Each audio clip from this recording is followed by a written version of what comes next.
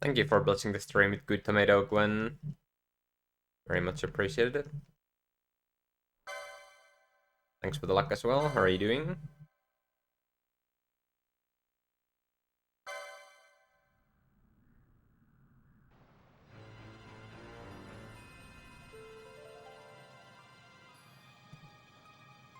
Alright, so starting off here, my Rex has 32 MP, which means that I can only afford 4 Thunders against Aircutter.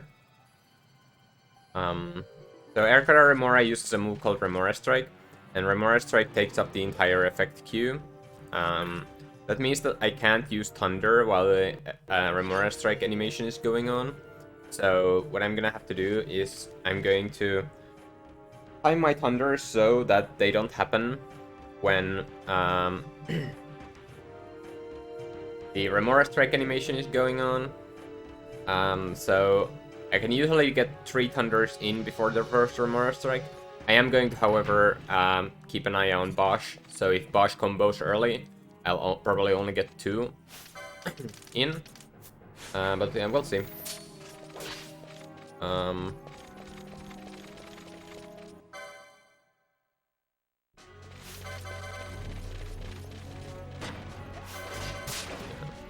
Thunders.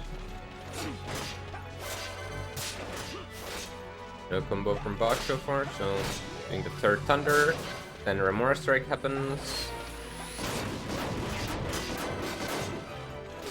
Great combo from Bosch. I get 1 Thunder in between the Remora Strike. Another combo. Pretty nice. Go Bosch.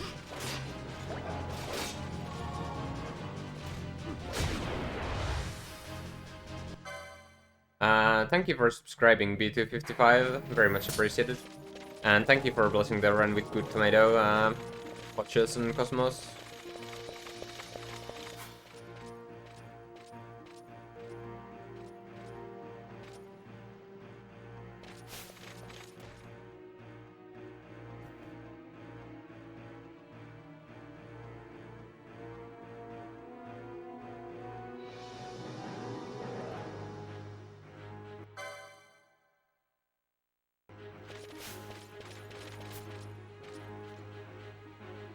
So next up is the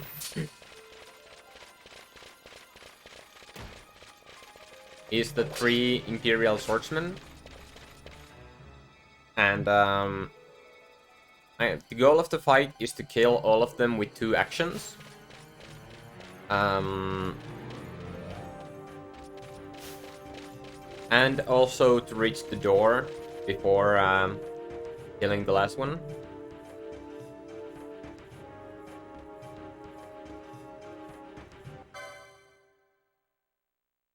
So the first one always dies from 2 attacks. The other 2 are damage rolls.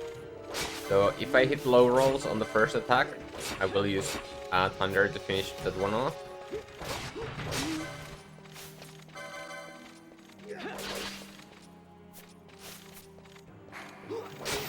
I managed to kill all of them with attacks, and I was close enough to the door that I did not have the Thunder. Damn, but yeah, that's a pretty nice fight.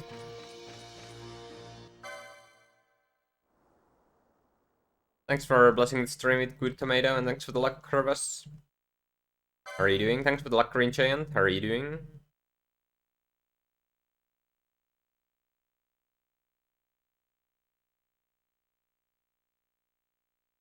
So now the rats, I'm going to try to move in a way that the last rat comes down as I'm killing the second one. So I'm getting the attention of the second rat there, and okay, I barely killed that one. Second one always dies from 2 attacks. First and third one are damage rolls. But this one is guaranteed to die now.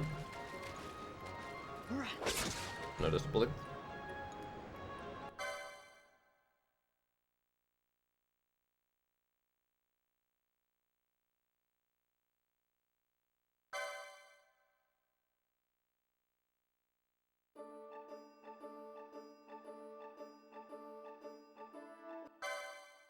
So, order from Ambrosia. This is the 100% category of FF12. Thanks for blessing the stream with good tomato, Mythic, and thanks for boosting the stream, Jumbo. Very much appreciated. Yeah, thanks for the luck as well, Mythic. But yeah, the goal is to get the highest clan rank of the game and then finish or kill the final bosses. So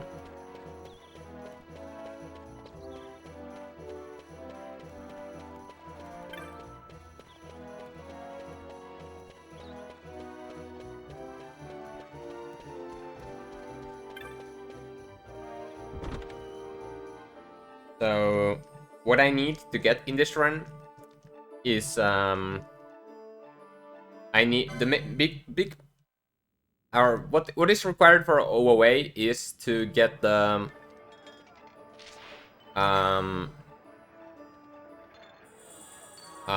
you need to fill the entire or get all the trophies in the Sky Pirates Den. That's pretty much the only requirement. Because whatever other requirements there are, there's no way you're gonna not get those while getting the trophies in the PS2 version. So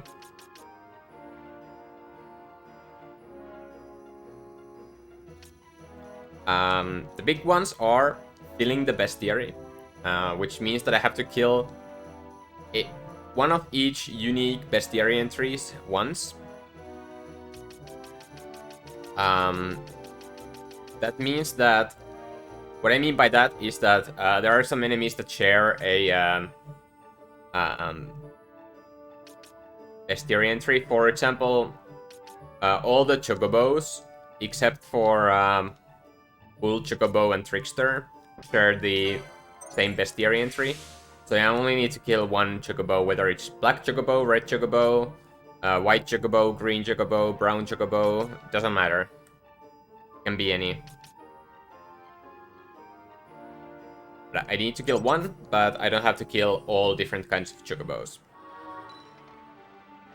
And there are plenty of other examples like that as well. And I also do not need to get the extra pages, so I only need to kill one of each. Second biggest one is the maps.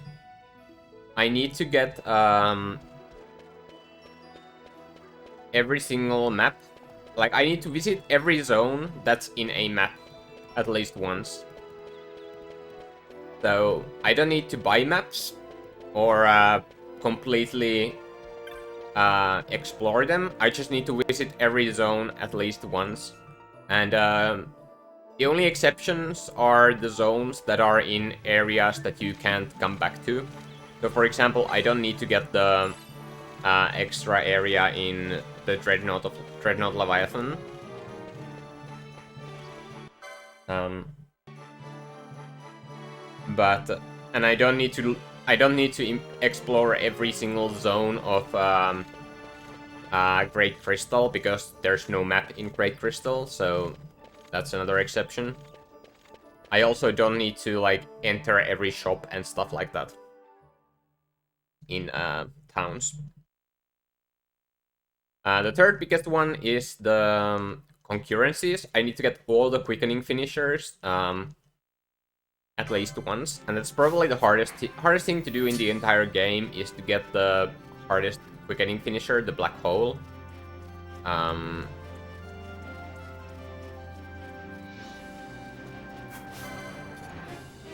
That's the hardest thing to do in the entire run, and the one that can take probably the most time, other than spawning some rare enemies. And here's Rogue Tomato. I avoided the wolves so they don't follow me to the fight to deal some extra damage, because otherwise I'd probably die.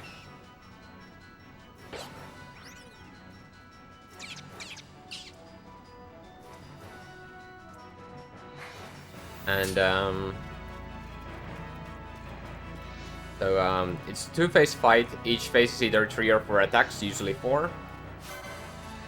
But sometimes you can get lucky and get away with 2 3, but I'm getting bad damage rolls, so No 3 hits for me today.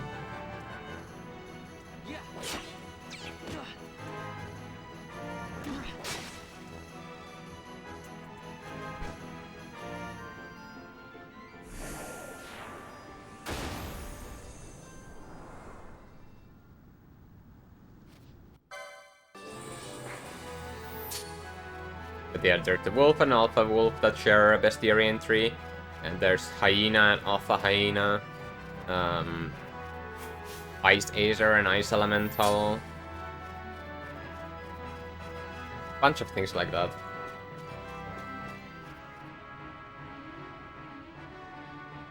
Yeah, then other things are, you need to get each license once. So that means I need to get, I don't need to fill out everyone's or anyone's license board entirely. As long as I have picked up every single license that's on a license board, I have picked it up with someone. So, for example, someone must have Black Magic 8, and someone must have White Magic 8. But they don't have to be on the same character. As long as I have gotten all the licenses that are in the game. The final time of my segmented run was, I think, 23 hours and 44 minutes or something like that. I do grind Dusty a little bit, but that's not the main way of me getting levels. But I do some Dusty farming to get some early levels. Fishing minigame is not required.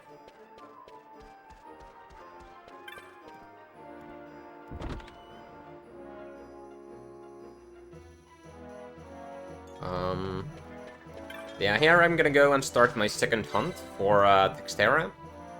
That's because this is the last time I'm going past a hunt board before going to do Dustia, and it's convenient to do Textera while doing Dustia because you're in the area anyway. And I'm also picking up a Rogue Tomato reward, so that I don't have to worry about getting any chests on my way.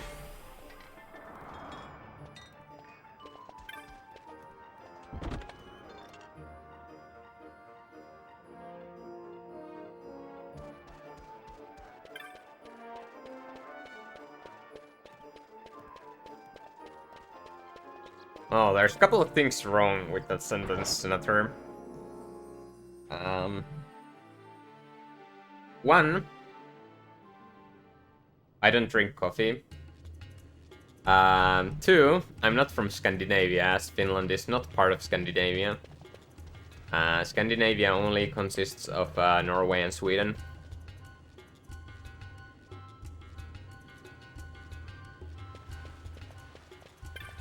That being said, Finland is the most... I think Finland is top #1 coffee drinker per capita in the world. But I'm just a weird exception that does not drink coffee.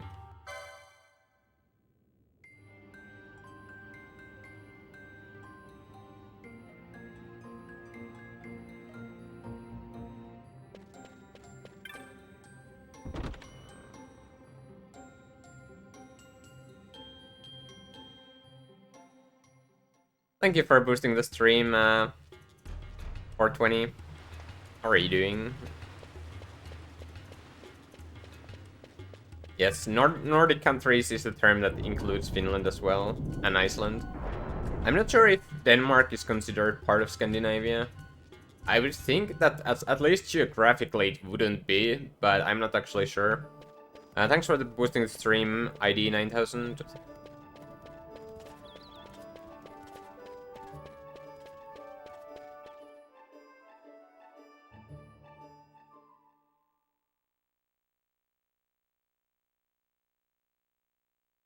Yeah. It's the Scandinavian peninsula that where Sweden and Norway are. And Finland is often mixed up in that because you know, it's around there, but it's not really.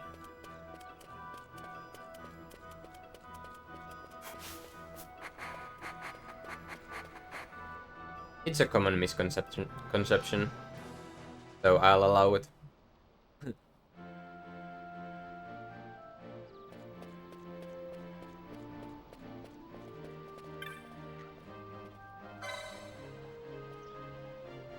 Well, I don't drink Red Bull either. The only thing I'm going to drink during this run is water.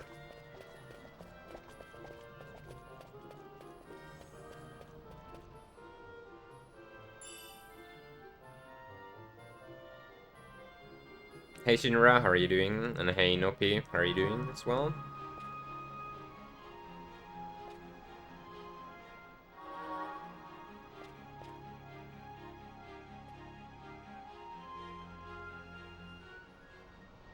Yeah, not even a Bacchus's wine. It only has a 50% chance to put me in Berserk in this version, so I'm not gonna drink any.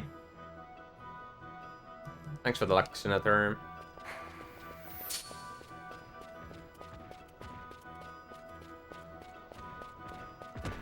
Yeah, look at this guy. So he's only drinking water. What a extremist.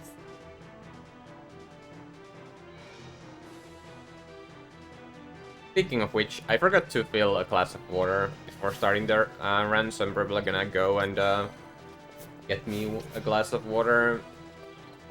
Be ready at like a cutscene or something, if I remember. But yeah, I definitely should have reset this. And 21 is such a bad Rogue Tomato time, Kappa.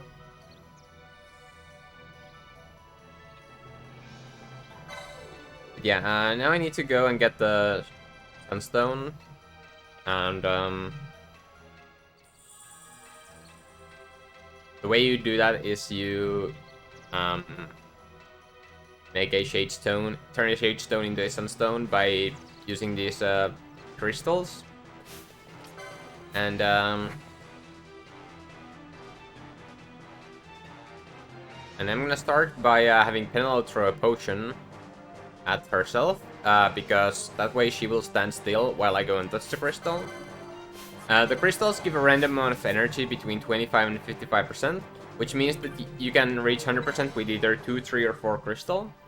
It's about 7% chance to get a 2 crystal, and 10% chance to get a 4 crystal. 2 crystal would have saved me 40 seconds, but it's no longer possible. The 4 crystal would cost me a minute, 15 seconds, and if that happens, I'll reset the run. 31% energy, maximum is 55, so I can only have 86% charge after a second crystal, or 86% energy after the second one, so let's hope that it does not happen.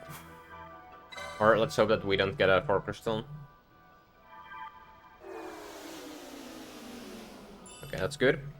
Guaranteed 3 crystal now. Because the minimum I can get is 25%, and 83 plus 25 is 108.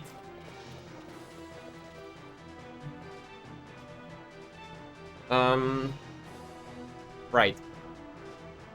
One of the requirements, important requirements for OOA is getting your party level average to level 50.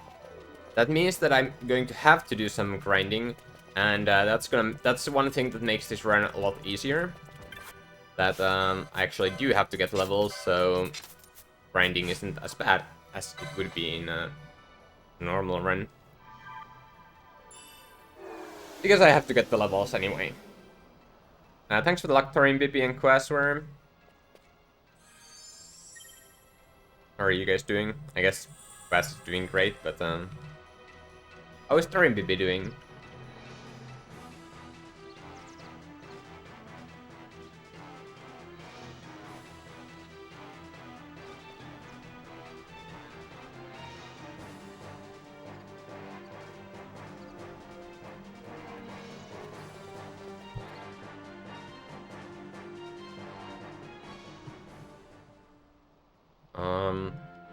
Other notable requirements is that I need to obtain every magic and every technique. And the only way to obtain magics and techniques in this game is by buying them, if we don't count the ones that you get when you get for free when party members join your party.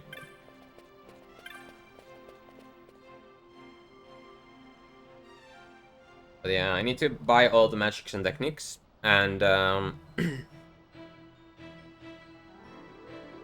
and I think that's about it.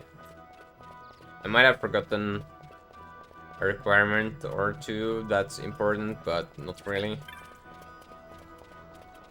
Yeah, there are also plenty of places where I have to kill enemies anyway, so leveling up is not gonna be usually need to be. Usually I only need to kill, like, at the end of the run I need to kill maybe, I need to get maybe 1 or 2 levels still.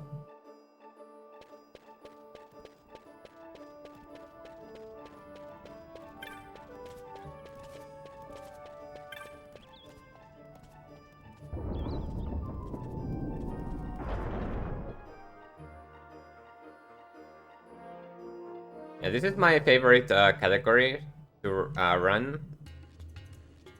So I'm really excited. Oh, also I did the menu where I equipped unequipped Penelo's equipment. And that's so that I can sell it for money. I also removed Vaughn's armor. And that's because I'm going to be farming some Destia here. So I'm gonna get up to 8 Phoenix Downs and kill 8 Destia. The Destia is an undead enemy who's not immune to instant death. So that means that you can use a Phoenix Down to kill a Destia. And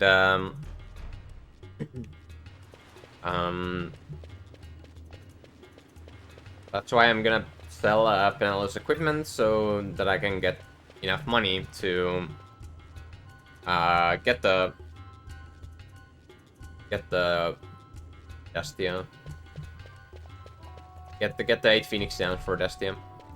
So Destia spawns, or Destia is a rare enemy who's about level 17 or 18 and gives about 1100 EXP per kill. So if I'm killing him 8 times, I'm getting 8800 EXP, which is enough to get Vaughn from level 1 to level 11, which is pretty significant, 10 levels, so that's very good. And let's see how this works out. I'm gonna sell potions, small package, dagger, that, and that. I'm gonna buy 5 Phoenix Downs.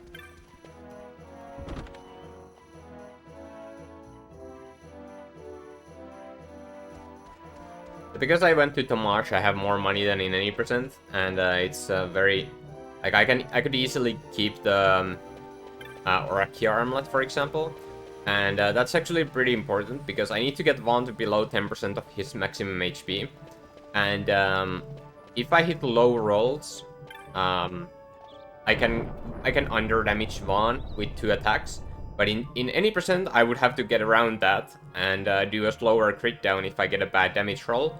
But here I can just risk it, and if I under damage, I can just equip the Orakia armlet to increase my maximum HP, and then I will be below 10%. So that's pretty nice. But let's see what we need to do. There's still, I might still need to resort to an alternative crit down if the wolf launches me. But if the wolf doesn't launch me, then I'm good to do the 2-attack crit down. I need to kill all the rare game for away to get their bestiary entries.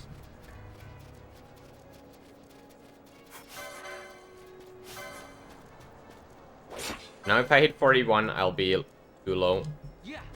But I'm not, so I don't need to equip the Orakia armlet.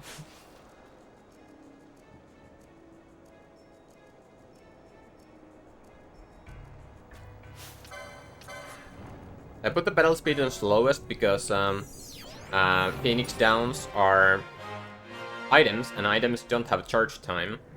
And battle speed affects charge time, so Phoenix Down does not get affected by the slow battle speed, but Dusty's Dark does.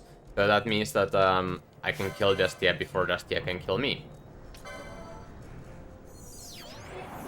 Ooh, a flame staff. Thanks for blessing the stream with good tomatoes, Space Coyote. So, Destia has two drops. A Book of Orgain, which has a 40% chance to drop, and sells for 532 gil. And a Flame Staff, which has 3% chance to drop, and sells for 1200 gil.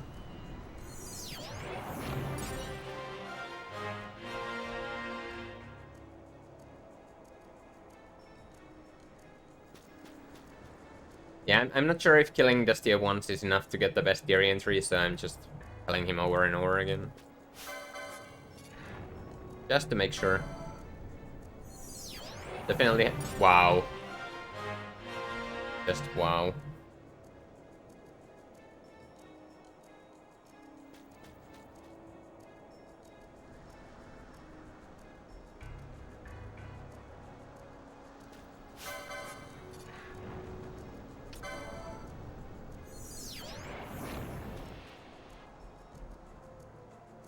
Any idea how many Destia I've killed in my runs combined? Too many. Must be thousands. There is no sighting rat in the PS2 version, so there will be no sighting rat in this run. Probably not that many.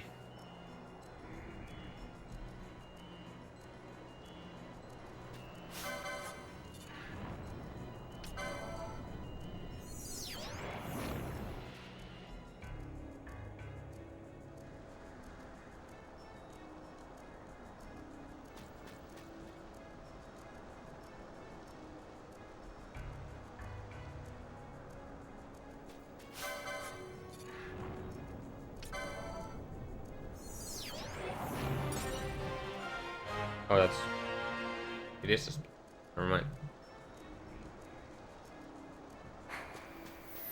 So, now, in case the wolf is there, I will potion. Not sure if that wolf would have seen me, but, or would have seen me fast enough. Like, I might have been able to go around that wolf, but let's not take any risks with that many drops.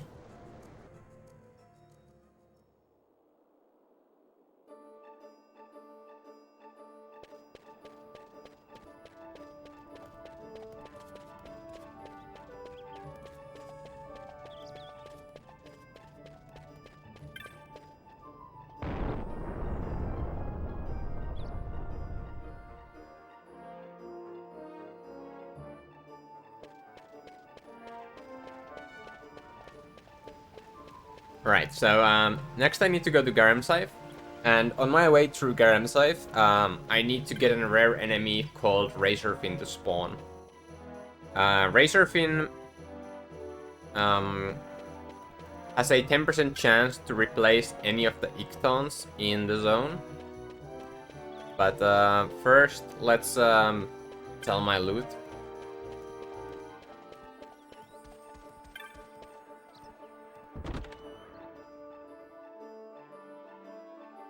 And buy some magics. Cure, Thunder, and Blizzard.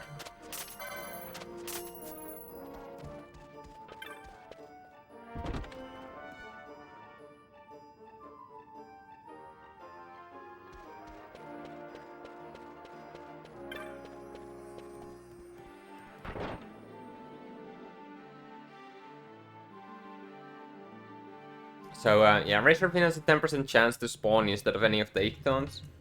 And there are 4 Ictons. 2 at the beginning of the zone and 2 at the end. And, he can spawn instead of any of them. And, because they are spread out so that there's 2 in the beginning and 2 at the end, I can actually check if he spawns instead of the first 2. And if he doesn't, then I can RNG manipulate him to spawn instead of the...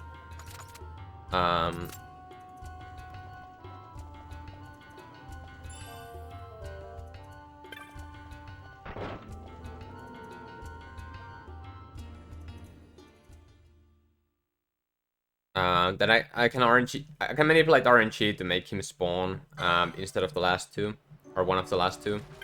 So first, let's reach that zone. And yes, 1223330 is not possible because of the party level requirement.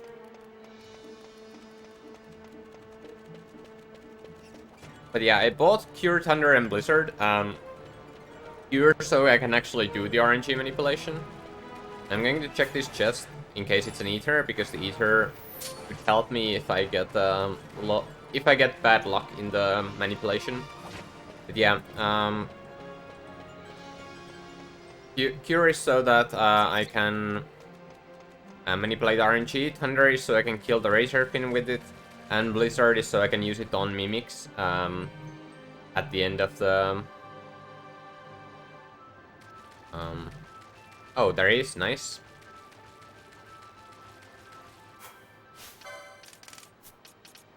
So let's license the Thunder.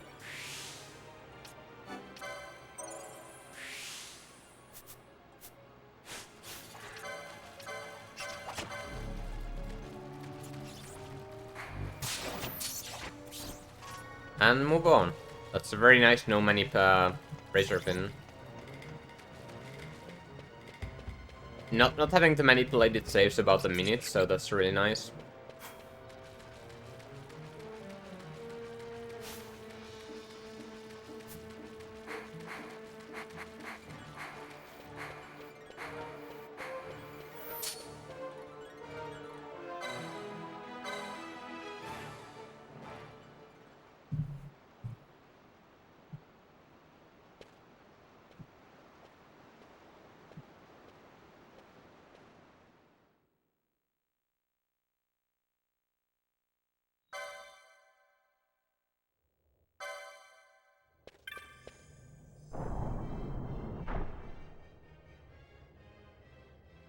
Then I need to be careful and not pick up the elixir that we do in any percent, because, well,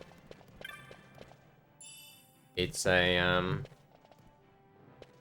it's one of the Zodiac Spear chests, and I am going to want to get the Zodiac Spear in this run. But I did pick up the Remedy and the Ether chests instead.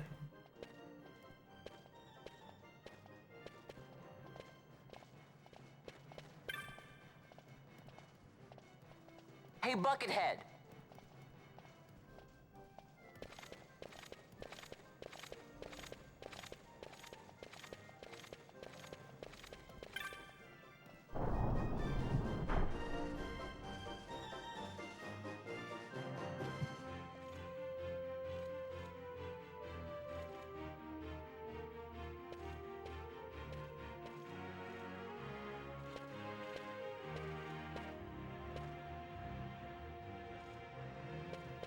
One in 3 chance to get the initial Buckethead. Now I have 1 in 6 chance to get the triple Buckethead, but not anymore.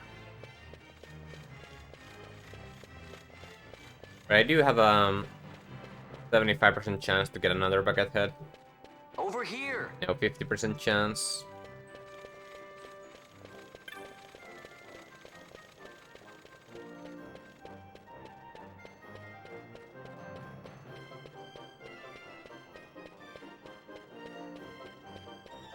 Hey, Buckethead! The double Buckethead!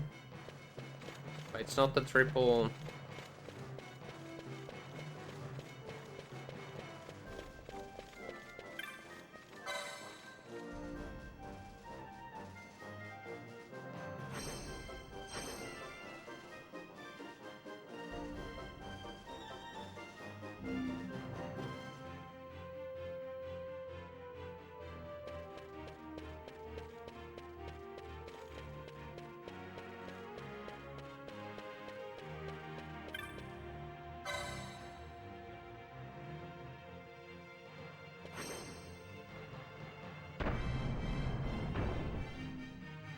Hey Suiki, how are you doing?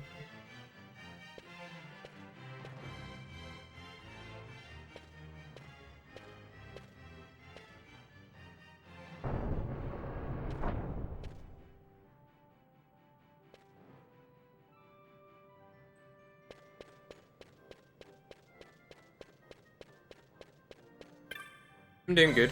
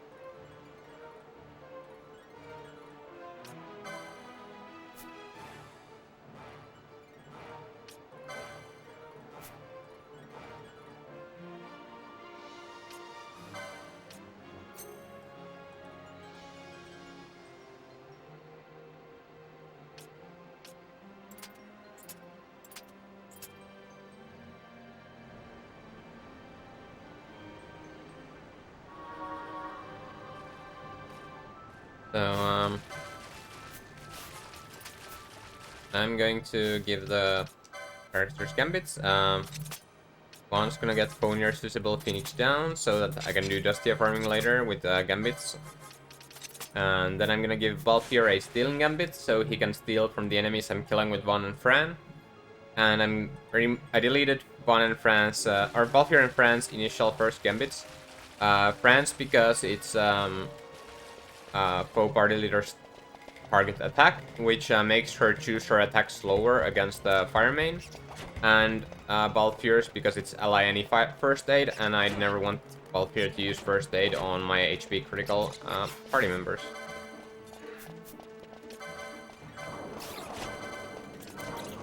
Stealing from bats for money. Whatever.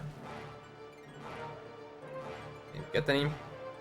And then I need to kill a Gigandode for a bestiary entry.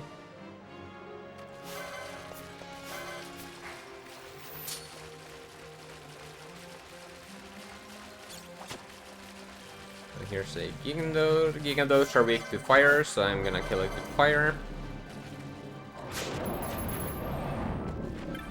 In this chest, which could have been a longsword.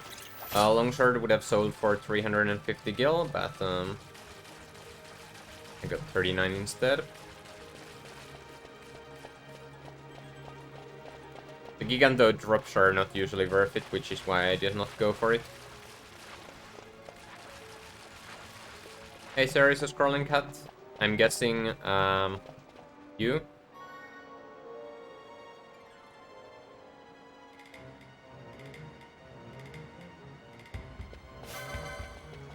Yeah, next up is the guards. I need to make sure that Amalia does not get any finishing blows on the guards, because if she does, I don't get the LP from them. I'll try to kill them all with fires. I might use thunder if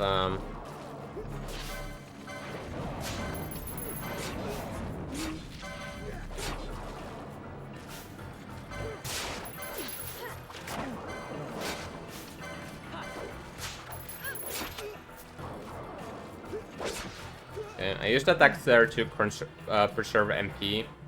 Thunder deals a little bit more damage, but then I risked Amalia killing them maybe. But I was able to The situation requires I I was accept able such to help do as I that just find, fine. though it be from thieves. I shall accompany you until we find my companions. No longer. Let's think of her as a guest, then. Unlike Fran or myself, our guest probably won't be taking orders from anyone anytime soon, and she'll leave when she pleases. So we keep to our affairs and she to hers. I doubt we'll find her wanting in valor, being such an upstanding member of the insurgents. Resistance.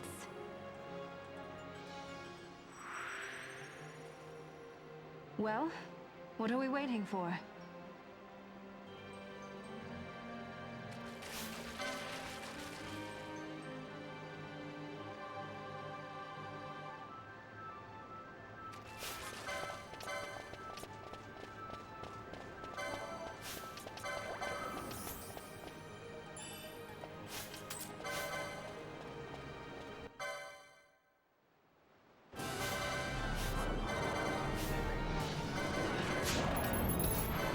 Nice caramel steel.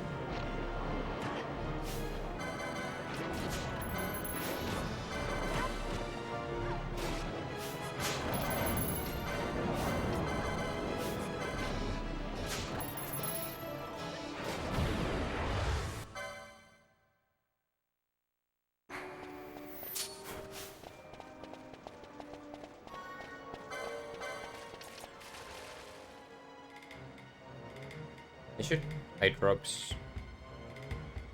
Maybe. Maybe not. I don't know. We'll see.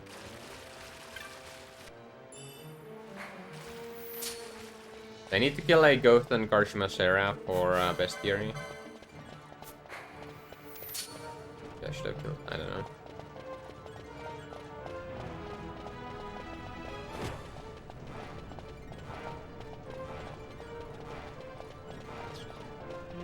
Yep, this is a full run.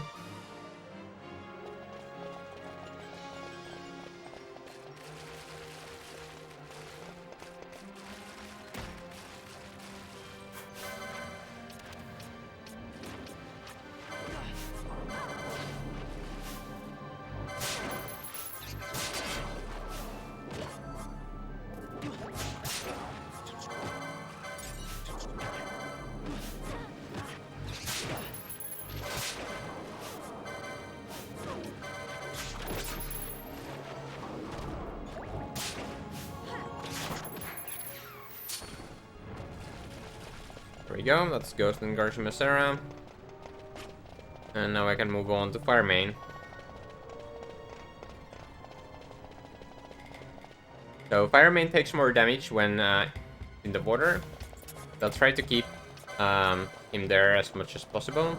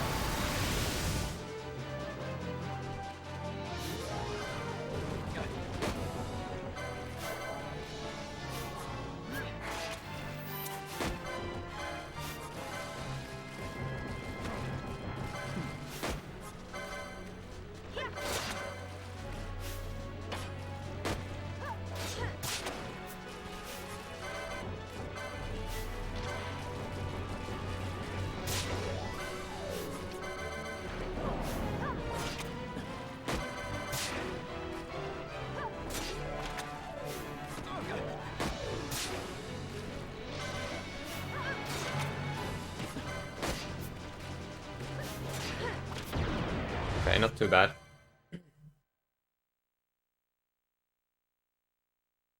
It's annoying that the Fire main teleports, because when he teleports, he's invulnerable to damage, so whenever he teleports, it wastes me a bunch of time. But, this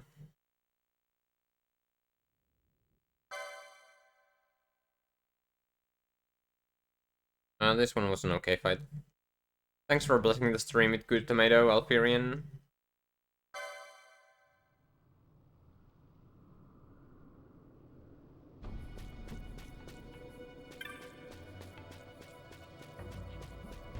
Yeah, I think the teleport mechanic is the worst mechanic in this game.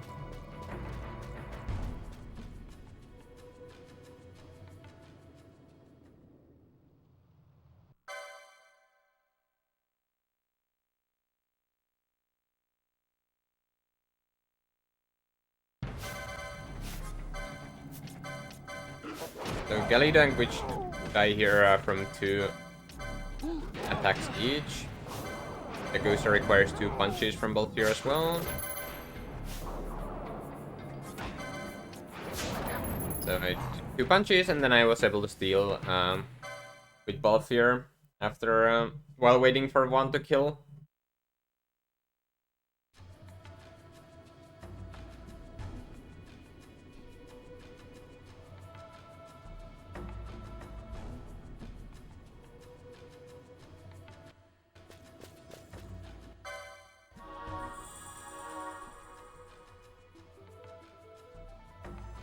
You need to be careful to not open the other chest there, because that's one of the Zodiac Spear chests. So I don't want to despawn the Zodiac Spear. I'd rather get the Zodiac Spear than 316 gil.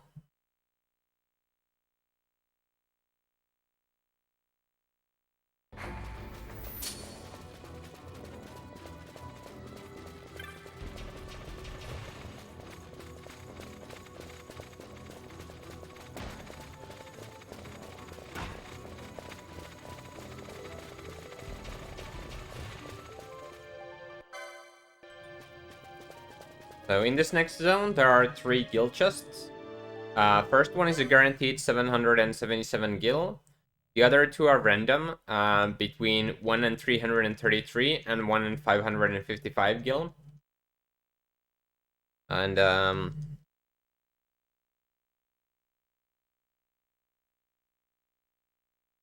let's see how much gil we get.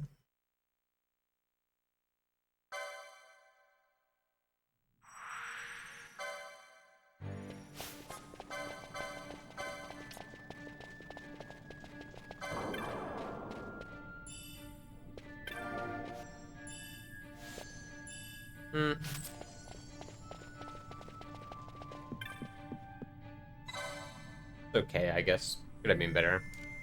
A little bit below average, I'd say.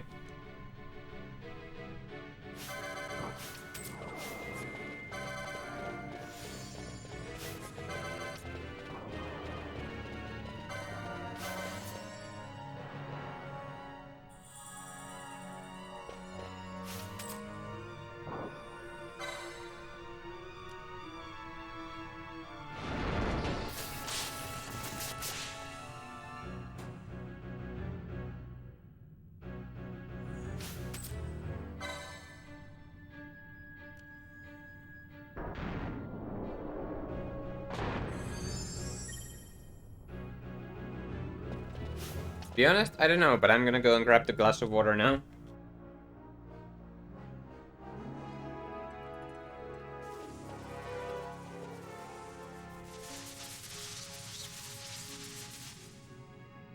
Hey, who turned out the lights? One of those? I've heard of these. Mimics. They disguise themselves as all manner of things, then strike when you're least wary. Some of them have a fondness for energy, I'm told. They gorge themselves on the stuff till there's naught left. So, what happens then?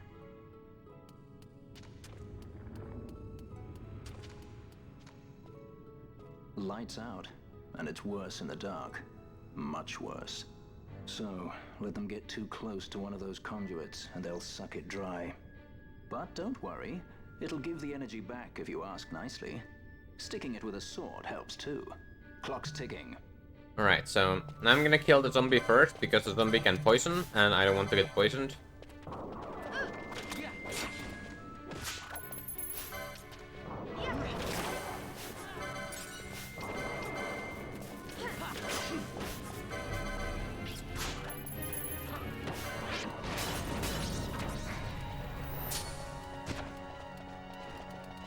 And a low roll.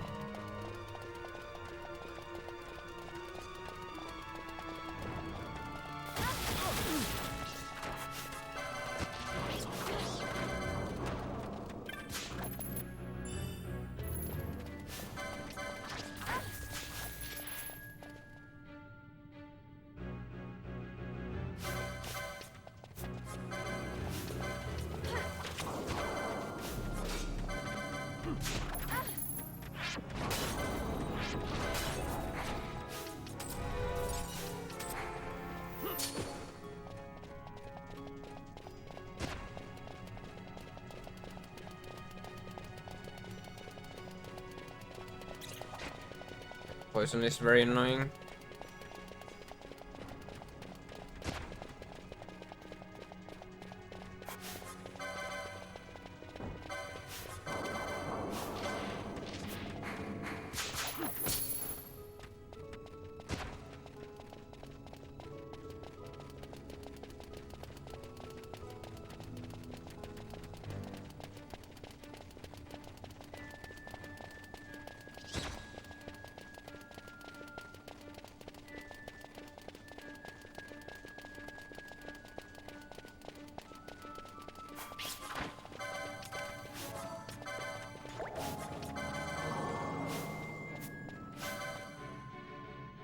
Oh well.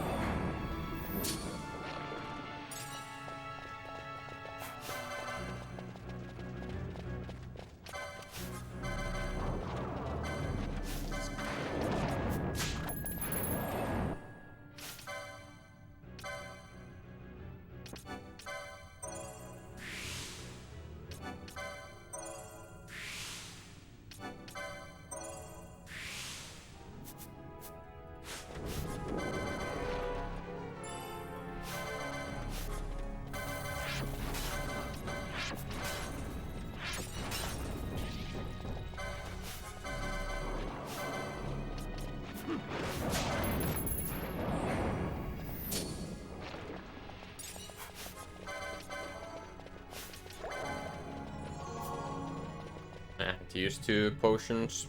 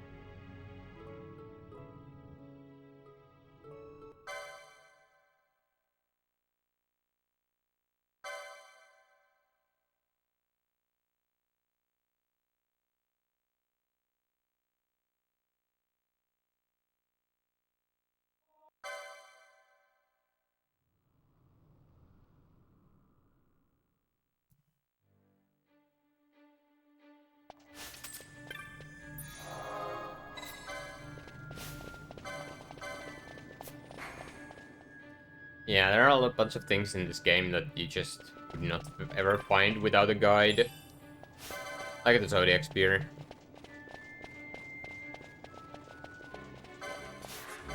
Or someone telling you.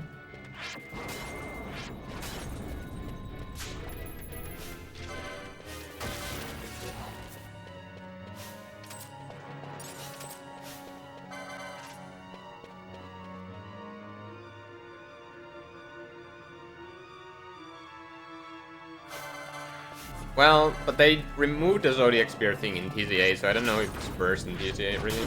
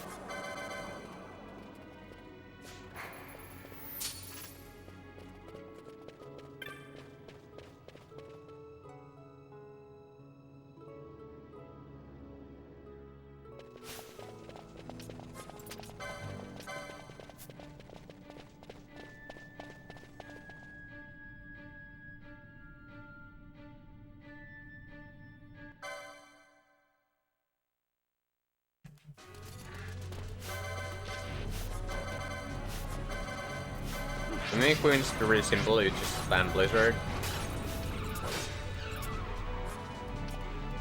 Until it dies. You want to, right, I'm facing the camera towards the wall here, so that there's not as much lag in the fight as there would be.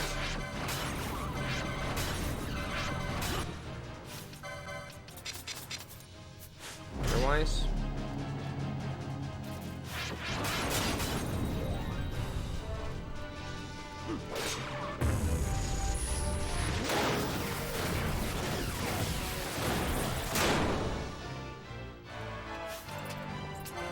Come on, boss.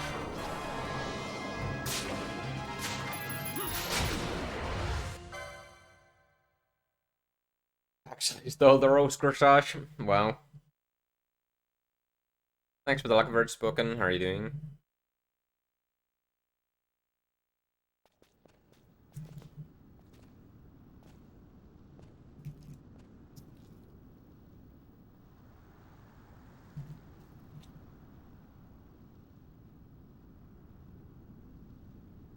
To think Dalmascan air could taste so sweet. Where are we? The Estes Sand, by the look of it. Let's back to Rabanastre. Oh, sorry, I before missed we that. shrivel Thanks up. for the By donation, your leave, Captain. Meso. Yes, the hour of my return is already I'm over late. really sorry I The missed that people may earlier. hate me, but that does not free me of my charge. Thanks a lot. Very much appreciated.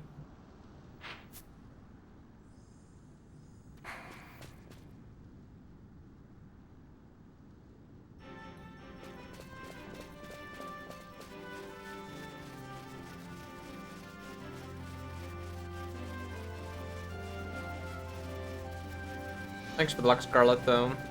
How are you doing?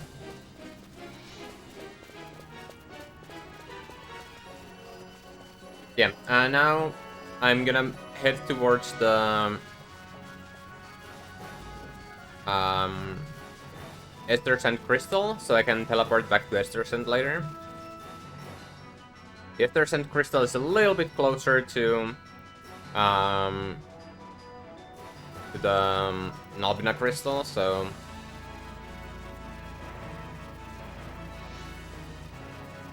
it's pretty nice. It's nice to get here, and I do need to teleport back here as well later, so and earlier I need to teleport here earlier than I need to Nalbina, so that's why I'm going here. And there's also a shop here where you can buy Phoenix Downs from. I'm gonna sell all the loot I got and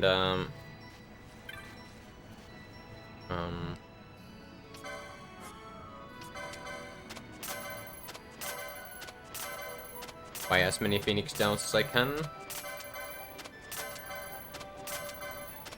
Wow, I actually got green liquid before I ever got the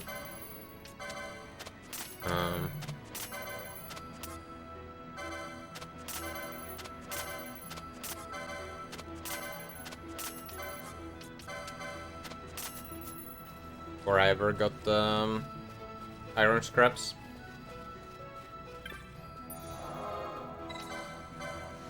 Yeah, I sold everything I have to buy more Phoenix Downs, and then I'm going to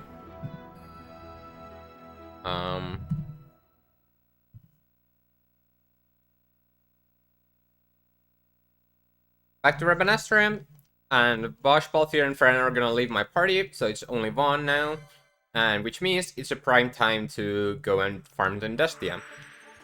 So I'm gonna move to the west gate and start going at it.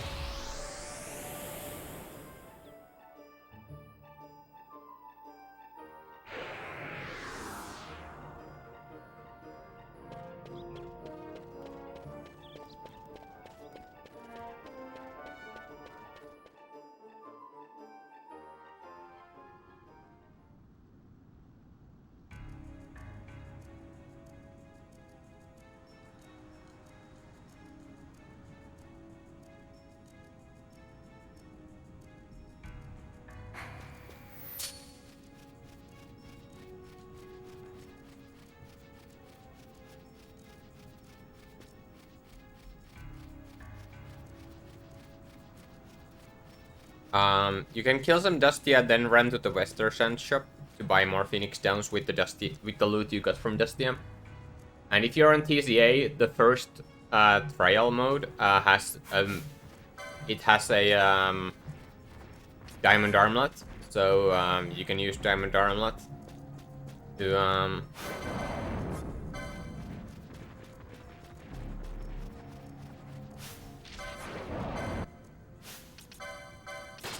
get the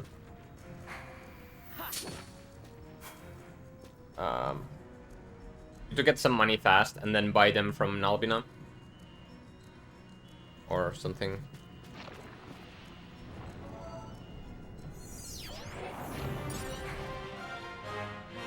But yeah, now I was able to buy 42 Phoenix, or I have 42 Phoenix Downs. That means that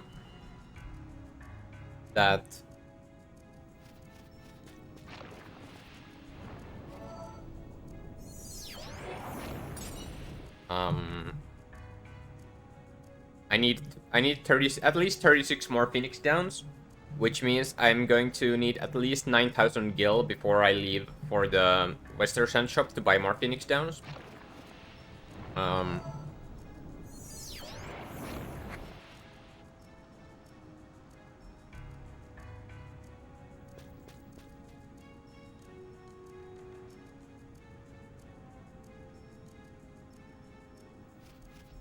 Which is about like 17 books, I'd like to say. 16 or 17 books.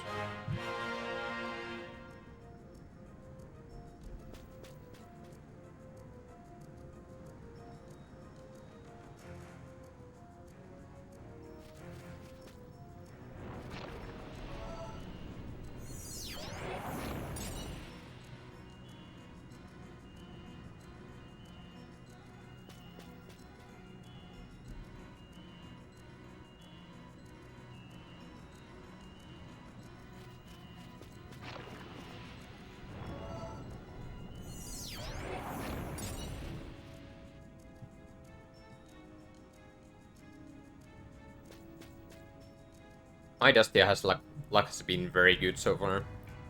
But yeah, starting off here, Destia gives me Book Support gain at 40% rate and Flame Staves at 3% rate. The Book Support gain sells for 532 gil and the Flame Staff sells for 1200.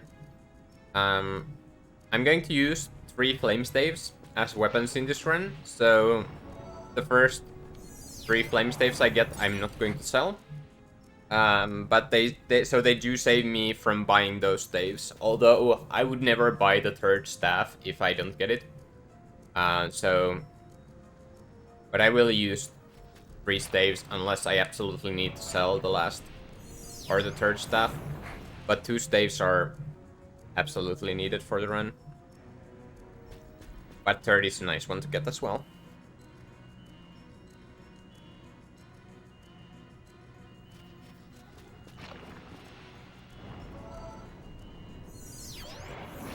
What's the most flame staves I've ever gotten in a run before? I think I've gotten like 20 in an OOA run.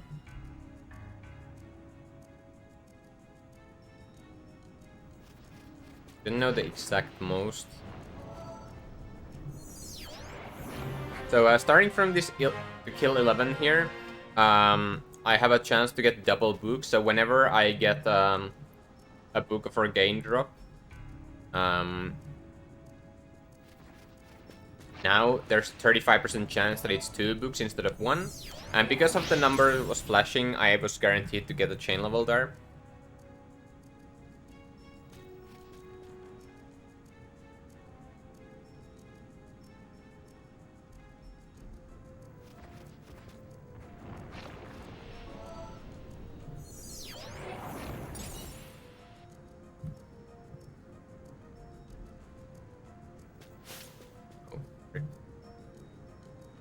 Whatever.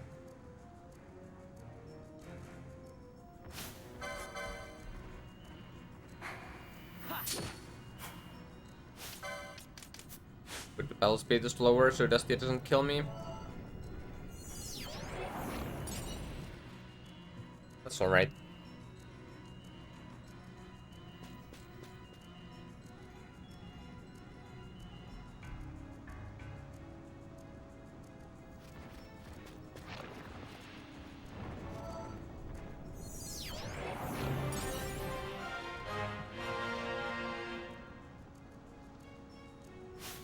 But yeah, whenever I get healed by the drops here, I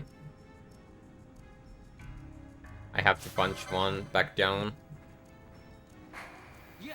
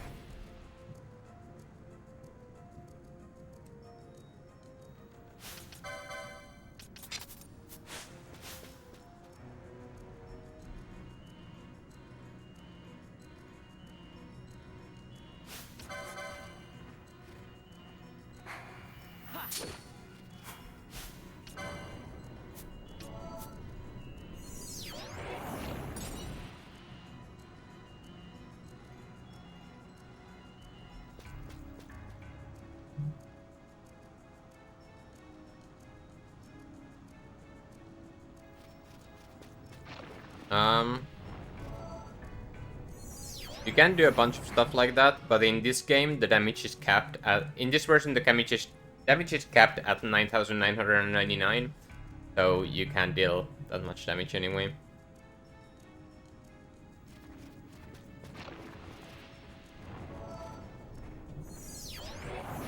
But yeah, starting from the previous kill, I have chance to kill... I have a chance to get triple books and double staves. So whenever I get books of Orgain now, it's 30% chance to be 30%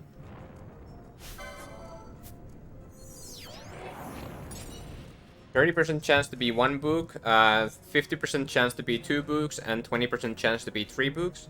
And whenever I get staves, it's 80% chance to be flame 1 staff and 20% chance to be 2 staves. And yeah, in this chain level, the chance for a book of Orgain drop is 45%, and chance for a flame staff drop is 6%.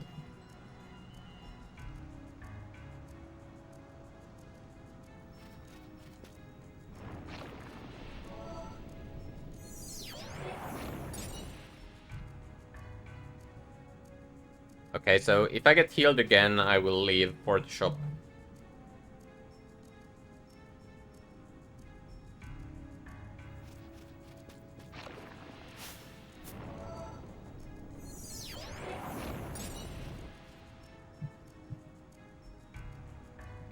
The Excalibur or Tournesol, maybe? Maybe the Worm Hero Blade?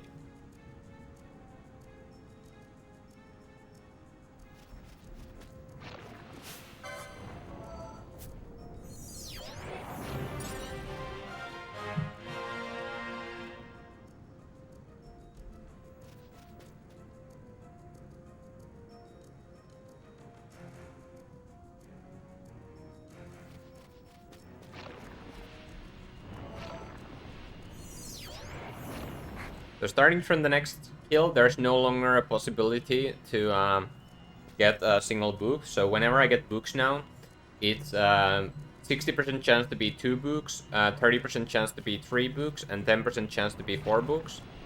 And whenever I get staves now, it's 60% chance to be 1 staff, 25% chance to be 2 staves, 10% chance to be 3 staves, and 5% chance to be 4 staves. And those numbers are true until the end of the Destia here.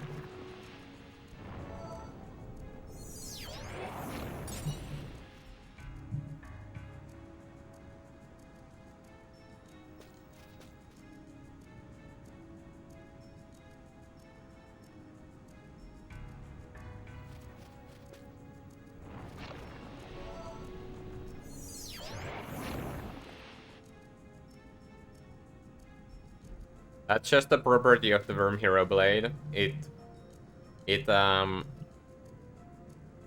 makes a weird sound when you attack it. It's kind of its thing. I used Worm Hero Blade yesterday when I got donated 50 euros to use the Worm Hero Blade. And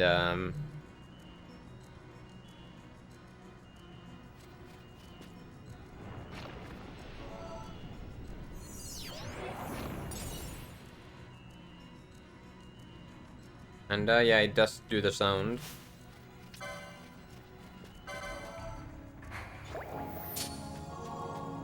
I'm gonna run to the shop.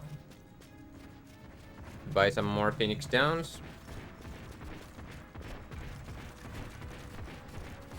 Ooh, that's Fideliant.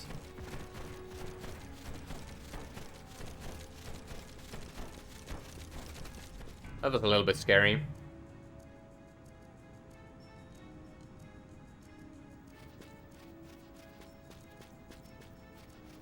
Yeah, Worm Hero Blade has a long cooldown.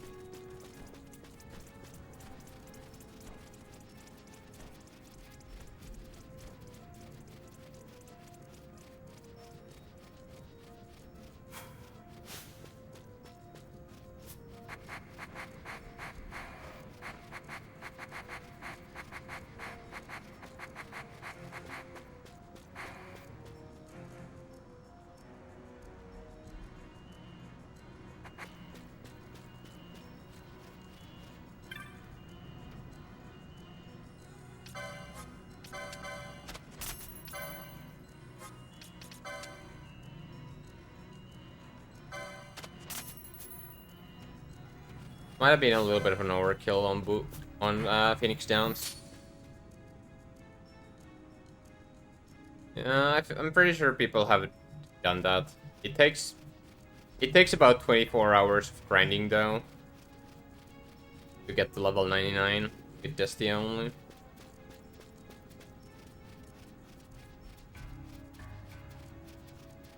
Hey Pineapple, how are you doing?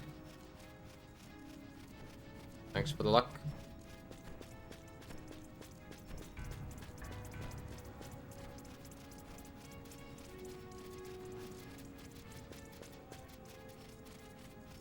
Thanks for blessing the stream with good tomato.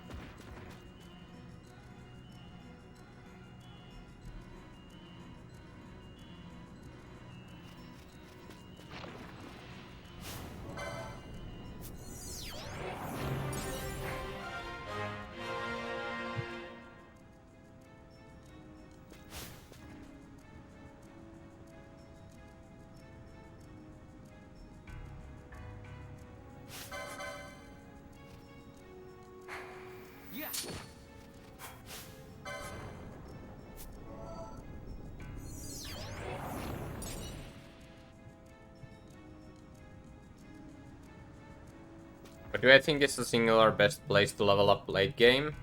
And the room with all the Abyss steals, I think that's the best one. I've never used it myself, but I keep hearing it's the best. I believe them.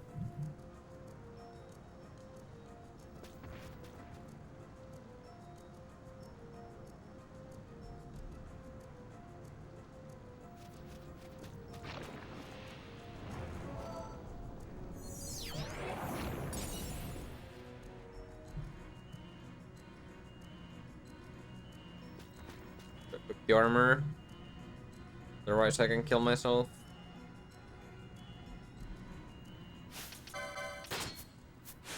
Also Harvey proud. Yeah.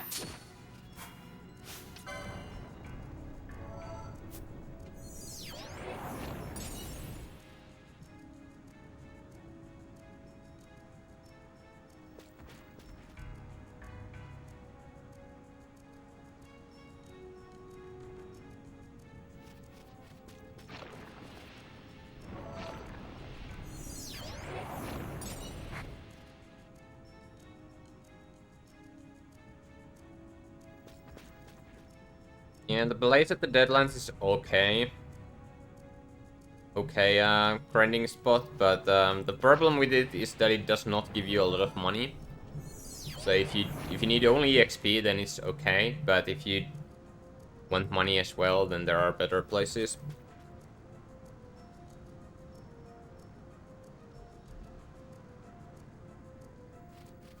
But still, nothing beats like the Henna Mines upper steel room, I think.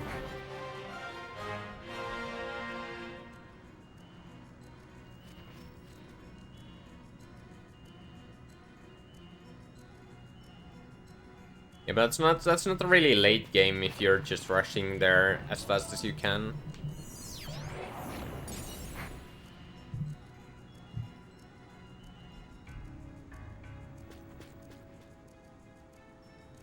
Hey Justix, thanks for the luck. How are you doing? Also, one very good spot is the Mirror Knights at Feywood. That gives both a ton of money and license or XP. But that's also more like a mid-game farming spot than a late game.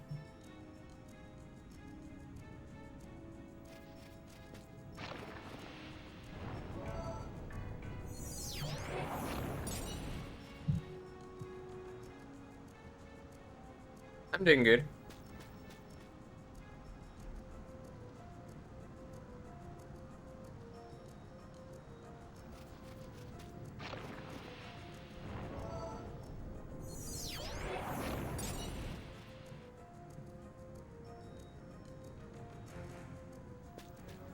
What is the most damage anyone has done legit in this game in one hit? I'm assuming you mean in Zodiac Age. I think Harvey has something like I think it was a 1 million or 1.6 million or something like that. I don't think it was more than 2 million, but it was definitely more than 1 million damage.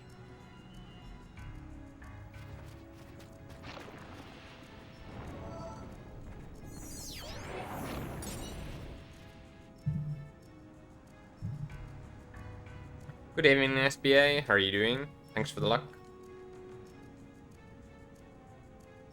Also, I'm assuming you mean on a single enemy, so like an AoE does not count.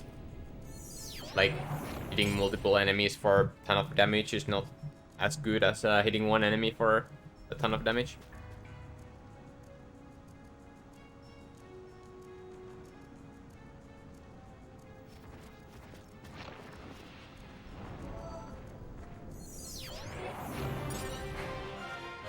Harvey used Titan Karat with a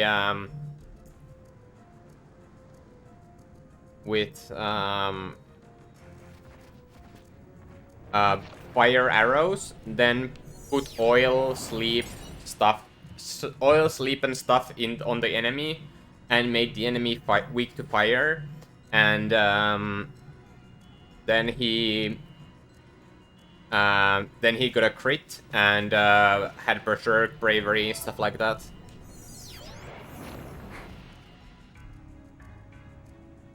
Yeah, thanks for the luck and thanks for blessing the stream with good tomato, Palki. How are you doing? I'm feeling pretty good. Oh yeah, crit HP also for the adrenaline damage. And then like max strength and speed, or as close to max strength and speed you could get.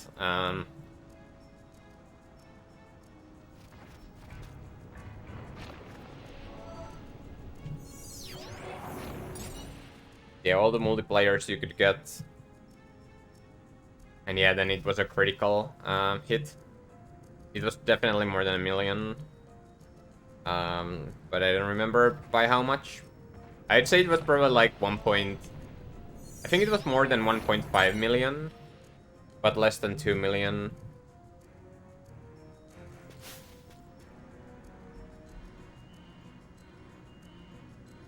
I think that was a little bit of an overkill on the wolf.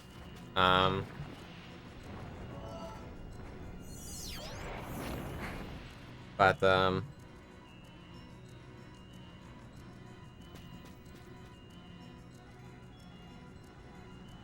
it sure killed it.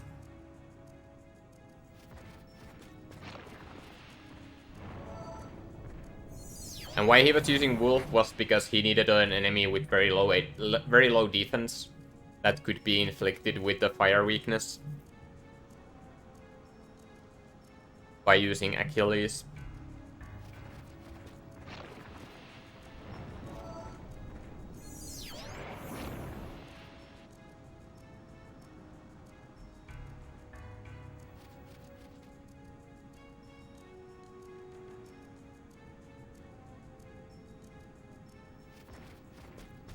He has the video on YouTube, but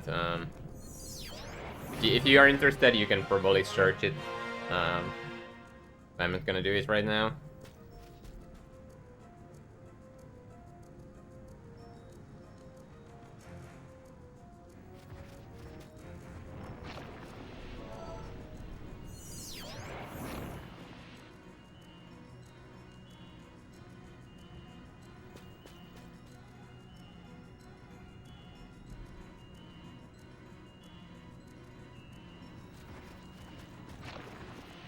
The thing is, Big Bang is not balance. Big Bang is 20 times balance, I think.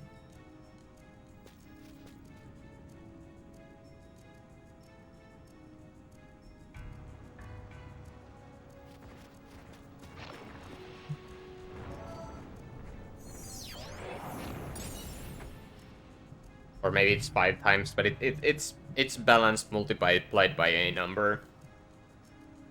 Which is like 5 or 20 or something. I think the regular attack might have been 5. I don't remember.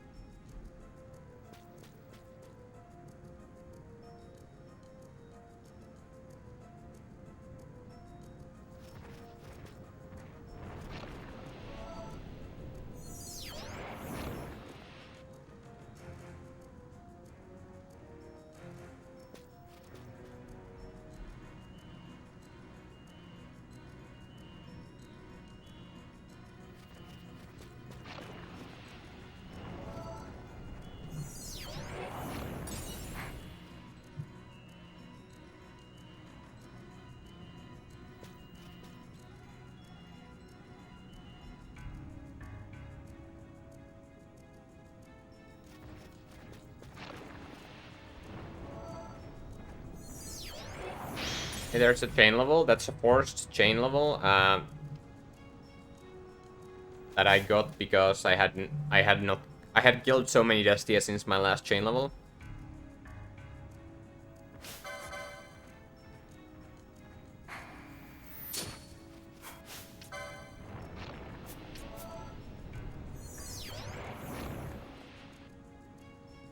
Big Bang is times 5, okay.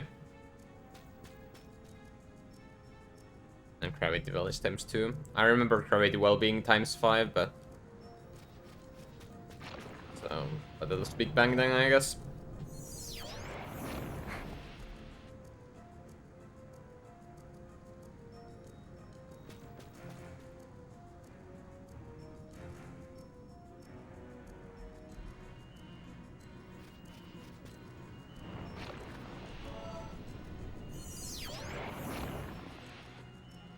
It's fine, it's fun to answer the questions, or it's probably interesting for other people as well, too.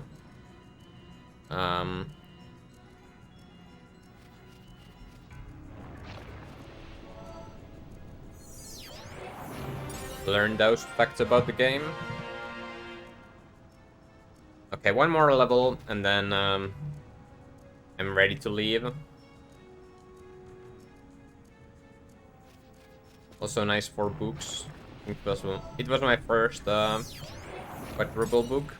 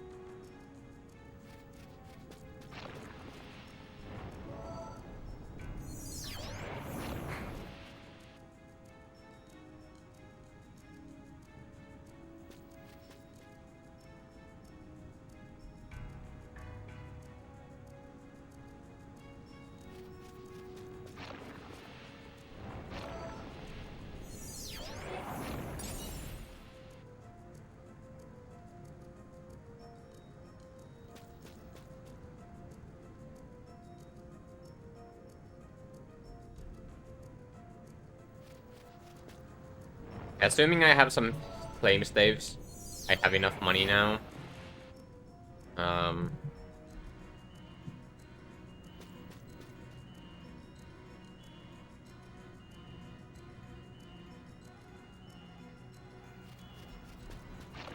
The problem with a prediction like that is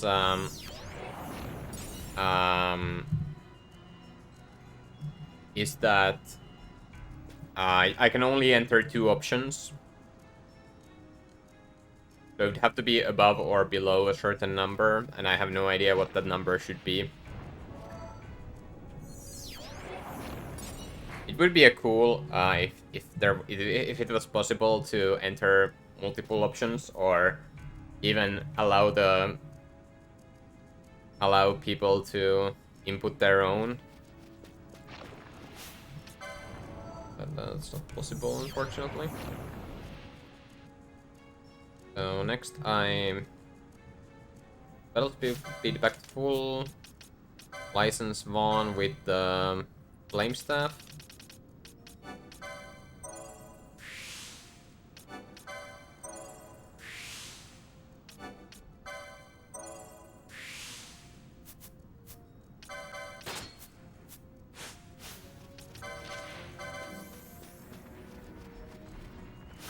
And then I need to find the Fideliant. There he is.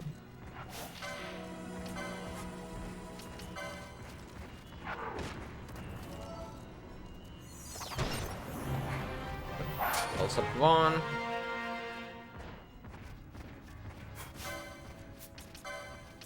To level 24.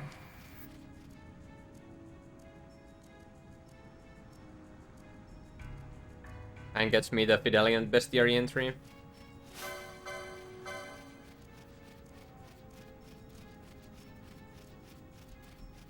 I killed Dextera.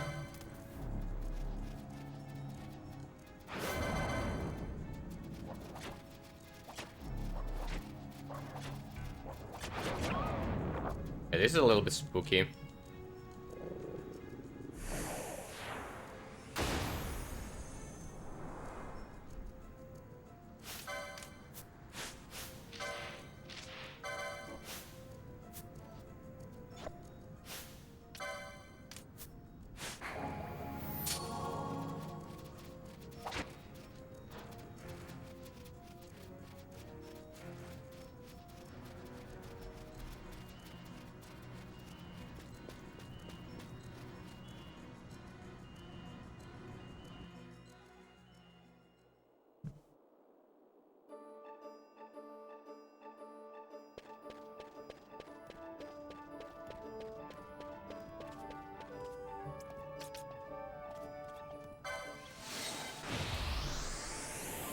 Okay, note to self.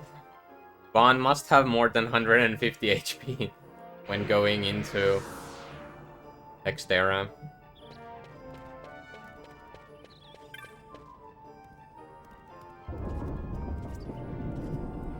Yep.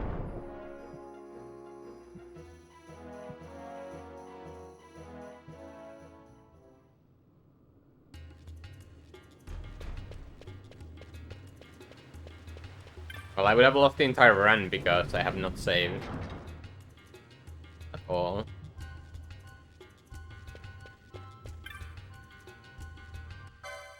Two Shout is getting the done with the Pusherba minigame with only 2 testifies on top of the initial one with the cutscene. It's it requires really precise positioning on the second shout to be able to do it.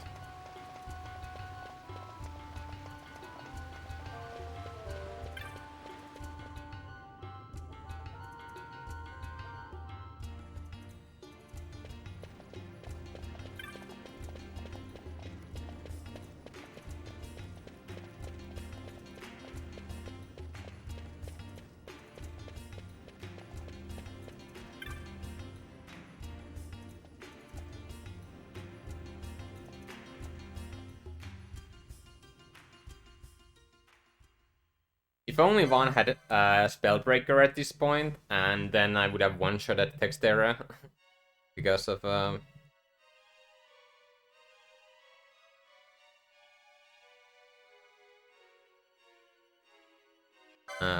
because of the double damage from critical HP.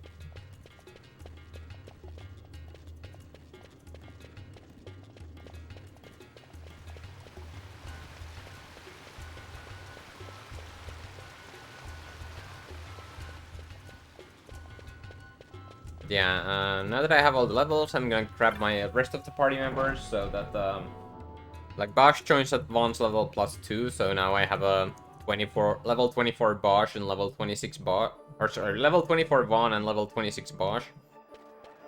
And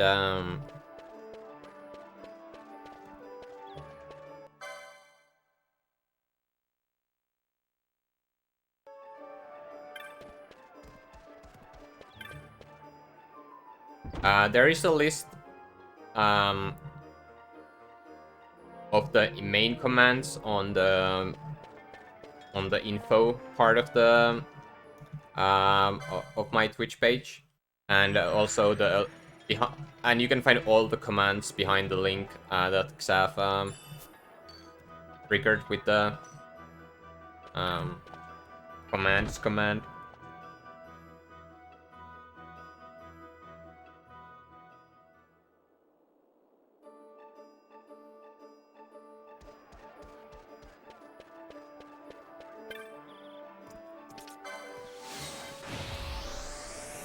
I turn in Textera there to get some more gil and the teleport stone, and then I move on to Busherba.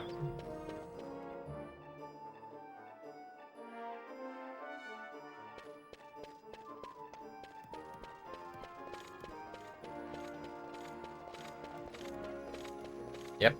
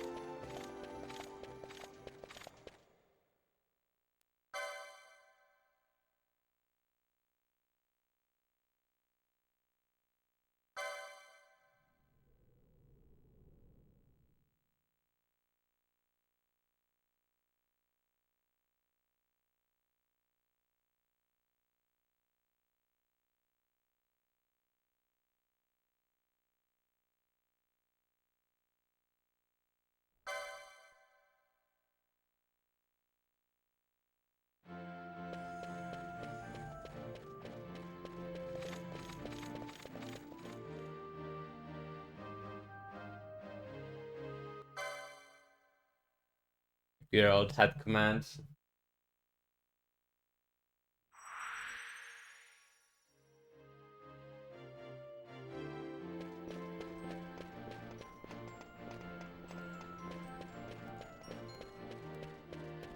What's that command? I don't even remember.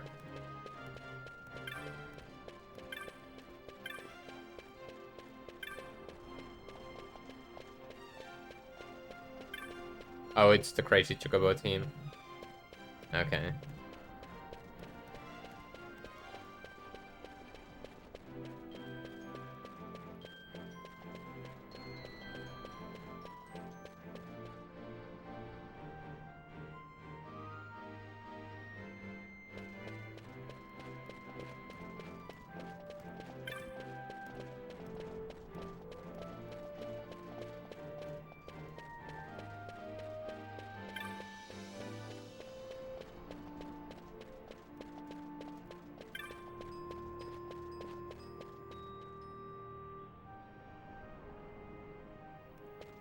I think I have enough Phoenix Downs for judges, so I'm gonna skip the shop. I think about 30 is gonna be enough.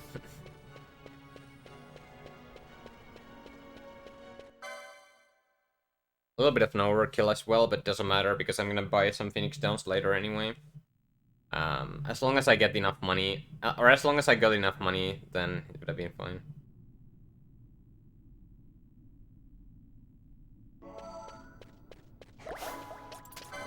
34 Phoenix Downs. I think that's gonna be enough.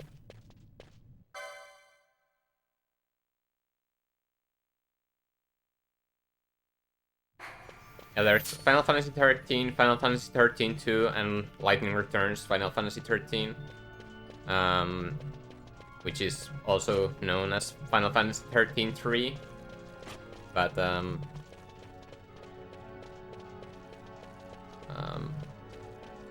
officially the game is called Lightning Returns Final Fantasy 13. But it is a direct sequel to the 13 2.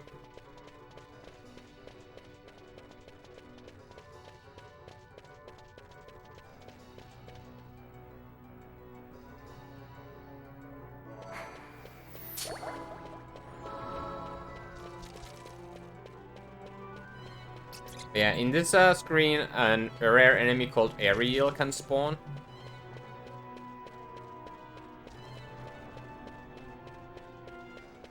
I think it did though.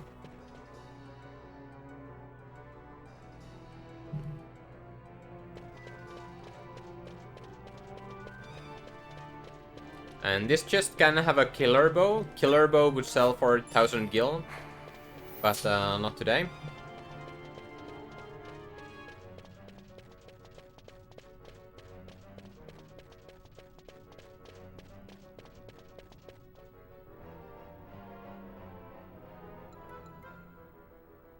Started playing 13 this morning because your capture card left off and stopped sending sound to OBS.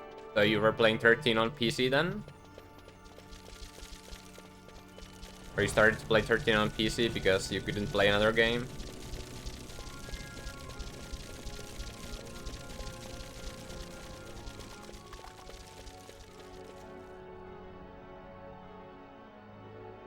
Nice, Shinra. Very nice. I approve.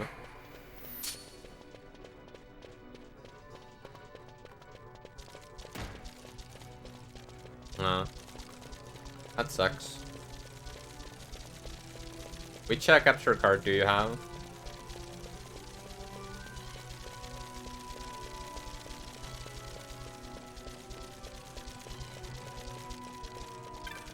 This just could be an Assassin's Dagger, and it is. That's nice. The Assassin's Dagger sells for 700 gil.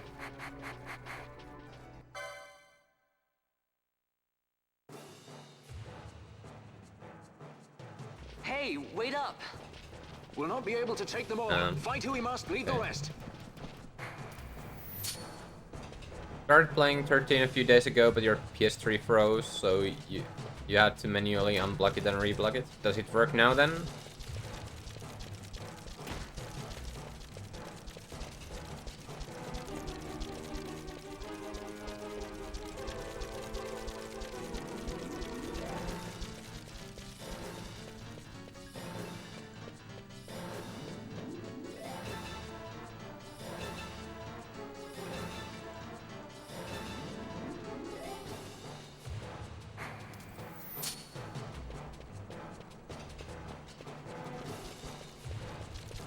I have no memory of what that one command is. Maybe I did the one route run as an April Fool's run. Or an April Fool's joke. Something like that, I don't know.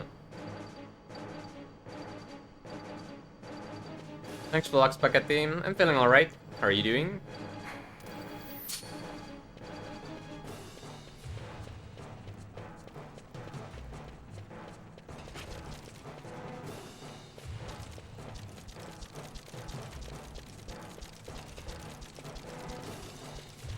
I do like this shirt. It's very comfortable. But I did mean to change it, but I forgot. I didn't realize until too late. So we're going with this shirt today.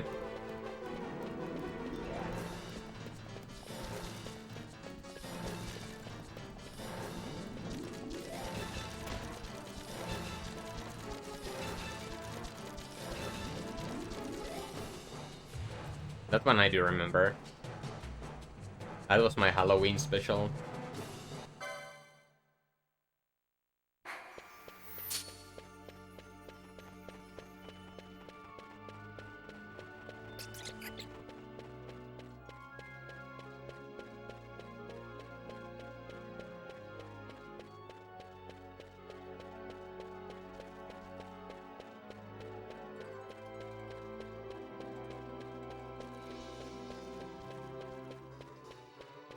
Spent all your day getting rid of trash and was appalled of how much paper trash you had accumulated. Feels paper trash, man.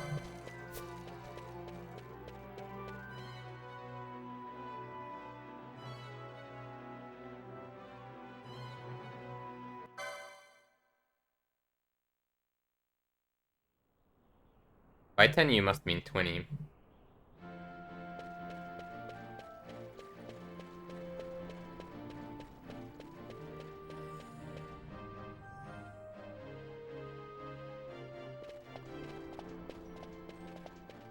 Marquis Andor announced my execution 2 years ago. If news of my survival were to spread, the Marquis may find his position compromised. The men he's been funding bear little love for the Empire. They won't be thrilled to discover that rumors of your death were, in fact, greatly exaggerated. If we were to raise a clamor to that effect, we might just get their attention. Nothing to it. I'll just go around town spreading the word. How about this? I'm Captain Bosch von Runsenberg of Dalmasca.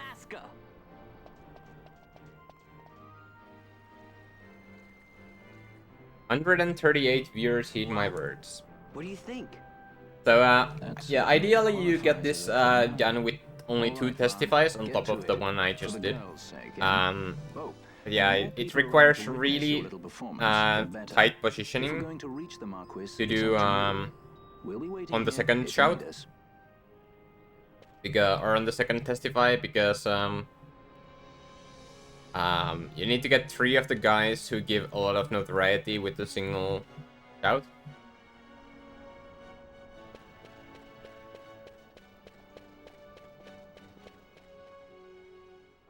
And I'm closing the prediction as after I enter the, or as I'm entering the bar. But yeah, here's the first shout. Bosch lives. Still have a couple of seconds to do it if you want to get in the prediction.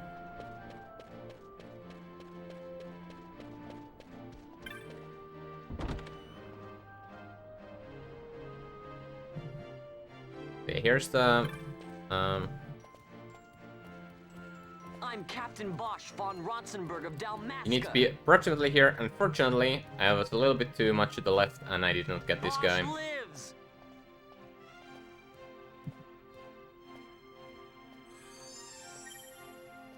Oh well.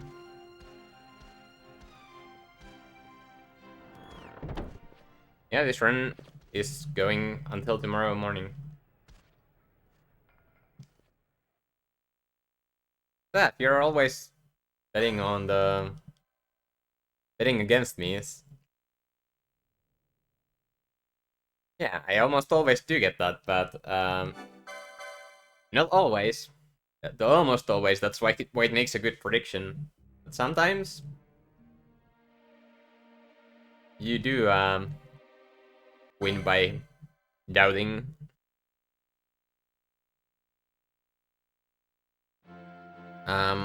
Yeah, here I'm starting the hunts. The flowering cactoid,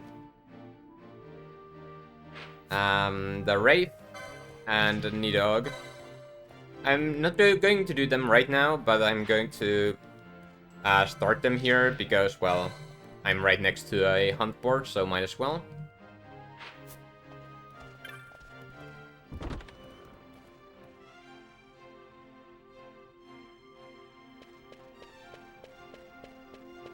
I mean, you were right, so can't blame you for that.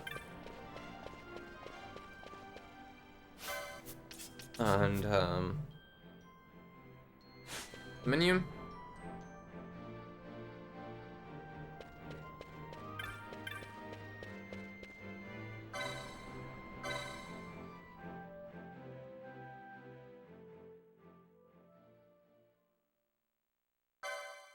So the next fight is against 2 Imperial Judges, 3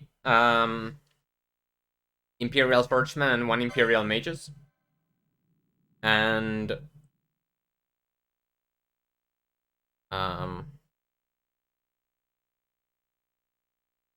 strategy is to have Vossler cast balance on them. Balance.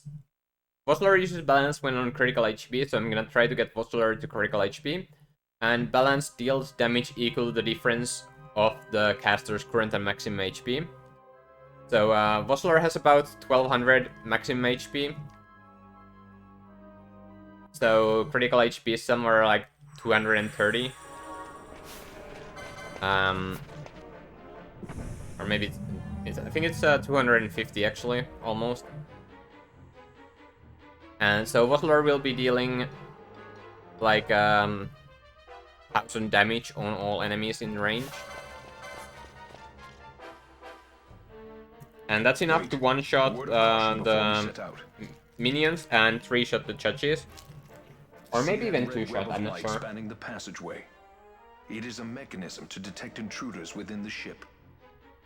Break one of those beams and an alarm will sound, summoning the guard. Why don't who call which 100%? Why don't we call this category 100%? Her Majesty awaits.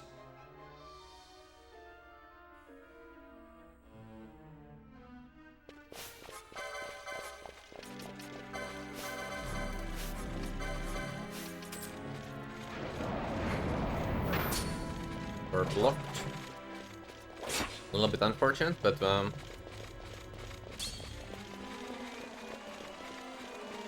well.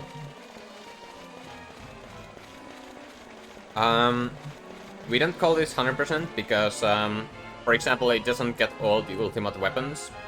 It doesn't do all the hunts. It doesn't get all items. It doesn't get all the bestiary, fill all the bestiary pages.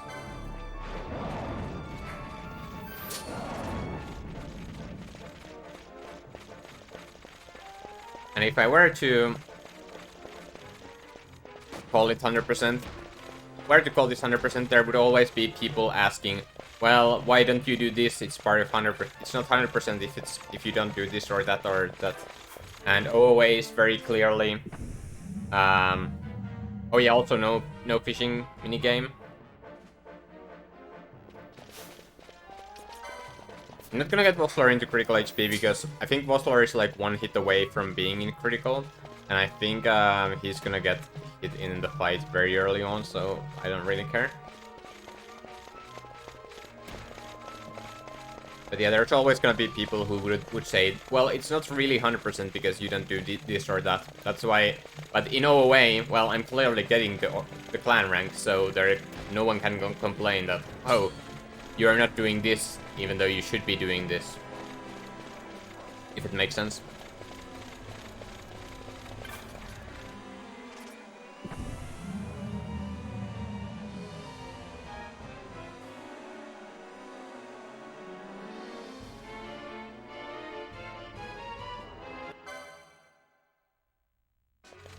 Fear not their numbers.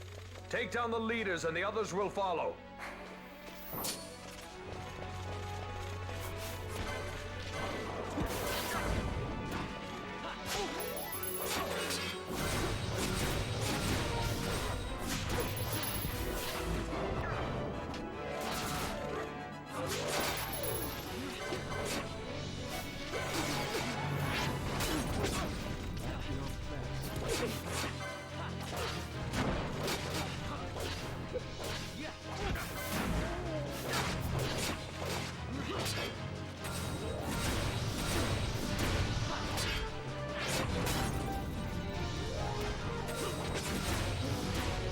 Bad judges.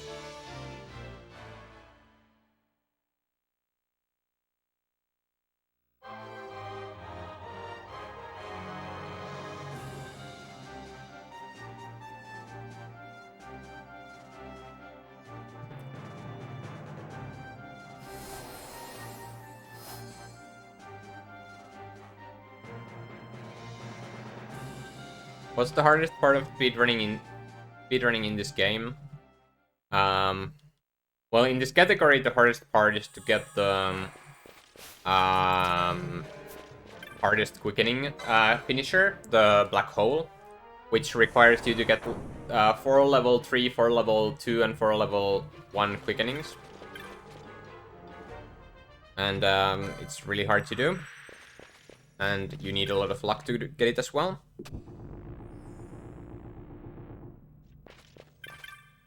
So here I'm gonna sell the loot.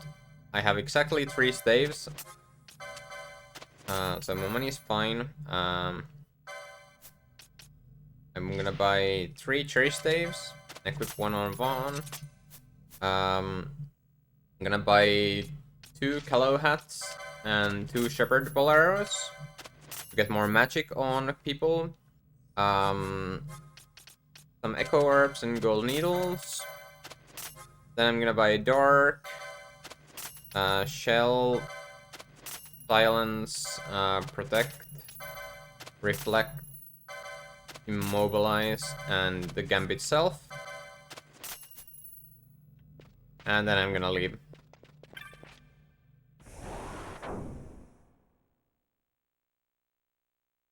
I'm pretty sure I did get immobilize.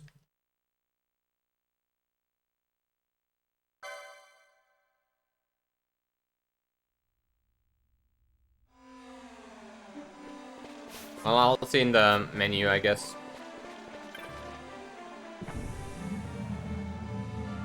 I can buy it in another shop later if I missed it.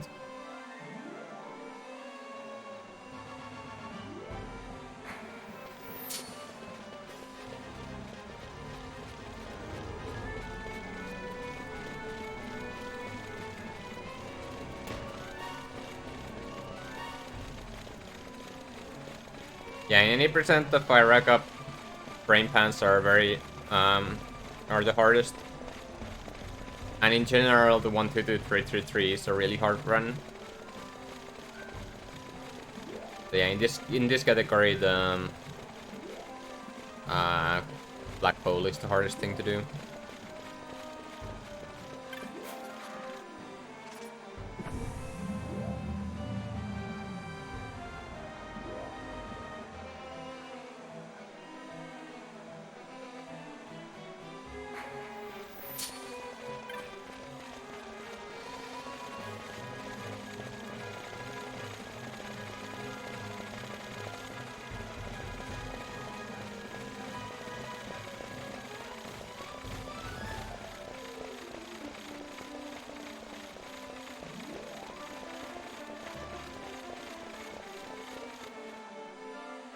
But yeah, after I get the Penelo, I'm gonna be able to do a menu. No one has done a task run of this game. Somebody started doing tasks all away, but they didn't make it too far before they realized they had missed something and would have had to start from the beginning, basically.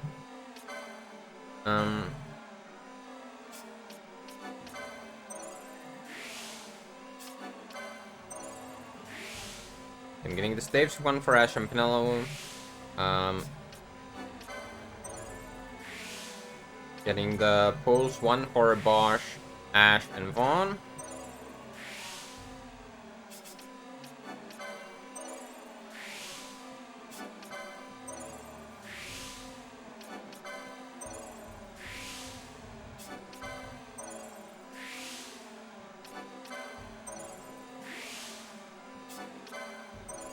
As well as the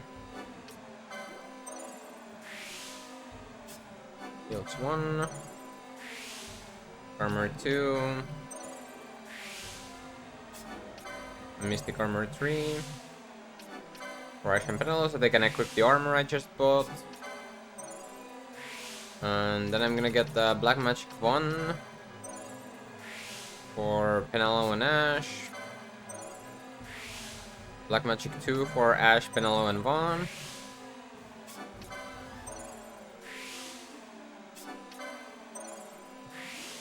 Black Magic 1, which I do have the Immobilize for, for all of them, as well as Time Magic 2 for Reflect.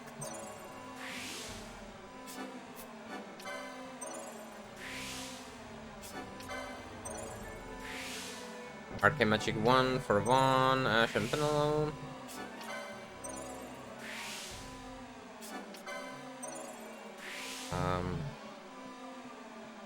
Ash gets White Magic 3 and Gambit slot 20. Vaughn gets Gambit slot 15. And Penelope gets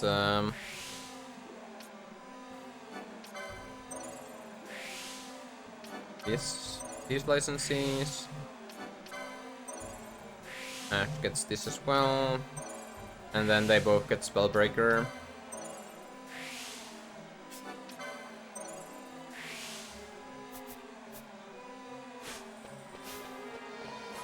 Oh, I forgot the equipment and gambits.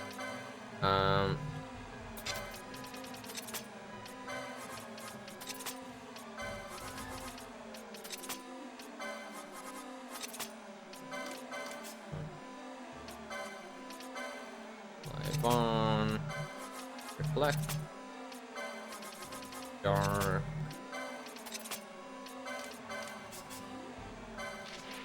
Ash.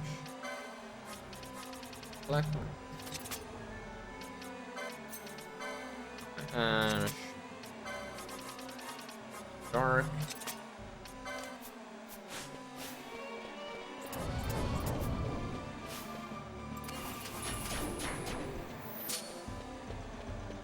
I shouldn't have turned the gambits off.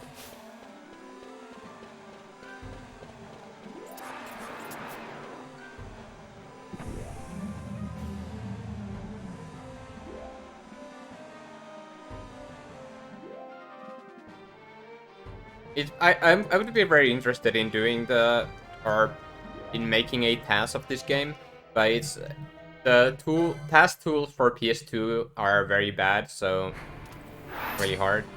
So here, my strategy is to have all of them reflect darks on geese. Unfortunately, if it still killed, whatever.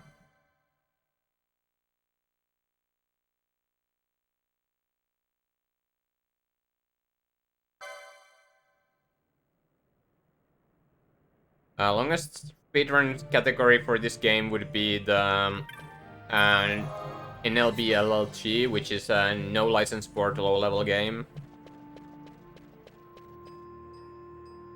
I mean, I guess you could add all bosses to that as well if you wanted to.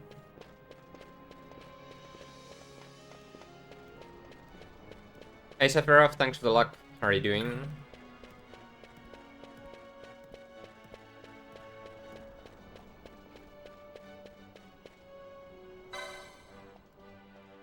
Well, there's one license that you're allowed to get, and that's Belias, because you need to license Belias, so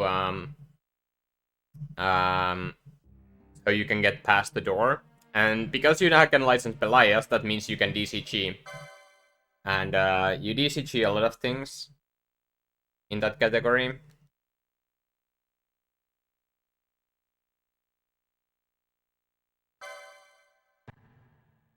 Other than that, you get like a lot of dark matters as well, and do dark matter farming.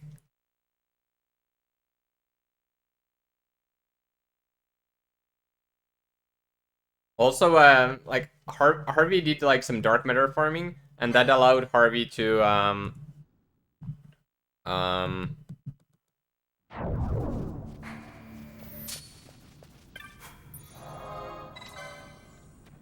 that allowed Harvey to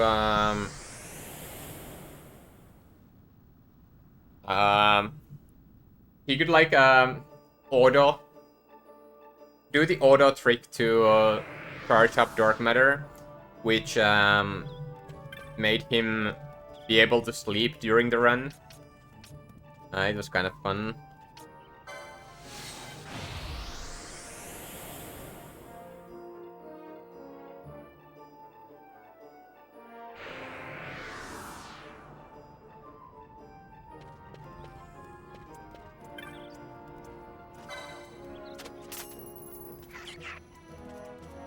But yeah, now I need to do a couple of hunts to get my clan rank up so I can start Wyvern Lord before, so I can do Wyvern Lord on my way to Tomb of Raidwell. So I'm starting with the Flowering Cactoid here. For Flowering Cactoid I need to go to the Ester Sand.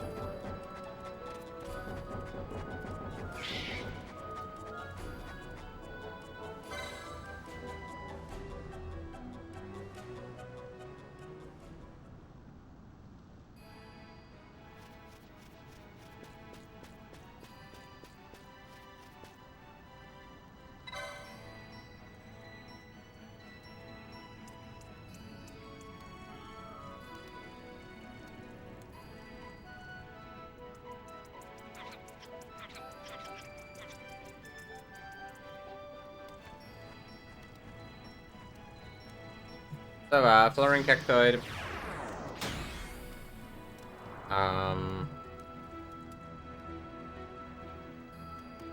It's really easy at this point. I just gotta use Dark to kill. But there's also a rare enemy in this next screen that has a chance to spawn after every cactus I kill. So I'm gonna have Penelo cast Dark on that Cactite to give him a chance to spawn. While I'm going to go and go after Flowering Cactoid. Thanks for the luck, Retro Gaming. How are you doing?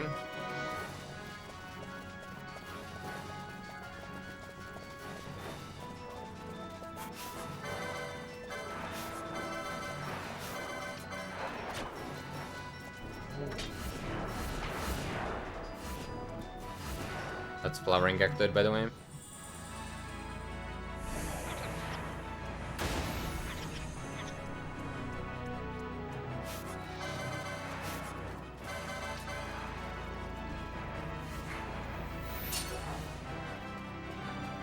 There's another cactus down, killing the other enemies for LP while at it. There's one more cactus that spawns here. No, I'm in the wrong place.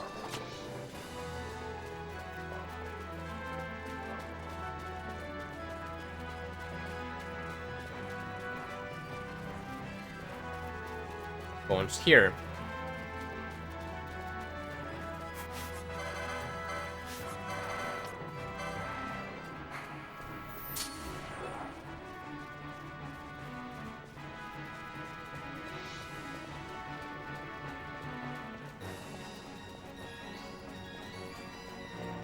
The whole point of the prediction is that I will remember to do it. Because I otherwise don't. And there's Ripe Rampager who spawned. Because I killed the cactoids.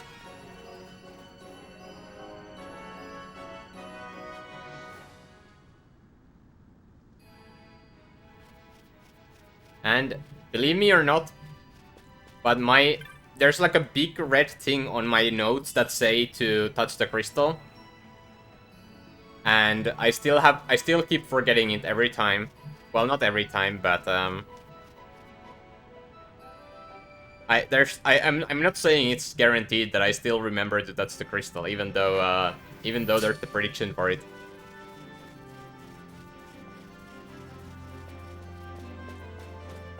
Because it's so deep in my muscle memory to just run past it. Like, I might not be looking at chat at the time or something.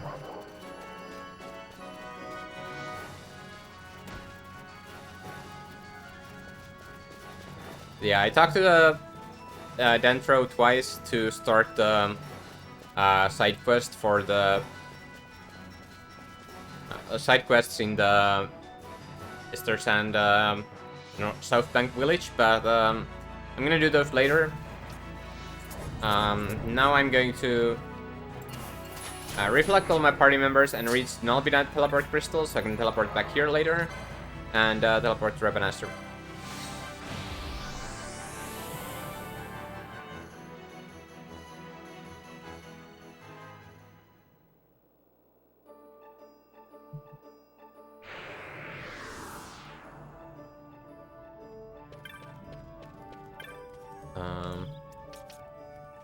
Let's see. If I remember it, only after touching the teleporter that counts as forgetting. What? No, if I forget to touch the teleport thingy, if I leave Tomb of Rage Well without touching it, then I have forgotten it. That's how it works.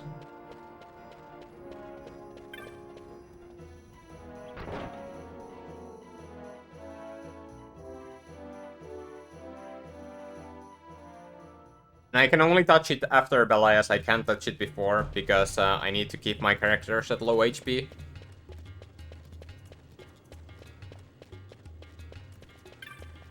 So then I'm starting a Wraith here. Wraith is in the Gramseth waterway.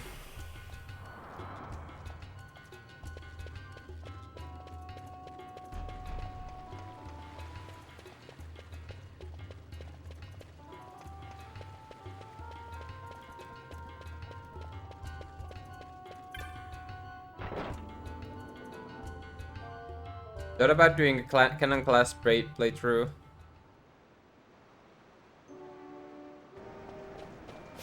Not quite sure what that means.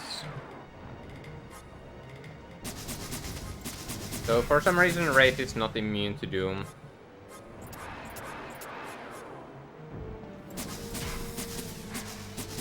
Or sorry, it's not immune to Dark, so I can just reflect Dark to kill it.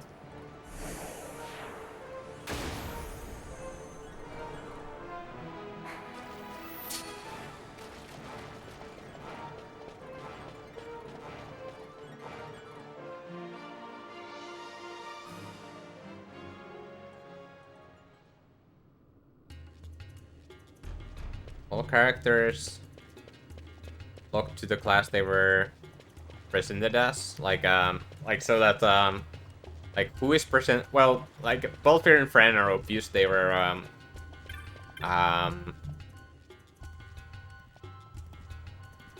they are Archer and Machinist, but not sure about what the other characters would be. Would Vaughn and Penelope both? Well, Vaughn would definitely be Vaughn would probably be a Shikari, but what would Penelope be? And what would Ash and Bosch be? Probably Knight. Would both of them be Knights? I don't know. Oh, canon, right? I read that as canon, like yeah, that's canon. Yeah, but yeah.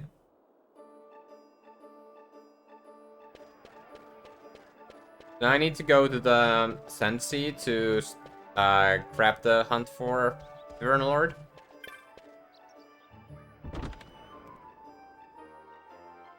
Monk or Black Mage.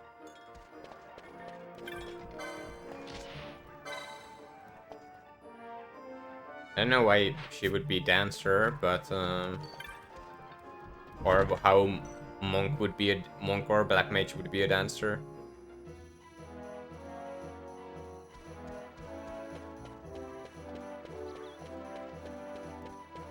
And then I need to go and start the Wyvern Lord. This is also one thing that's very easy to forget. You just, oh, you pick up the Wyvern Lord from the hunt board and then leave. You also have to go to the weapon shop to actually start it.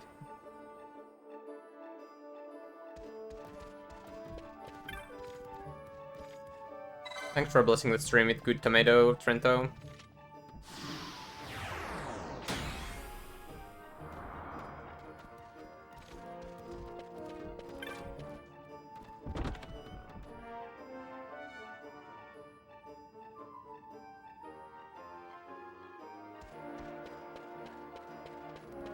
And now that I have started Wyvern Lord, now I can start moving towards Tomb of Wraithwall.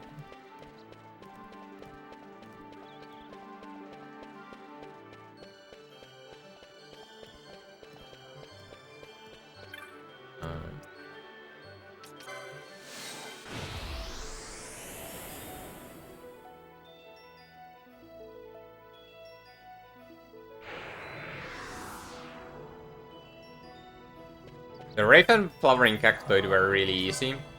Wyvern Lord, not so much. Especially with the new strat, that's a little bit faster than the old strat. It's a lot harder.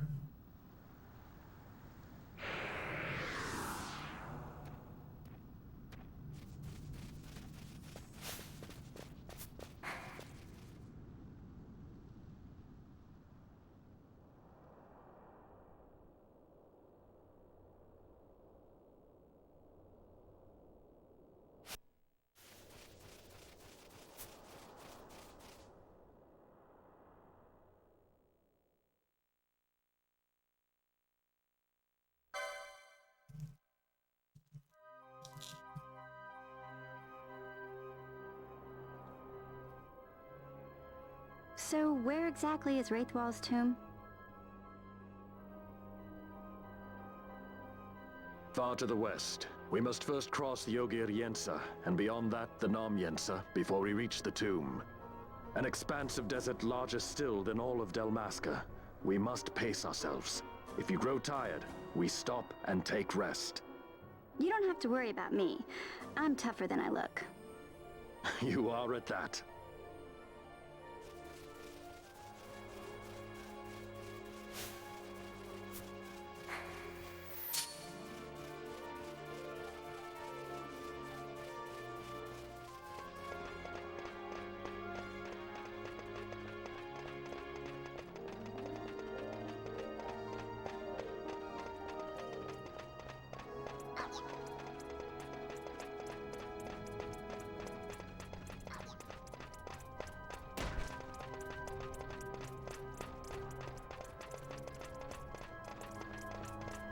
Well, at least white knights do have white mage. Or white magic. Knight is a really good class. Like when we did we did random job races at one point. I used to if there was a character that had knight, and that was the character I was gonna use, and that was true for all. Like if I had multiple knights, I would be using multiple knights because knights are so good.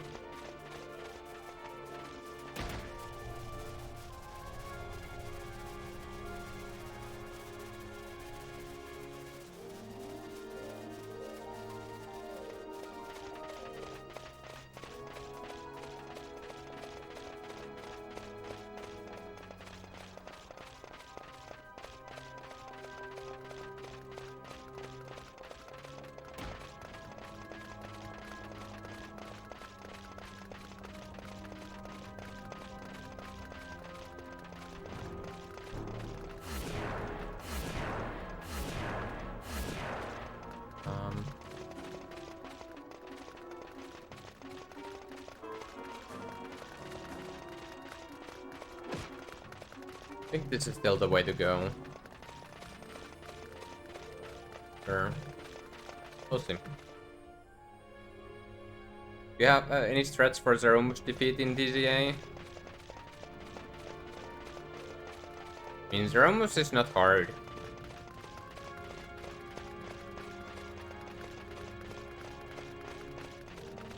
Or not too hard, especially at least early or later in the run.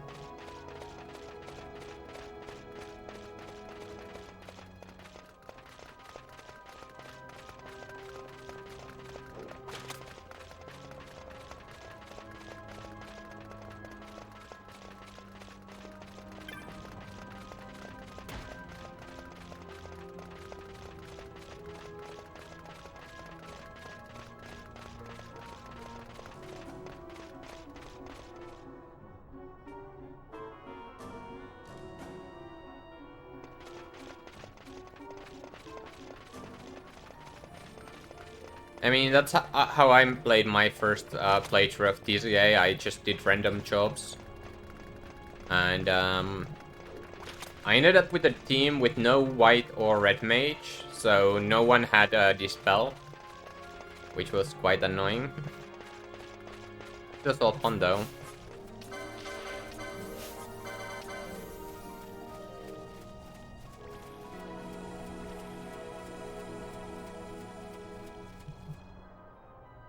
Thanks for the luck, Fangu. How are you doing? Thanks for blessing the stream with good tomato, Miskan and Trinto.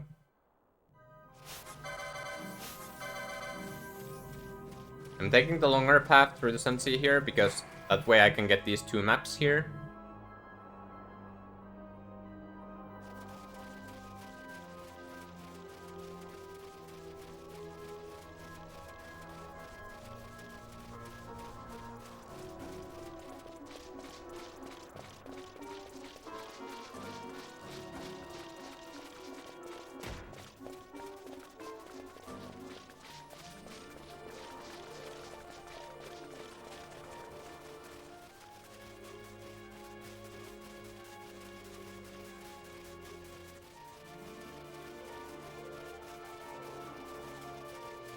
And thanks for the luck, Miskan. How are you doing?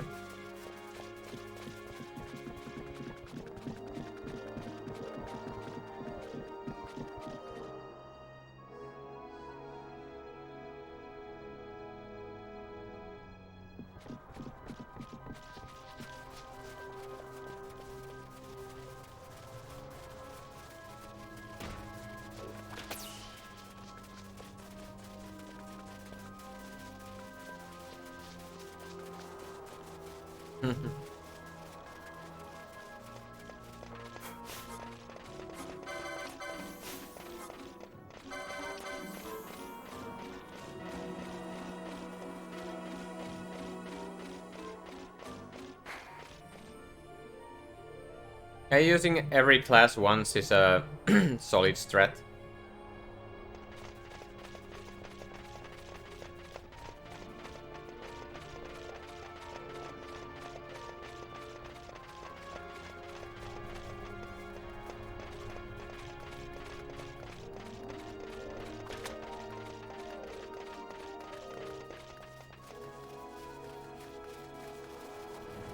I don't think it's a Europe-US thing.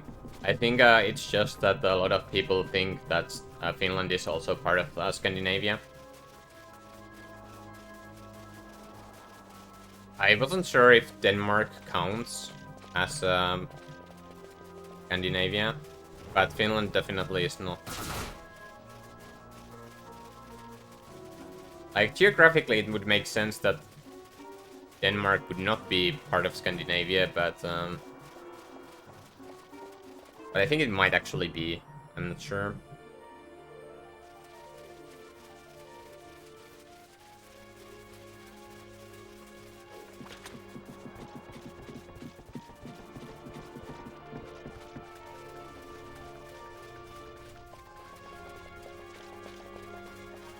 I mean, Scandinavia is a geographical term referring to the Scandinavian peninsula, where Norway and Sweden are located at. But Finland is not. And then there are the Nordic countries who use the flags, and that includes Iceland as well.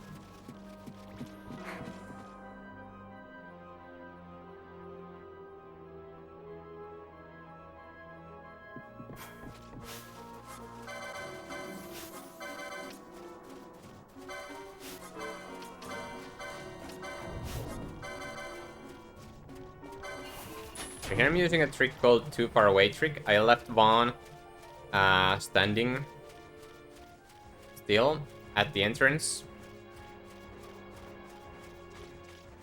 And now I can switch my leader to Vaughn. So Vaughn will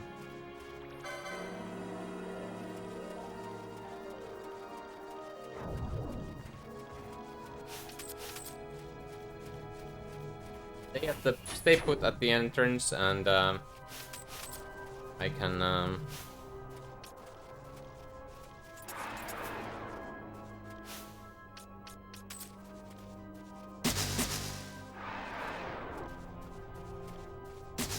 come on, dude.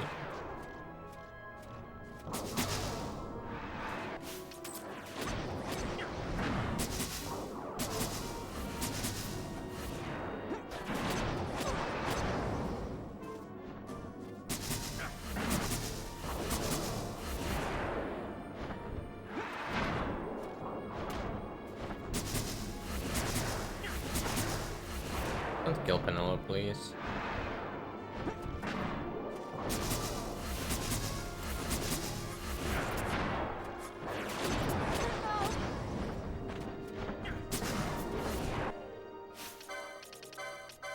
It's really annoying, the positioning of the dude. There you go.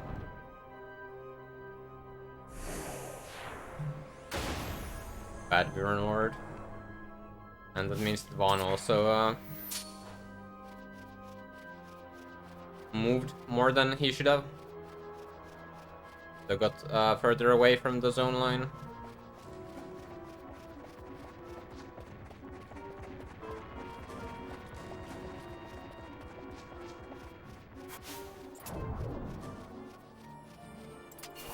Selecting Vaughn here so that Vaughn well,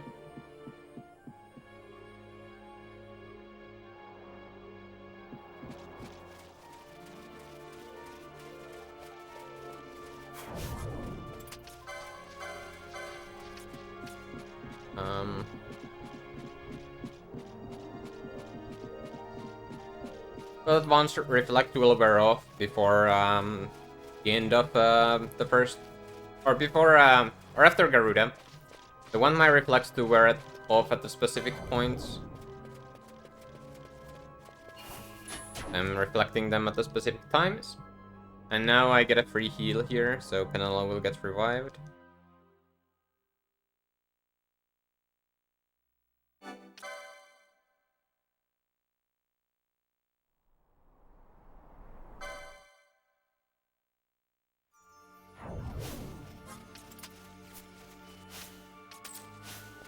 Now I'll try to get Ash and Penelo into critical HP so that okay.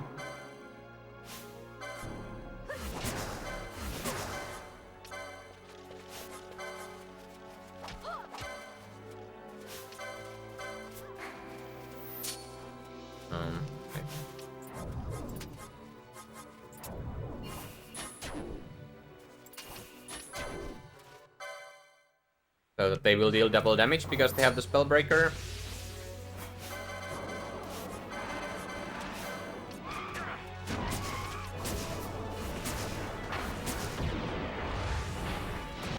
Elias.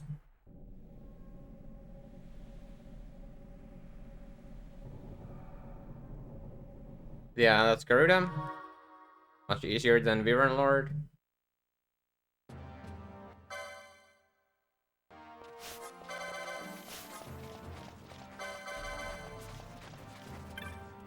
Then I go to the shop here to buy 3 Cypress Bowls.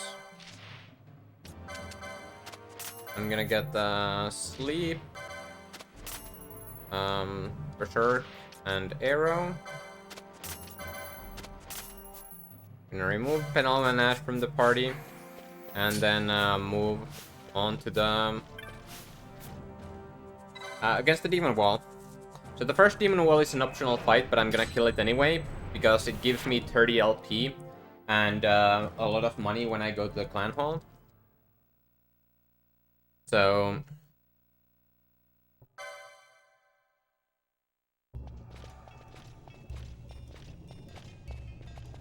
Um,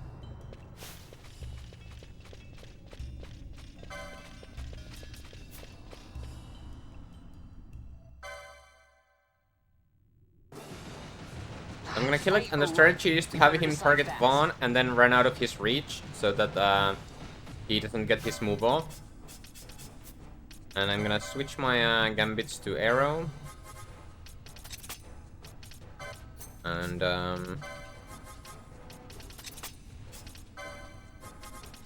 put on the girl's gambits.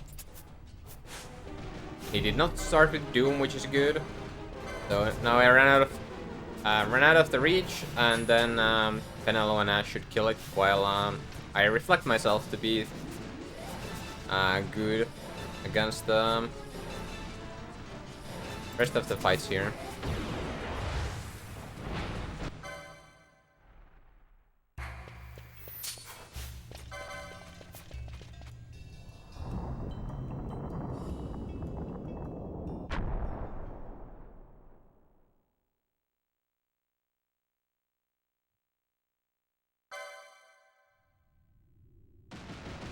The wall comes. We must be quick.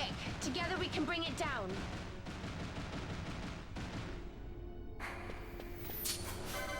I'm gonna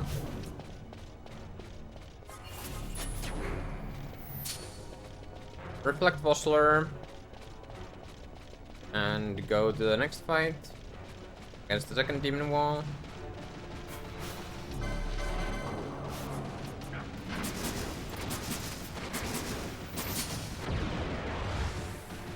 Not the split either.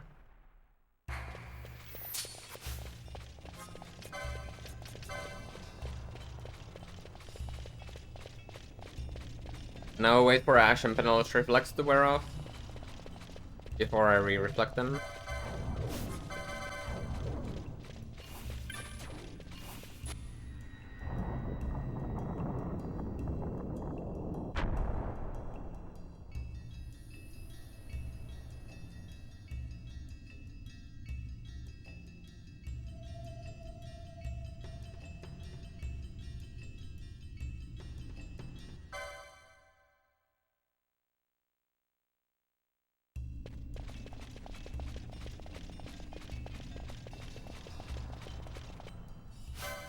And I switch my party to be only Bosch so that the main party does not get hit by the enemies on the way, and that they're well, I just reflected Ash and Penelo.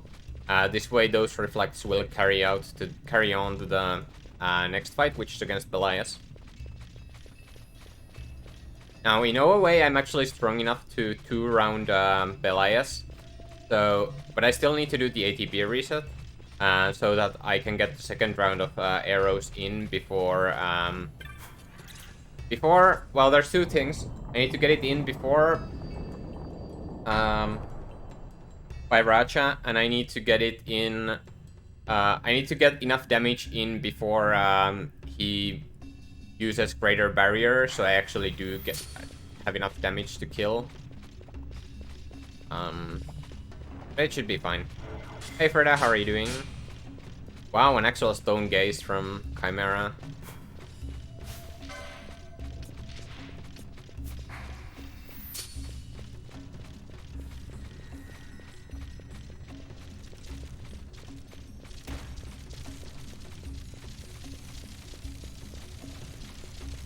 I'm doing good.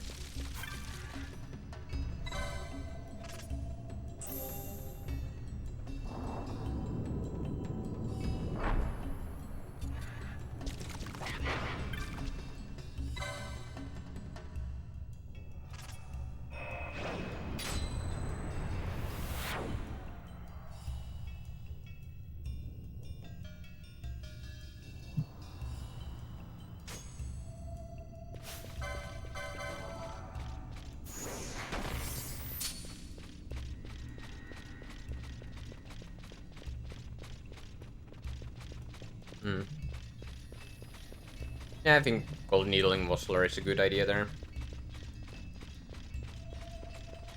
I was thinking whether I should let Vossler just turn into stone. It's probably not a good idea.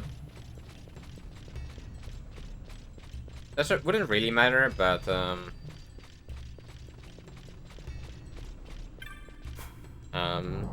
don't know. I think it's probably gonna be equally as fast this way and the other way. Oh, I totally forgot to touch the thingy. Not the teleport crystal, but I forgot to touch the waystone. That's another thing I need to touch here, but whatever. That's just a minor time loss.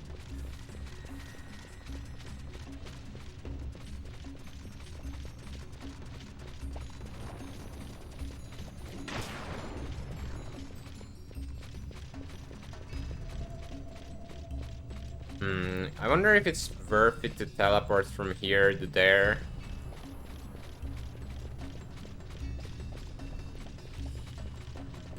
Probably not.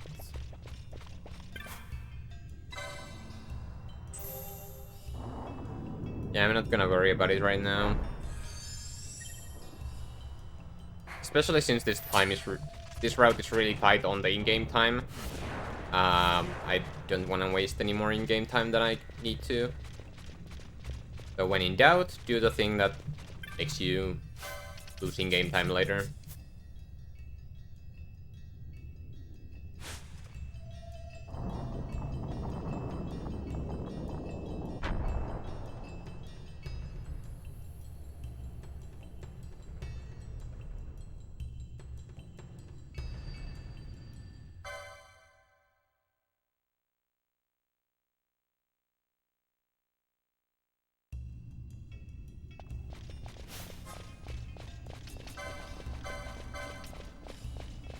Now I'm gonna reflect Vossler, so that Vossler is reflected for the fight.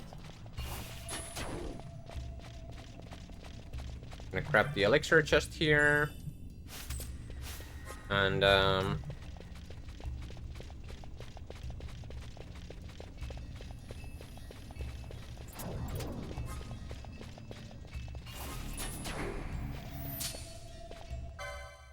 now I need to start Vaughn's arrow later than the girls.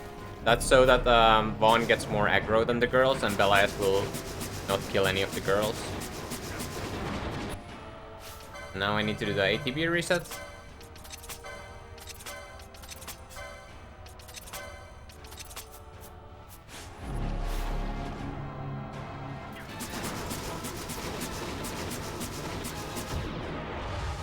That's the fight.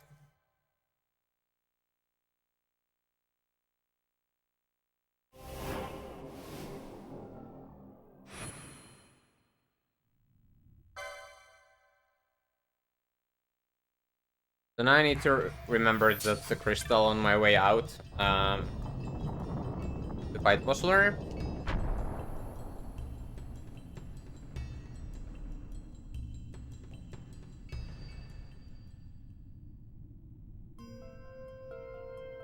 Let's see if I can remember to do that.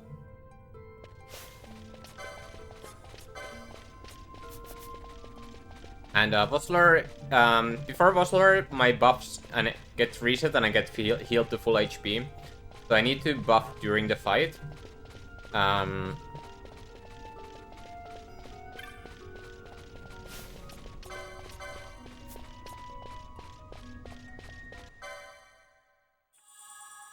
Which is a little bit annoying, but oh well. I will have Ash. I will use Ash to kill the guards, so that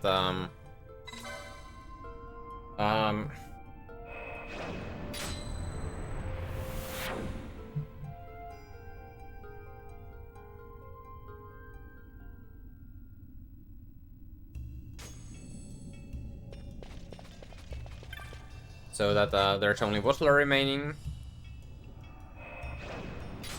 And let's see.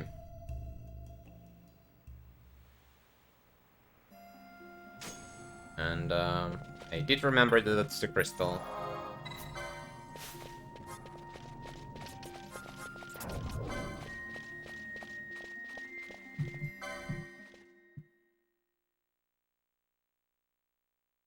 No.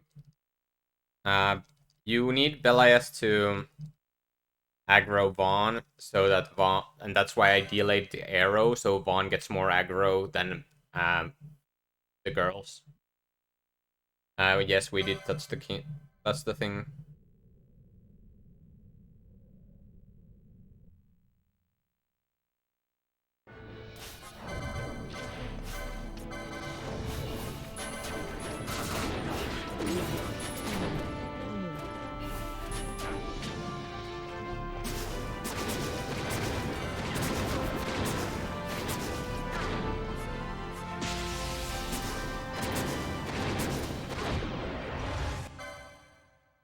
Okay, and there's an unskippable cutscene coming up, and that's long enough for a bathroom break, so I'll take advantage of that, and I'll be right back.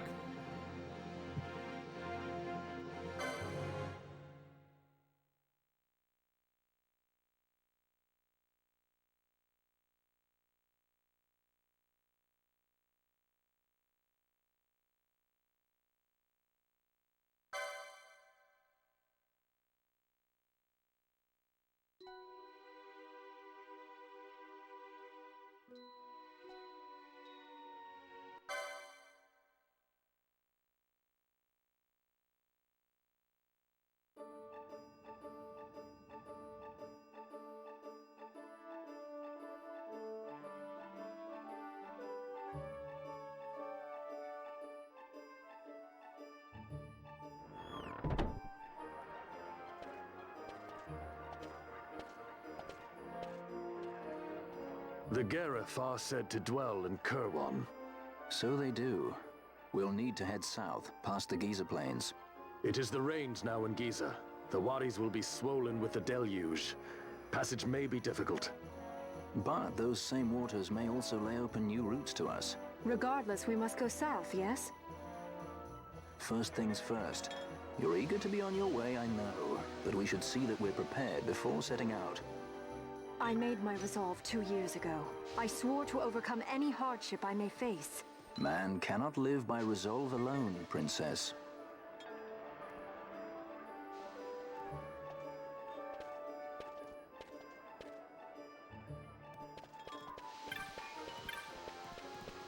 That's a lot of tomatoes lost. Yeah, now I go to the clan hall to get the to get a lot of money and start a couple of hunts.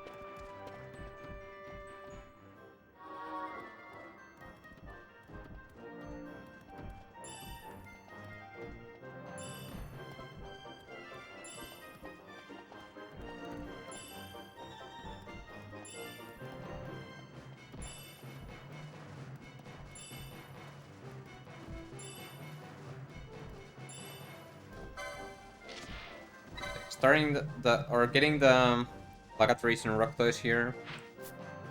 Clacatoris is gonna be way later, but Roctois I'm gonna do relatively soon. In like an hour or so. Maybe even less, I don't know. I think it's more than an hour. You need to do all hunts except for one in OOA. There's one hunt you don't need to do because you get that bestiary entry elsewhere. And 45 hunts is not actually a requirement for OOA.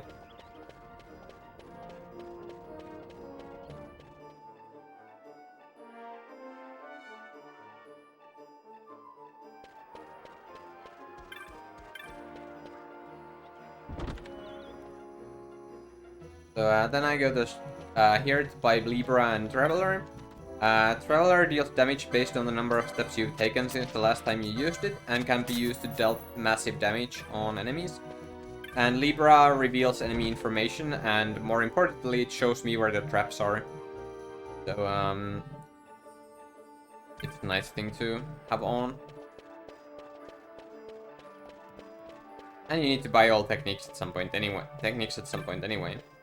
Then I'm going to go to the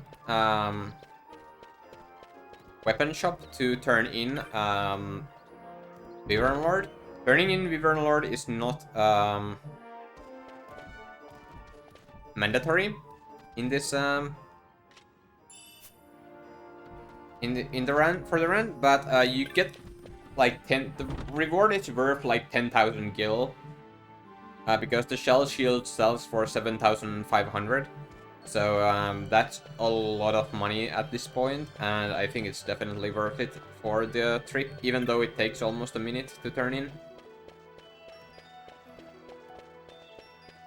But that's like 2 rooms worth of chilies. Well, not really, but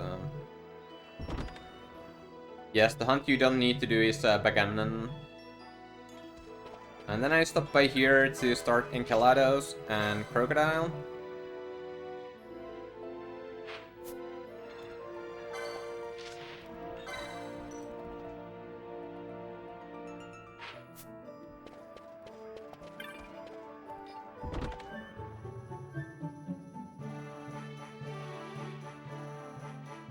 And then I can go to Southgate and continue towards Chahara.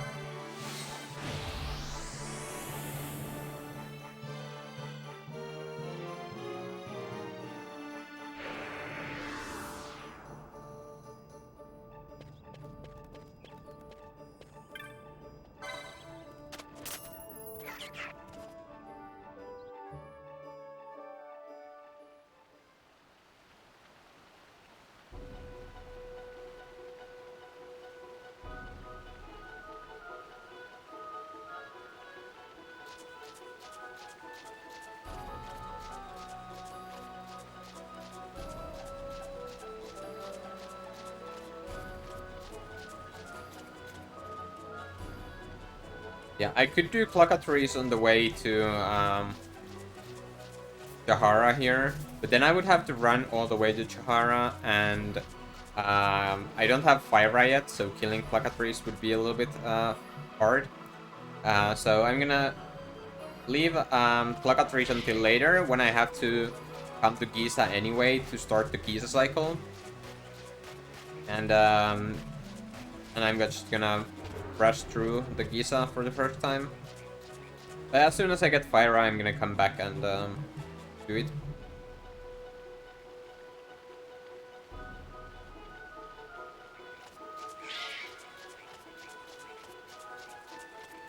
Encalados, however, is done way later.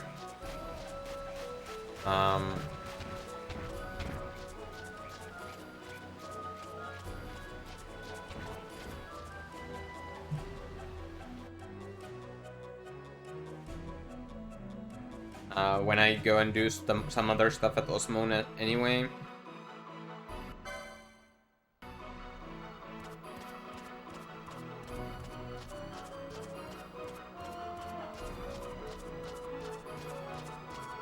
Thank you for blessing the stream with good tomato, Baliksoki. Very much appreciated.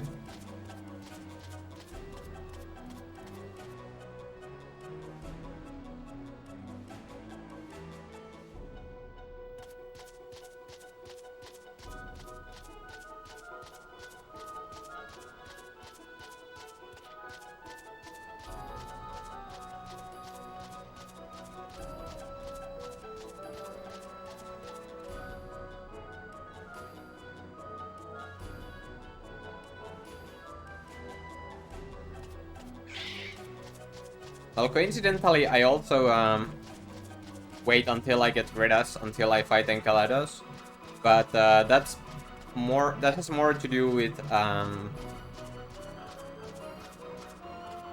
the fact that I will have That's when I get Zodiac Spear, and that unlocks, getting Redas unlocks us Thrall points, so I can use the Osmoon Plains Thrall point to get out of Osmoon Plains faster after doing the hunt.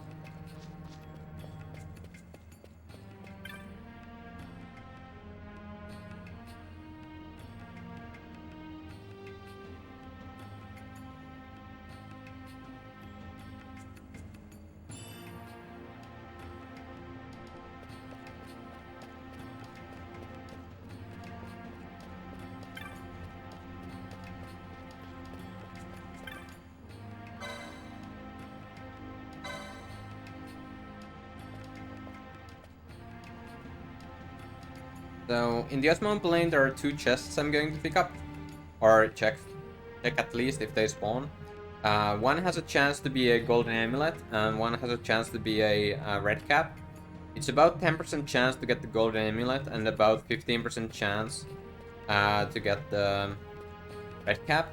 So here I'm starting the Enceladus.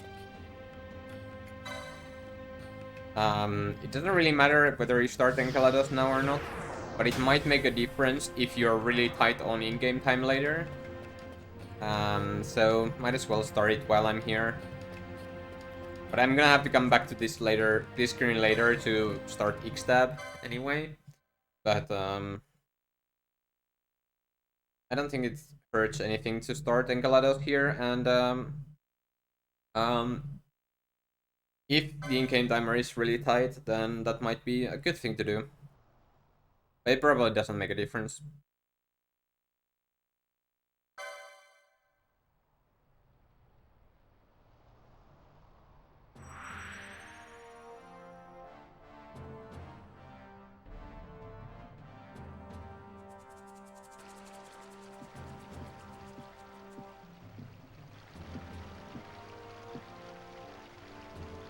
Yeah, Tiamat is killed with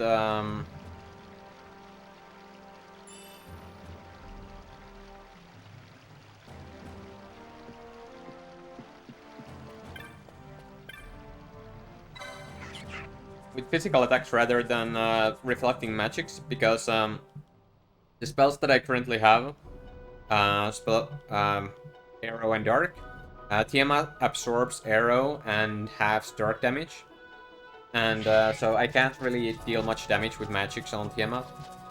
So instead, I'm going to be using physical attacks, and I'm going to be equipping. I bought the Cypress Poles earlier, and I'm gonna be using the Cypress Poles to deal damage to Tiamat. Cypress Poles are Earth Elemental, and Tiamat is weak to Earth, so that works really nicely. And it doesn't cost too much LP or money to get. There's the golden amulet chest. Nice.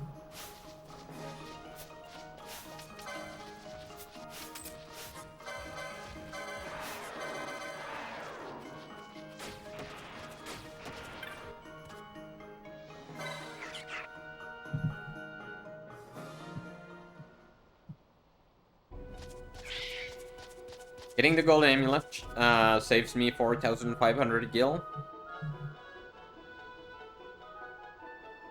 Yeah, going to start the Enceladus was actually an RNG manipulation to get the golden amulet, so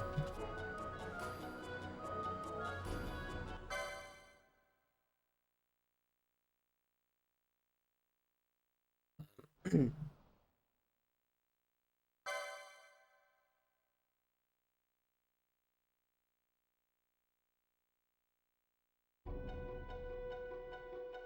yeah, that 4500 gil, it saves me about 9 yellow liquids. So about 2 yellow liquids per jelly round. Which might not sound a lot, but on average it's like almost a single. It's almost worth 1 jelly room, which is almost 2 minutes. So I would say that golden amulet is worth about a minute and 30 seconds, so minute and a half.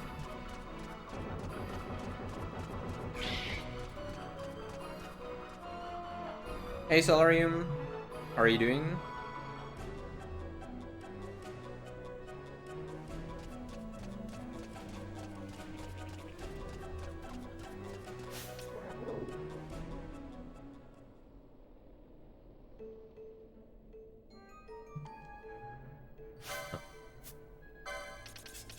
Neither of the berserks landed.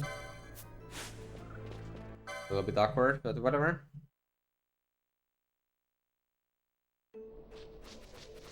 Oh, I forgot to do the licenses. Oh well.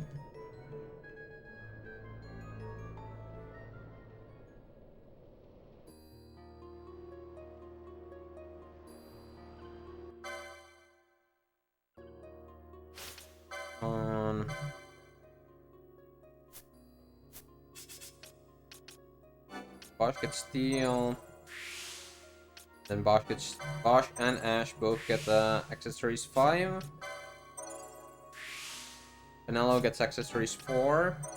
And then Penelo, Ash, and Bosch get accessories 7. And then they get accessories 8.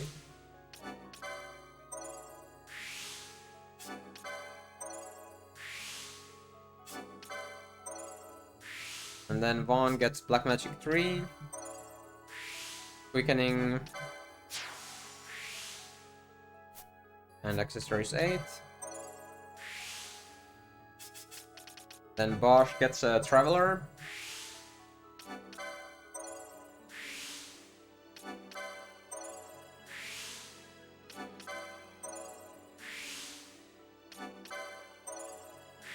And Heavy Armor 4, which has the Shielded Armor, which is what I'm gonna buy soon.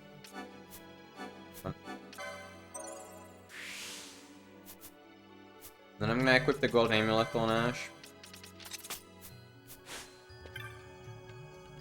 And I'm gonna buy 3 Black Belts.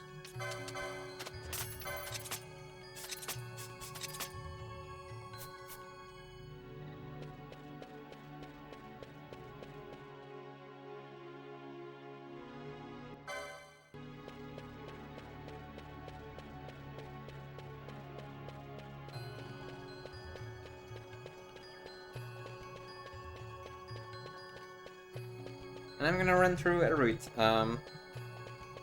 Move on. So Tiamat has about 50,000 HP, and how Traveler works is that there's a 10-step window every 1,000 steps, where if you cast Traveler, you deal almost 10,000 damage. And because Tiamat has 50,000 HP, 20% HP, 20% of 50,000 is about 10,000. And that means that at once Tiamat reaches critical HP, Traveler will one-shot Tiamat. And that's really important because at critical HP, Tiamat takes way less damage, but Traveler damage does not get reduced. So I can skip the entire low damage phase of Tiamat by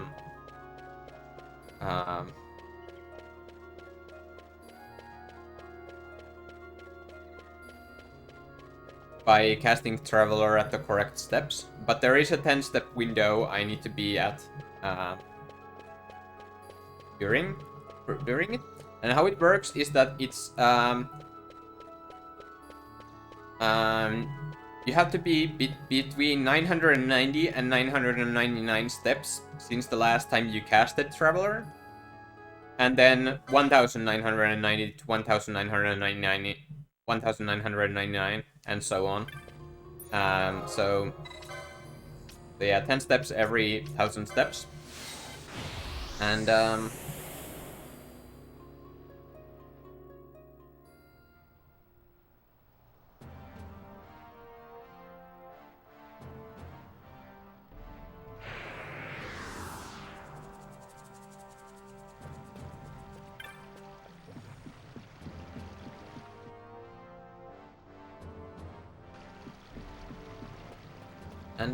so I'll move on to towards Henamites soon. So I'll buy the shielded armor here, and then I'll head to Henamites.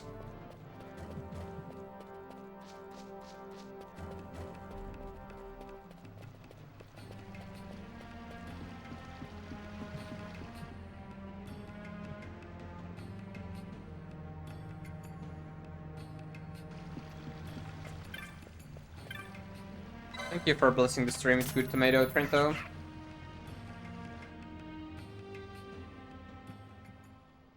Yeah, he kind of does have a giant pizza cutter.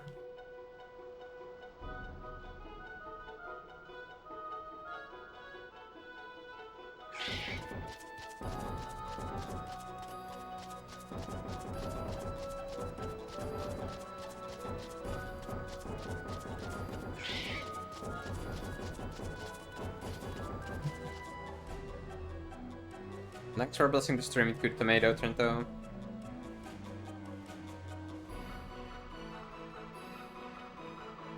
If I didn't say that yet, probably did. You know.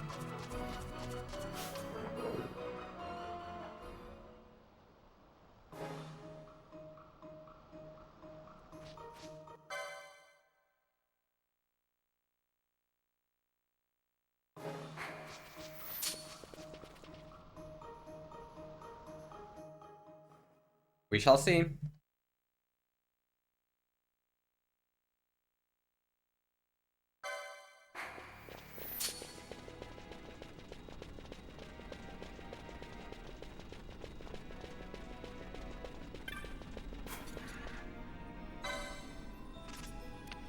Yeah, unfortunately,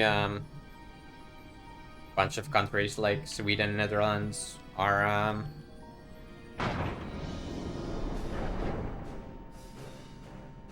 can't predict in those.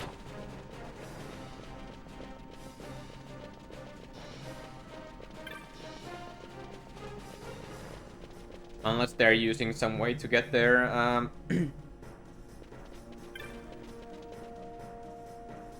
change their region.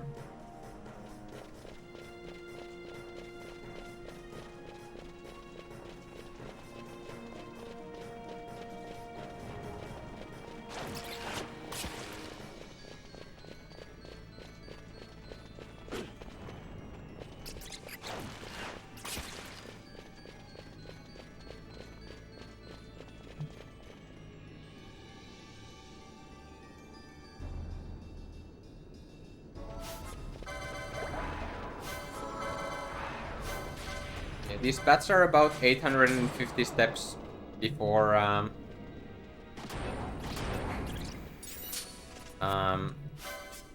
before the fight. So I'm using Traveler on them so I can get the rest of the and I can then do take the rest of the steps during the fight and then deal the damage at the when she reaches critical HP.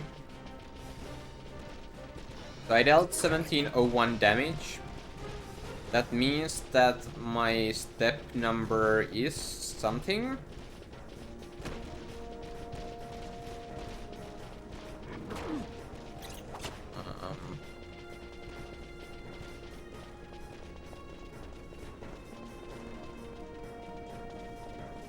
It's 5, 6, 7.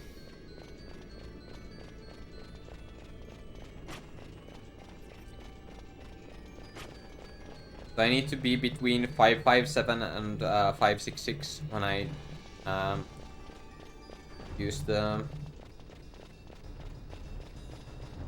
Traveler.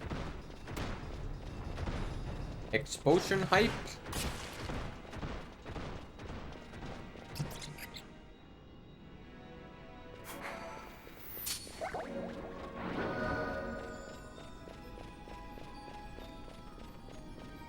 Yeah, but I think it's something... I think Twitch did that so they wouldn't get in trouble with the legislation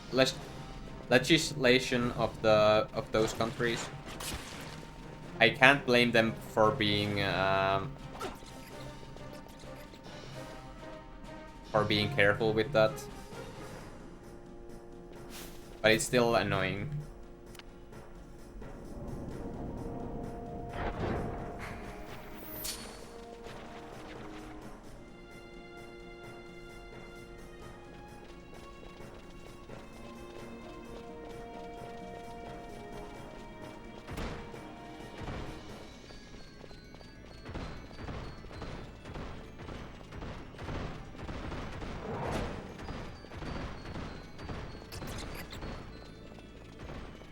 I need to get Penelo to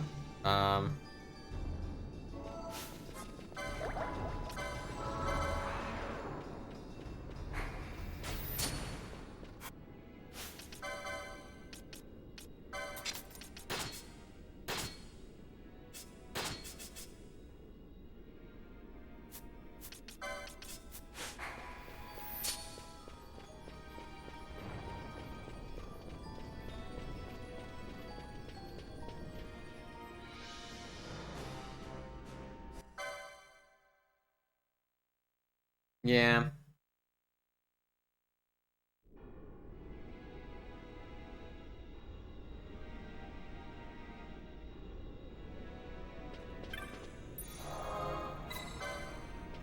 Like it's a weird thing that's it's annoying, but I still understand every single party of the equation or in question, but oh well.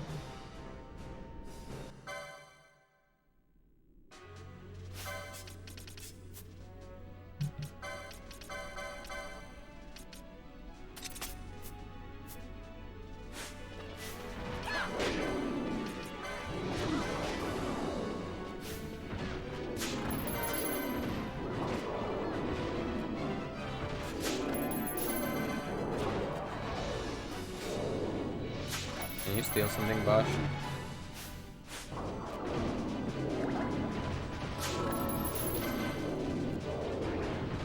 Well, I equipped the Manifact and Epithite on Bosch because it makes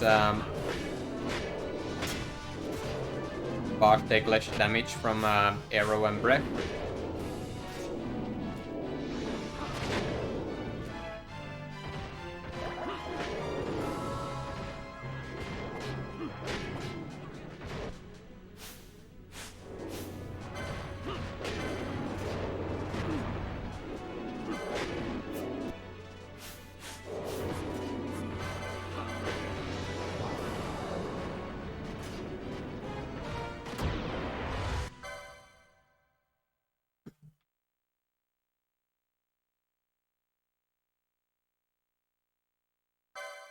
Hey Princess Muchi, thanks for the luck. How are you doing?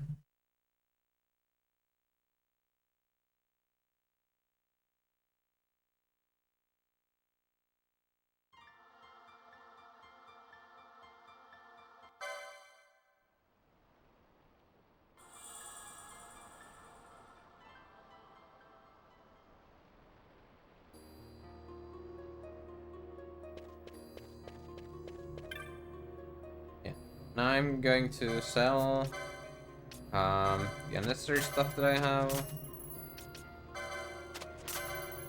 Very stuff now. You can go, Shell Shield can go. These things can go. I'll keep the black belts.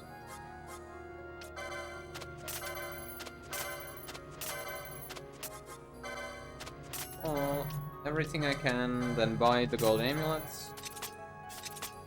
And, buy Cura, and Pyra, smelling salts, and Phoenix Downs. And then I go to Estersand.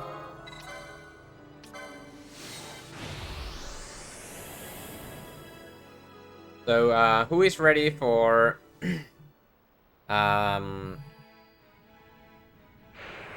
cactus dance? Everyone get your cactus dance ready. Need to talk to Dantro's wife there to trigger the quest.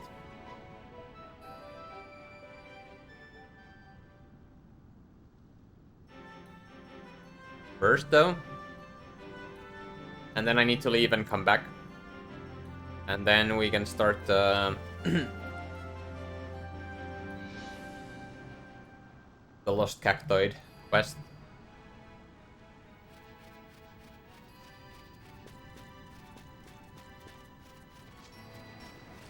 There you go. Let's see some more cactus in the chat.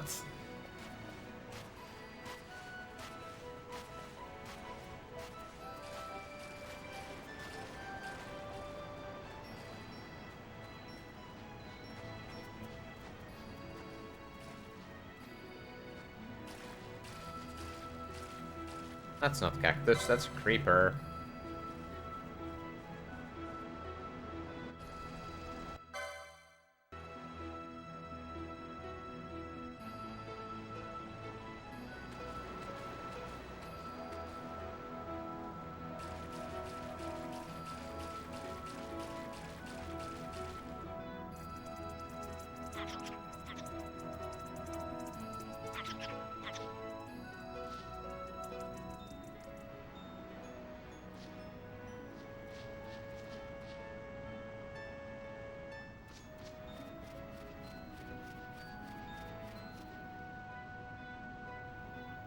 But yeah, the cactus is, they're looking for their son, who's gone missing and wreaking havoc in the Estersand.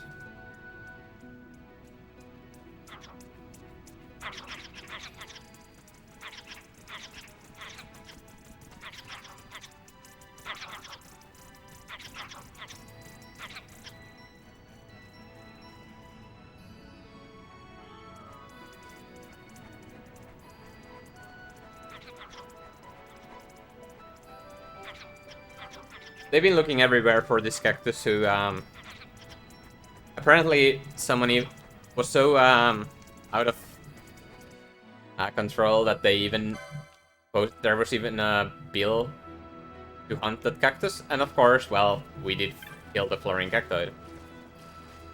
So, now we asked Dancer's wife what she did with the,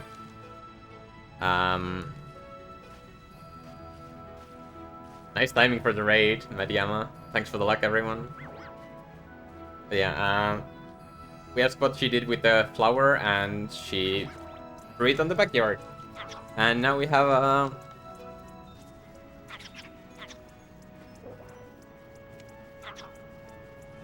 now everyone do the cactus dance. And yeah, the cactoid was there, and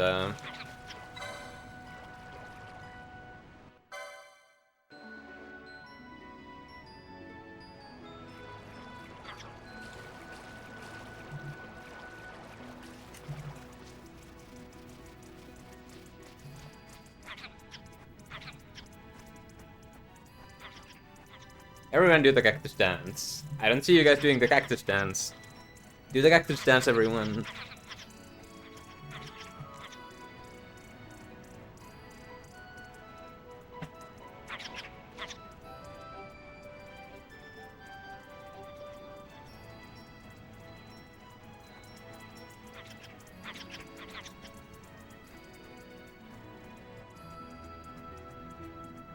Yeah, now we found missing fluorine cactoid, and we say goodbye. the cactoids, and we're done with this quest, which we need to do to unlock another quest called The Patient in the Ester Sand, which will eventually get me the key to Barheim Passage, so I can get back there.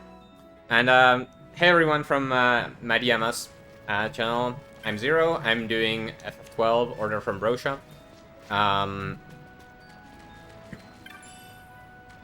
It's basically the 100% category for FF12. It's quite long. The world record is slightly under 22 hours. And I'm trying to do the whole run today. And see if we can beat the time. So now in this screen, I need to spend 3 minutes for Greeden to spawn. And during those 3 minutes, I cannot kill any... I mustn't kill any cactites, or otherwise he will not spawn. So, but anything else I can kill, so I'm gonna kill these guys for LP.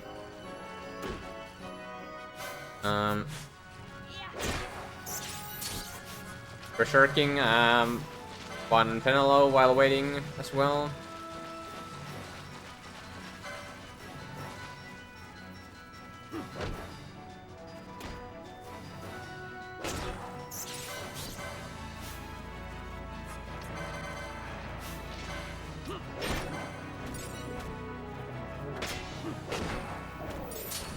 Finally got herself berserk.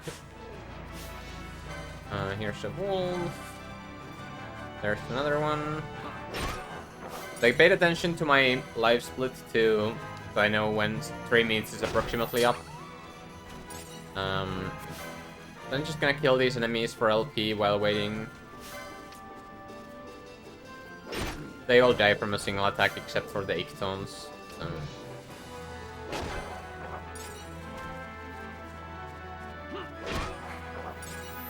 This chest can be an ether, so I'm gonna check it.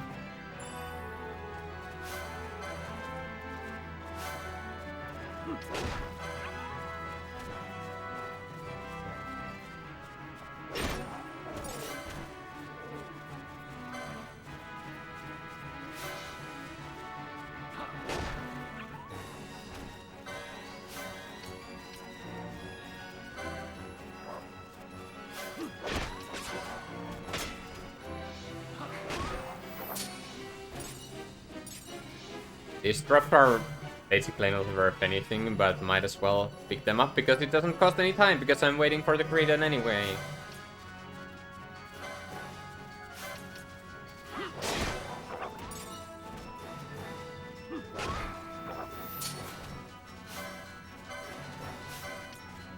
And these tiny bugs share the bestiary entry with the tiny mimics in Barheim.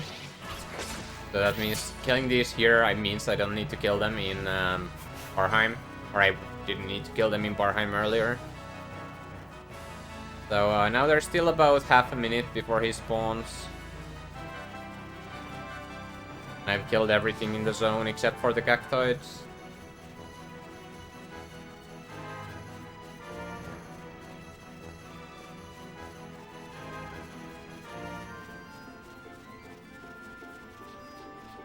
There he is.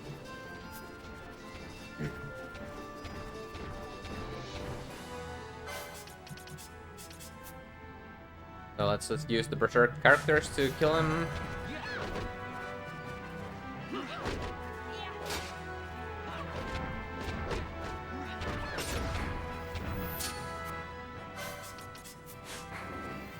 And then I put the Berserkers away, and then I move on to the next screen, where I need to get another rare enemy called Neckbed. So Neckbed has a chance to spawn after every Cockatrice I kill.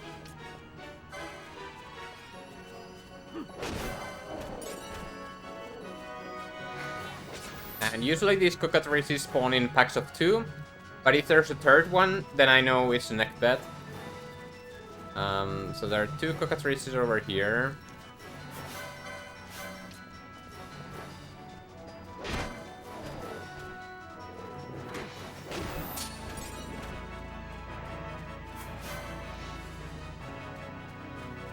don't need to chain them, but I also don't need to kill the other enemies. There should be a couple of cockatrices here. Yeah, the neck bed doesn't spawn.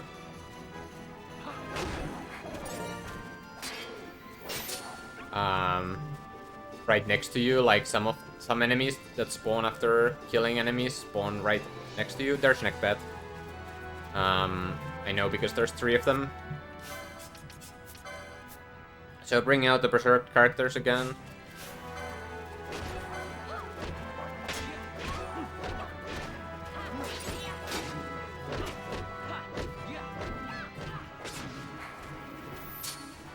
And now I don't put them away, so their berserks will run out. And that's it for the Ester Sand. Well, that's it for the rare enemies in Ester Sand, because I already got Ripe Rampager earlier. Which means that I can just go now to...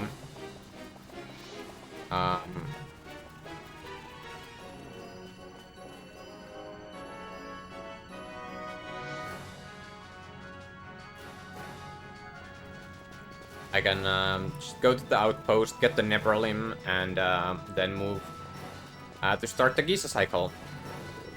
But yeah, in this category, I have to complete the Sakai Pirates Den, which means getting all the trophies in there. Then I need to, or that includes filling the bestiary, which is why I was killing all those rare enemies. I need to fill bestiary. I need to visit every map at least once. I need to get all the quickening finishers. I need to get party level average to level 50. I need to get each license at least once. I have to get all magics and techniques.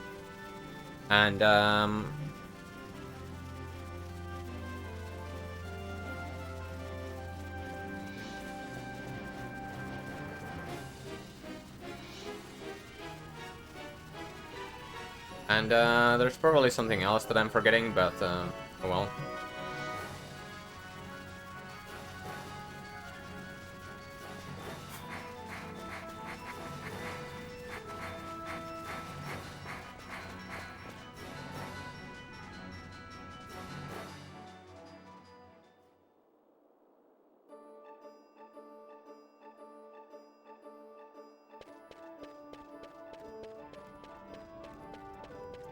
I'm gonna swap my party to Von Ash Penelo.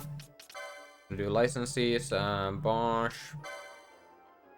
I'm gonna get the shielded armor for Penelo as well.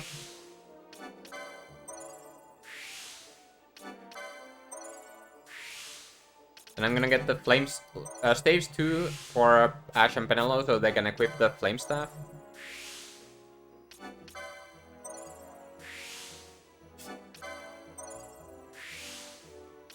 And I'm gonna get the Mystic Armor 3 for Vaughn. I'm gonna give the HP plus 50 for Vaughn. The Gambit slot. Magic Lore. And a Spellbreaker. Ash will get Headsman. Bosch gets HP, Gambits, and White Magic 3. And then I'm gonna get the Black Magic 3 for Ash and Penelo.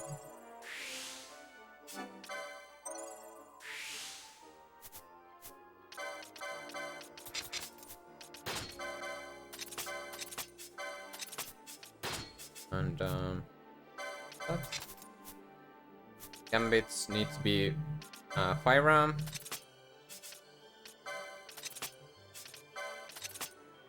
And then I go to Southgate.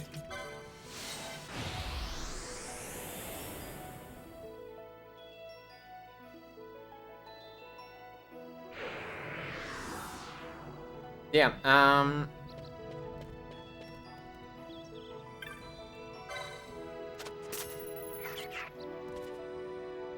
But yeah, so I got the Spellbreaker for... Spellbreaker doubles your magic damage when on critical HP. I got that for Vaughn. And for Vaughn... Or sorry, for Ash, I got the licensed Headsman. Headsman makes you gain MP when you kill an enemy. So that allows me to regain MP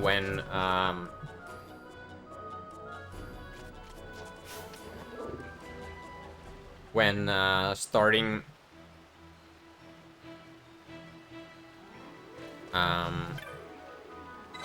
or when farming jellies. I'm gonna get that to Vaughn as well as soon as Vaughn can afford it. But first I'm gonna go and kill a crocodile.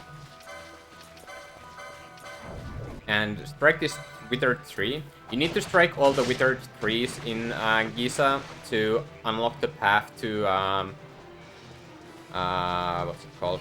The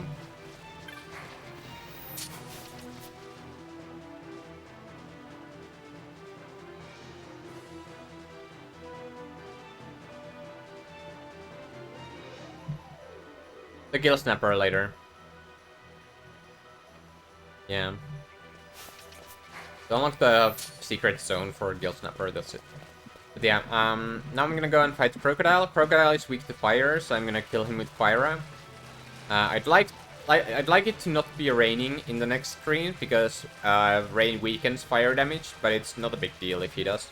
I also need to remember to kill that Gator on my way back, but I'll worry about it when I get there.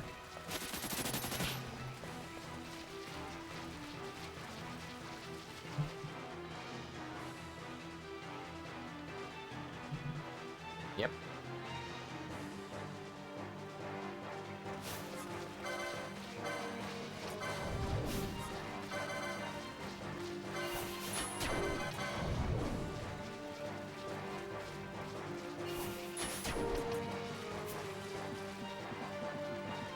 Okay, here's a crocodile.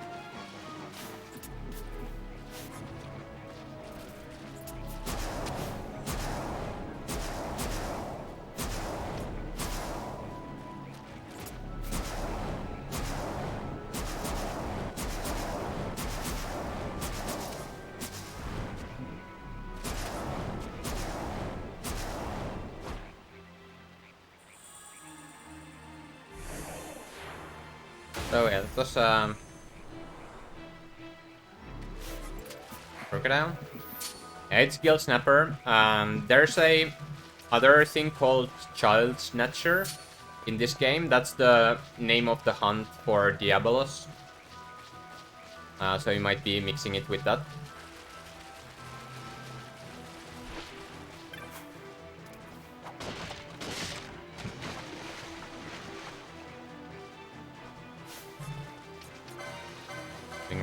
Lars already hit that trap, so that my other party members don't get hit by it and lose their MP. I used that, or I smacked that tree, and then there's one more tree over here. It is stormy, so it's a little bit sketchy to kill the feral or woolly gator if the Entite is nearby, because the Entite is here now. I'm also gonna check if the rare enemy called Rain Dancer spawns. Oh, their Entite is right there. See. Not coming this way though, so...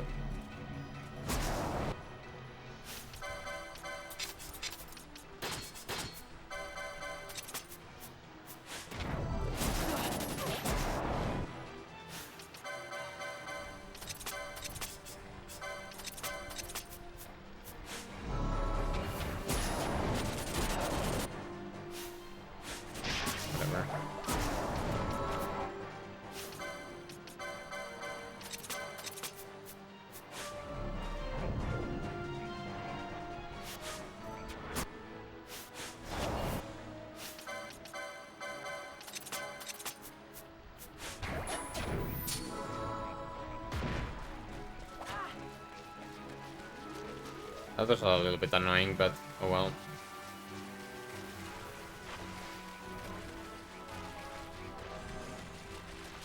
There are a couple of more places where Rain Dancer could have spawned. One over here. No. And then there's one over here. No rain dancer. That's fine.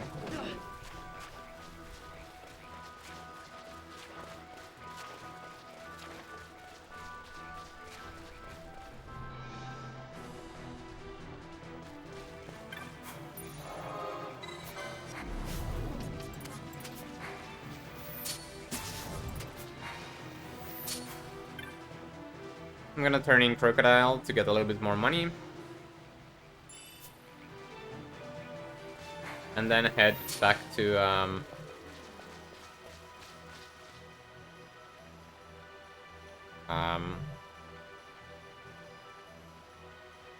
grab an Astra. So here's one more tree that I'm gonna smack. And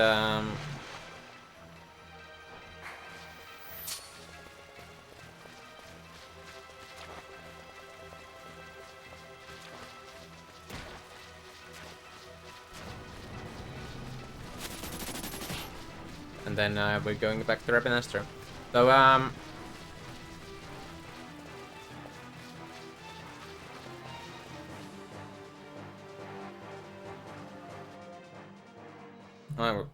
don't remember what I was about to say. Oh right, Giza cycle. So I entered the Giza with my in-game timer at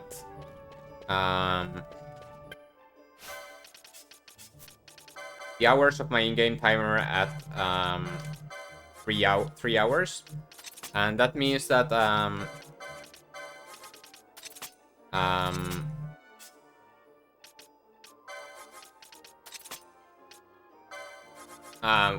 every 3 hours from the first time you enter Giza after Tiamat, it's gonna be rains. So that means that hours 3, 6, 9, 12, 15, and so on are gonna be... Giza is gonna be rainy. And that's very important for this run, because I need to reach Giza at some point here before it turns back to dry. And the timing for that is really tight. I think it's in the 9th hour. So I need to make it to Giza rains before it's 10 hours of in-game time. And this route is pretty tight for that, and let's hope that I can get it. I did miss it in my segmented run earlier this week, but let's hope I can do it today. I had pretty poor luck with Shelly's and Bullfrog at my run, so just get as unlucky as I did back then.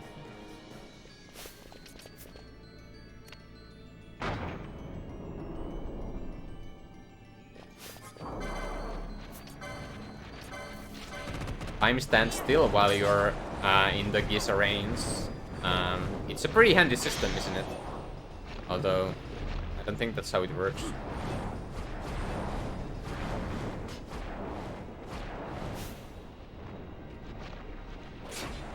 I'm farming jellies.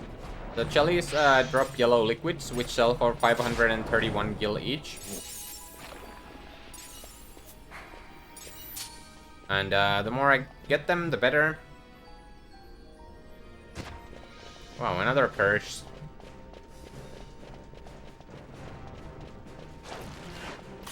That really doesn't want this run to succeed.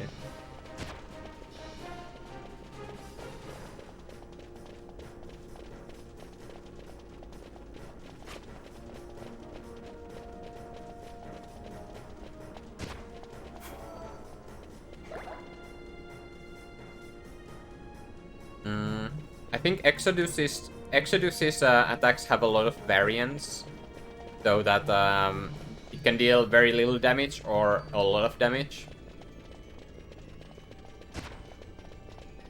I'm not sure about the others.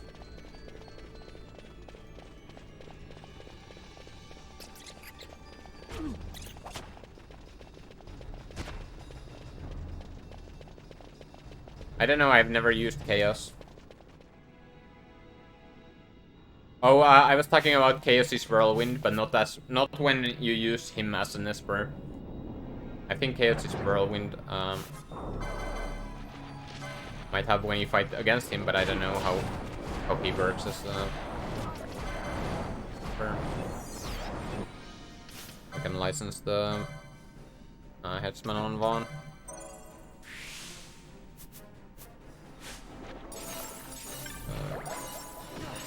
Eight.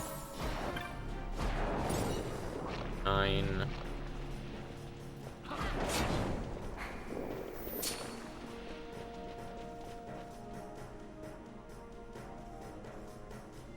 Yeah, variance as it can, like, there's a big scale on how much damage you can do. Like, the attack can deal 0 damage, or it can deal 30,000 damage, or something like that.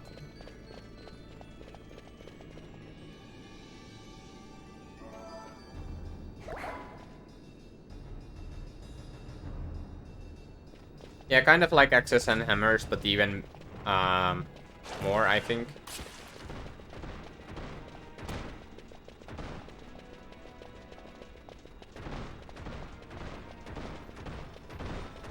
Even more varied than those.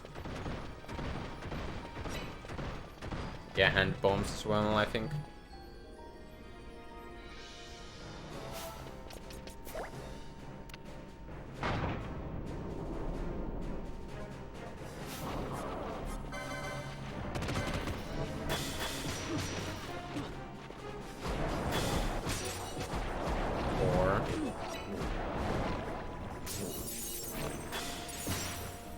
And already in this room.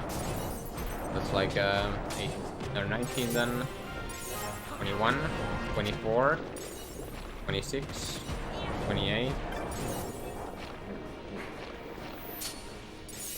30, 32.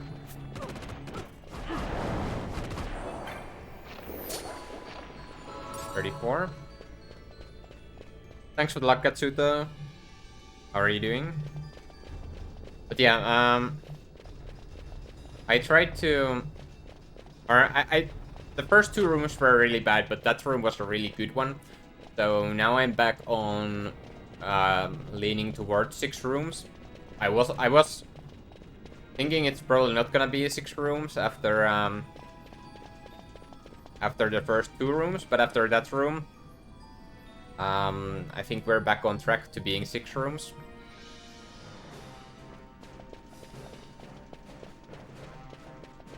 I think that room had 25 yellow liquids. Which more than makes up for the bad first 2 room, or bad second room. The first room was okay.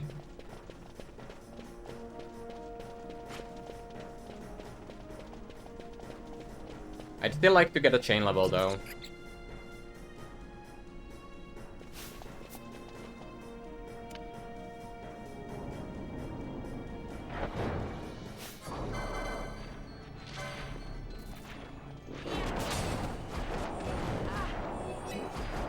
$36, 39, 41, 44, 46. Oh.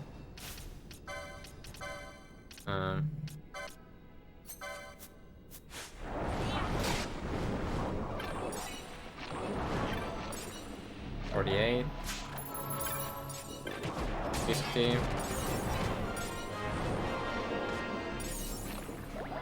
52, 54, 56. Okay, that was another good room. Now I'm definitely on a pace for 6 rooms. I need to have really bad 2 rooms to not get away with 6.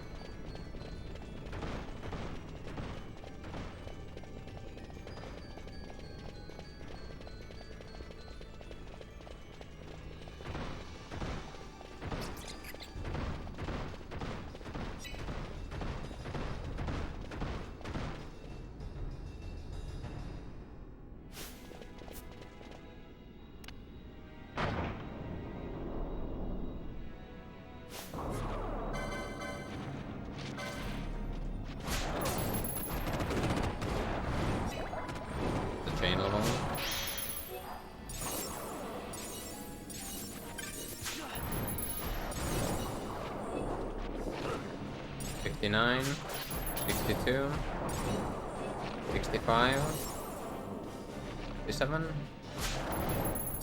70, 72. I'm guaranteed leaving after this next room. 74.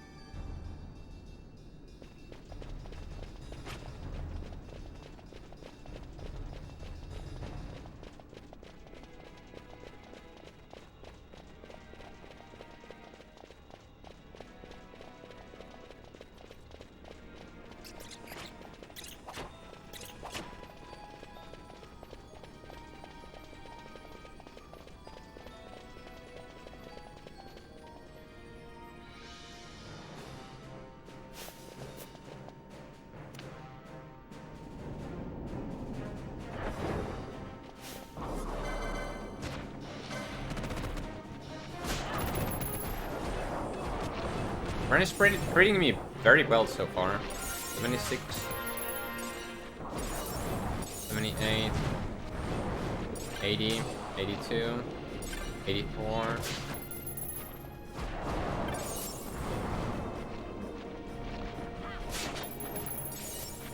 '86,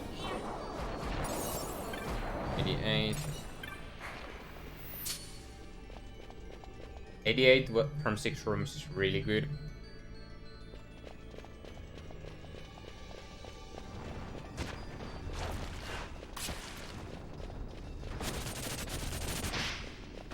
Not only was it 6 rooms, it was the 6 rooms that lowers the amount of yellow liquids I need from the other 2 rooms, or the other 3 at least.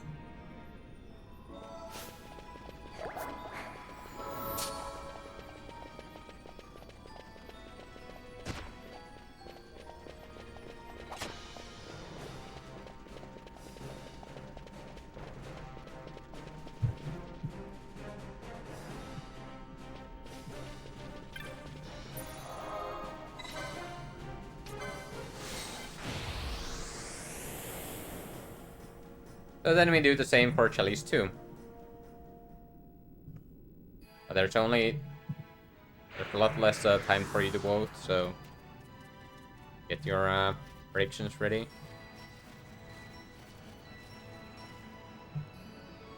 Let's sell the Serpent Rod, Cypress Poles, and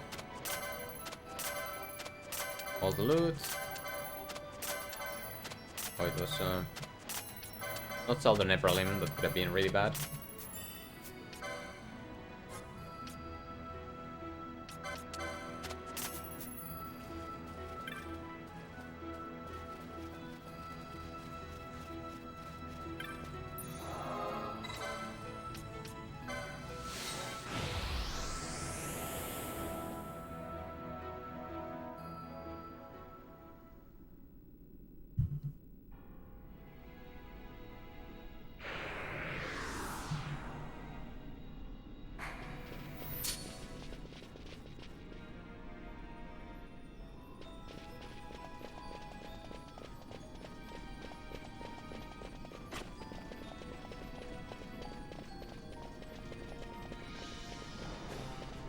On my way here, I'm killing the Thunderbuck for Bestiary.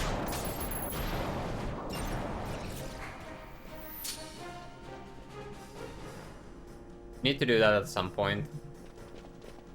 I decided to do it now because the bat was chasing me, so I got an extra LP from the bat.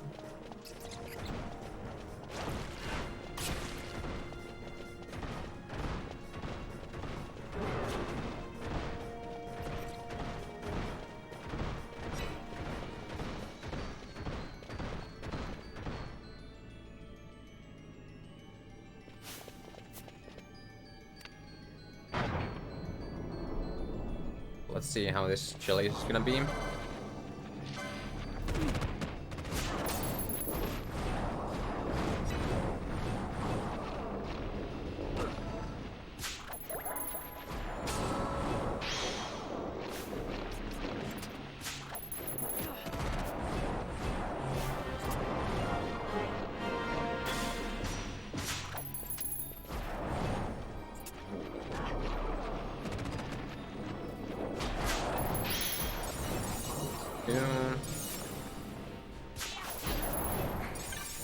Three, 4, 7.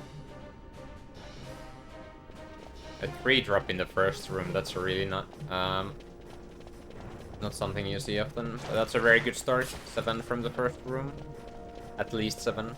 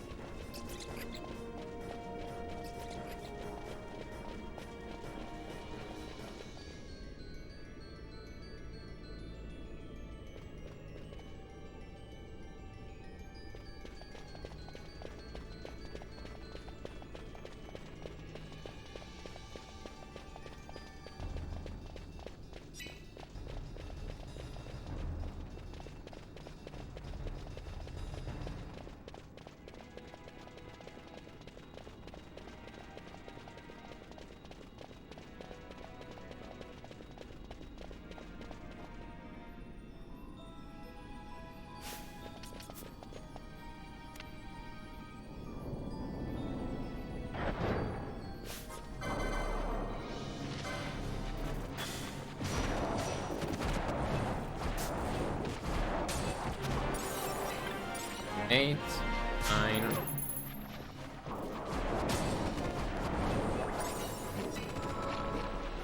10, 12, 14, 15, 17, 19. 19 after 2 rooms is good.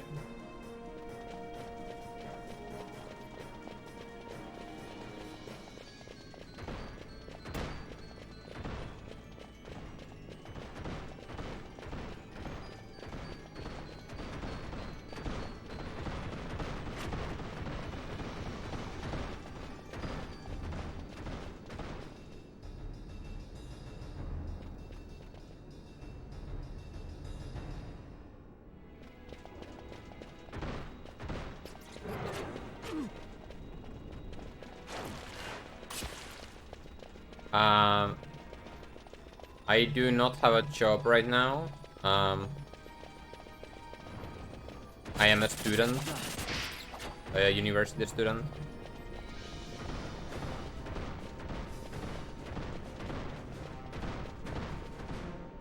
I don't really have any, like streaming is my only income besides like some government support.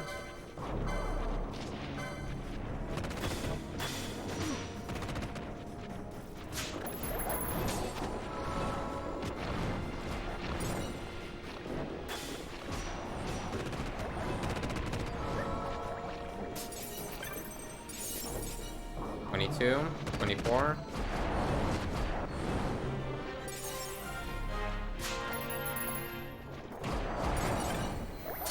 $27, 29.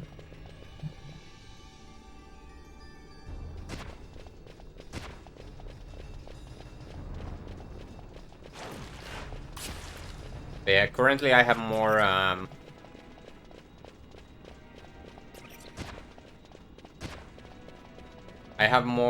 expenses than income, so I am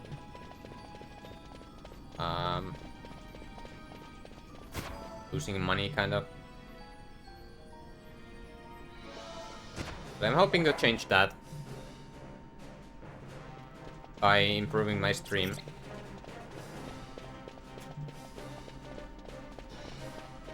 And maybe at one point, maybe at some day, streaming will be... I will make enough money from streaming so that I don't need to... Or that I will be actually making money rather than losing. But I have a lot of savings, so I'm fine for now.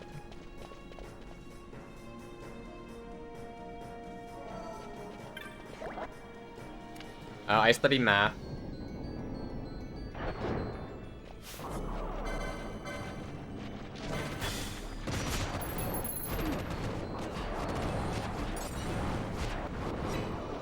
$32, I think.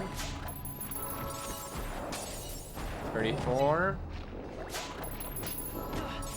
36.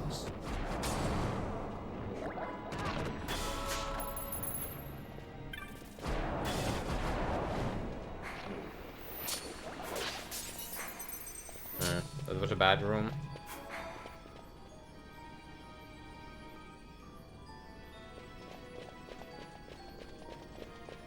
Finland is treating me okay. It's just that I've been student so long that I kind of used all my student allowance.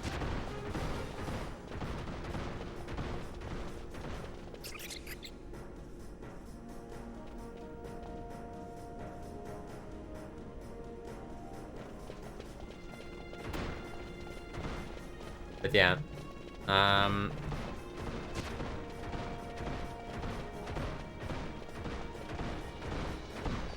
I don't have a degree on math yet. I am pretty close to a bachelor's degree, but I actually have to do the thesis, and I have not even started on that, and I probably won't until I just keep pushing it back, but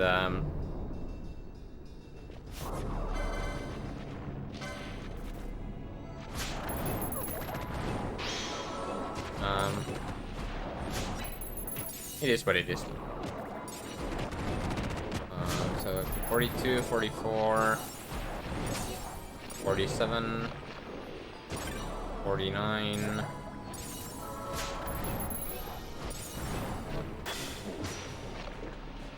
51, 53.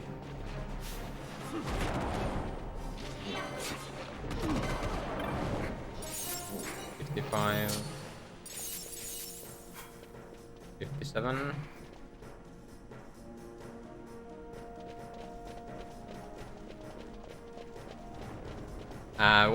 1 plus 1 is 11.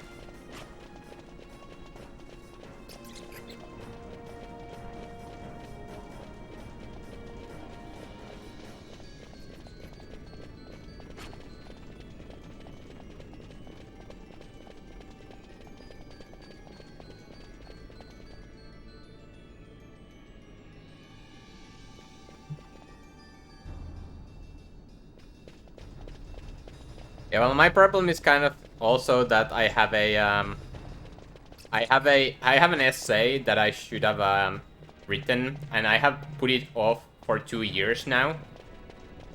And I need to write that essay before I can start my thesis. That's like my big problem right now, and well, I have written it. I have written a version of it. I just haven't gotten around to actually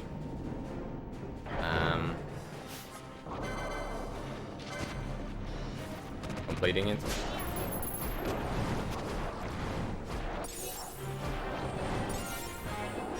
Five maybe? 6, 7.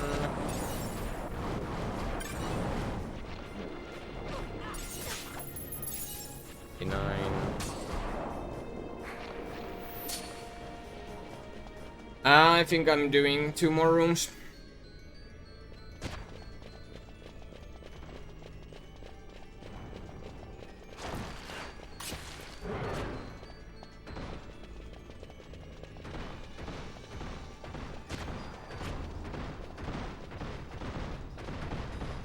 Started out pretty good, but then since then it has been pretty rough.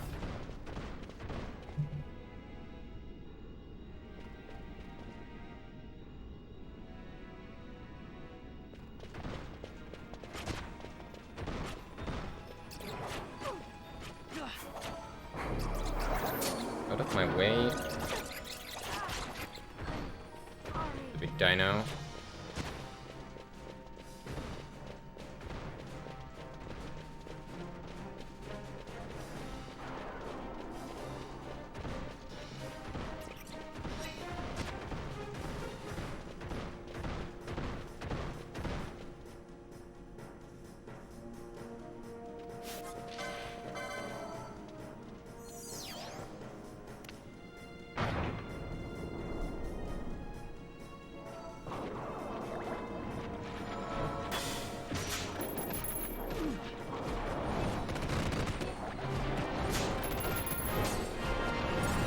61, 63, 65.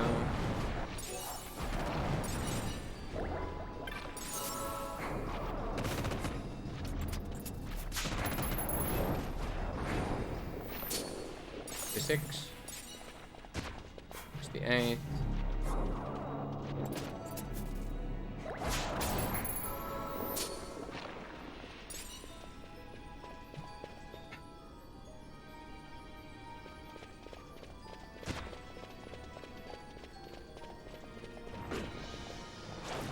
My PP had really good chilies, if I recall correctly.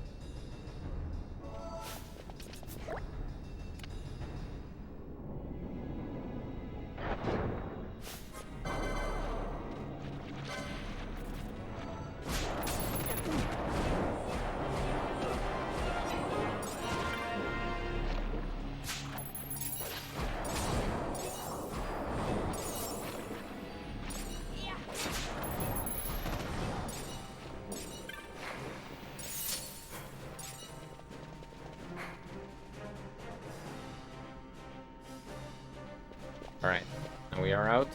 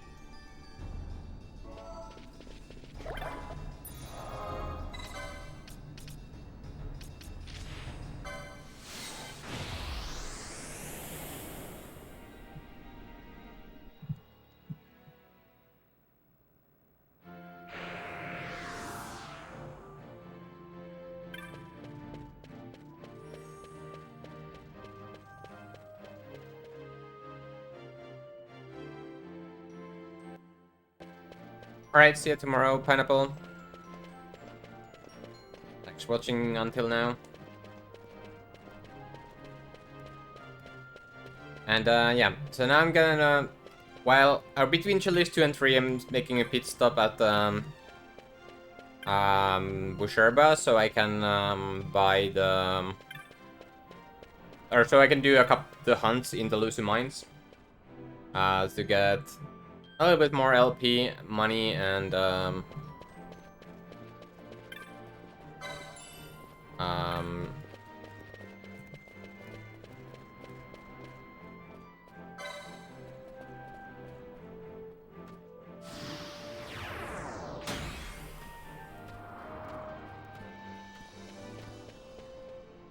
get most importantly get the hunts for the clan ranks, so I can then kill Atomos on my way to what's it called? On my way to Arcades. But yeah,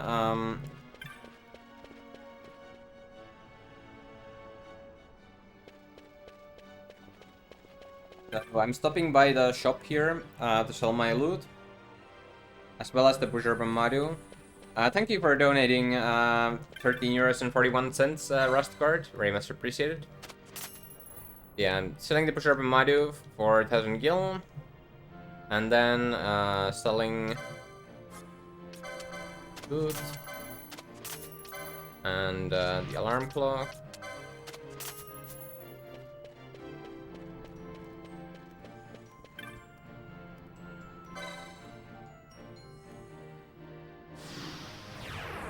And I'm gonna start the Nidhogg as well. And now there's a rare enemy called Ariel that has a chance to spawn in here. He has a 20% chance to spawn.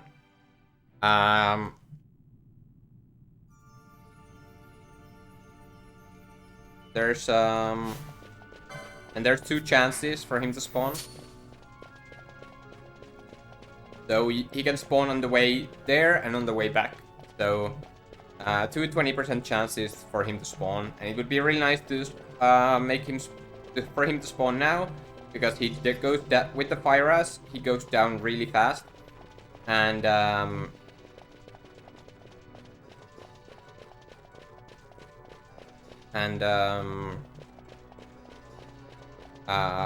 if I don't get him now, I have to manipulate him to spawn later, which takes some additional time.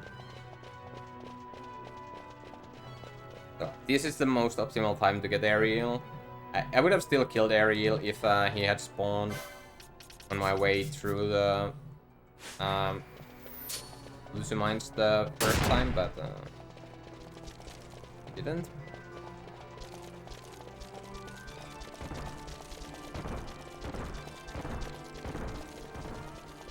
I do not see an Ariel, so I don't think he spawned.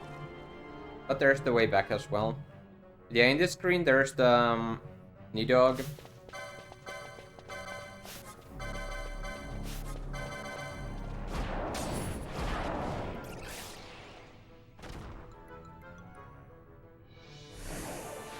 And that was Nidhogg. He's weak to fire, so goes down really fast. Checking the chest for the killer bow again, but it did not spawn this time either, or I didn't get the killer bow this time either. Oh well.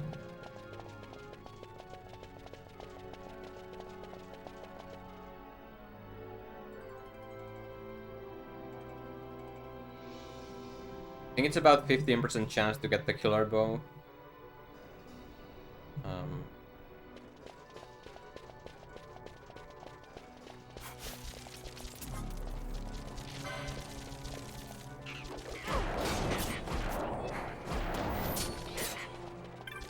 I'm killing the skeleton there for bestiary.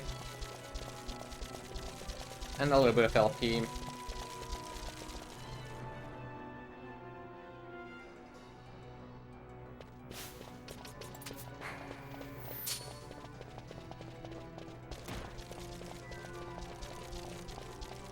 And then I head to this screen where the Rock Toys is. And I'm gonna kill Rock Toys with Fire as well, but I'm gonna reflect it this time because Rock Toys is not weak to Fire, so he doesn't die as easy as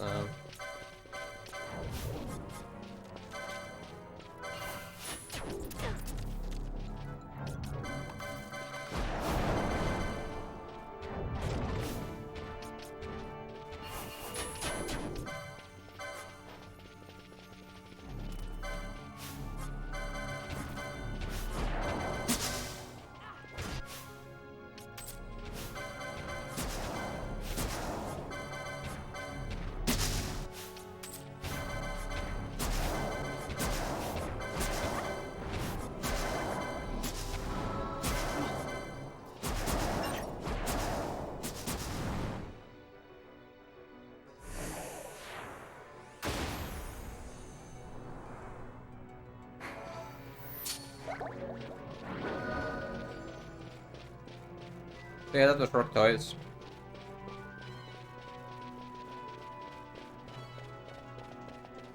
And now I head back to the teleport crystal and to Chellies, or so I can do Chellies.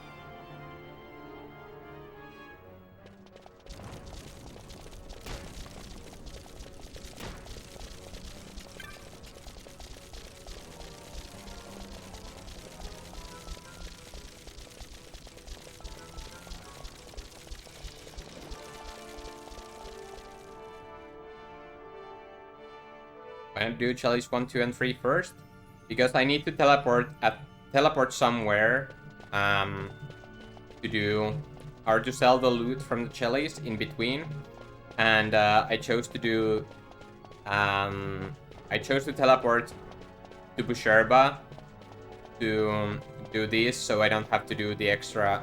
I don't have to do an extra teleport just to sell the loot and come back. And now I'm combining the teleporting to doing some useful stuff.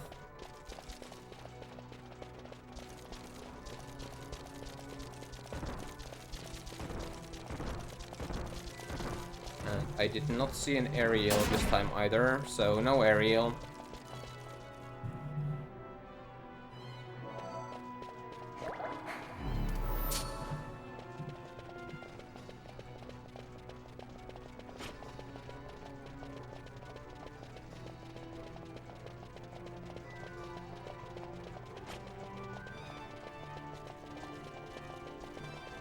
I did do it in the world record run as well, yes.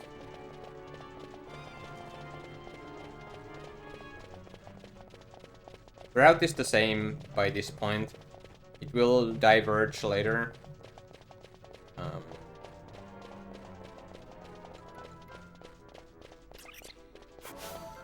I tried to take that into account when I actually entered the world record splits. So you might not notice it.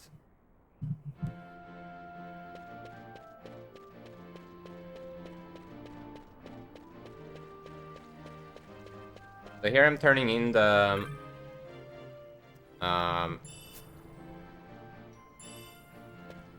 knee dogs, so I can for a little bit more money, and then I sell the Busharp and Madu for also a little bit more money.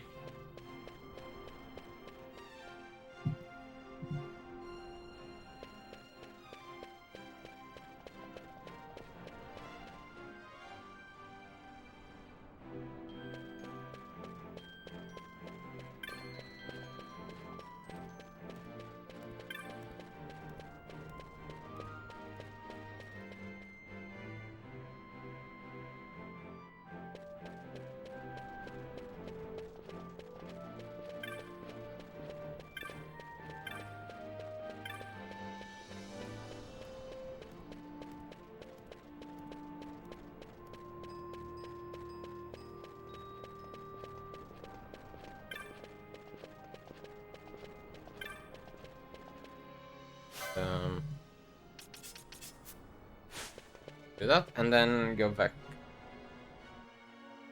Chalice 2 or Chalice 3.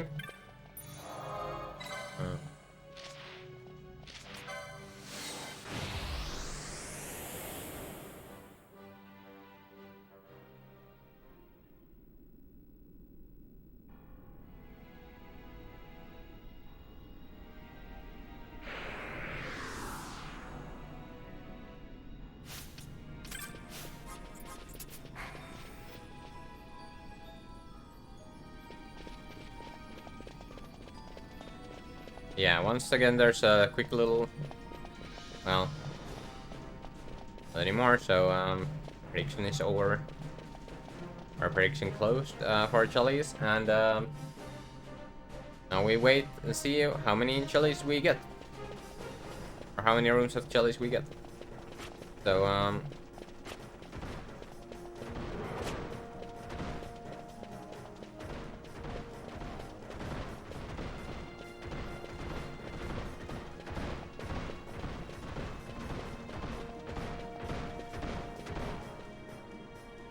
so this is the last bit of Chalice I'm gonna do before Still Shrine.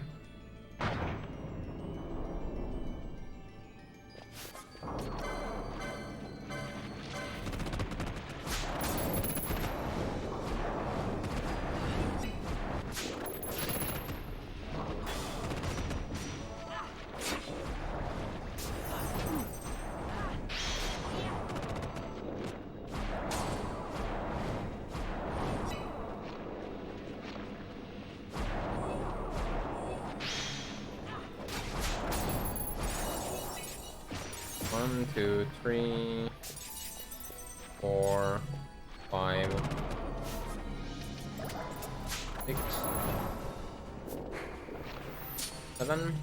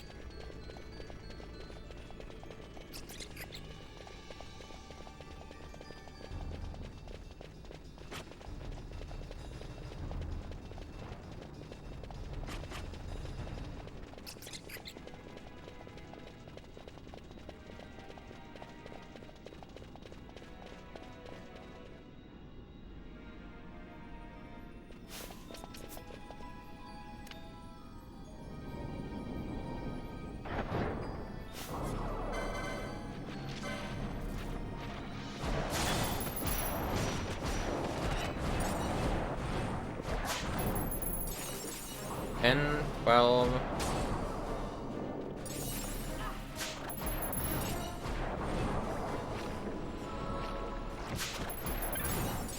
14.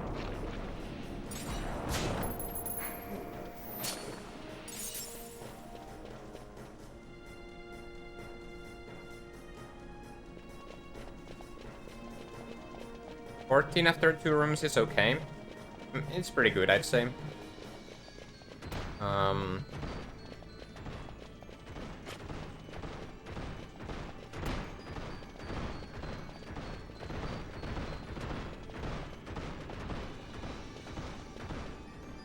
I'd say it is in the pace to get by with 6 rooms.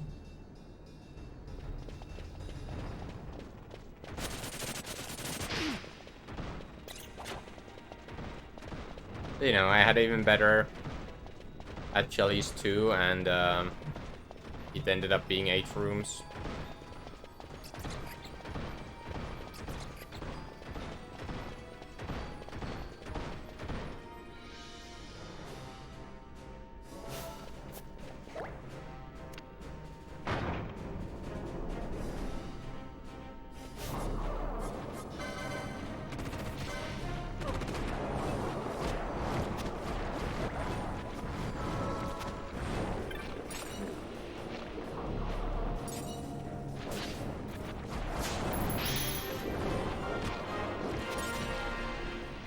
Six.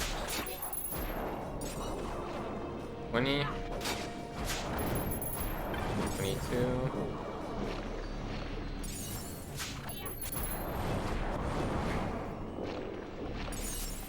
24. 26.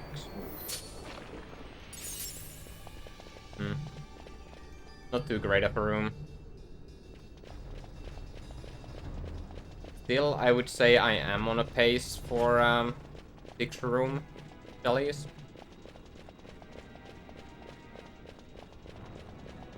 We'll see. Hey Juanita, I'm doing good. How are you doing?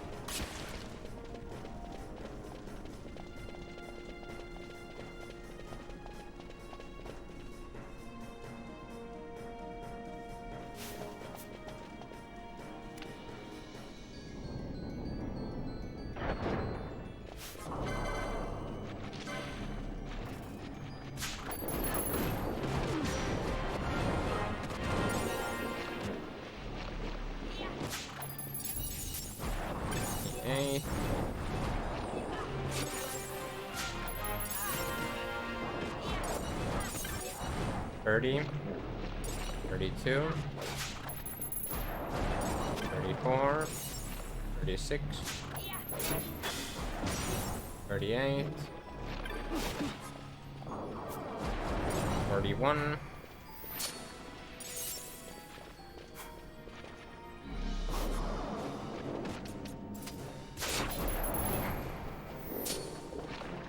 43. Okay. I'll take that.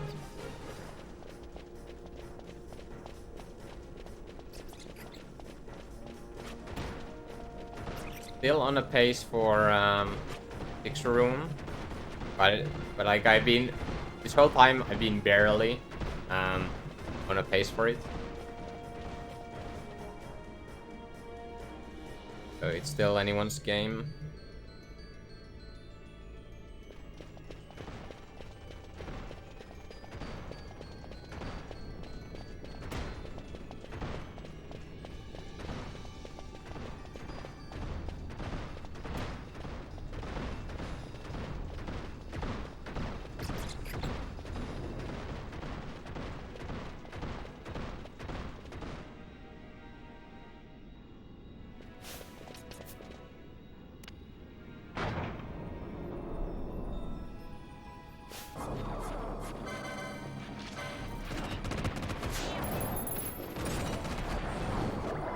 Six, 48,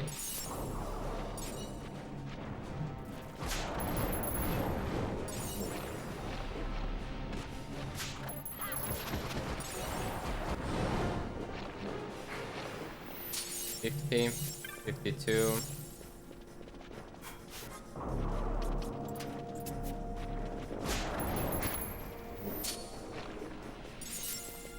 54. Okay, now I'm ever so slightly below ace for 6 rooms. But I might leave anyway if I'm really close. Let's see.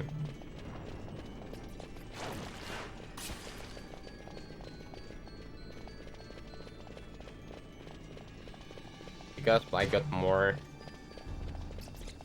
the first couple than I don't know. We shall see.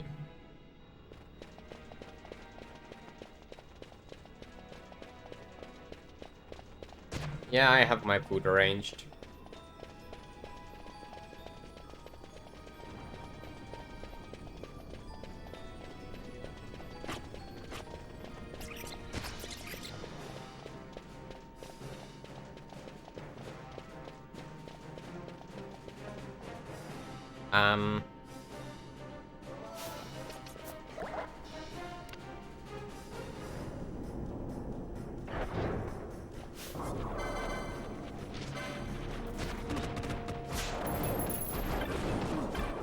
I'm going for about 83 usually per round, but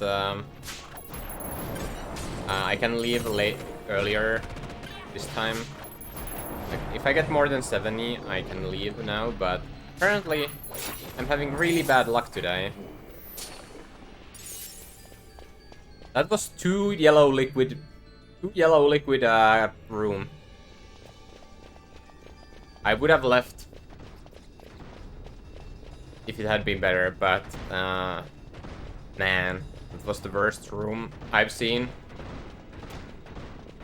I don't think I've ever seen a 0 room, so 2 is the worst I've ever seen.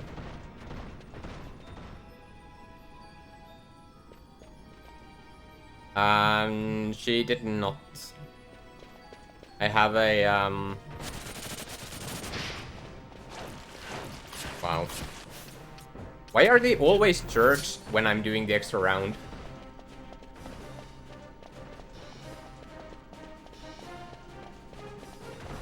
Well.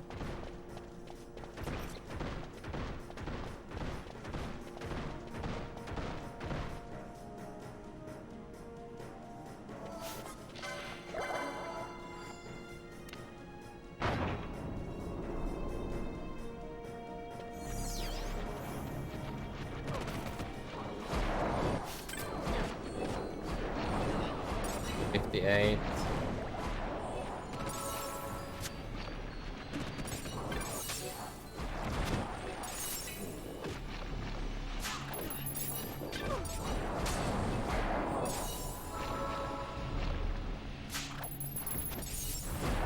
'61, 63, 65, 68.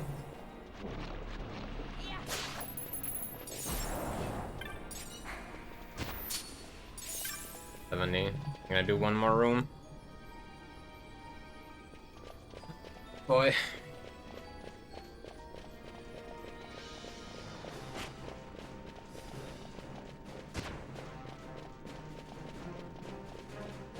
There goes my good start.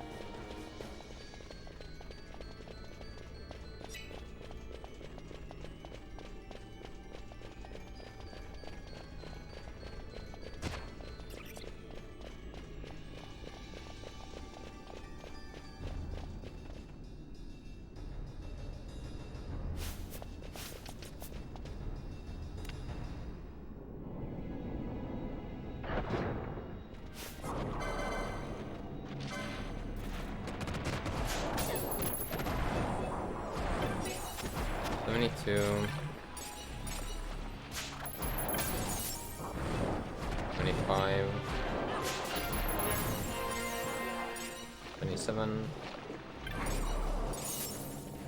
29, 82.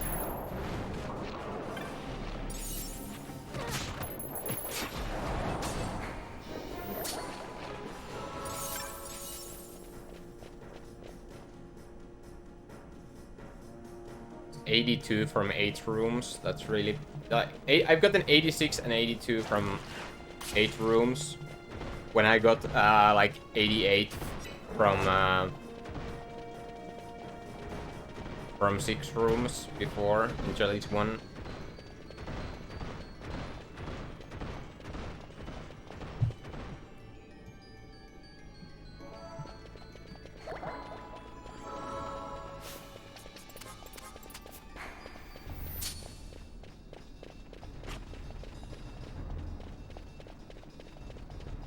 Well, you can step up at the next breaction.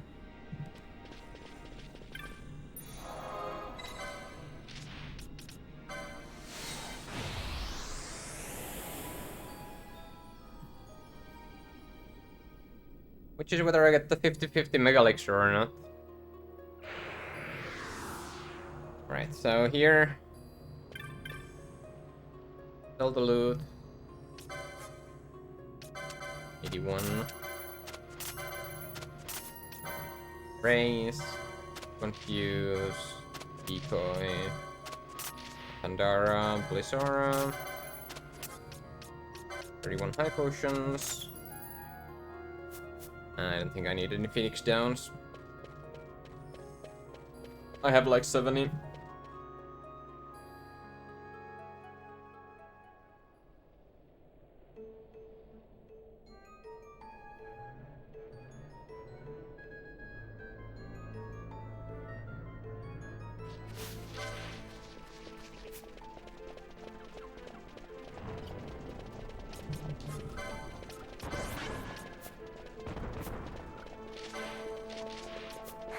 Both modes.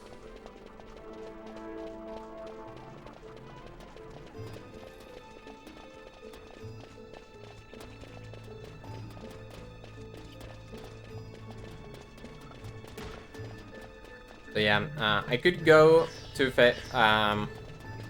Paramina through the Golmore, but I'm taking the long way around to avoid a boss called Elder Worm.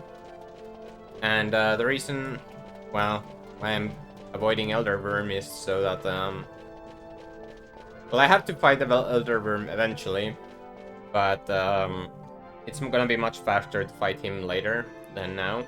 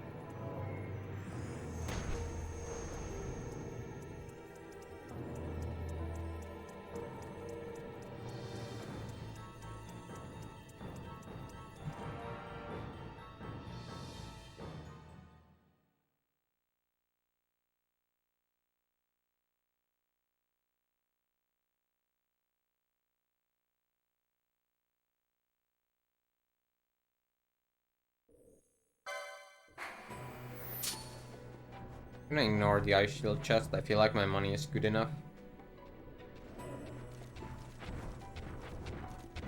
I will check for the glacial staff though if it spawns.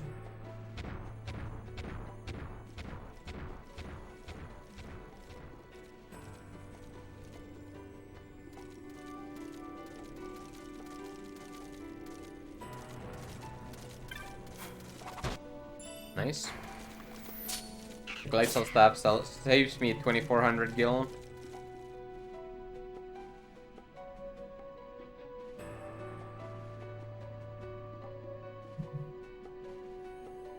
I don't need to buy one now, or I only need to buy one now instead of two.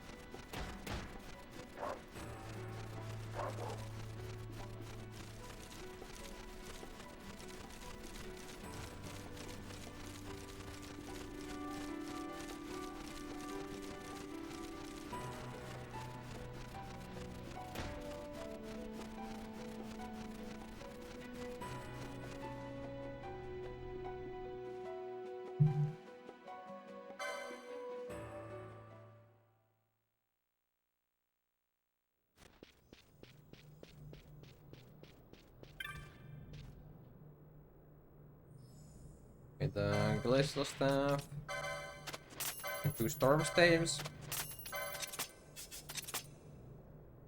Then I'm gonna buy better mystic armor for Fawn and Ash,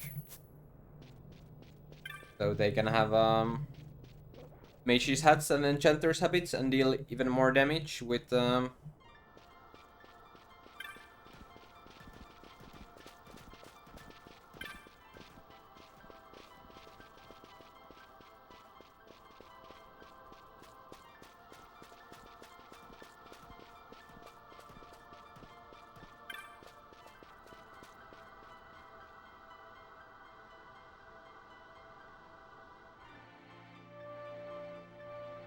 with the magic.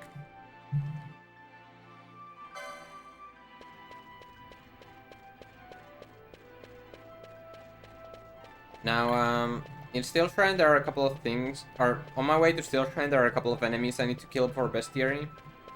I'm gonna dismount the Chocobo early.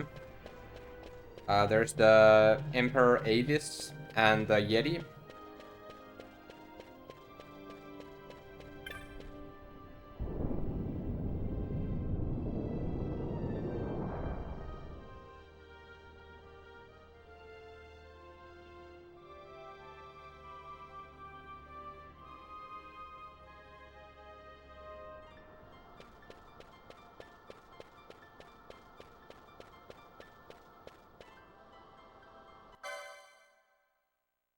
Hey Harvey, thanks for the luck. How are you doing?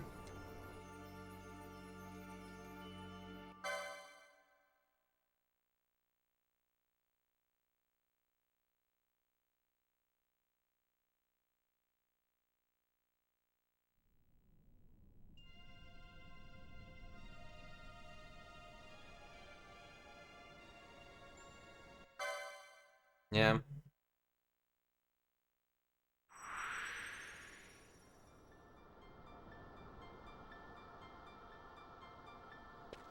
Well, on the plus side, you have an away run to enjoy. While not being able to run.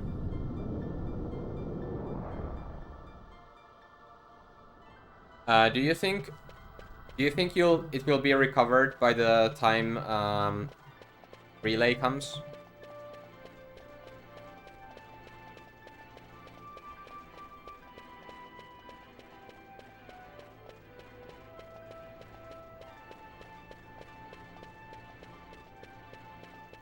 Yeah, let's hope so.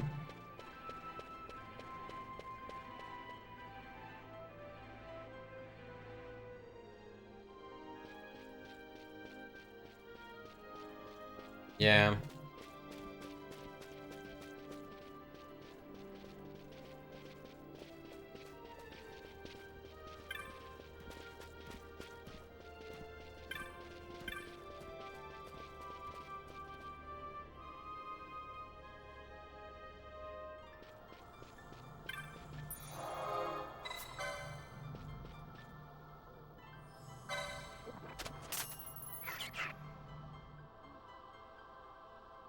Yeah, that's understandable. Thank you for uh thank you for the Prime sub, Males. Very much appreciated.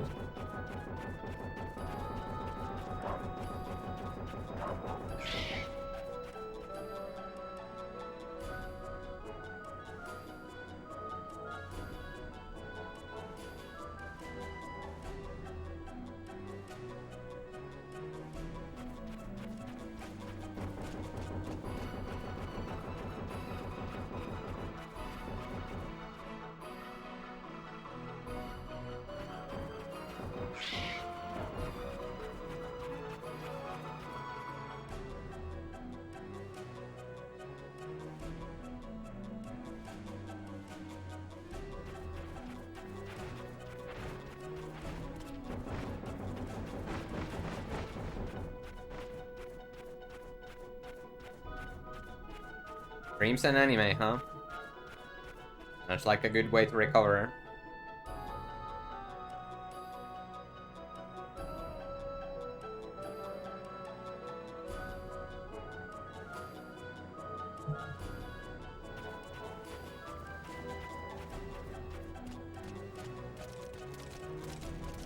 So here's the Emperor Avis I need to kill for bestiary.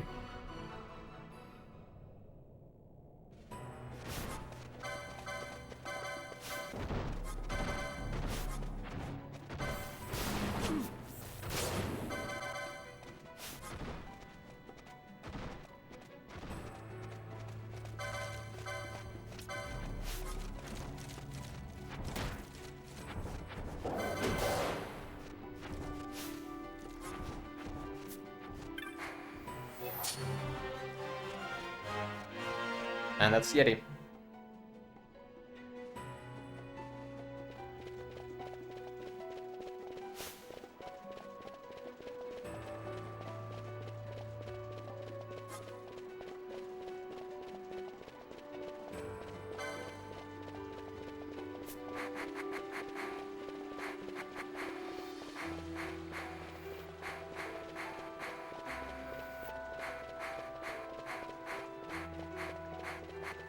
Why are these these max HPs are not that low? Or do you mean the enemies? Or what?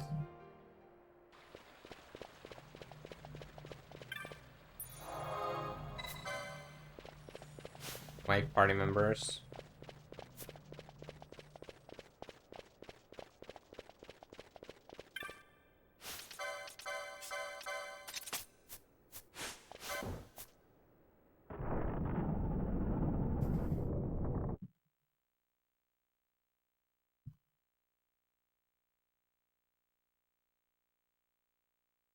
You probably have a lot of HP lores, whereas my party members don't really have any HP lores at the moment.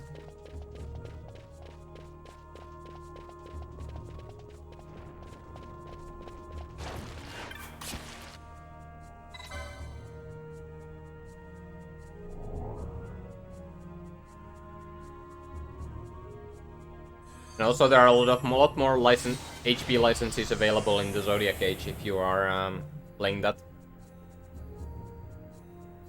But yeah, in Steel Shrine I need to spend 30 minutes here to spawn Negalmur. I need to check my in-game timer here, and then I can do licensing, because you can just spend the time in menus if you want to, as it's in-game time you need to spend. And in-game time does go past when you're the menus. So I'm gonna get 2 quickenings for both Ash and Vaughn here. That's because that doubles their maximum MP. So it's nice to get the 2 quickenings in this version. So well, Vaughn already had 1, so I just got the other 1 for Vaughn, and then the 2 for Ash, and now I'm gonna license towards Serenity. Serenity makes me deal more damage when on full HP. So let's do that. So it's here. And then I get Swiftness so that they can charge ATB a little bit faster. Then I get the same for Vaughn, the Swiftness, and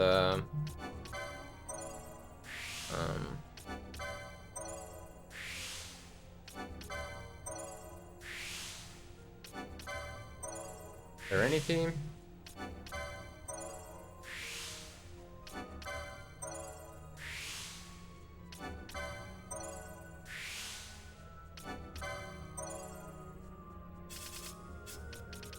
And then I'm gonna get Bosch some licenses here, like the Potion Lore, the Headsman, Swiftness, some HP, because Bosch is gonna be my tank. Bosch is gonna get the HP lores here. HP there, so now my HP is better as well. Then I get the Mystic Armor 5, so they can equip the those things, and then I'm hoping I get an MP heal from this. I did get the Mega Lecture, but I did not get an MP heal. Oh well. I've also put the bell speed on slowest.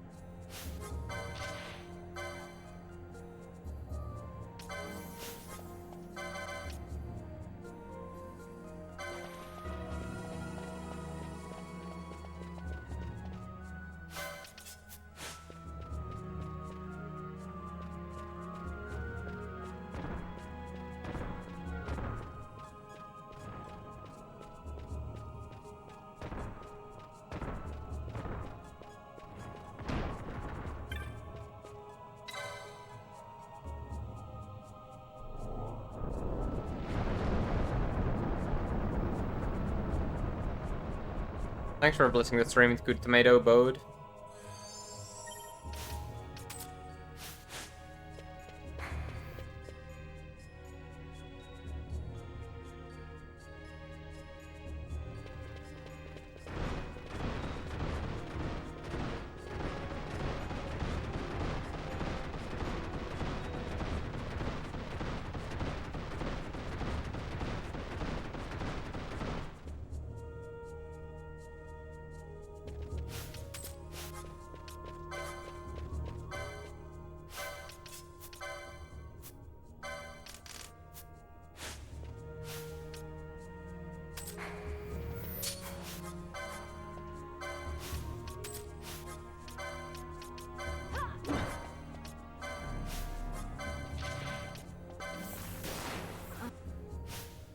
that. Let's not do that.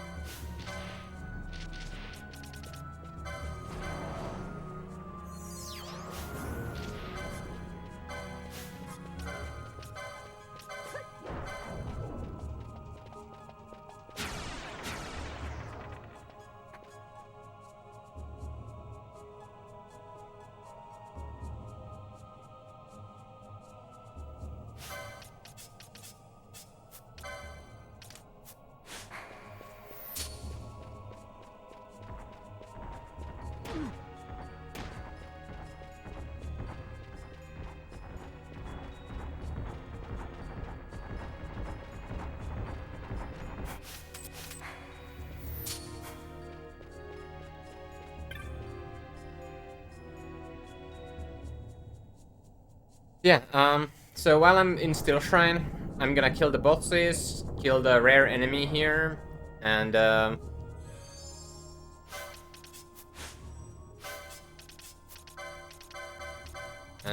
hopefully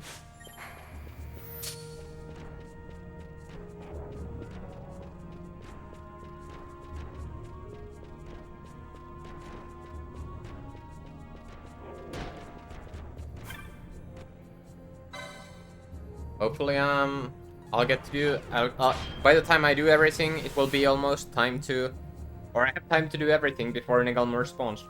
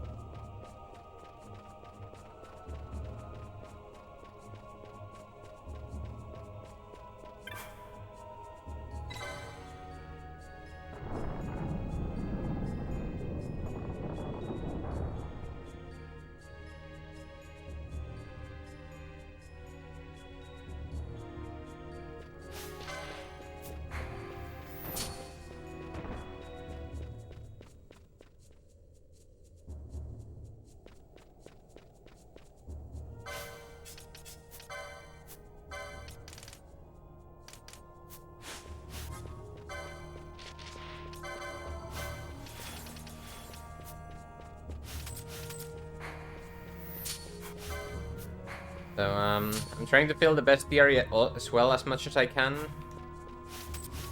And I get the tutorial here. So, kill a zombie warrior.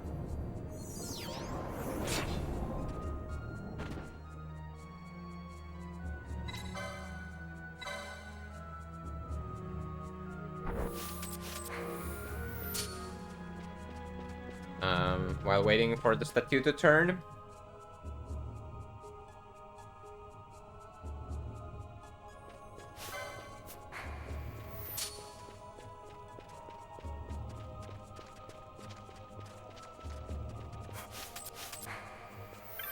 Then I need to kill a ghoul.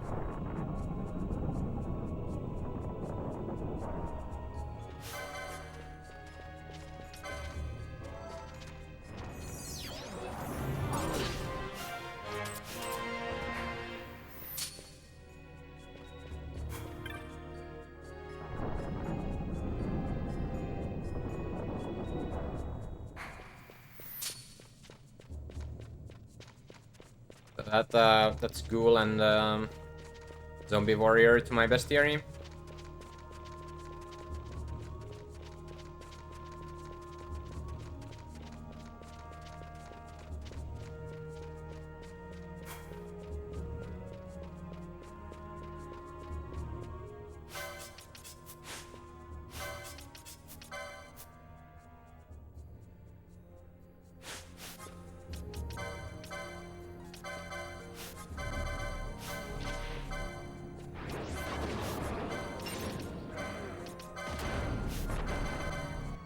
I have one.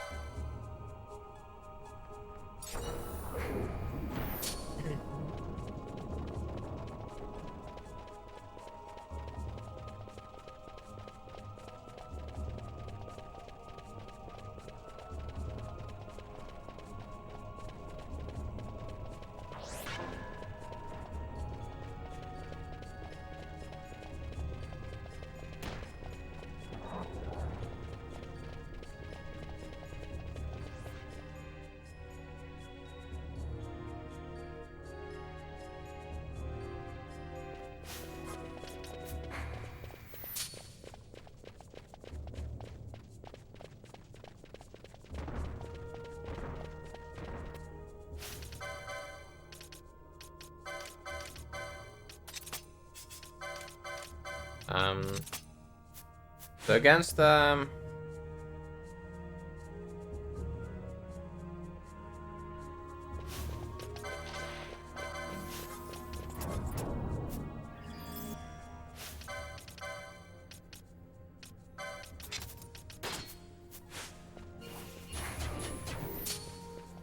Venuskar, I'm going to try to have Vaughn leave Vaughn and Ash behind so that they kill Venuskar before Venuskar can get his second move off. And I do that by moving like this so that he targets Vaughn.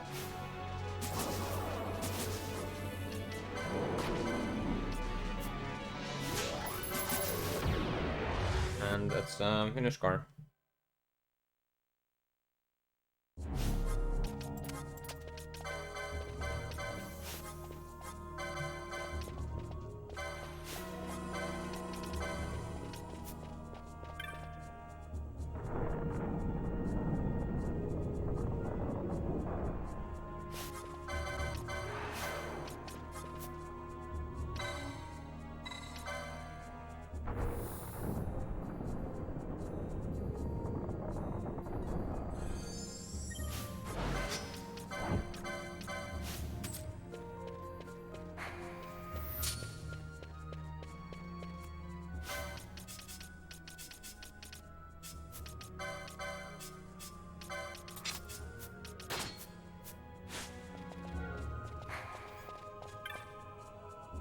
So, I wonder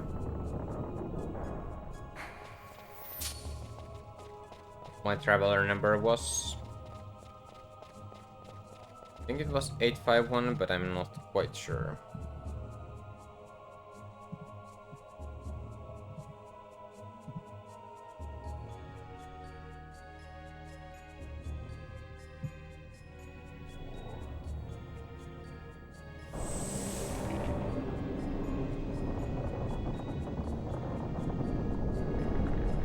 Seems like a possible one.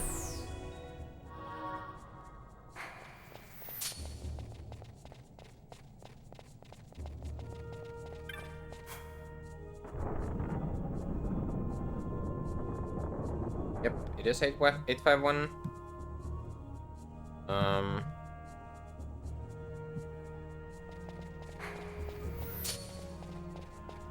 I'm running with Penelo here so that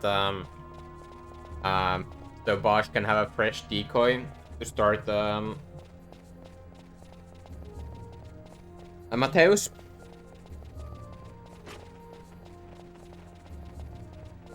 So I'll run through here, and Mateus is weak to thunder, so I'm just gonna kill him with thunder. And I also want to kill an Ice Aether in the fight, because Ice Aether and Ice Elemental share the same bestiary tree. So if I kill an Ice Aether during the fight, I don't need to kill an Ice Elemental later. With the battle speed on slowest. So that's why I used the Traveler on the balloon, so I could kill the Aether with Traveler. And I don't need a fully powered Traveler for it. I need to be like approximately 900 steps above the Traveler number to be. I think I need to be above 754 when I kill it. Yeah, the Chaos Jets are also the same. Because of the Chaos Jets in the Chaos fight, I don't need to kill Earth, Water, Fire, or Air Elemental.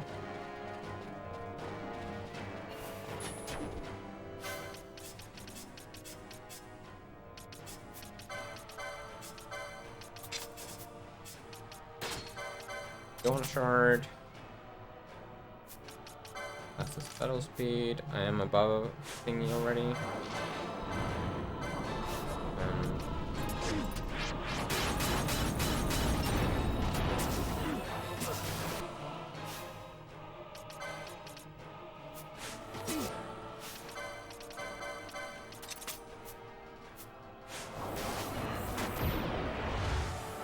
that's Mateus, and that's not Nigelmer, that's Mateus.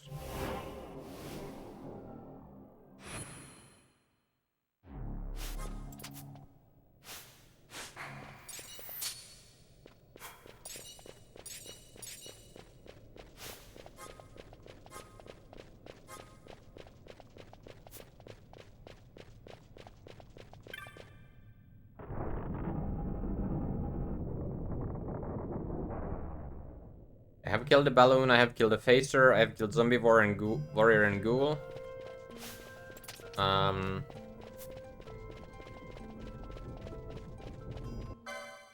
have killed Ice Acer, Mateus, and Venus Car.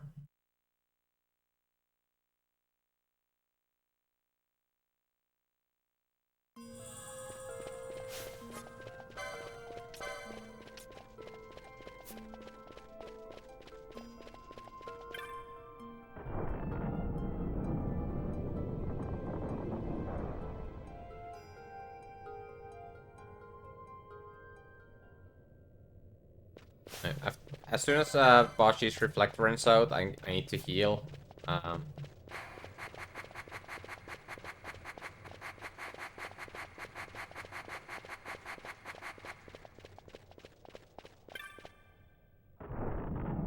Oh right, shielded armor or shell shield thingy. Okay, you have 1 minute to predict for shell shield or dark matter.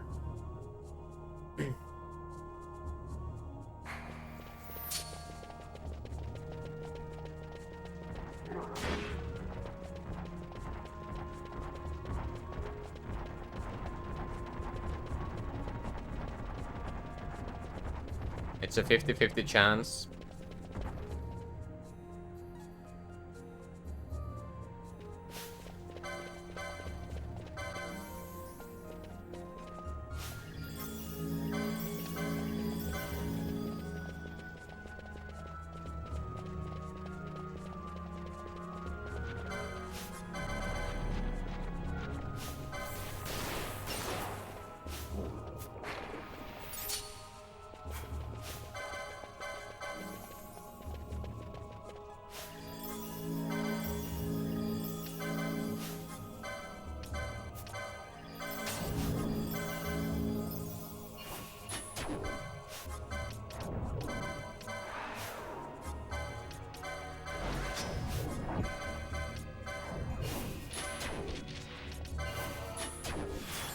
So in this zone, there's a chance that the matriarch bombs spawns.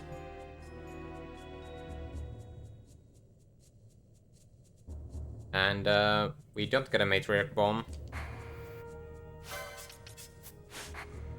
So now I need to matriarch bomb has a, I think, 20% chance to spawn instead of any of the oilings in that screen. So what I have to do is I have to now that matriarch bomb did not spawn instead of any of the oilings, I have to double zone or go 2 zones away so that to give the oilings another chance to respawn, and the matriarch bomb gets another chance to spawn instead of the oilings.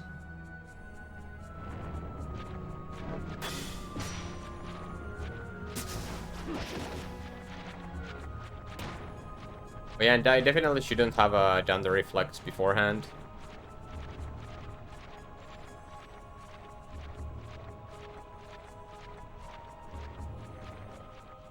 Quite annoying. Yeah, let's give it another chance.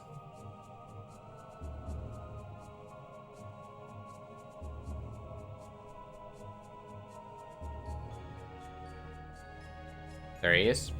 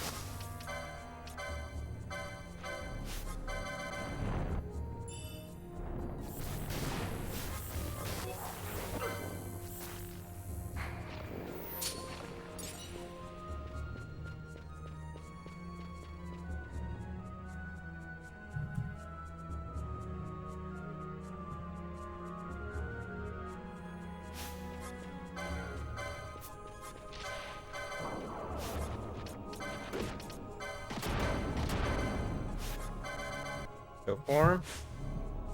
That's the traveler setup for Bergen.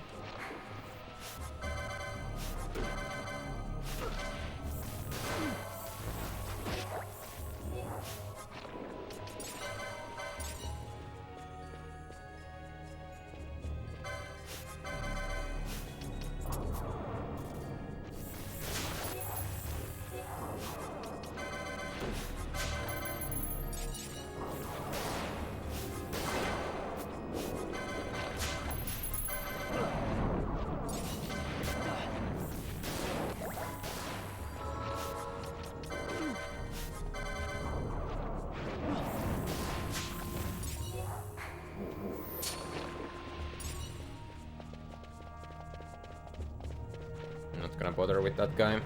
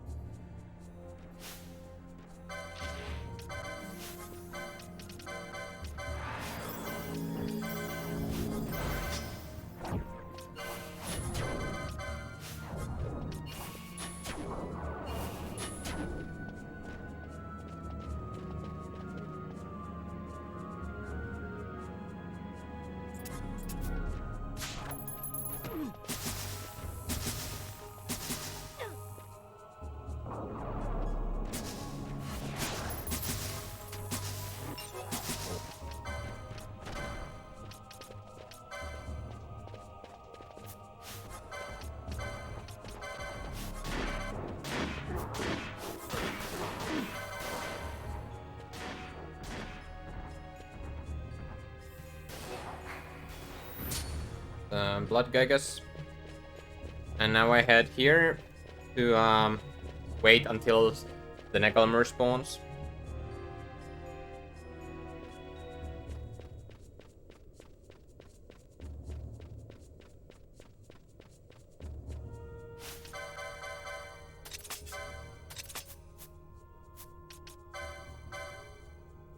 Okay,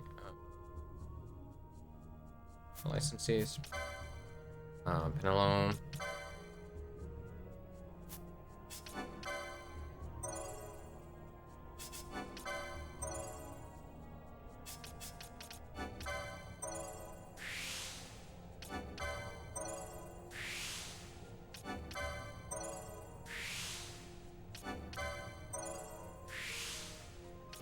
Magic 6.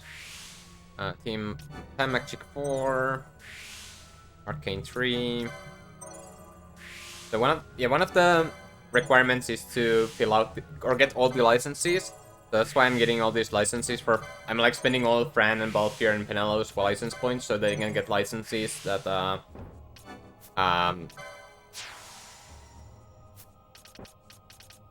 no one else gets.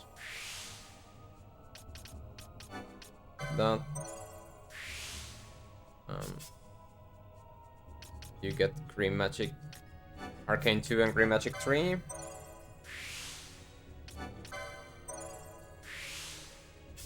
Bosch gets Dispel. So since I'm waiting for Nigalmur anyway, I might as well use the time to get the licenses for the reserved party members. I'm getting an Importer Tippet here, so I can eventually level them up faster. I'm also getting the double XP, or Importer Tippet is a double XP item, or accessory, and I'm gonna give it to all my party members. Because I'm gonna level them up eventually, and all because of the party level leverage requirement. And then I'm gonna get the Diamond Armlet and the Nihopalawa for Penelo. Diamond Armlet allows me to get better items from chests, and Nihopalawa reverses the effects of items. I'm getting Belias for Bosch, because I needed that eventually to open the door. And then I'm getting these licenses for Balthier, again, because some of these licenses I'm never gonna get for anyone. To anyone else. So, get all the licenses on the board. And I also want to get the quickening here for Balthier.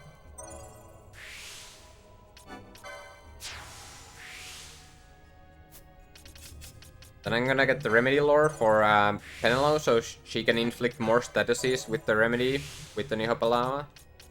Then Headsman, Swiftness, Spellbound, so buffs last longer. I'm also gonna get it for Ash, Bosch, and Vaughn.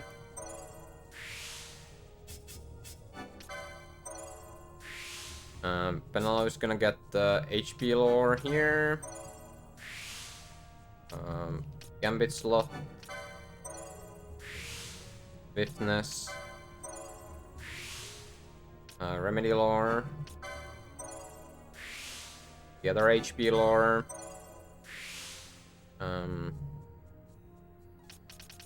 Then Heavy Armor 6, which has the Mirror Mail.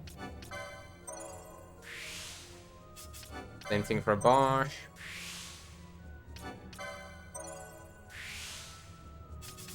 Vaughn gets the free magic 1 for Protect.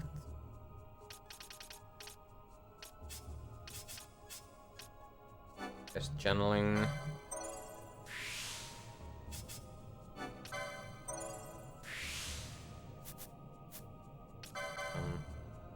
Reflect, Pyra. Get Ally, Bosch, Berserk, Gambit. For future, like I'm also setting. These are also setting up for future. Since I'm might as well while I'm waiting.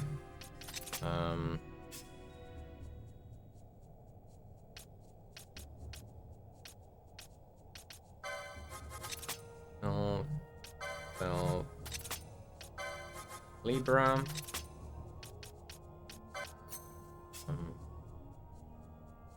Pyra.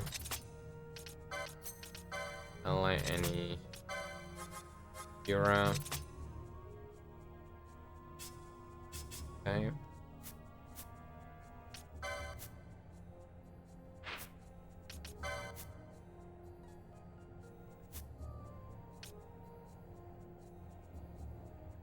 I have about 2 minutes left. I'm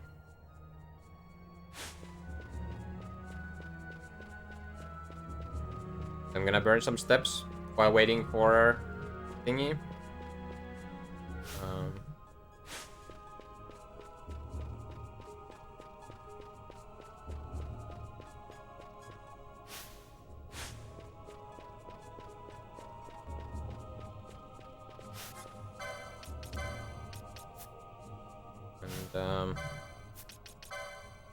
License a couple of more things for Balthier.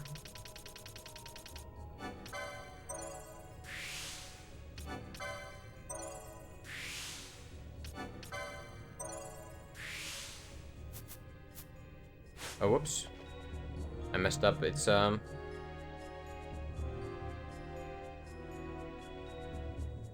still have a minute.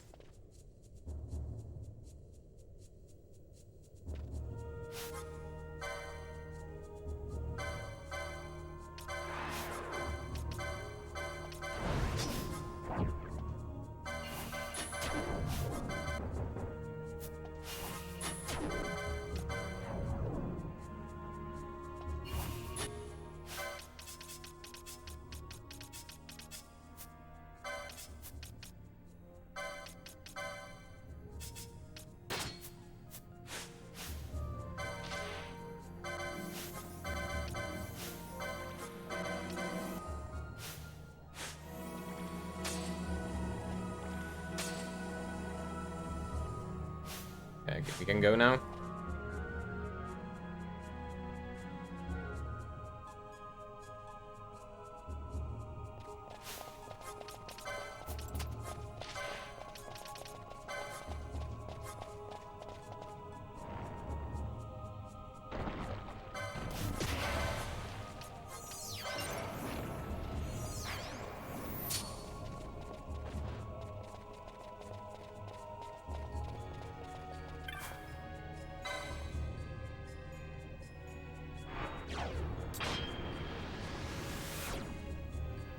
Alright.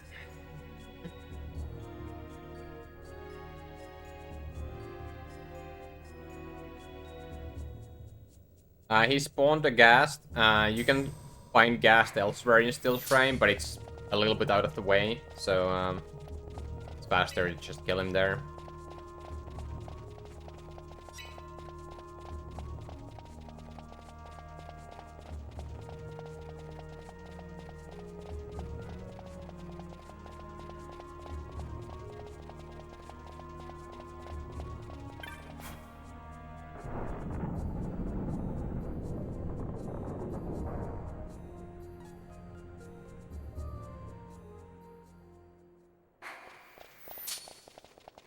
Kinda surprised how much I was able to do in Still Shrine, even though I didn't get a first try Matriarch bomb.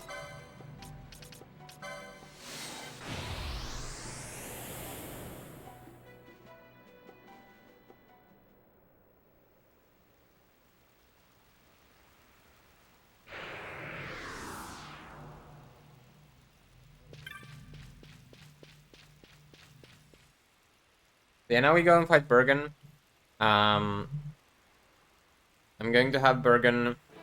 Or Bergen is gonna kill or die from Traveler and then some Fyras. Bergen is... Bergen can block magics, but in a way he needs to block so many spells for it to be an issue that it's not really gonna happen. So Bergen should be pretty free as long as I hit Traveler. But that's why I ran in circles while waiting for Negalmur.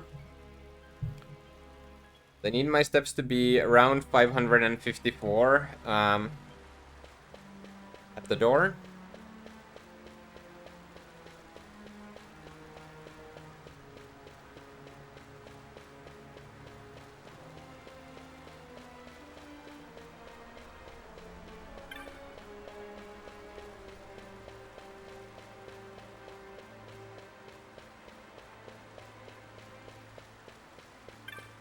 $563, that's totally fine.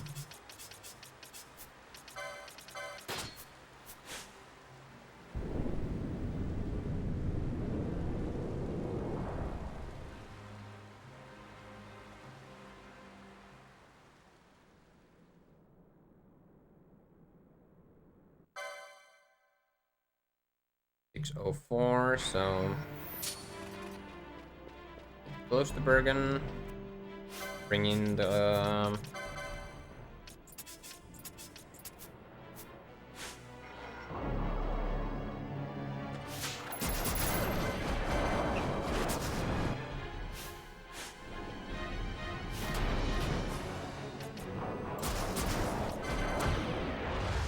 And there's an unskippable cutscene, so I'll be right back.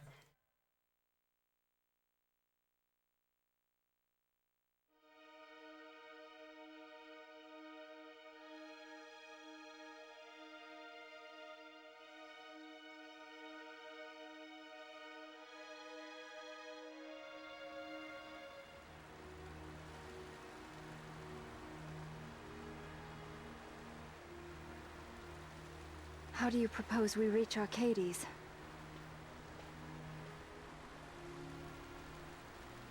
Arcadia's borders will be well guarded for fear of Rosarian invasion.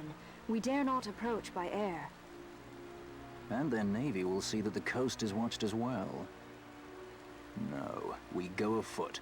We'll cross into Arcadia in the Salika Wood. We can reach the wood any number of ways, but the easiest is to head north from Nalbina.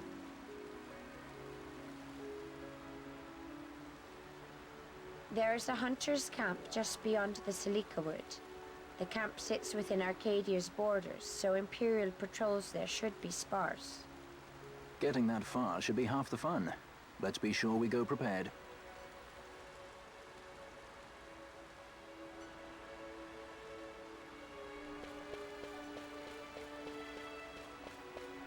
Alright, let's keep going.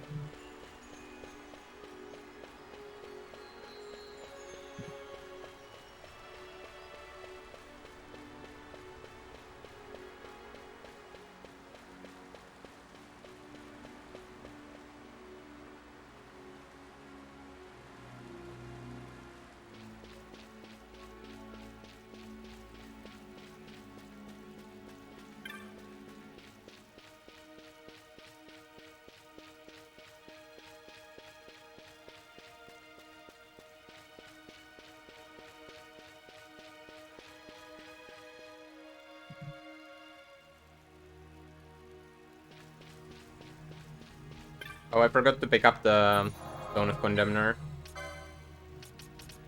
That's fine. I can pick it up later, but it's gonna cost me a little bit more time than it would have there.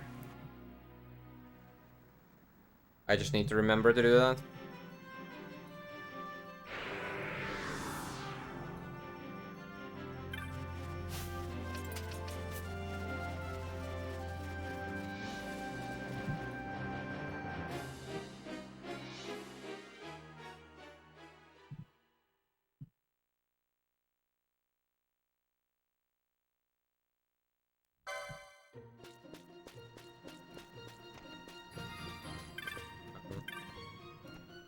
Stop by here. Dispel and Bio.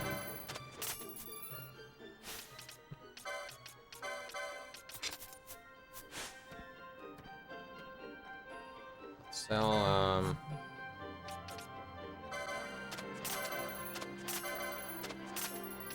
Baklava.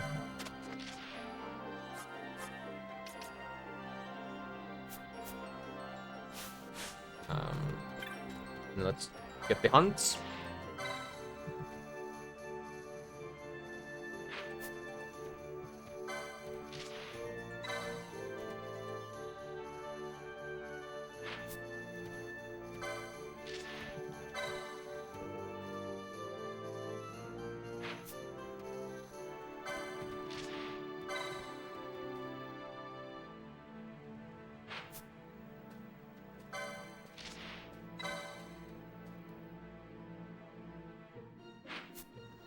Oh, whoops.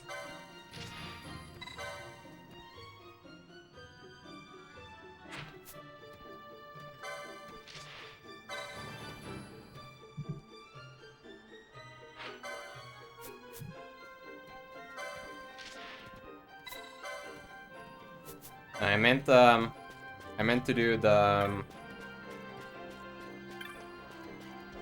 Mandies, not jellies.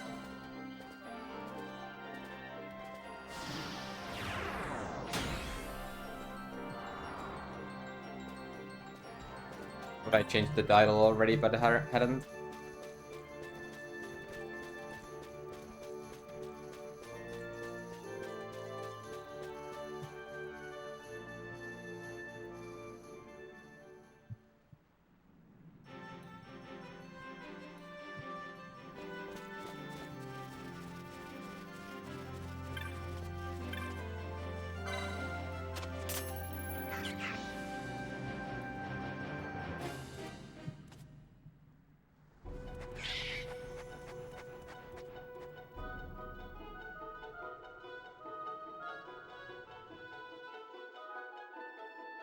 And now I head towards Arcades.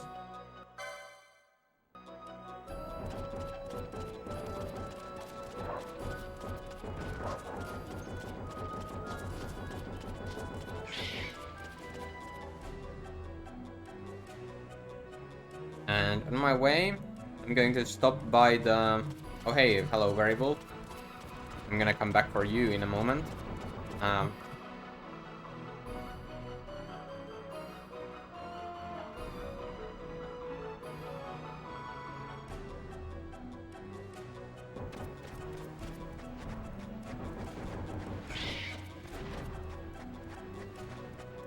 I'm going to check or get the Veil Blossom Dew here. That's for the...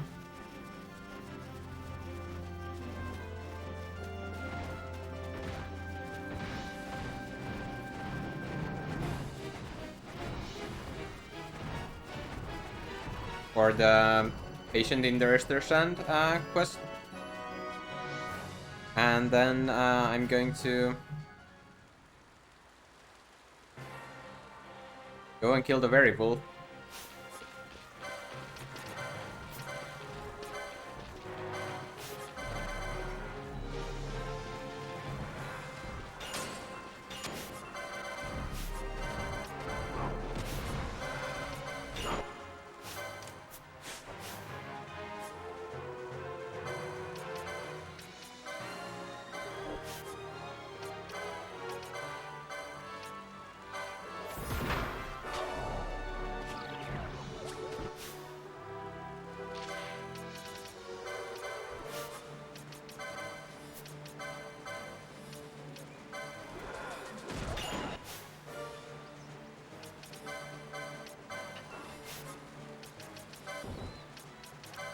A little bit of an annoying situation.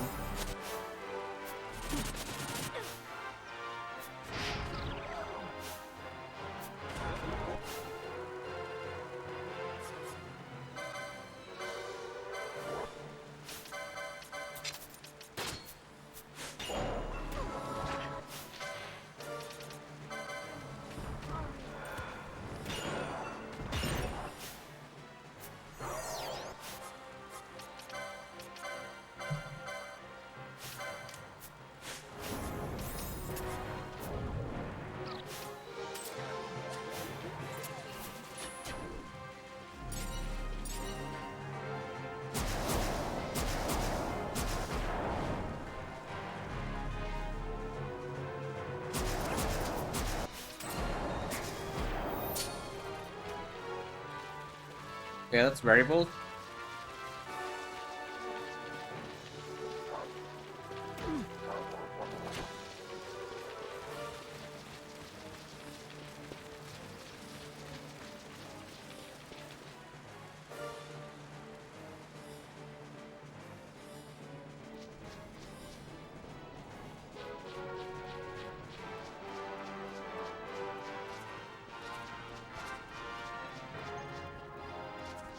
And after getting the variable, I can head to towards Salikabud. But on the way, I'm gonna kill Atomos. Atomos is going to be here in Mosforan in the screen after this one.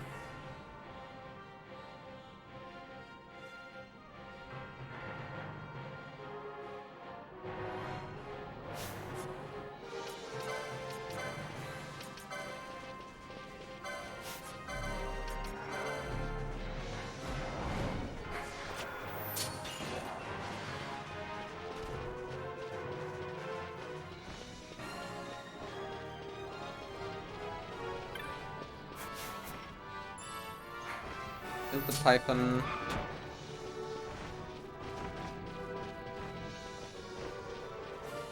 No seek.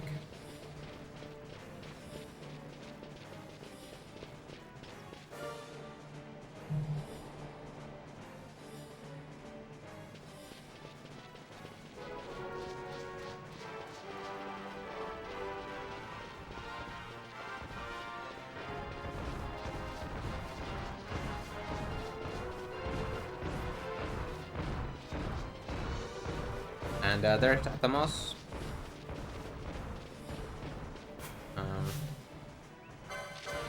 Dispel and sleep him.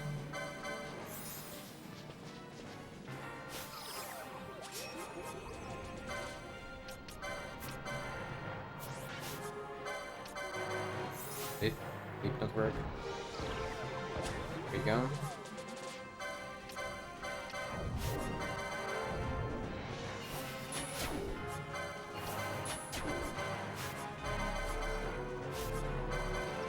So Atomos has all the elements, so I'm using Bio.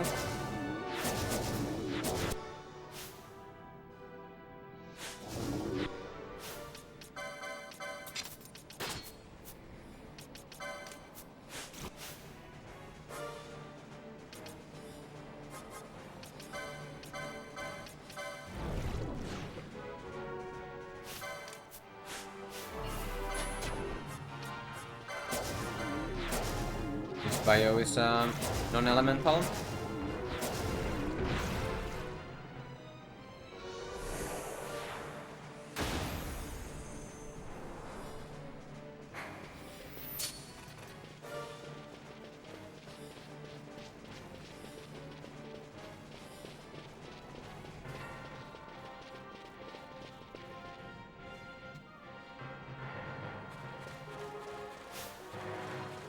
And then I go to Salikabud.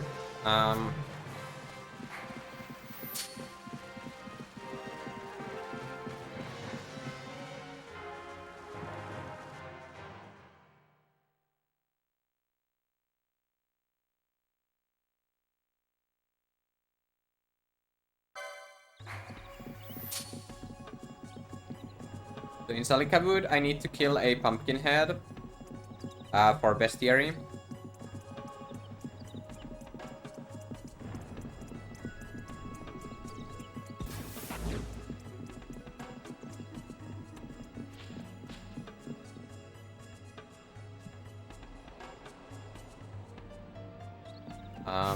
But I'm not gonna kill just any pumpkin head. I'm gonna kill a specific pumpkin head or pumpkin heads. What is faster, filling the bestiary or filling the burstiary? I don't know.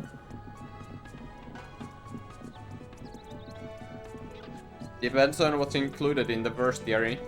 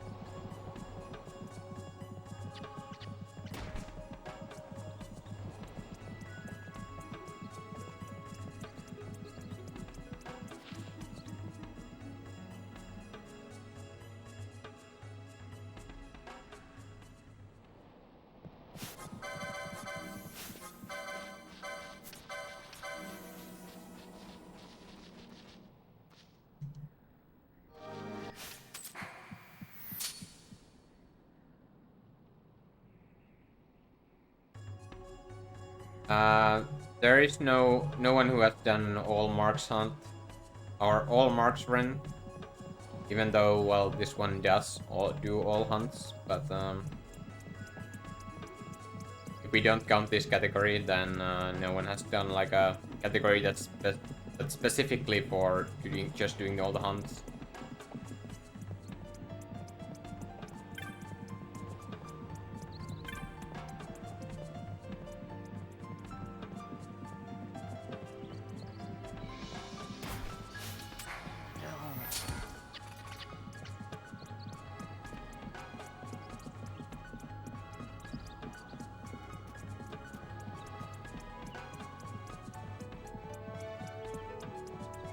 Yeah, I'm taking this longer path here because I want to touch the gate teleport crystal in Salikavud.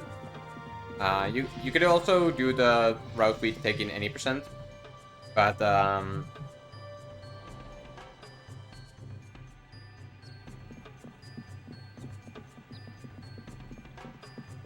and then just take a detour to this one. But then there's a risk that you forget to go and get the crystal. So I prefer to do it this way, even though this way is a little tiny bit slower, like maybe a second or so. But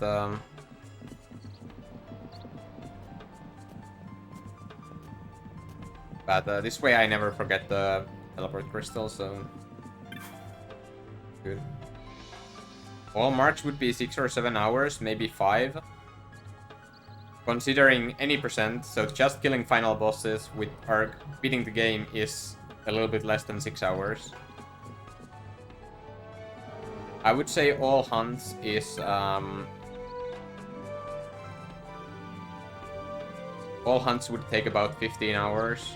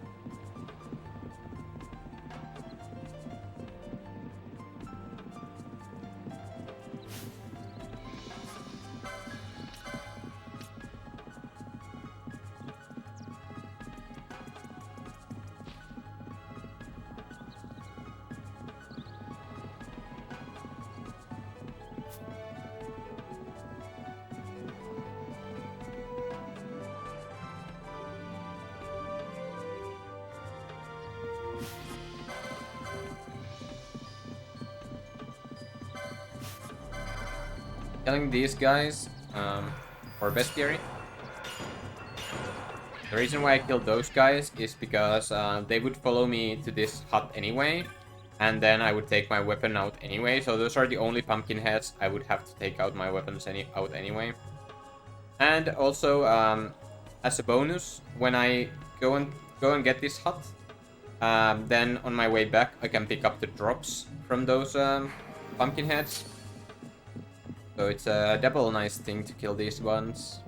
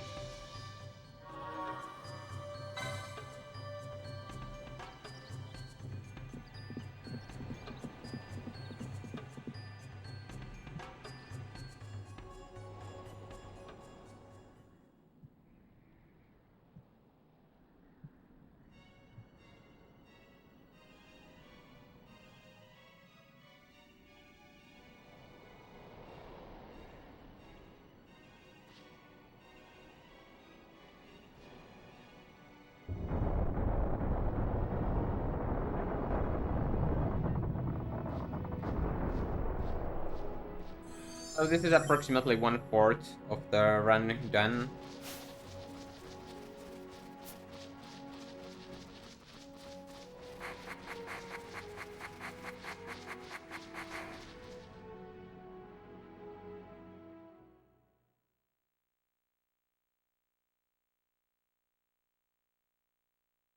And how many hunts have I done?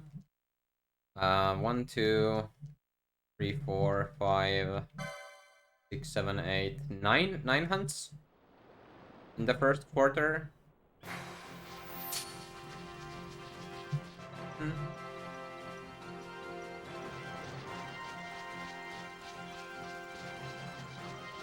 But then again, I have done most of the story, or half of the story at least. So, but in rare games, I'm not that good. Definitely not a fourth of the way through rare games.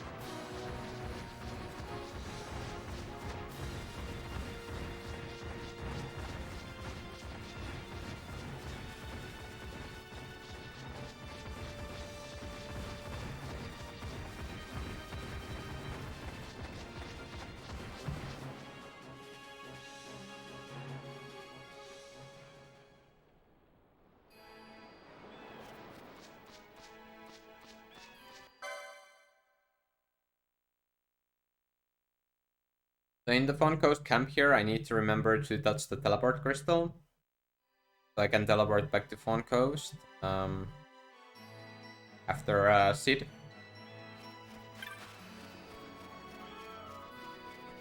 And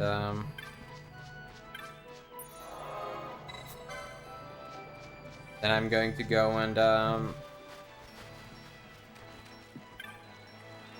buy the mirror mail. I'm gonna buy Thieves' Cups. And 21 remedies. And then I'm gonna Chocobo towards Cheetah Uplands.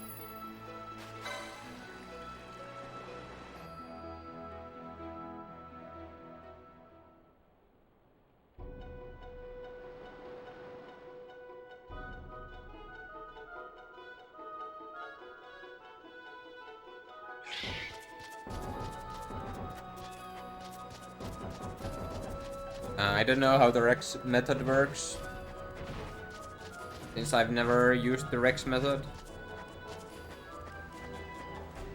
Alright, I mean, I know how it works, but I don't know the numbers.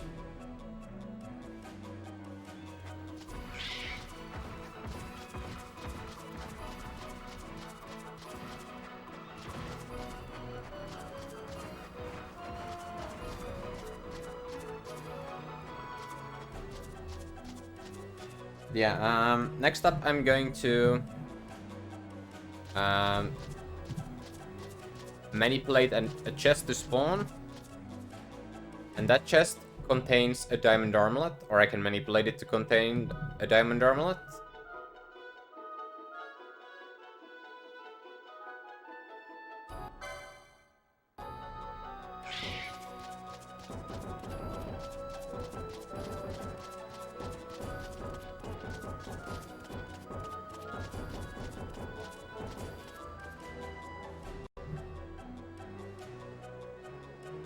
First, let's see if nope. There can be a Seek that can spawn in this zone, but if he spawns, or you want to get or dismount the Chocobo and kill him, but not today, unfortunately.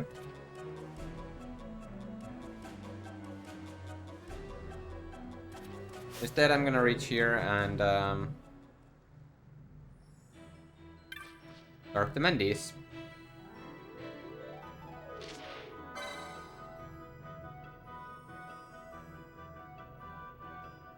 To get the soul word key so I can enter Sochinke Palace.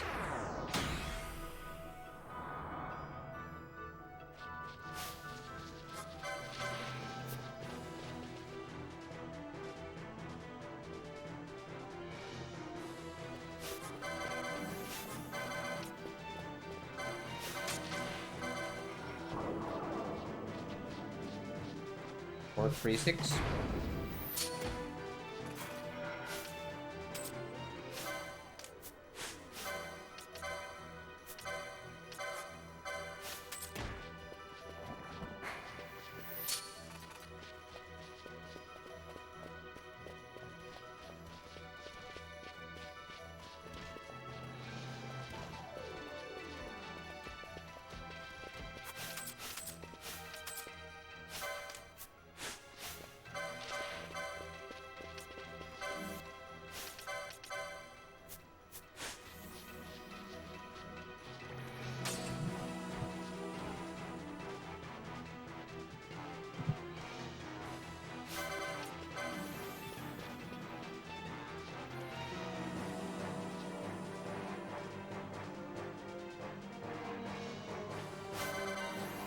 I'm manipulating the chest to spawn first.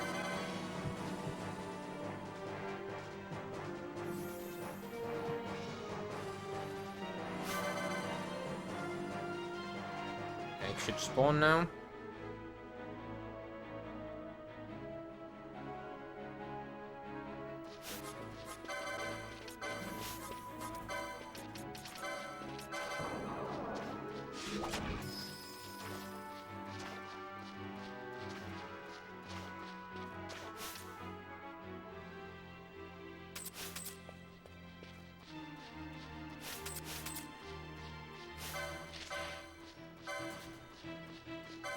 Yes.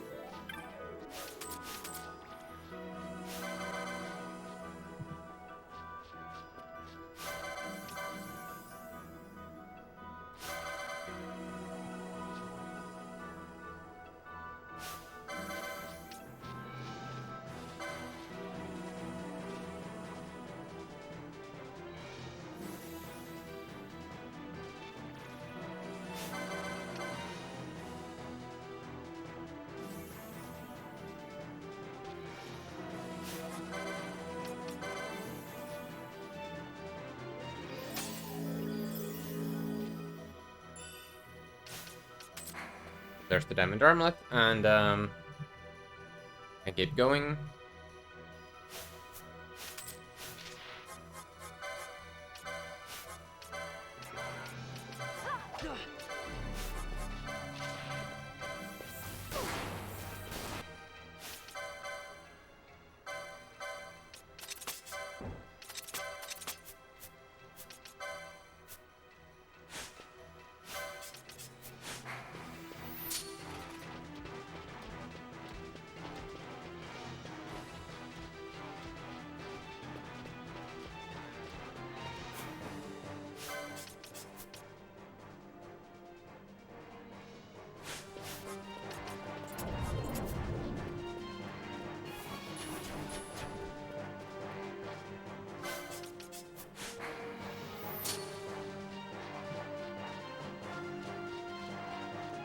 I think I wrote down the Mandy's Traveler number.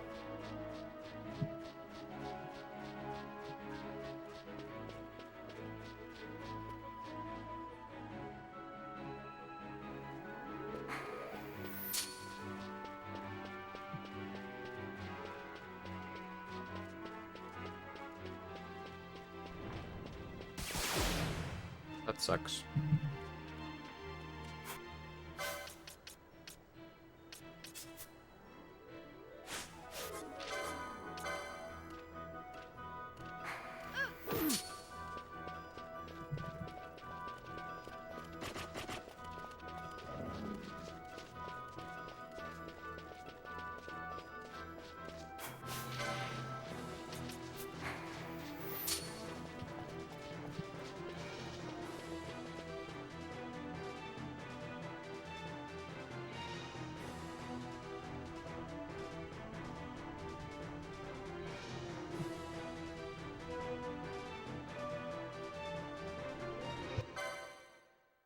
Or 36.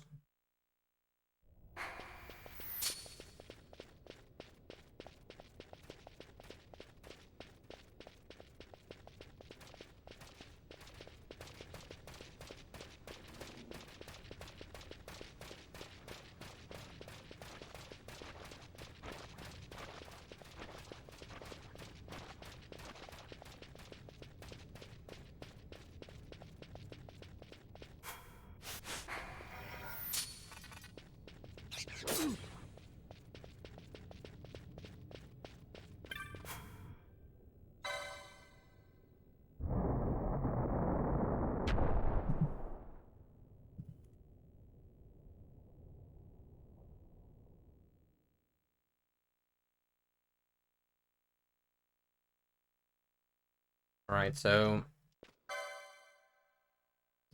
see.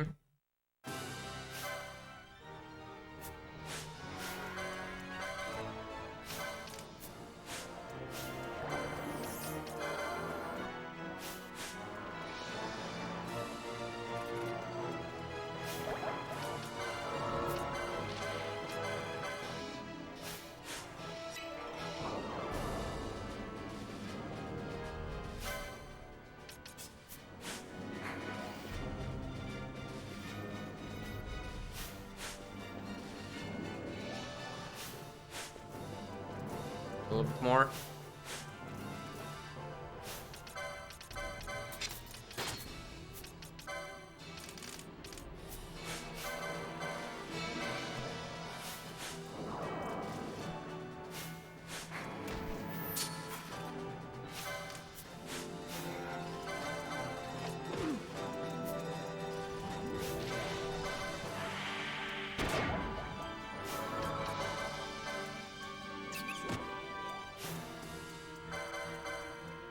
This sucks.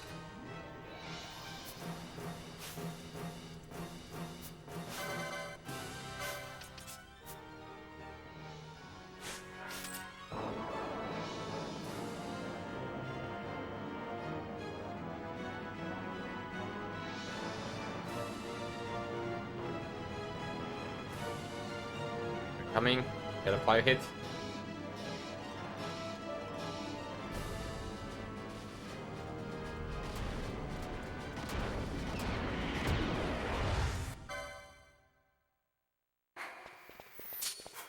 Sure.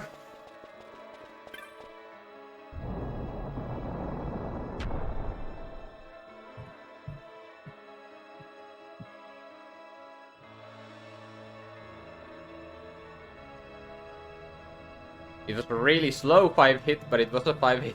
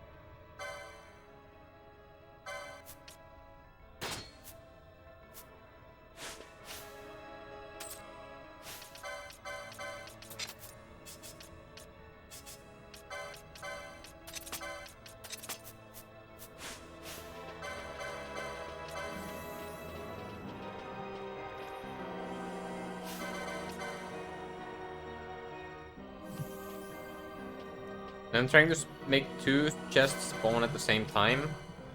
Both have a gill in it. Or in them. Or I can manipulate them have gill in them.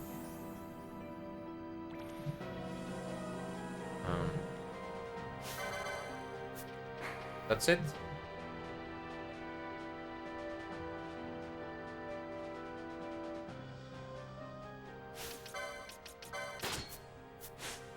Then I need to do the waterfall puzzle.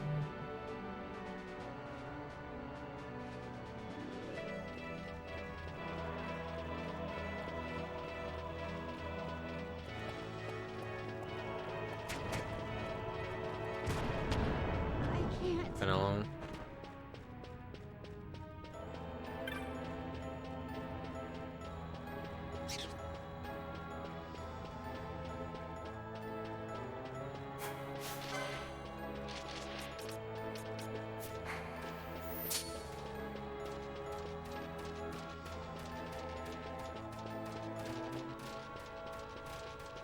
I need to do the waterfall puzzle to open the way to those chests. The chest should have spawned now, so that's good.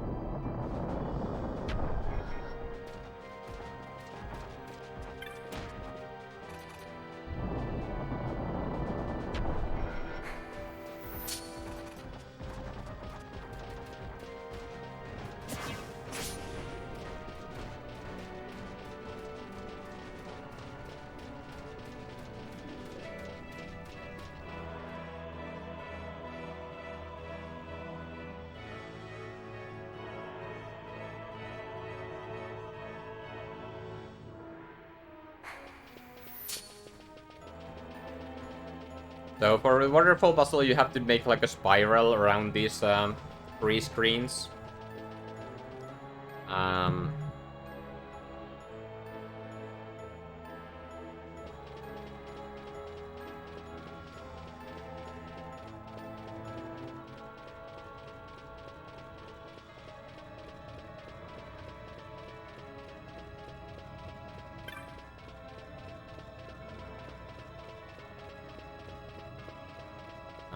to unlock the path.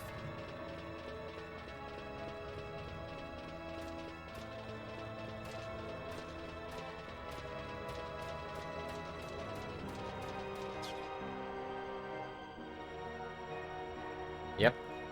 I can get a total of 58,000 gil from the chests once they spawn.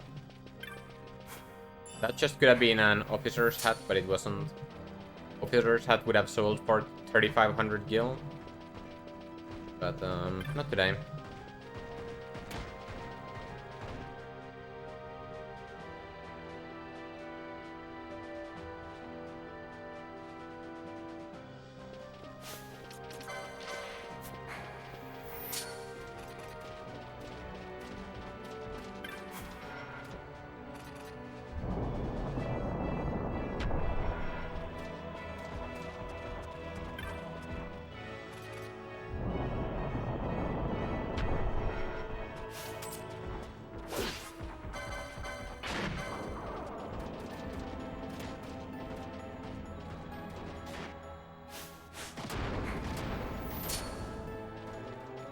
Seven, 6, 8.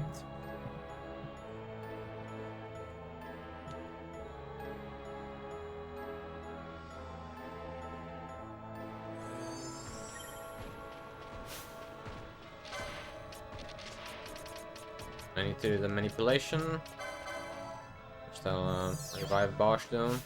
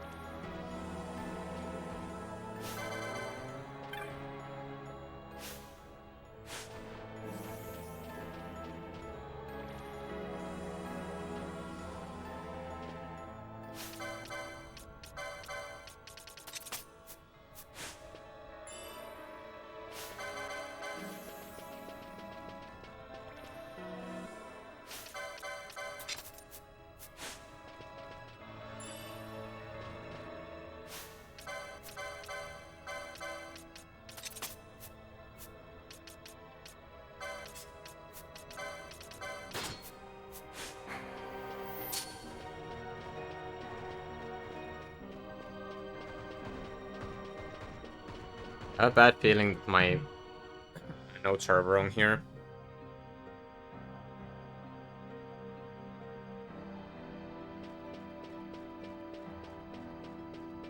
Opening the first chest takes 1 RNG.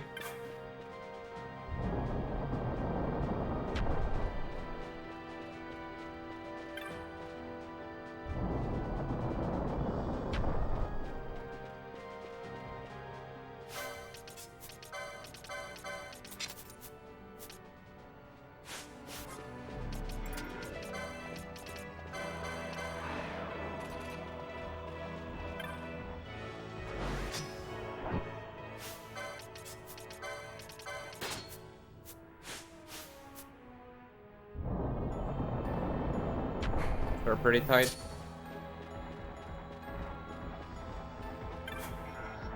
Didn't have burned that many steps. My notes are mistaken in the where I need to be in on Where I need to be with my chest steps when I'm at the chests.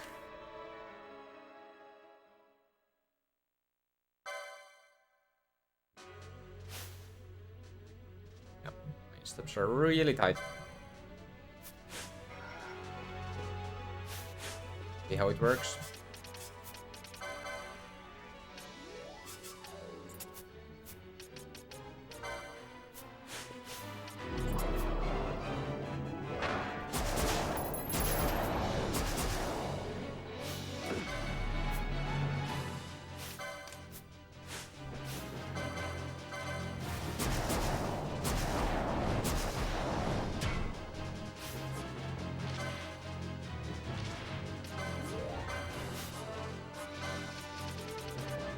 Please teleport somewhere close.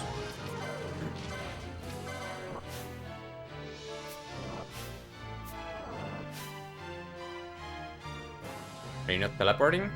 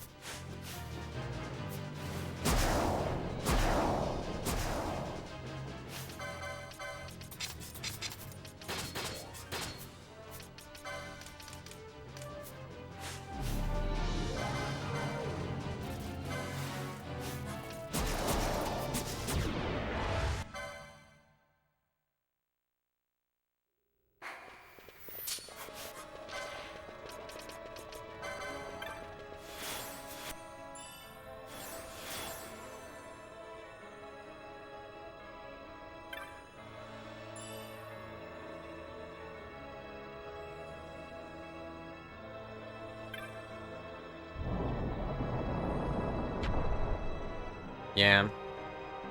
I think I have about 30 or 40 steps that I lost.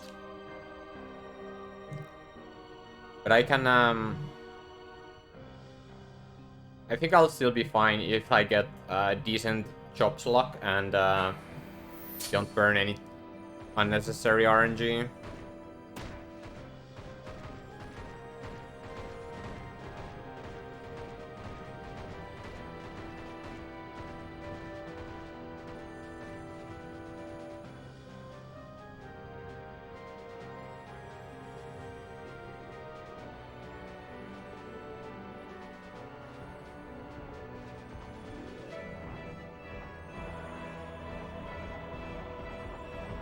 Well, the good thing is that I know at the magic shop, and I'll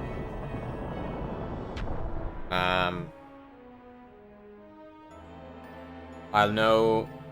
Well, I guess I'll know at the embroidered tippet shop as already, but I definitely know at the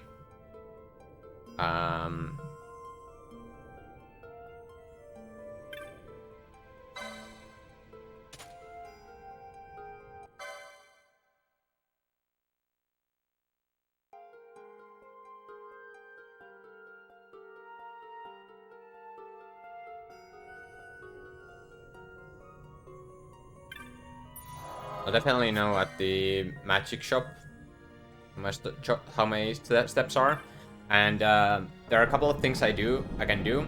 One, I can skip the last job, and two, I can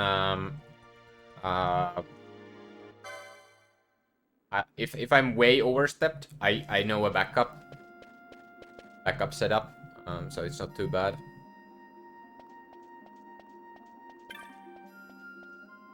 Buy 3 embroidered.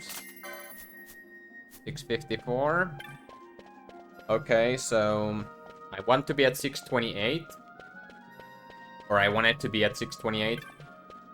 I am at 654. Which means that skipping the last chop would mean correct number. if I don't get lucky with the chops. Because I think my notes assume that I get bad luck with the first chop.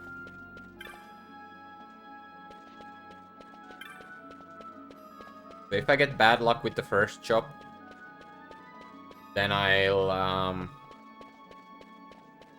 skip the last chop. And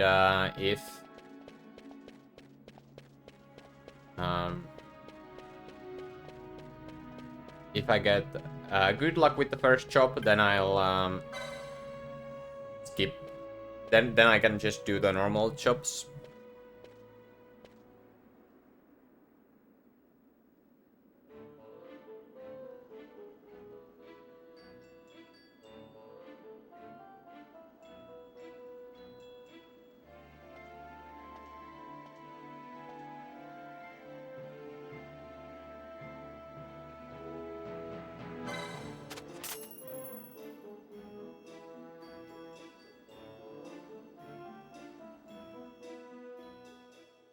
But yeah, the Emperor Tippets that I bought, they double the EXP I get.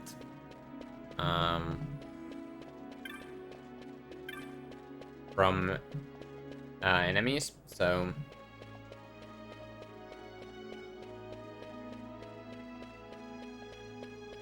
Or for that character. The character with Emperor Tippet gains double XP. So...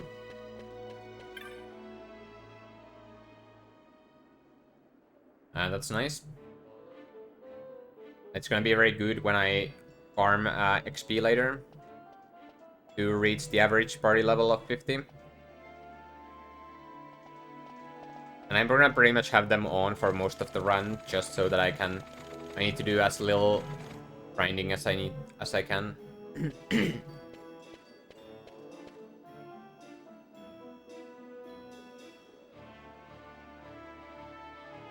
Oh, apparently I haven't fixed this, Wait, what?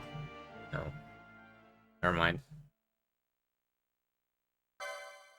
Probably have.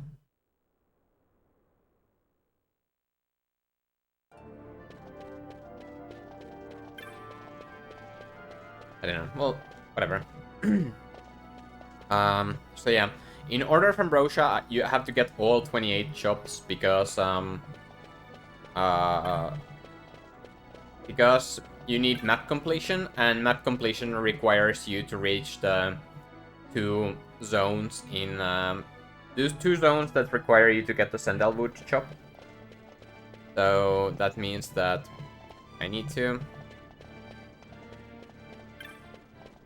do all the chops, or you can buy them as long as you get 28 chops. But this route does all 28 chops.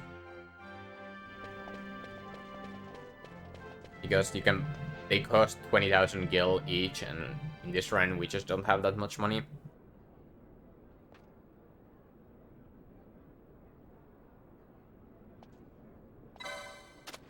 Or when I say the first chop, I mean the second chop. When I said I need to get lucky with.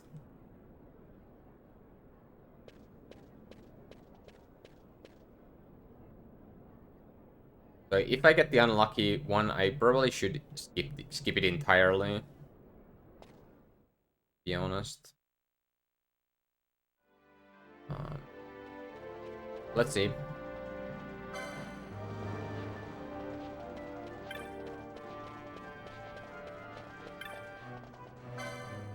Yeah, that's an unlucky one. I'll skip it and do it later.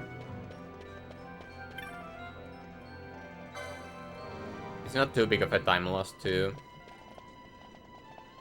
skip the chop here.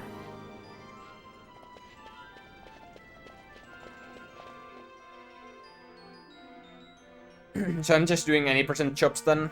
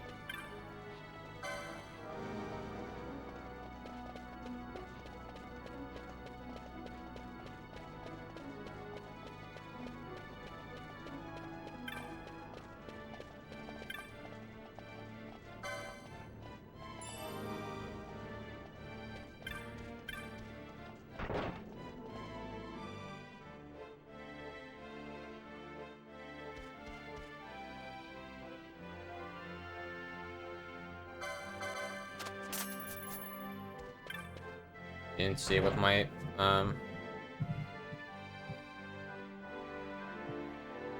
whoops.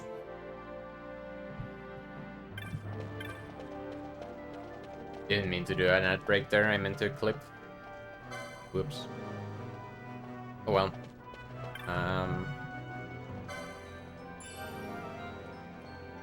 Meant to do a clip so I could see that my steps were indeed fine. And I made the right choice. Let me double check that.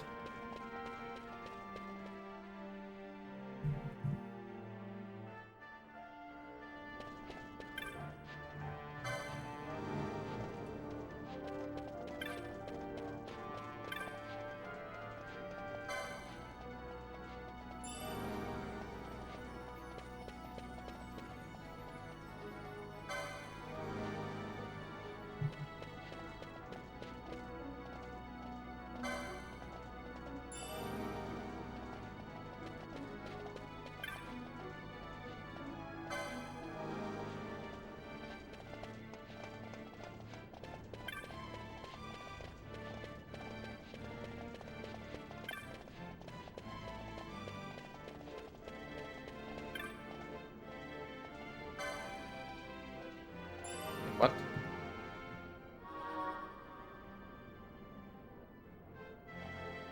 I'm now confused.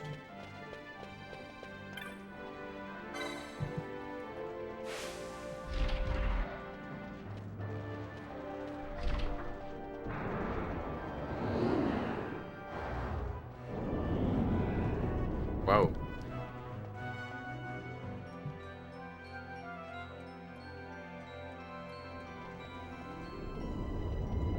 I guess skipping that made me... Huh. Maybe I should have tried for it. To do the normal chops then. Because skipping that saved me... Or apparently it saved me 90 steps. Or well, more than 90 steps. I'm now 90 steps ahead. So... or behind, whatever, however you want to say it. But, also this gold is definitely, fake. Definitely can't save 16.5 minutes in this split. But, oh, let me think.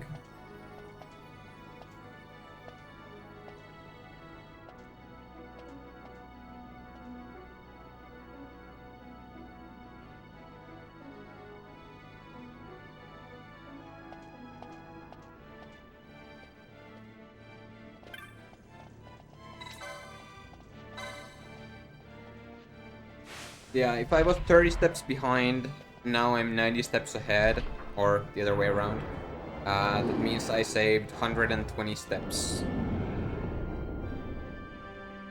Okay, sure.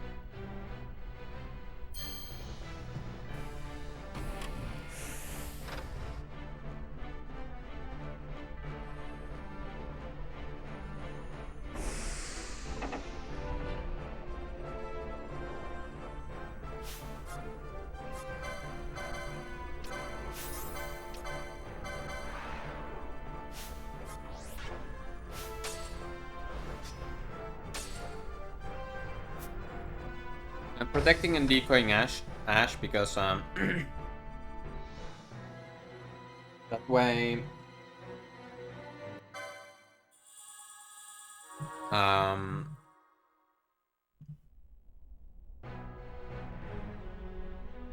That way, if I get elevator trolled, Bosch doesn't take as much damage.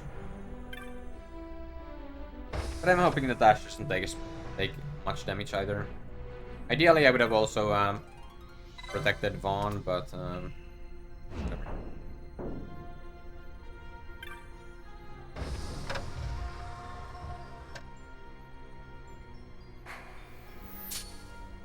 What I mean by an elevator troll is sometimes from this elevator here, enemies can come from, and when that happens, you lose some time because you need to wait for the enemies to come out of the elevator and for the elevator doors to close.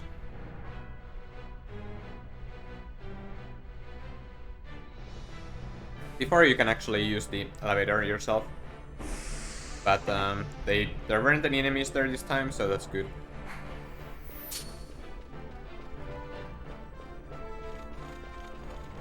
Try attack sucks. Because in a way you have so much HP, try attack is the worst thing they can do. Any percentage not as bad.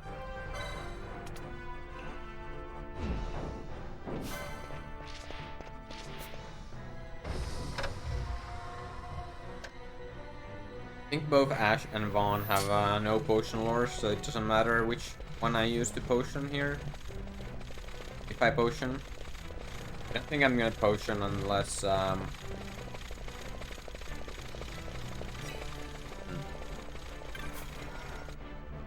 think I'll potion in the next room, unless Bosch doesn't get hit at all.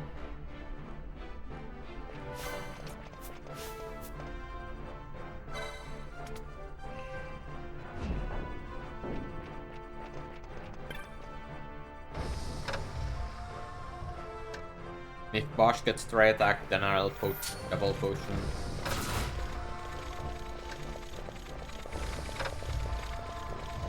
Actually no, I'll single potion still, but if Bosch gets hit again, then I'll double potion.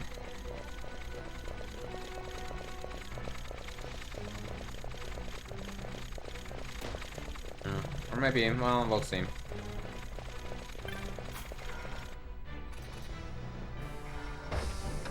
I don't know if I have time to do the 2 potions.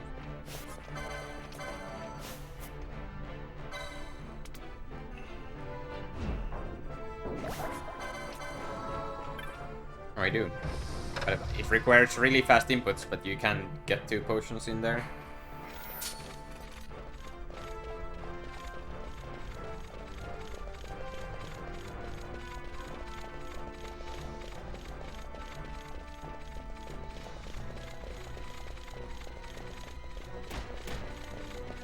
Potion was unnecessary. Or would have been. I think it saved my life. We'll see.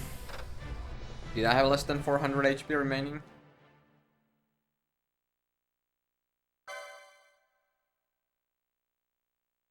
Nope.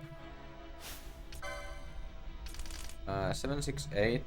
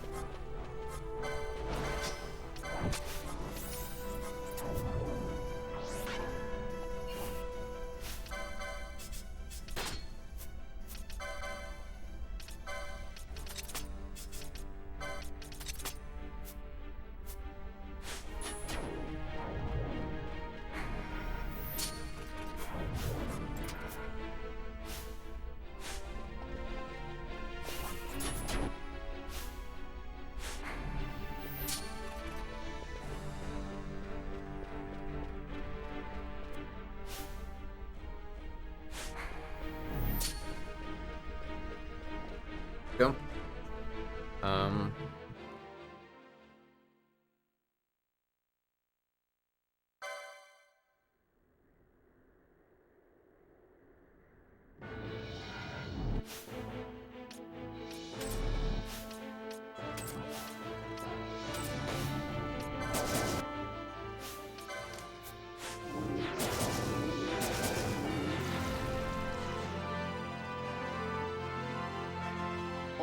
hiding behind your toys. Pity if anything were to happen to them. Just as if I had calculated it.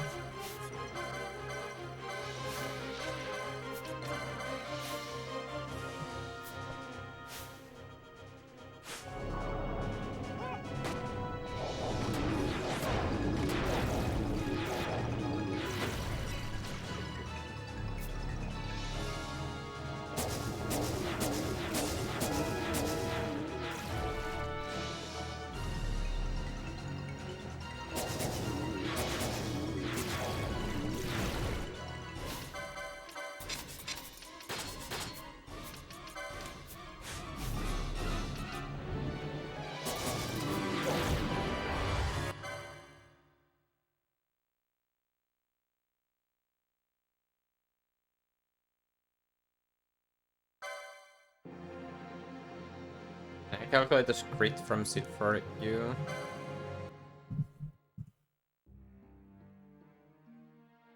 Nope.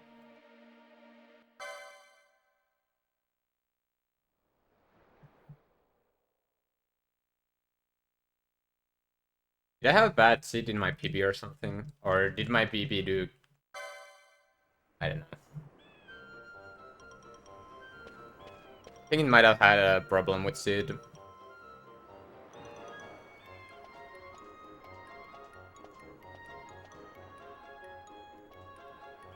If I recall correctly, I had a really Monka-ass Sid in... Oh, I didn't buy Reflect Gum.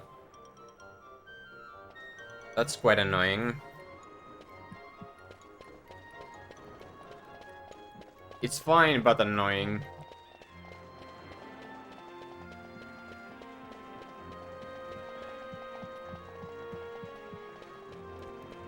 It's super annoying, actually, against the Avenger.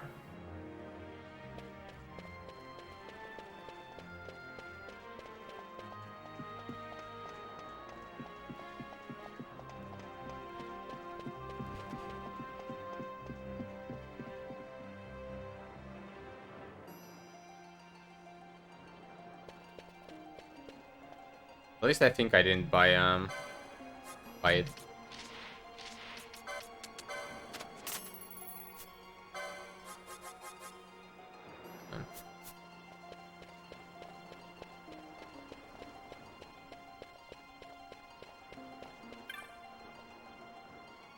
Raja, Dispel Gun, Undaga, Blizzaga.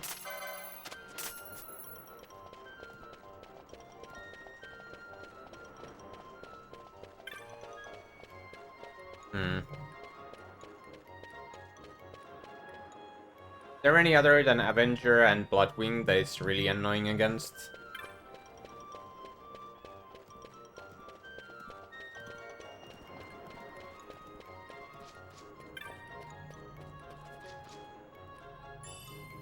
Go. Teleport to Ravenastra. And now go to Giza to get the 50,000 gil from the chest.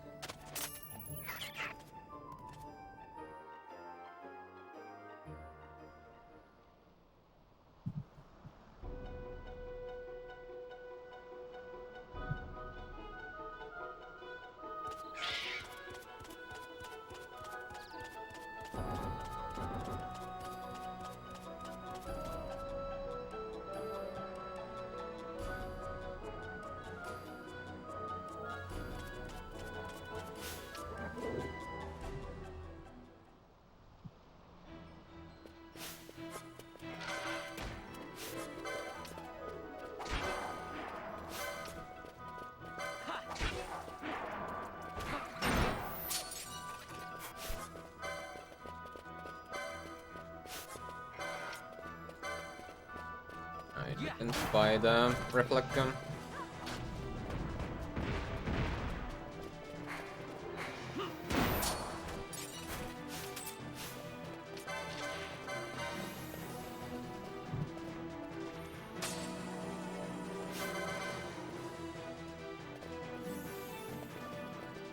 need to make sure that the chest spawns first. And I'm gonna use the RNG manipulation for that.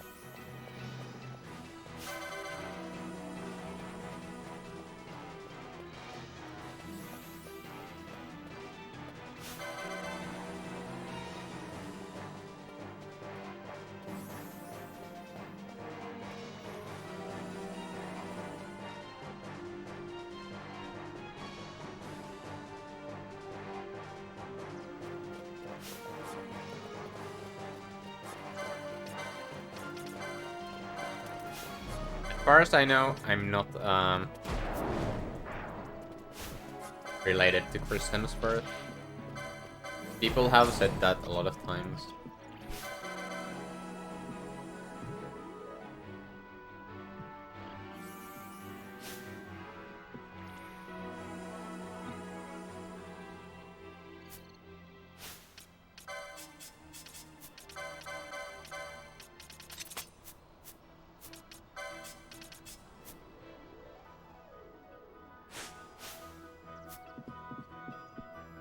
There's the 50,000 gil.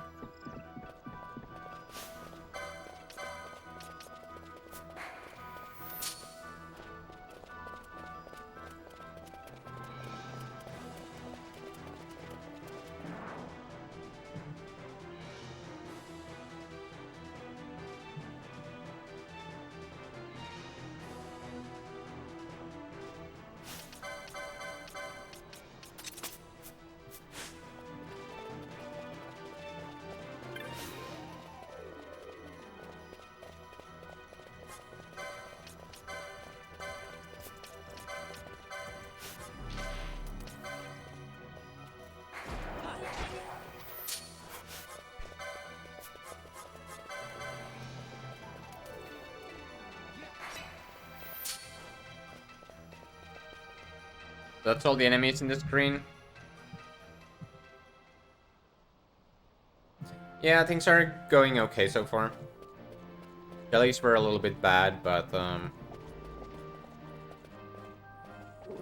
other than that, it's been alright. I have made a couple of mistakes though.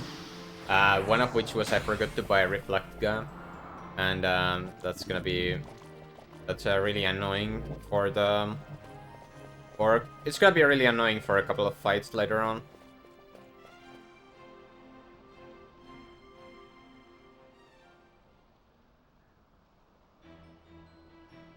Welcome back, Spaghetti.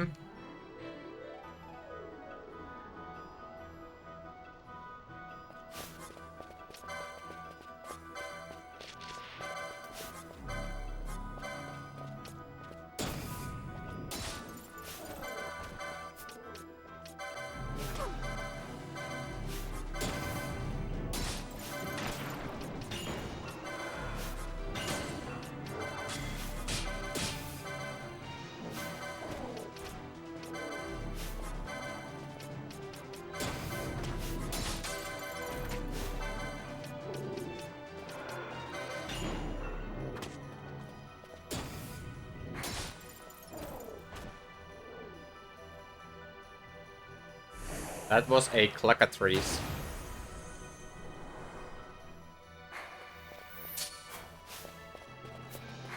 But yeah, right, so now I need to...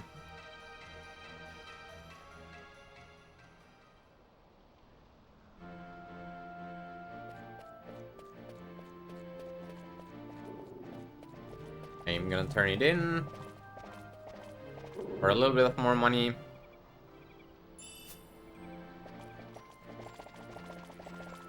And then I'm gonna move on.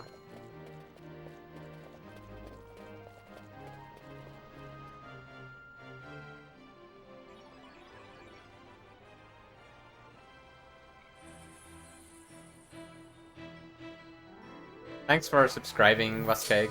How are you doing?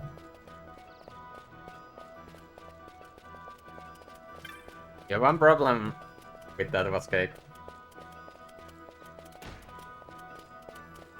There's one point.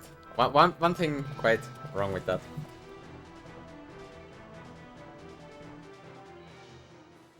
And that's that she's also Finnish. What zone/area do I go most during the OOA run? I have no idea. Yeah, SBA, have a good night.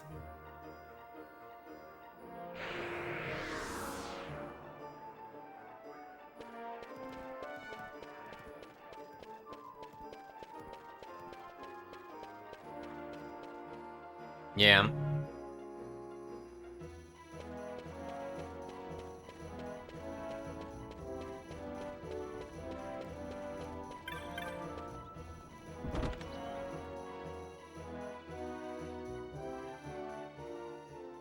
Well, they're probably inside during the winter, I would assume.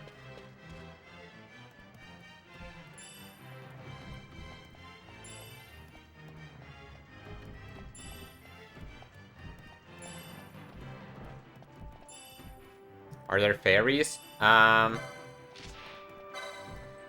Yes.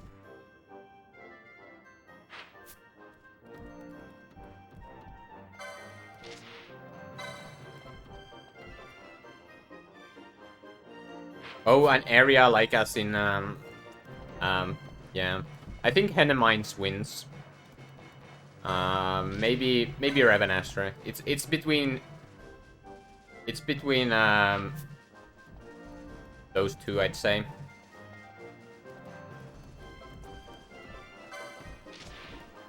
But single zone visited most times is definitely the one next to Dastia zone. Okay, so start those.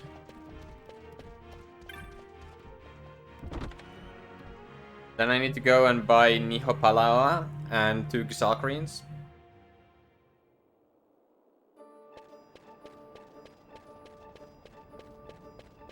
To be fair, they look very angry.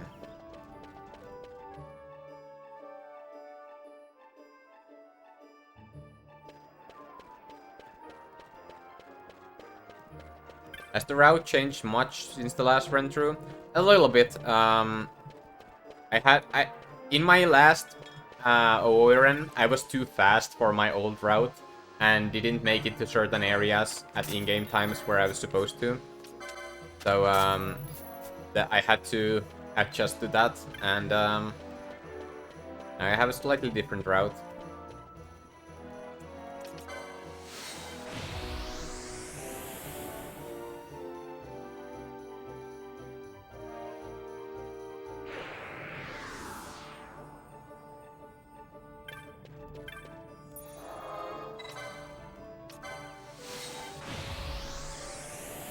It hasn't changed too much.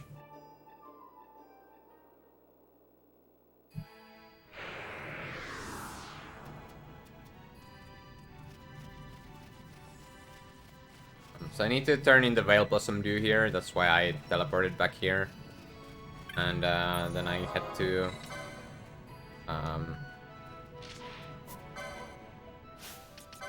have equipped the Niho from the menu, but whatever. Give you the Mirror Mail. Gambit. No, not Gambits. Licenses. One. And I was gonna get Arcane Magic 2. Bosch gets Green Magic 2, so for Shell. One gets Dispel and Black Magic 5. And Swiftness. Ash gets Swiftness as well. And Penelo gets HP plus 500. We have taken the Gambit slot there. Bosch gets HP plus 500 as well.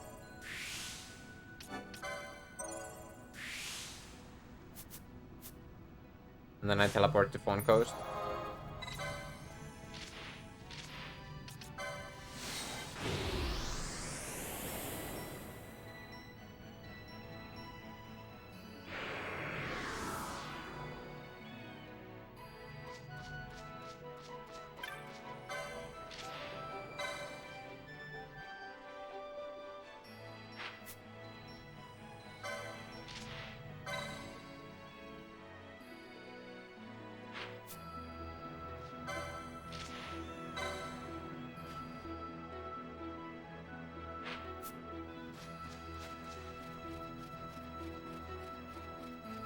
Yeah, here I'm coming here because I need to open up all the trophy rare games, and you do that by killing Thalassinon.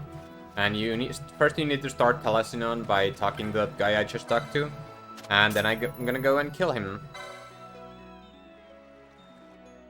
And Thalassinon is a little bit interesting enemy to spawn. There's at least one more enemy that's also spawns like this. Probably a couple of more. I'm not sure what the exact mechanic is, but what you need to do to spawn Thalassinon is you need to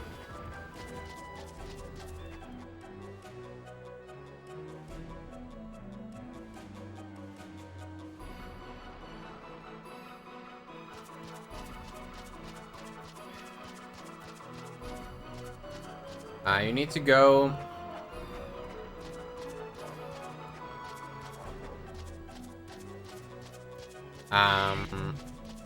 up this cliff, and then you need to wait right here until Thalassinon spawns.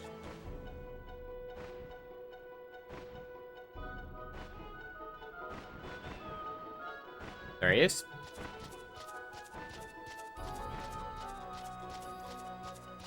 And then I head down.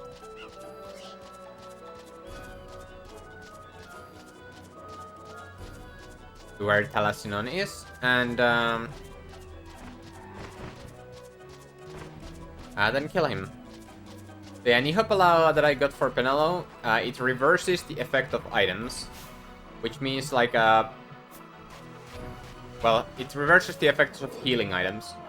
So, for example,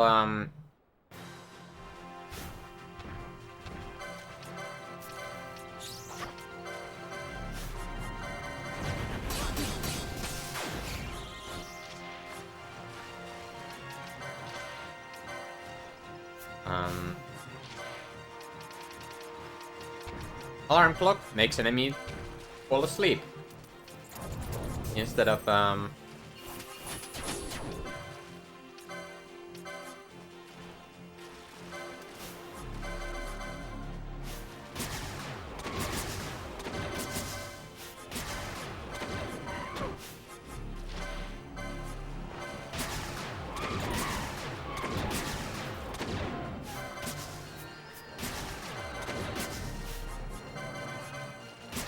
alarm clock makes the enemy fall asleep instead of waking up.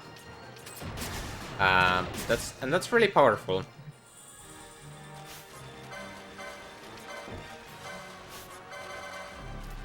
Phoenix Down will kill an enemy instead of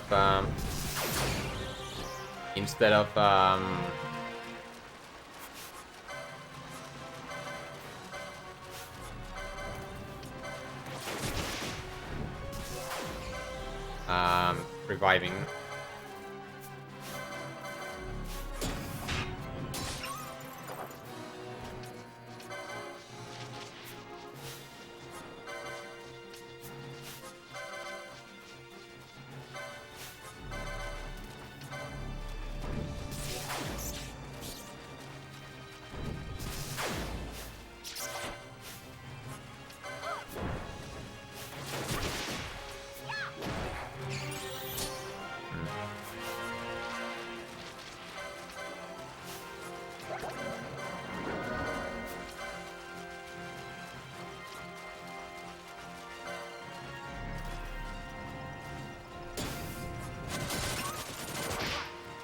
Insta-kill. How rude.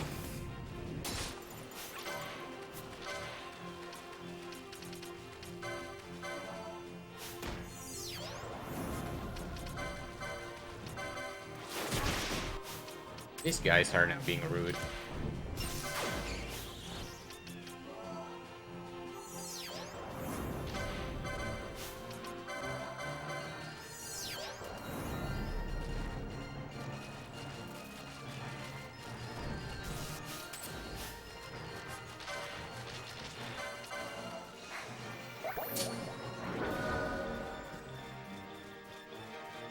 Right. Could have been better, but I need to kill those piranhas because killing 10 piranhas spawns Apsara.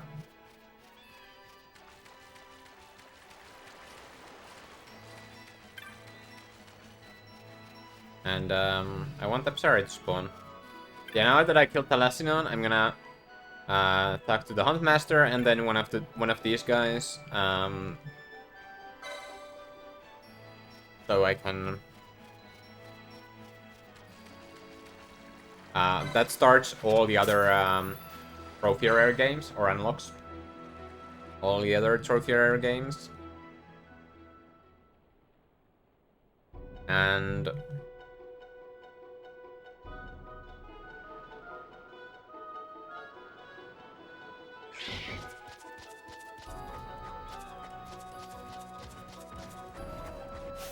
then I take the Chocobo this way, so I can kill the Archaeosaur.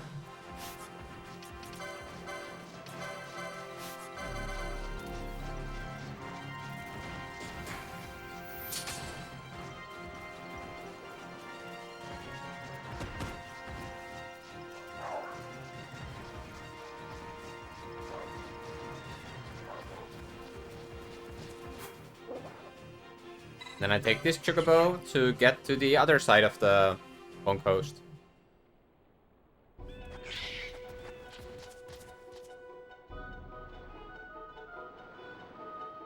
With this secret route. And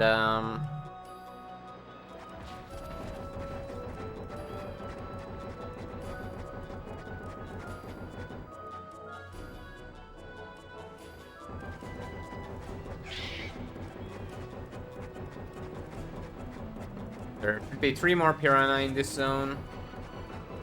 On top of the 7 I killed in the previous zone.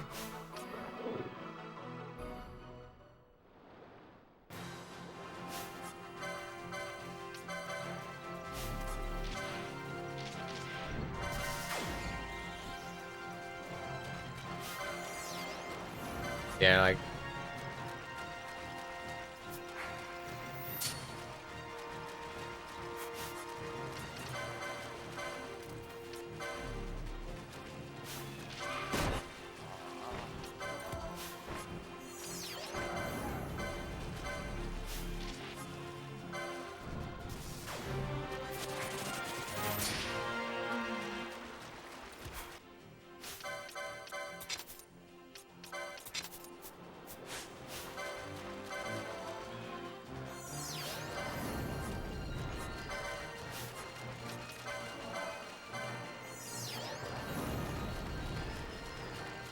Definitely not a good phone coast.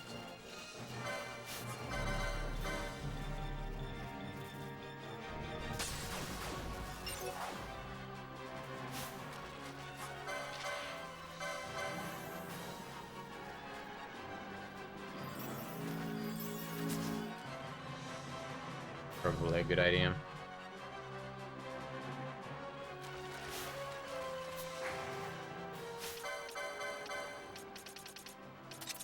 Re-equip the Nihopala.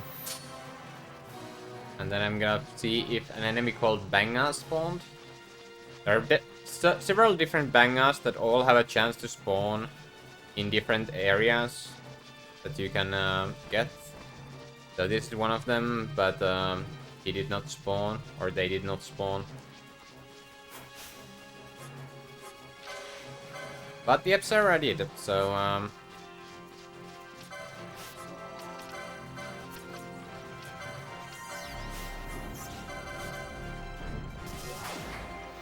That's Apsara, and that's a Niquion, and I can move on.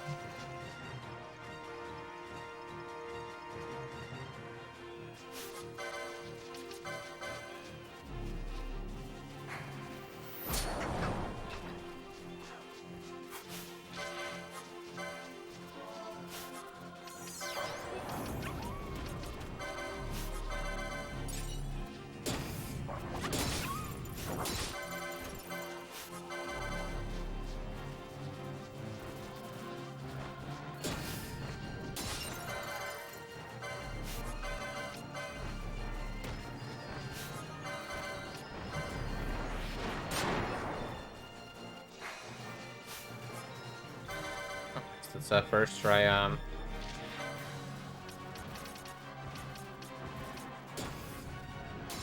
First try Skull Flash.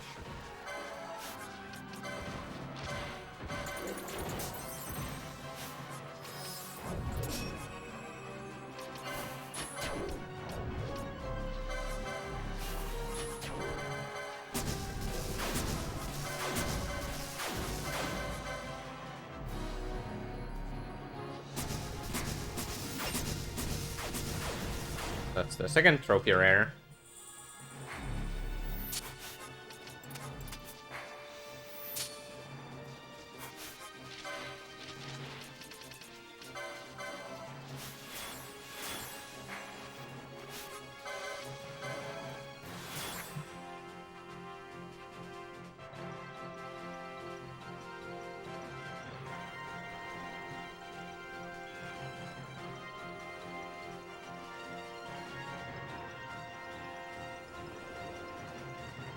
So let's make a prediction on the Jelly's 4 rooms then.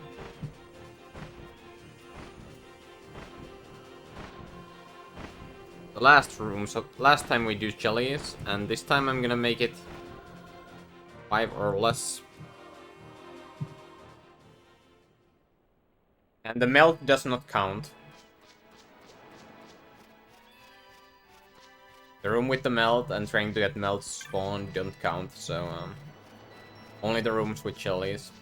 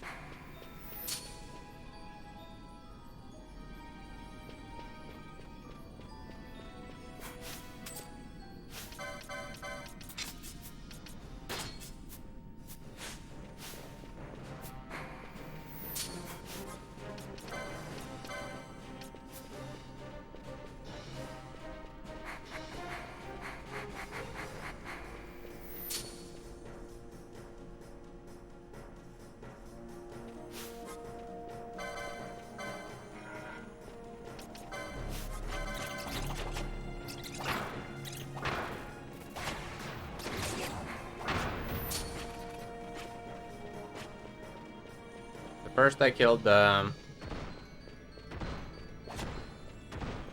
Tyrannosaurus.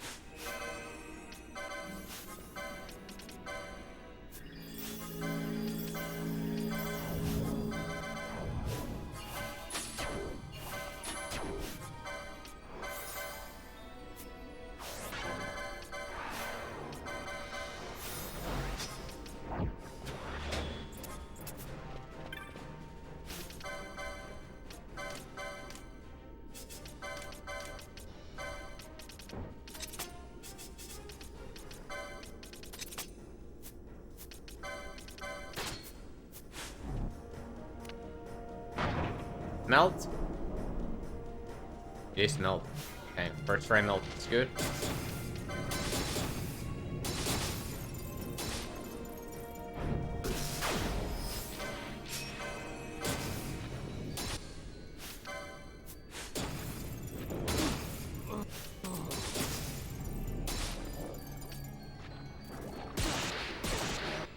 Wow.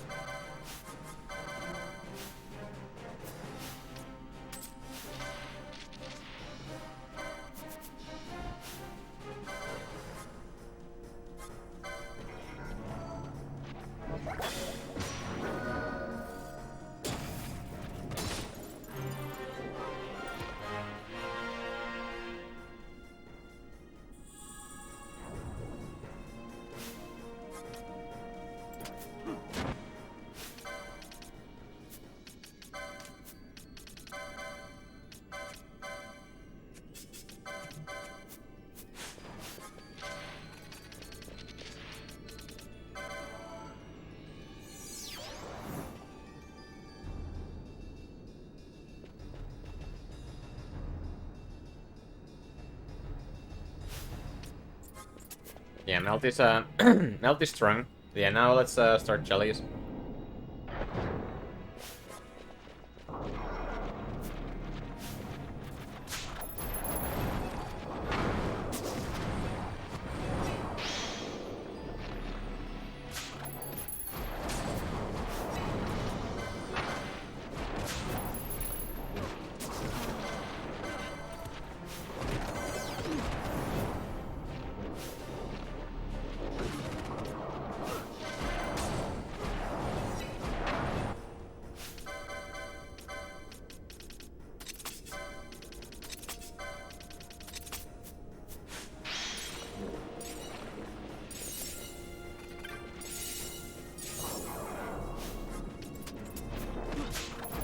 One, two.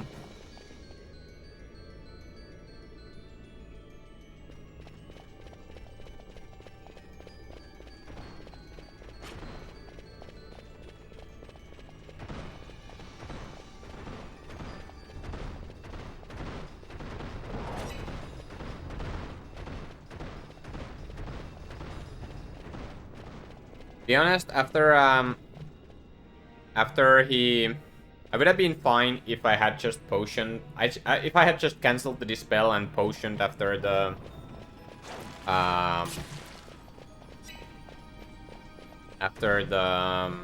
Mithril, or sorry, after the Tandaga happened. Tandaga deals so much damage. That's so annoying. Oh well.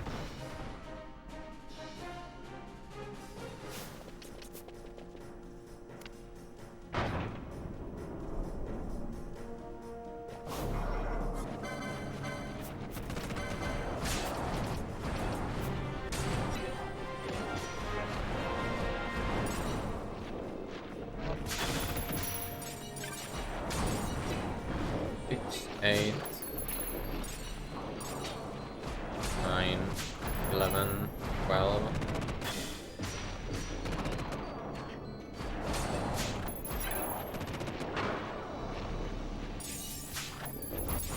Fourteen, 15, 17, 19, 20.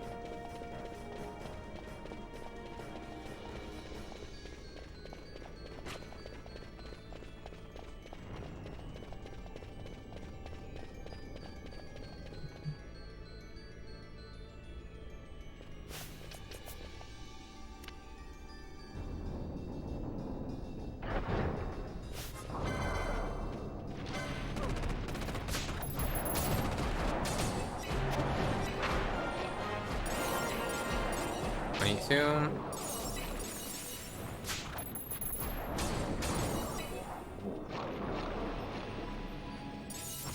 24. 27.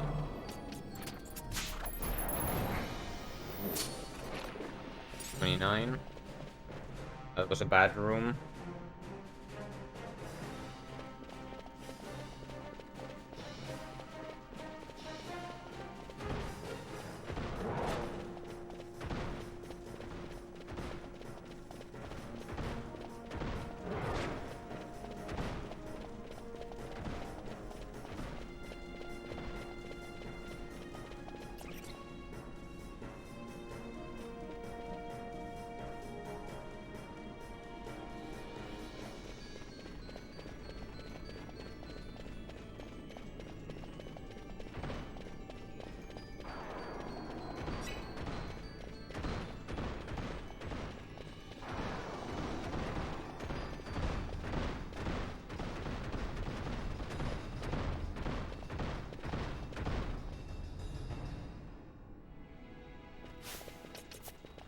Thank you for blessing the stream with good tomato, Max Jr.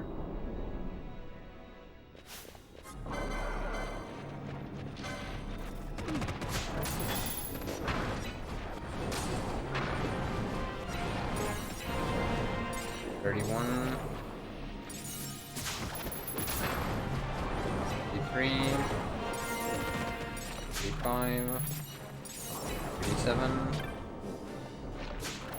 39. 41.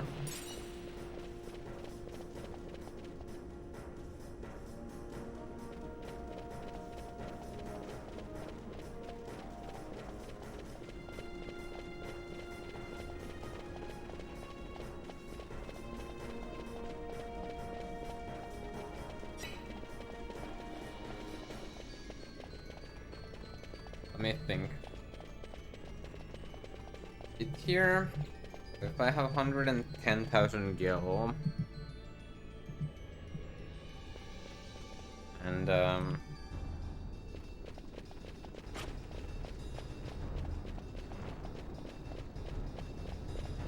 let's say I have 100,000, so it's 8,000 gil less. Low, but actually, sure, 100 and I'd say I have 10,000 gil less. 1,000 gil is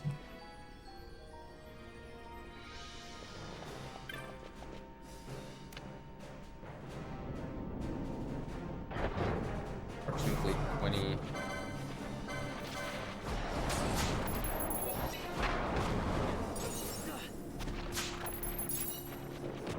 $43.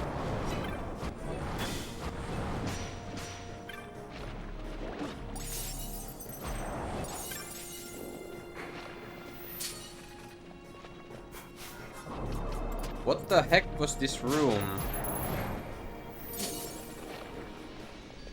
Wow, another two liquid room.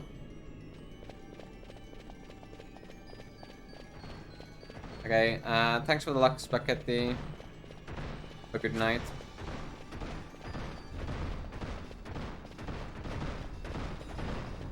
That's not gonna be enough. Tons of teleport stones for all the good they do. I was hoping to be leaving there. But I guess I'm doing probably 2 more rooms, to be honest.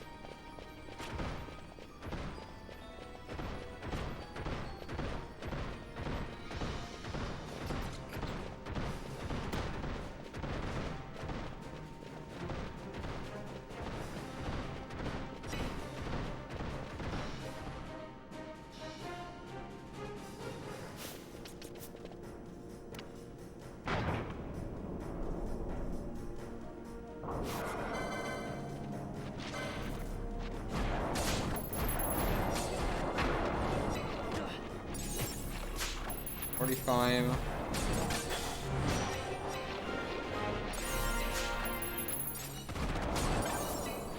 48, 50.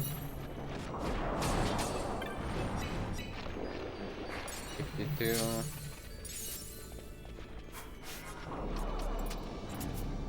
53. 55, 57.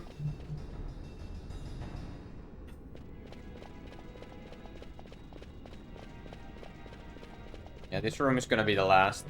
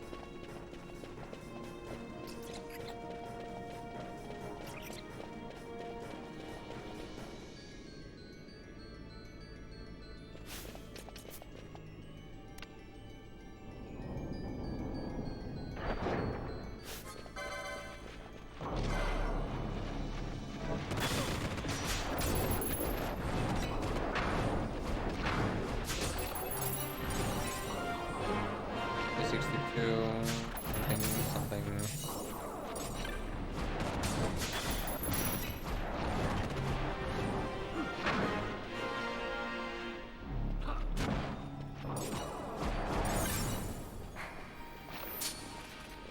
Like 74, I think.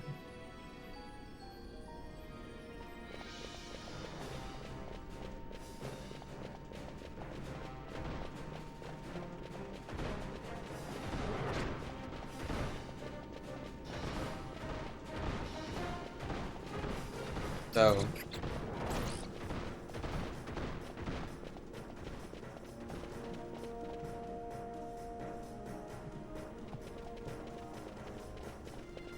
now there's win.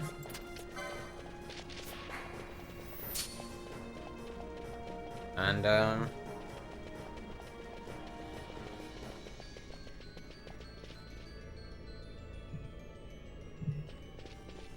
I head to Arid Village.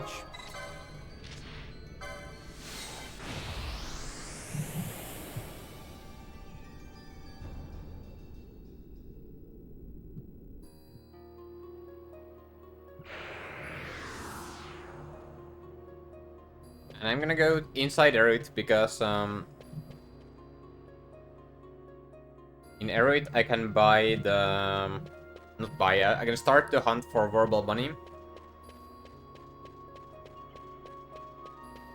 So let's go and do that.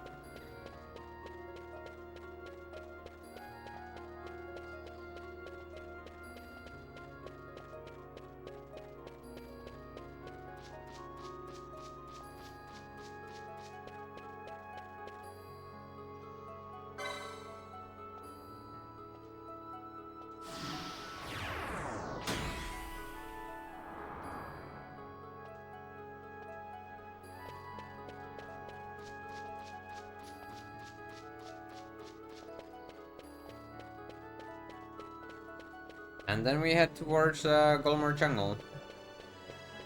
And towards Girovegan.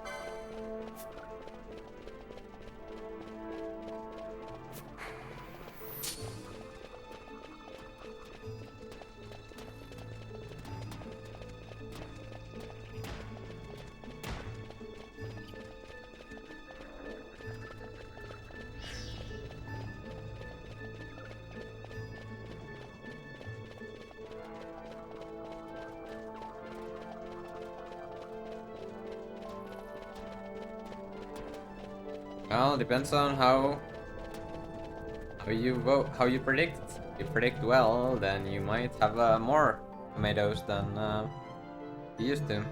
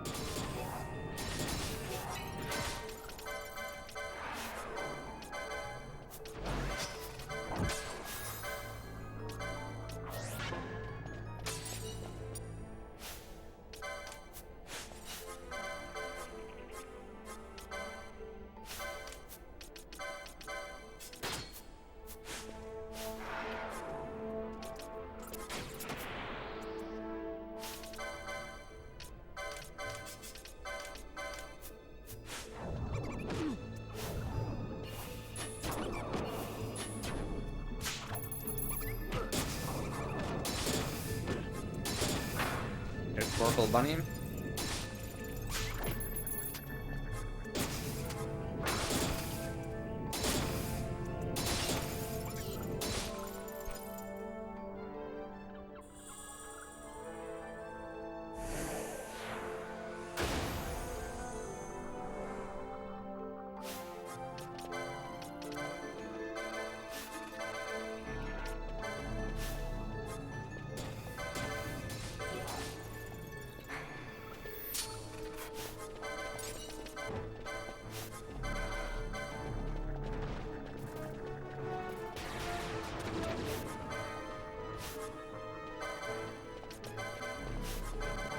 Yeah, I need to kill everything in this zone now.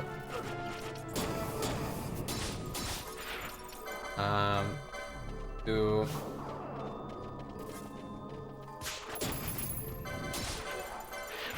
spawn the skeletons. So that I can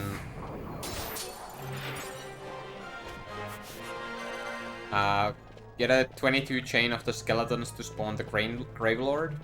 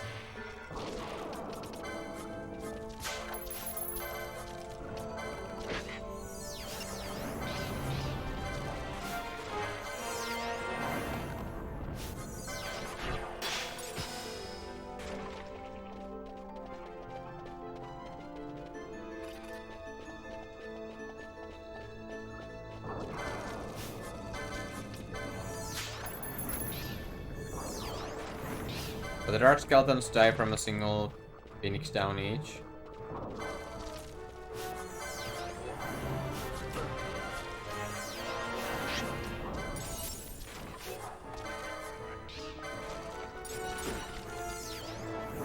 They're pretty easy to kill.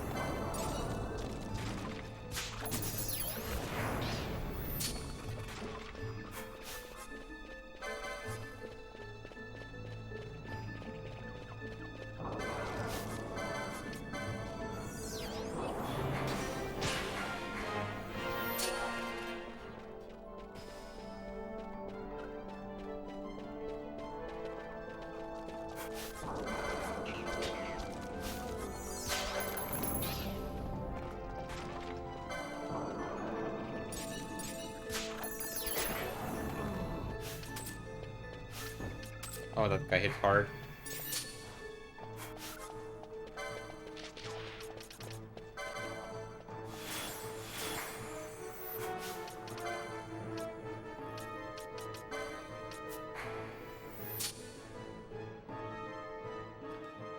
Hey Eurus, how are you doing?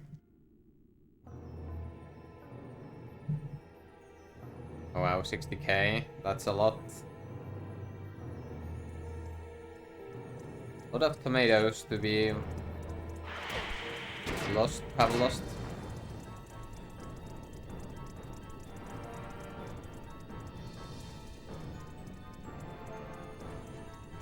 But yeah, now I need to head towards Gervegan, and first boss on my way is Rafflesia. Rafflesia is weak to wind, so I'm gonna be using Aeroga. And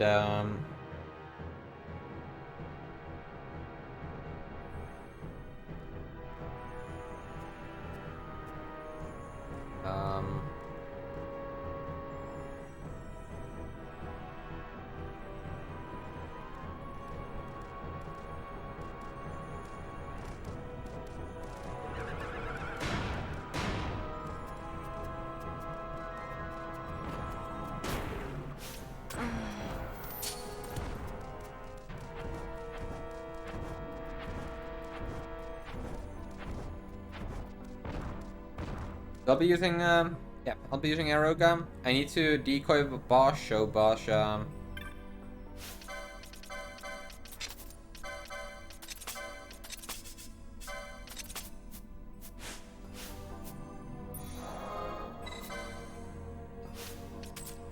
Bosch gets targeted.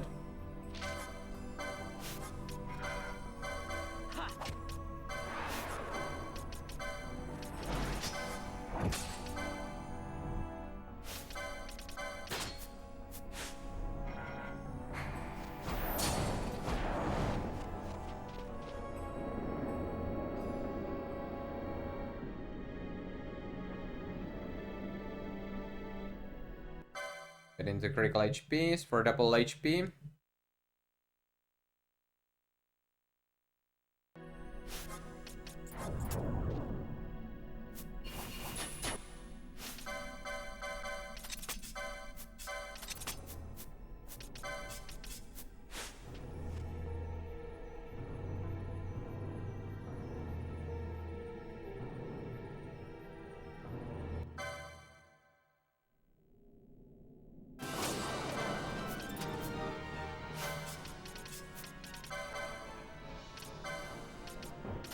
Make sure Rafflesia doesn't start with anything bad, and then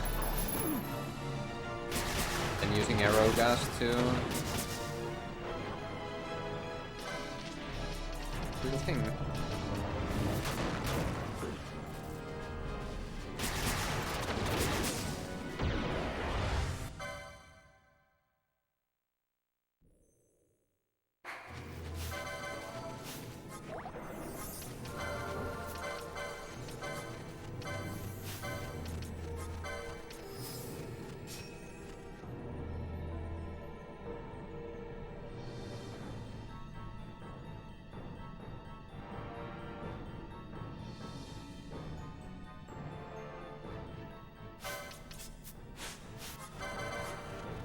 I'm going to immobilize Vaughn.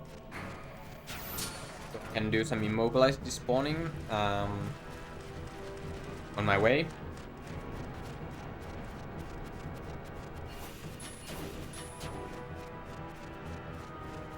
When I'm on critical HP, I'm dealing double damage with magics, so that's why I put Vaughn and Ash to low HP. Then I dispel to get rid of Reflect, so I can immobilize Vaughn, so I can use Vaughn to despawn enemies here. I hope one of those statements answered your question.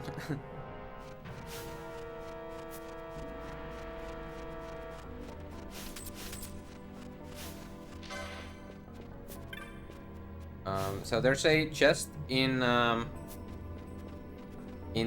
Feywood here that has a chance to contain a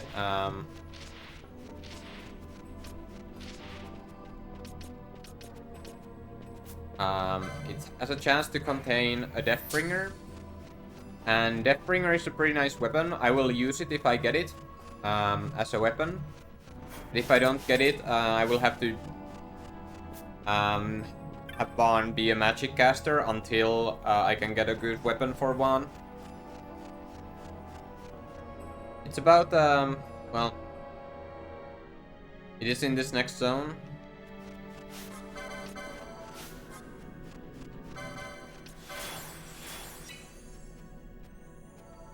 I'm telling Vaughn to stand still. That sucks. Failed.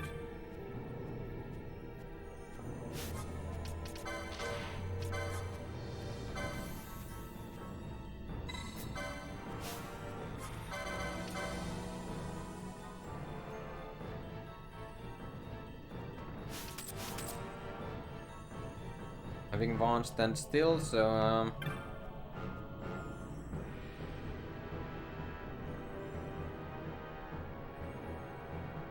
I can despawn enemies. And here's the chest.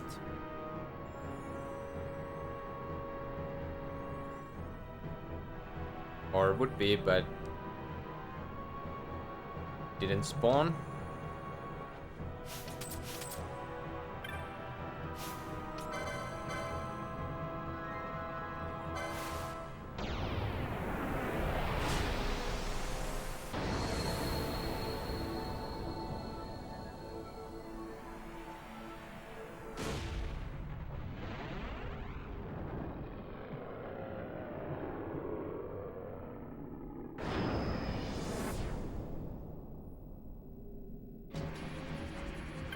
I need to summon Belias because you can't open this door without summoning him.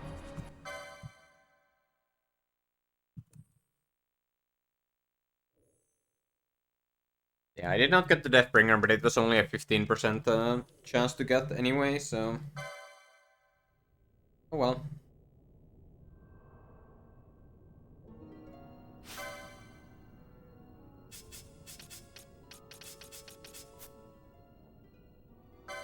Fran.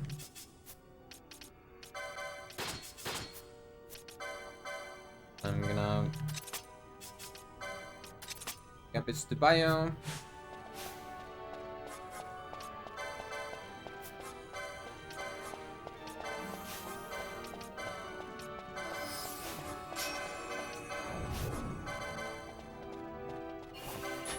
Then we're gonna re-reflect everyone, and then I'm gonna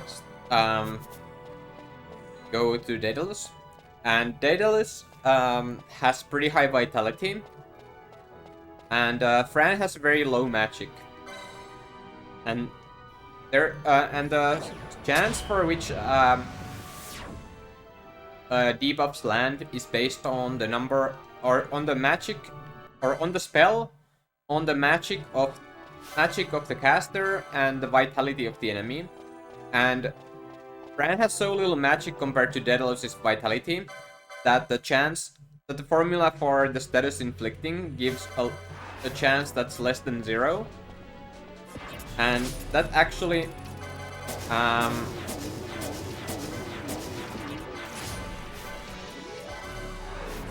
underflows into a really high number instead, making it a 100% chance to land.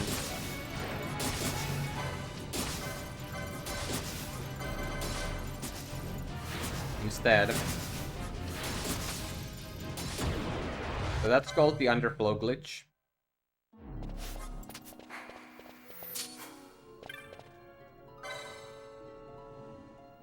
And that was Daedalus.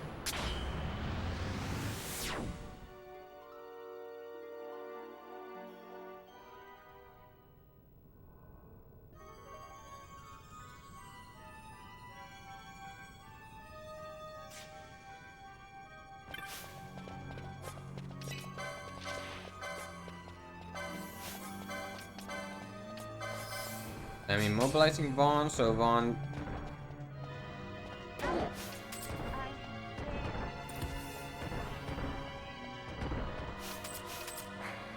I can immobilize despawn enemies again. Fortunately, Fran died.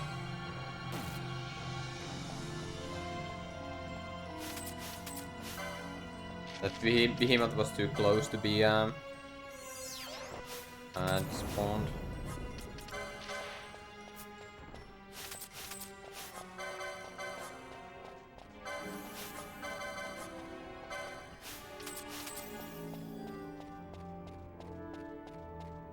Thanks for blessing the stream with good tomato. Big boss.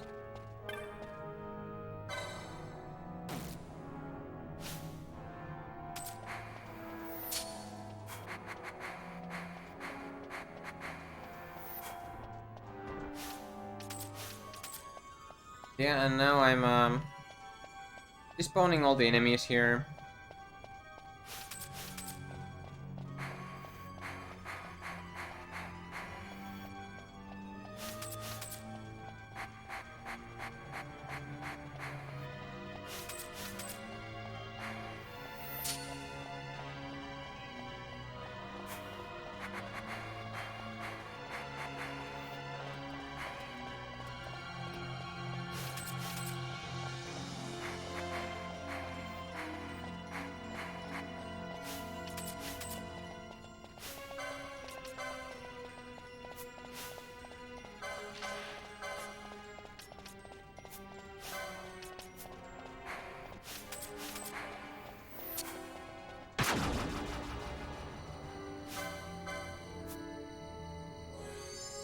Alright, so...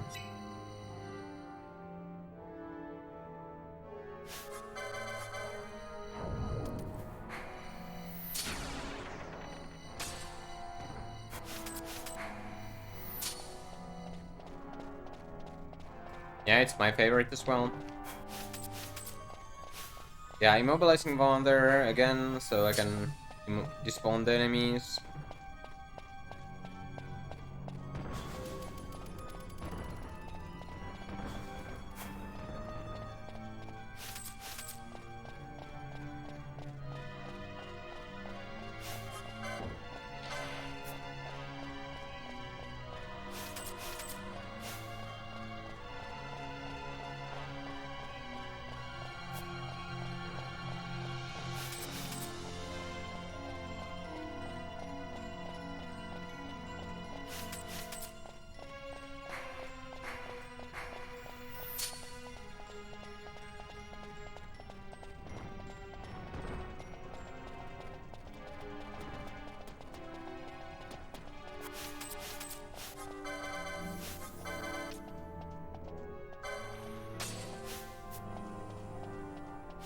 Then I'm leaving Fran behind, so... I can switch my leader back to Fran after using the next... or opening the gate, close to which I left Fran.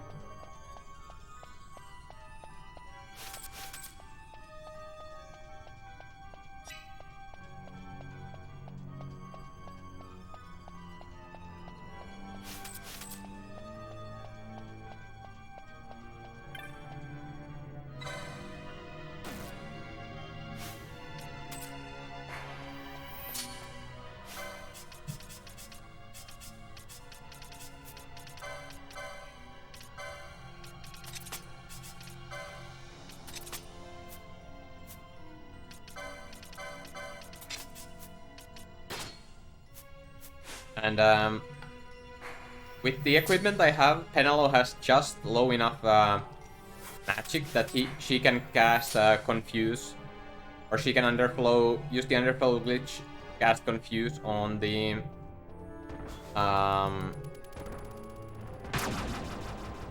on Tyrant.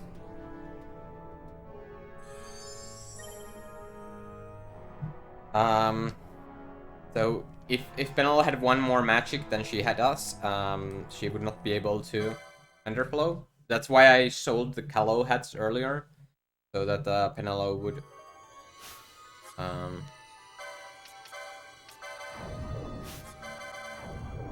have that. Then I reflect the casters and I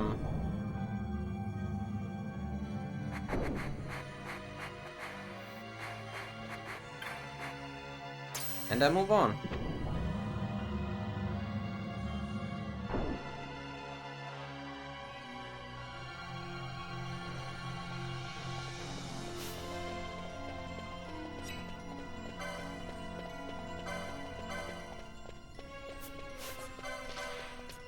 So, Tyrant starts with Shell, so I need to dispel him at the start of the fight.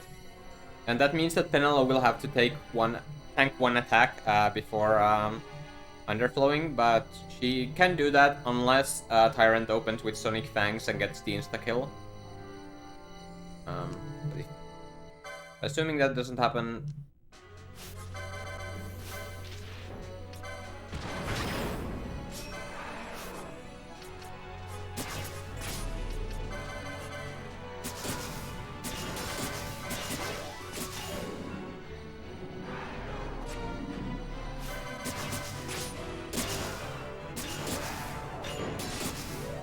I have one person casting Blizzara and one other Blizzaga, so that the Confuse doesn't get stuck in the queue behind the Blizzagas.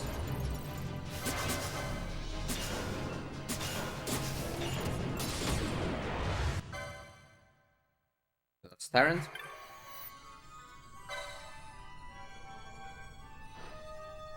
And next up, there's the Black Mask chest. It's a 50% chance to be either Black Mask or the Elixir.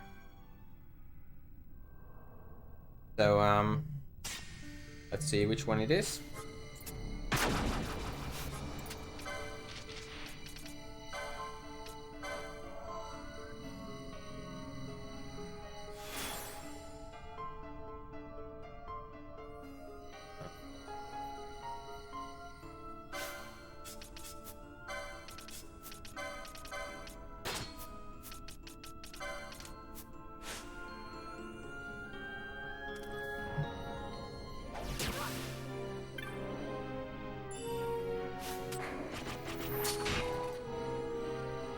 Blocks there.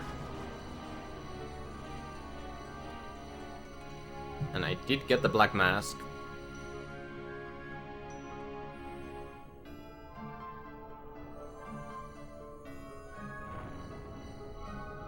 The Black Mask is very nice. That means I have an extra Black Mask, which means I have it's one less Black Mask I can sell, or I need to buy. So they cost like 1200 or 1300 gil or something. So very nice to not have to deal with that.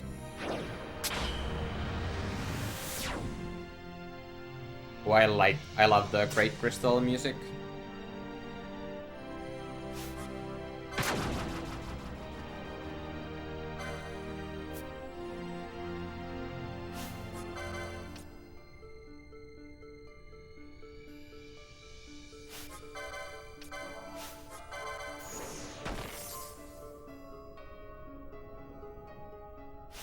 We still have the Niho Balloon.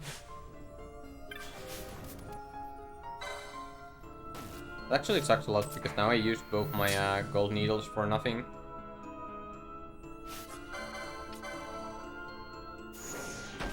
Need to put Bosch into reserves now, so he doesn't turn into stone. I think this is fine.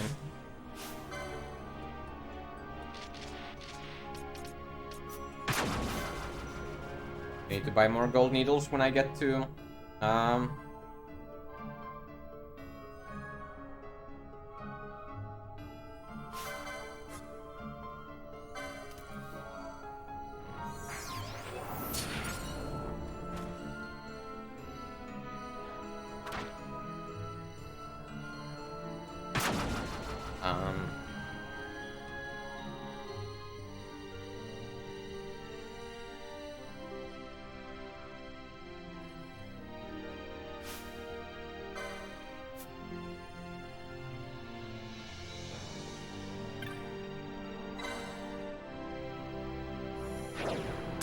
Yeah, I put Bash in the reserve so I don't need to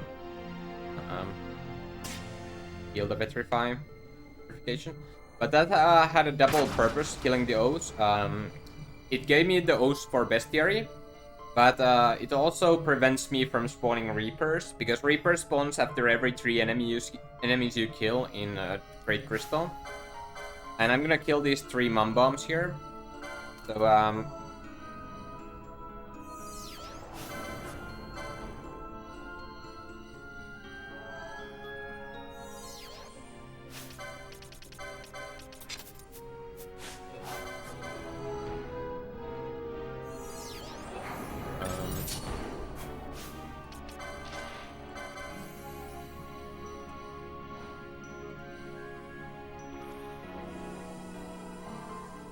so that's 3 enemies. So if I had not killed the O's, I would spawn Reapers on my way back from here, and I don't want that to happen. That's why I killed the O's. I'm RNG manipulating this chest to be a Holy Lance, so that I can have a Holy Lance as a weapon, and I don't need to buy it. Save me like 15,000 gil. Or however much it costs.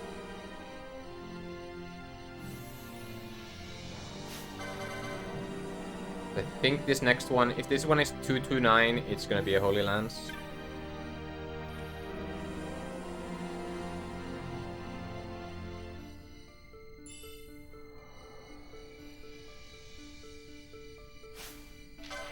There we go.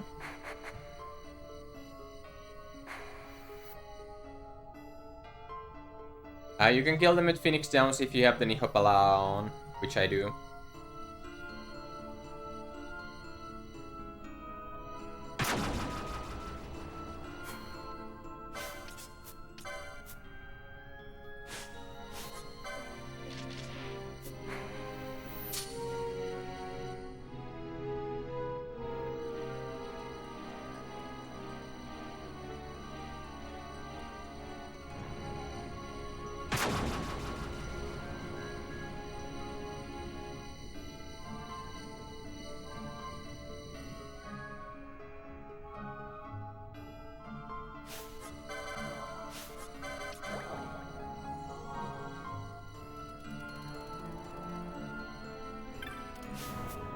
I don't know why I did the too far away trick. Yep, just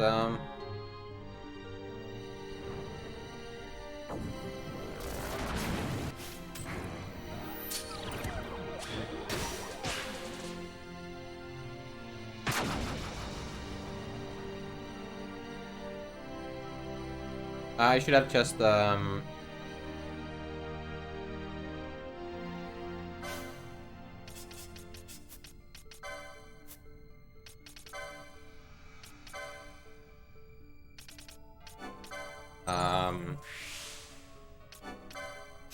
use 2 potions. That would have been slightly faster. Oh, if I need to dispel here. We'll see, I guess.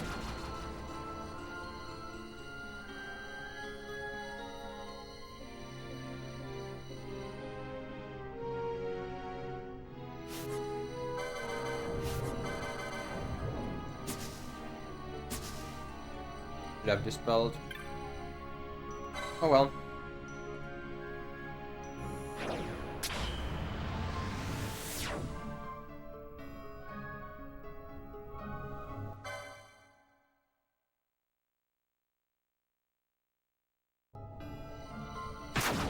Any second now. I'm going to.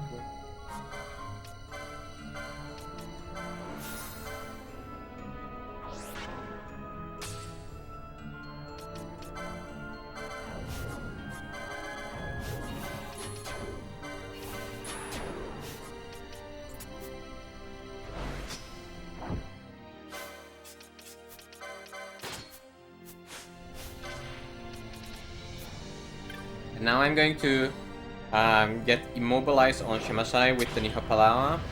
So I'm gonna throw the remedy with Nihopalawa on Shimashai, and that that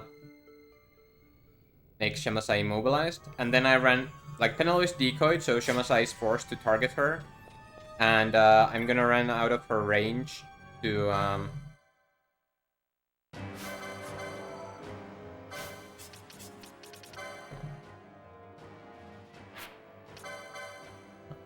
gonna run out of her range so that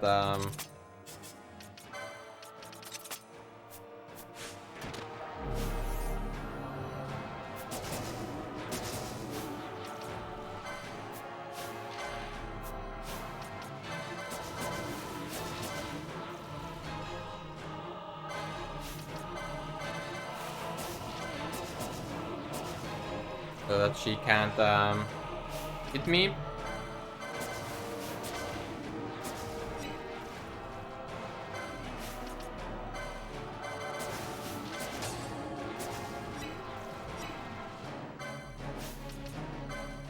I'm summoning Mateus here, or putting it in the queue so that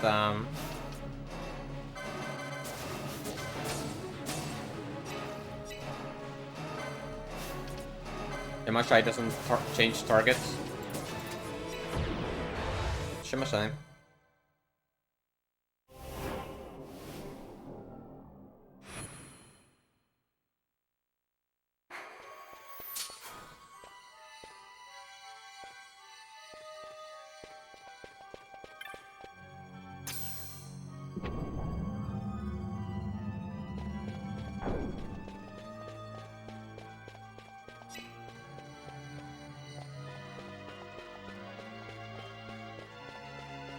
I have a feeling I forgot to do something because I'm missed so much army. Well, gained so much time somewhere. Where did I gain that? Alicia. Gained time everywhere, I guess. I guess my last run had a bad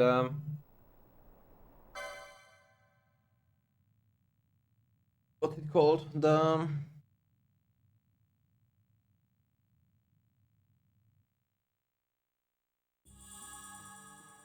Tyrant.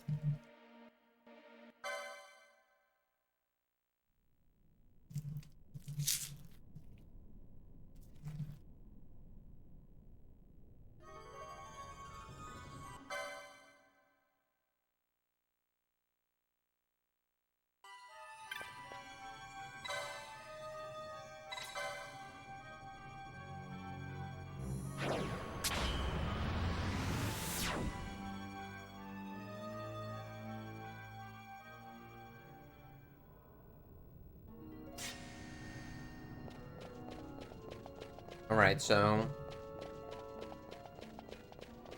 now I'm going to teleport Crystal to Balfenheim. And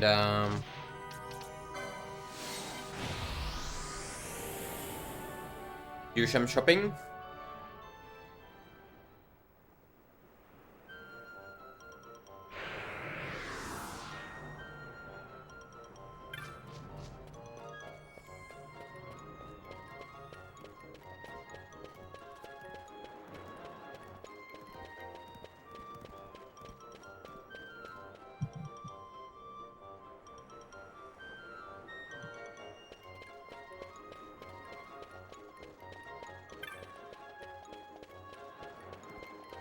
First, I'm gonna stop at the magic shop. Buy Arise, Shelga, and Protecka.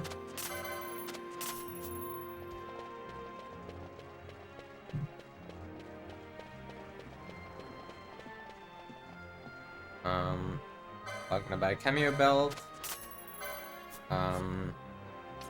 11 of these. Some of those.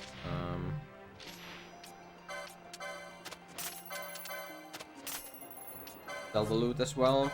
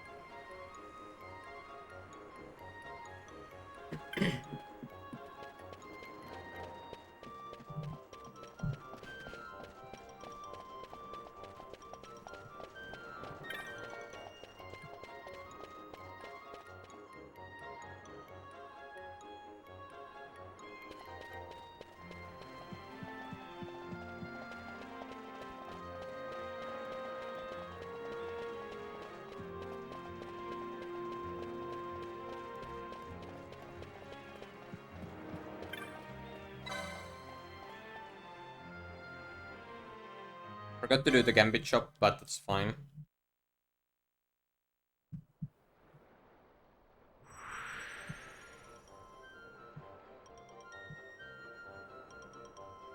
Can do it on the way back. And I'm not supposed to do, yeah, I don't do the Viral yet. That's after our Paris. Or the Viral, I don't start Viral yet.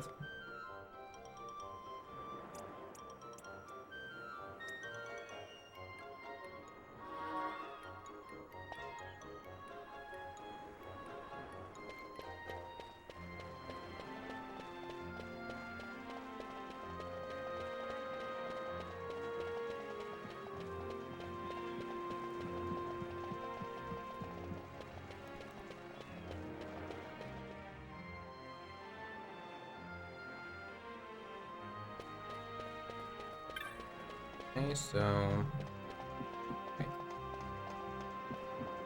Stop by the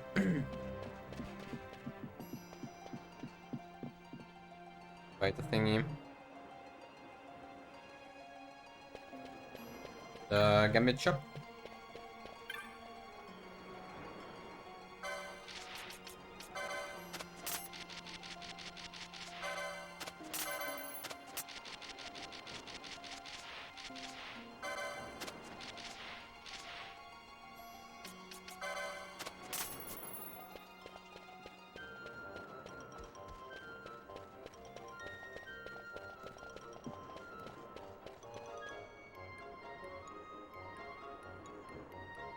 Whoops.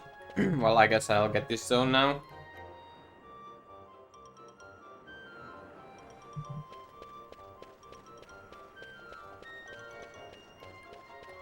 I need to get that zone anyway at some point, but I'm not sure if I go through it manually or automatically anyway at some point. But I do teleport to Rabanastre now. Or not Rabanastre, I'm on Buramise.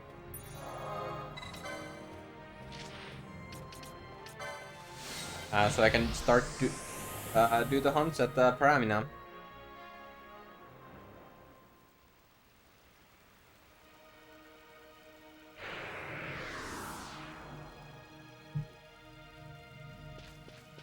Here.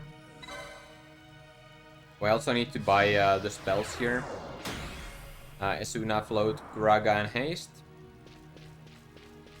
Esuna heals status ailments. Float means I don't have to use float modes to get past traps. Kuraga is a single target spell, and Haste makes you act faster. I'm probably not gonna use much Kuraga or Haste, but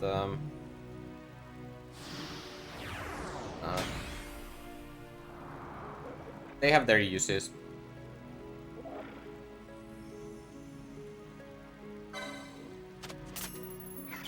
Yeah, I did forget the Stone of Condemner earlier. I should get it when I go and start Pisco Demon, which is pretty close by. So there's a chance to get Trickster has a 30% chance to appear in the next screen, and if he does, then I don't need to manipulate him after killing Feral Retriever. So let's see.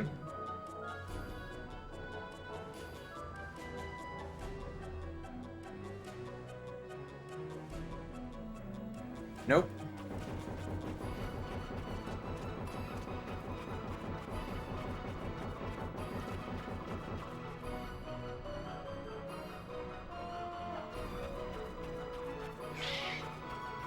Only tells you if he spawns or not, so that's how you can tell.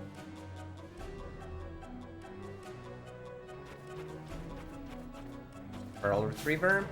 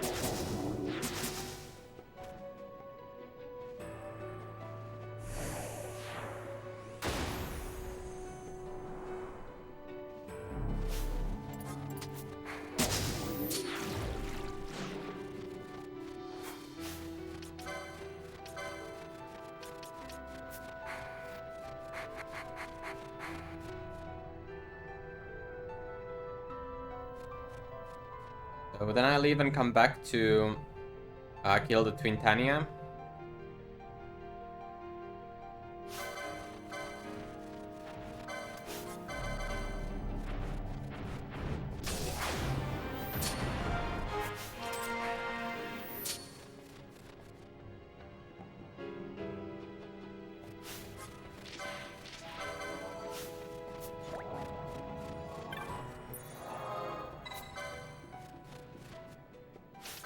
Okay, whatever.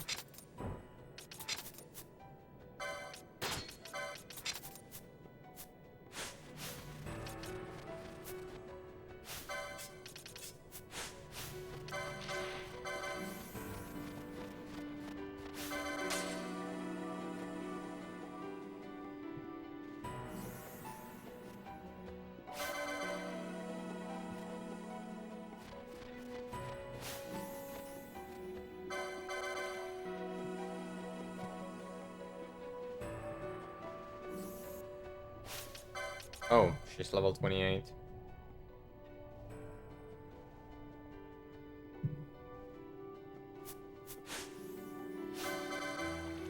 That doesn't usually happen.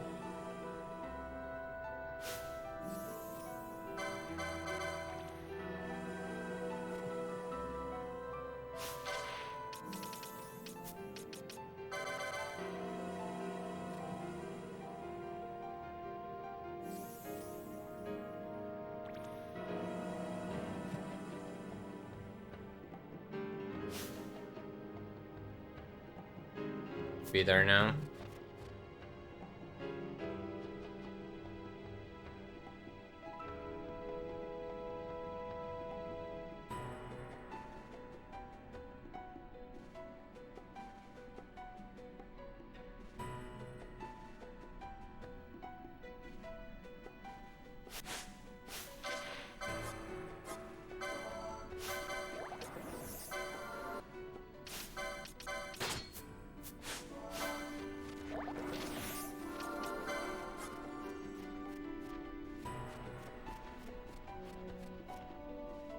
Now we wait for the trickster to come closer. Come on, you can see me.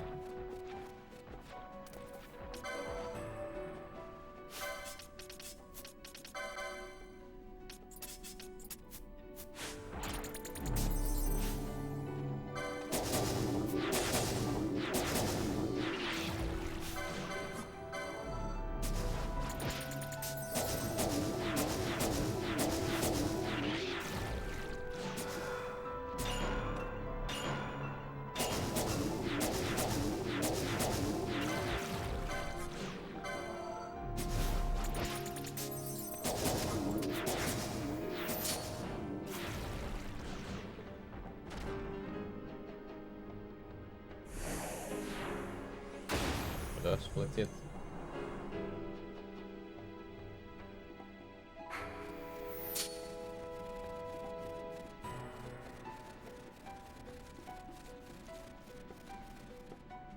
Okay.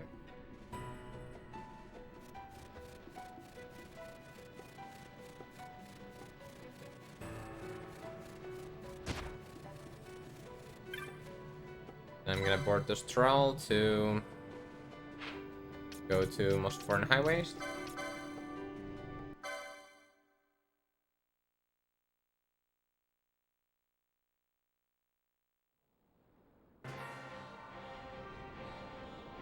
I didn't think you could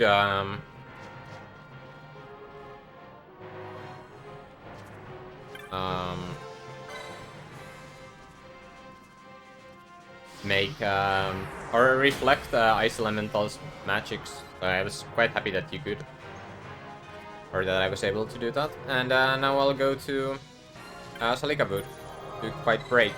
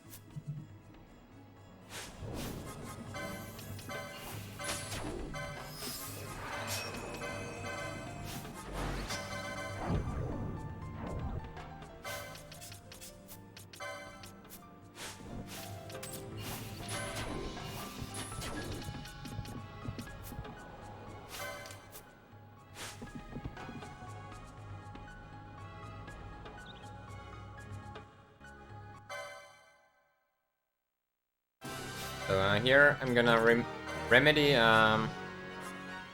Ink Bomb with the Nihopalawa to make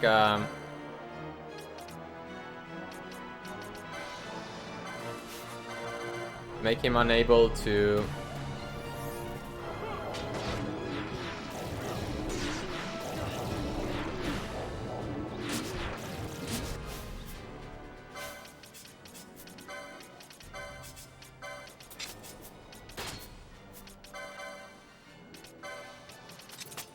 revive or use renew.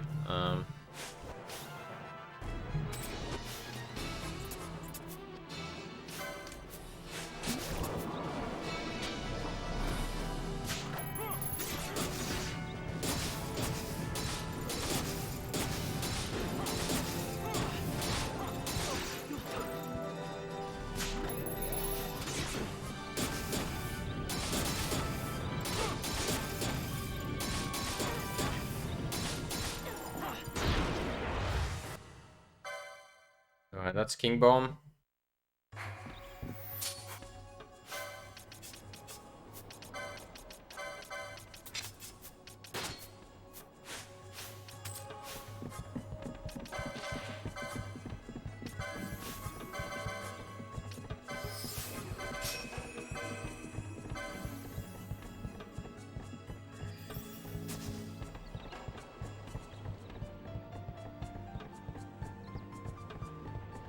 Niho does everything you have remedy lures for, and they are not immune to.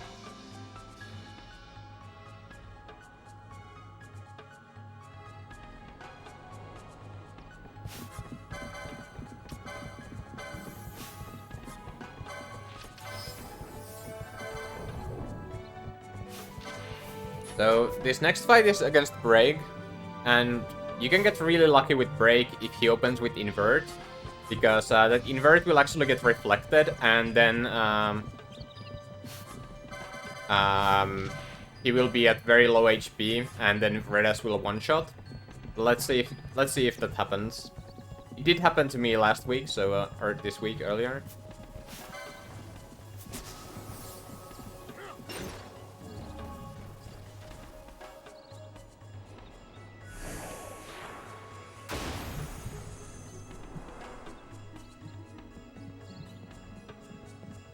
So, that's the thing.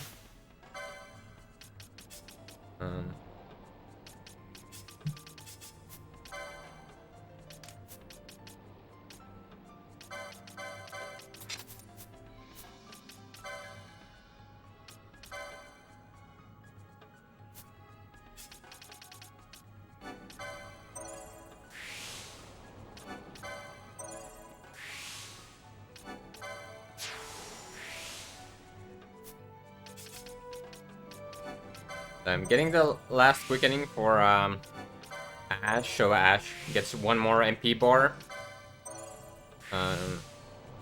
So she will have more HP. Then I'm gonna get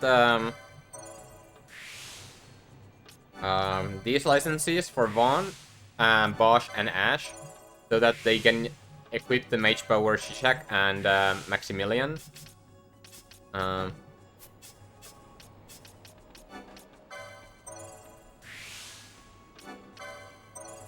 For Ash, I'm gonna take a slightly different path than for the others. That's because that way she gets licenses closer to what she's gonna get later anyway.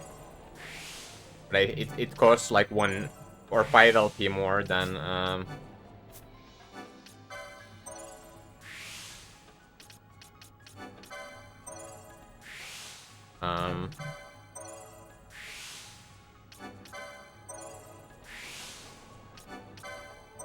the other path would. And then I'm getting the Zodiac Spear for Bosch.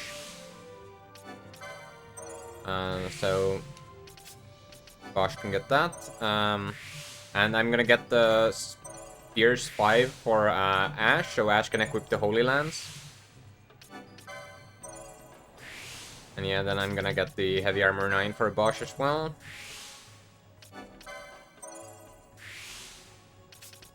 And then I'm gonna get Inquisitor and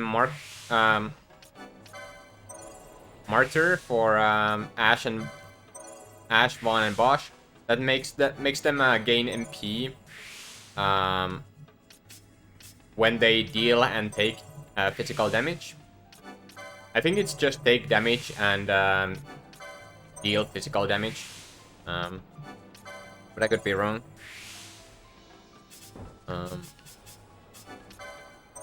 Bosch gets the Phoenix lore here as well.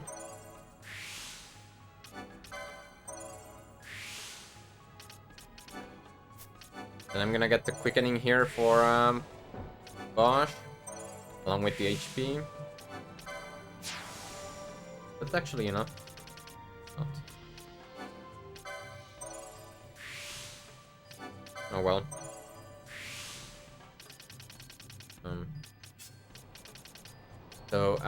Then Ash gets Arcane Magic 4, 5, and Green Magic 7. Green Magic 7 has Protect Gun and Shelga, so that's why I'm getting them. Vaughn gets White Magic 6 and 4, so Vaughn can use Kuracha, Rise, stuff like that. Ash gets all them as well if she can afford them. Which she does. Okay, that's good. And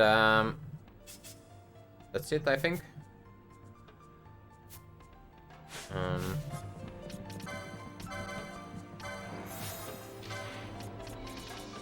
Float mode.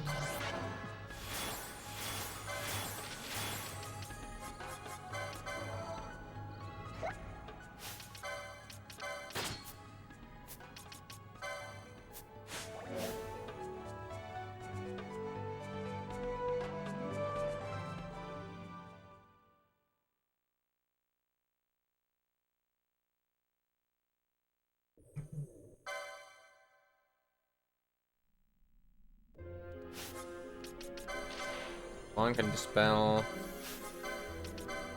Ash can immobilize him.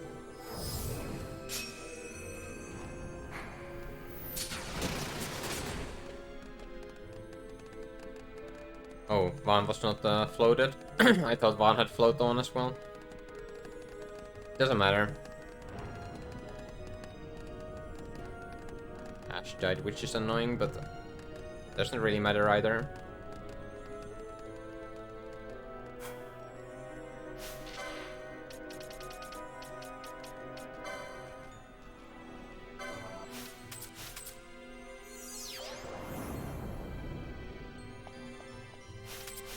Yeah, now I'm gonna immobilize, despawn everything.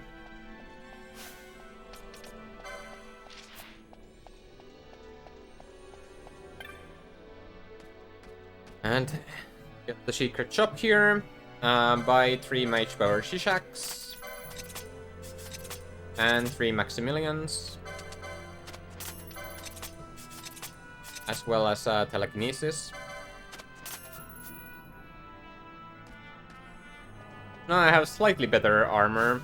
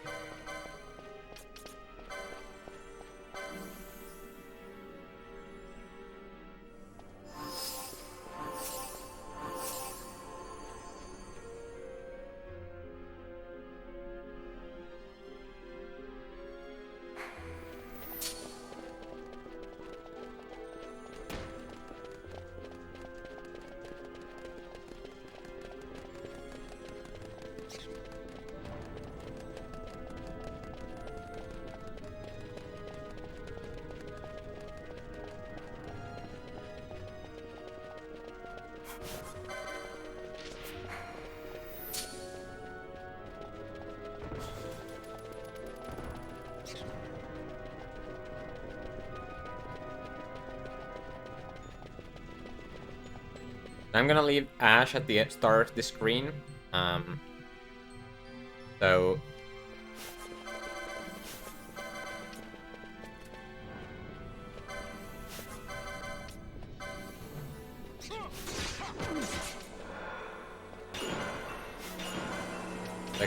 switch my leader back to her after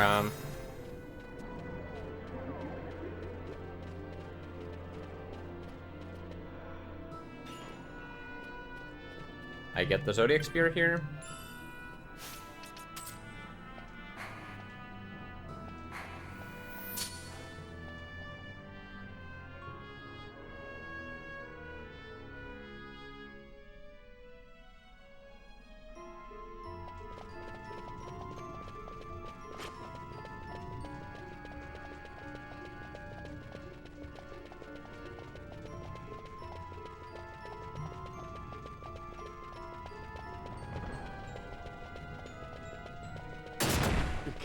Oh, that sucks.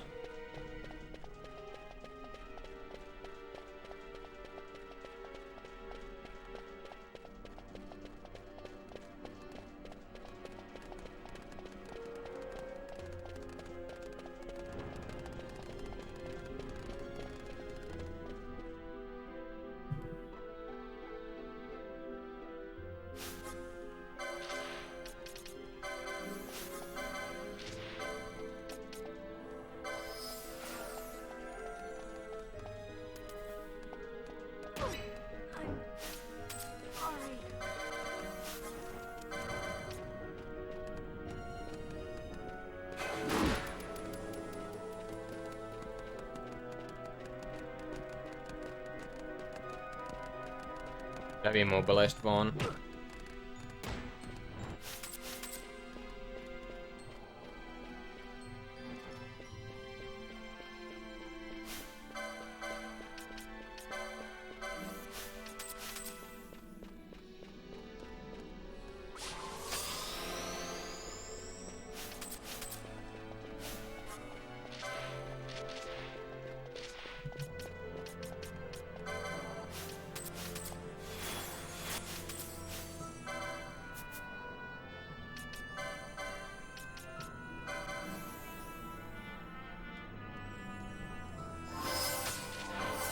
Now I need to RNG manipulate the wood toad to spawn.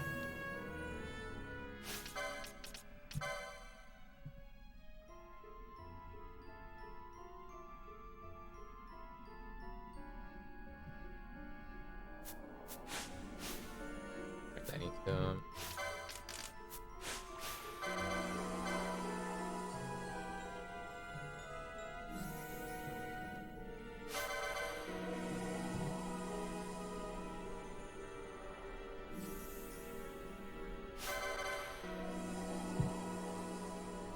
I think this is 650 and then I can leave.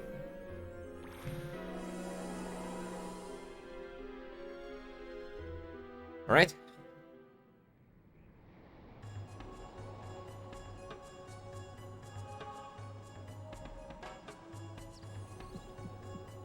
Yeah, I'll do my best to explain everything. It's not always easy though.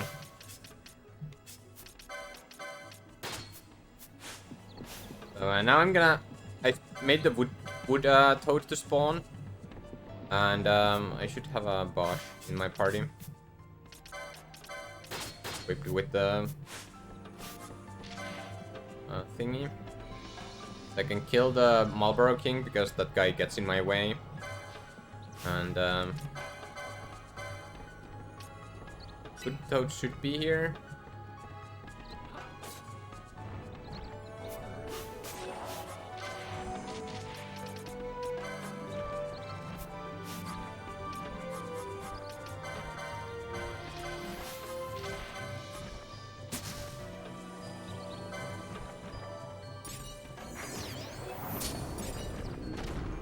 Yeah, using Nihopalawa, Phoenix down to kill, and then I can move on to the next screen.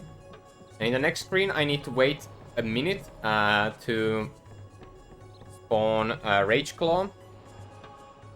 So I'm gonna do a Gambit menu here.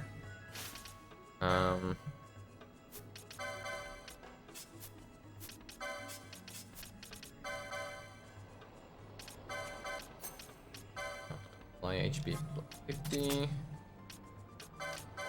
This will be Arise.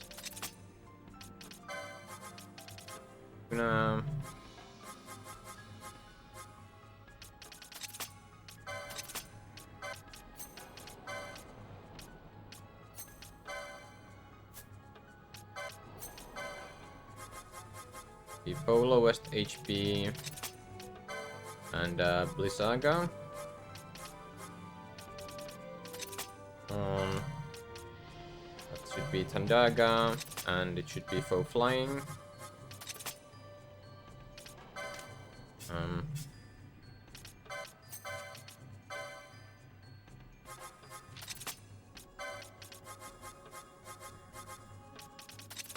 Racha.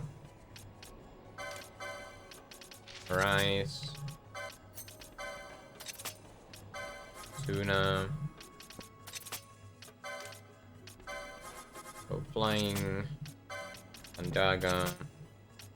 Attack. Go lowest HP. Go highest max HP. Attack on. Go flying. Off. Off. And on.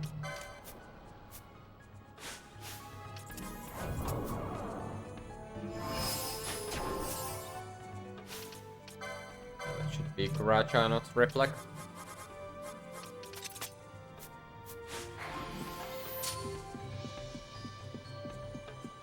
Now Rage Glow should have spawned.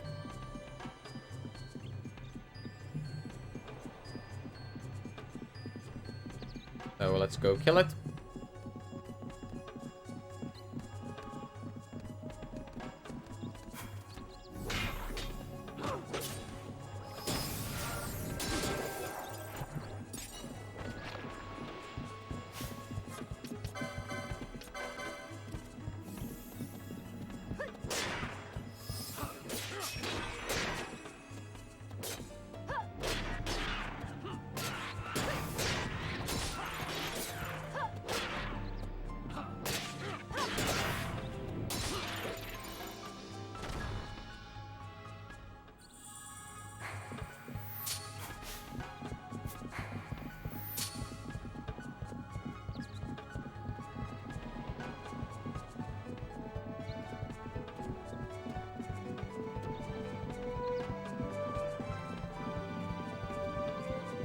So, before I leave Salikavud, I'm gonna kill this Antares to, for Bestiary.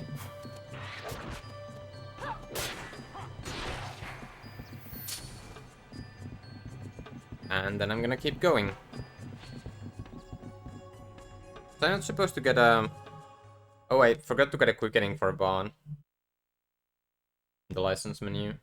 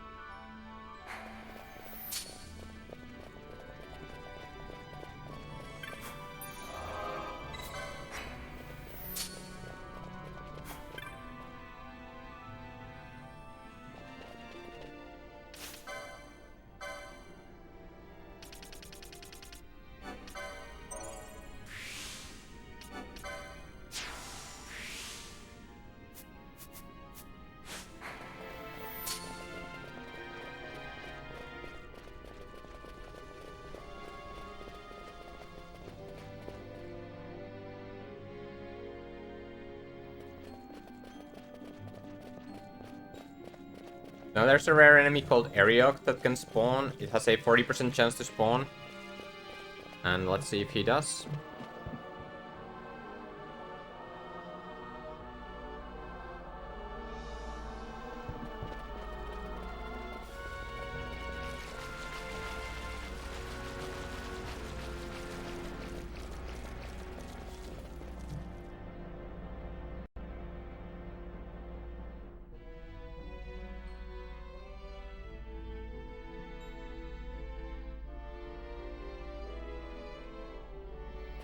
In this zone,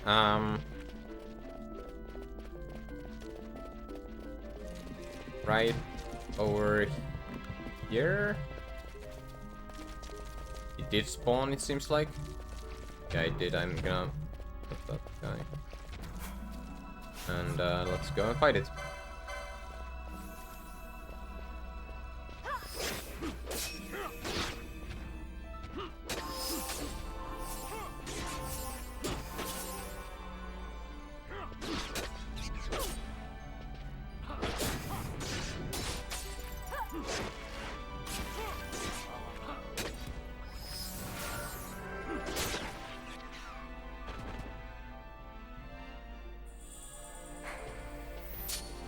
So, we get Ariok there.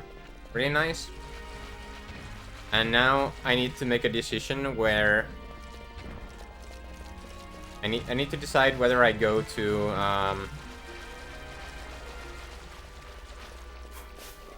which way I'm doing the things. Or which order I'm doing the next couple of areas in. First I need to kill this crystal bug.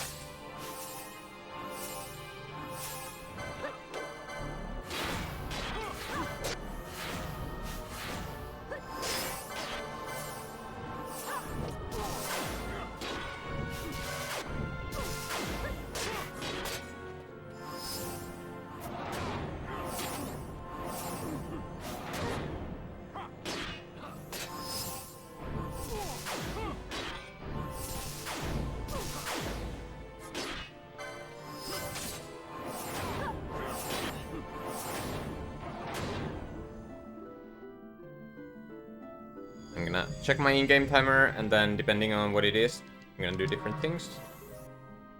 Okay. We going. We have to be very fast, but I can make it. And it's perfect that I did start Enceladus early. It's just perfect. Because this is the exact situation where you want to have started Enceladus early.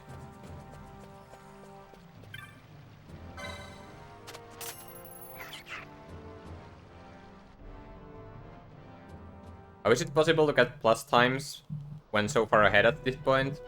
Well, if some bad things happen, like some rare enemies can take a while to spawn.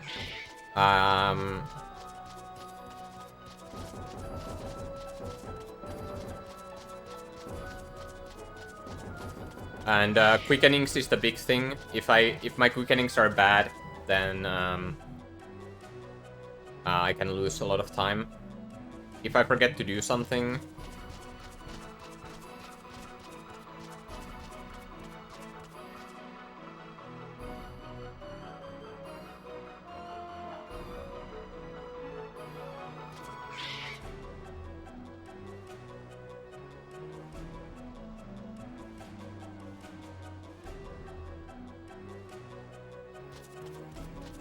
There's Killbug.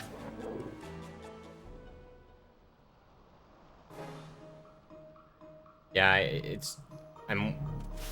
by no means am I safe, like, safe to or assume that this is PB, but the run is going good so far.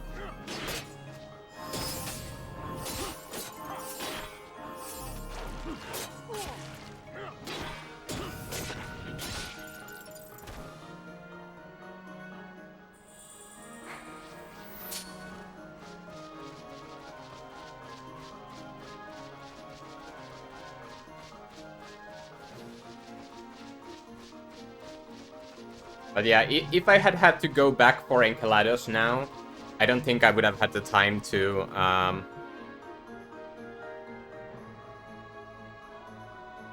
don't think I would have had the time to start the hunts and then...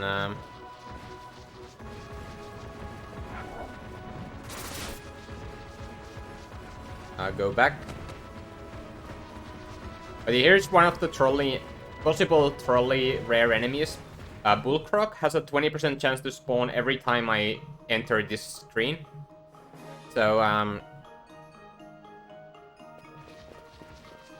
I get 2 free chances, and if I don't get him in the first 2 chances, then,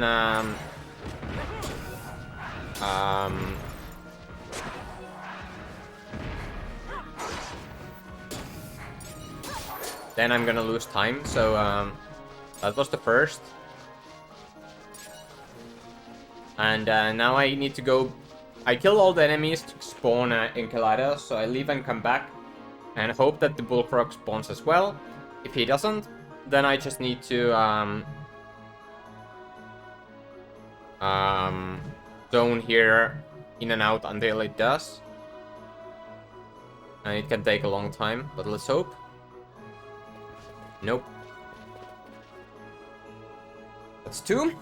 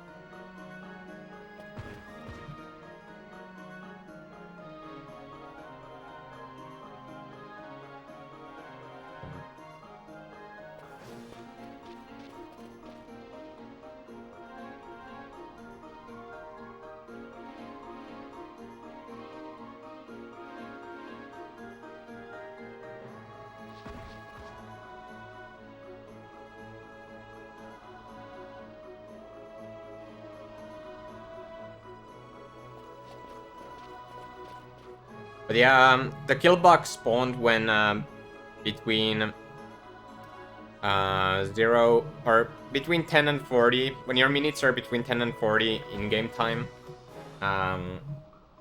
he spawns. And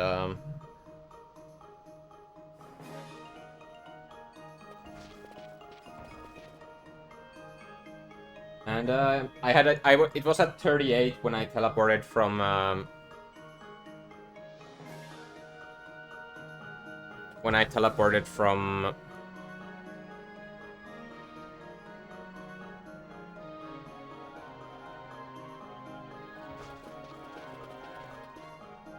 what's it called, the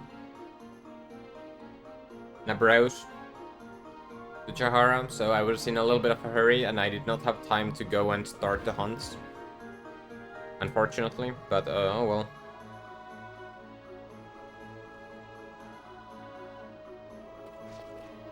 I double checked he didn't spawn like out of sight, because it's been a while, but nope.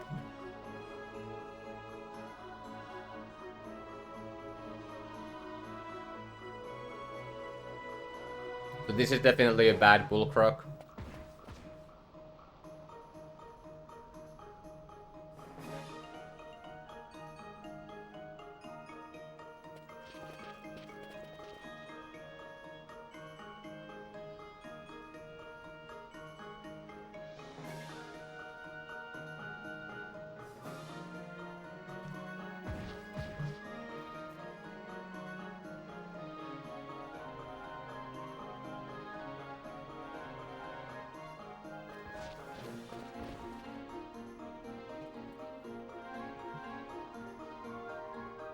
Yeah, 20% chance to spawn whenever you zone.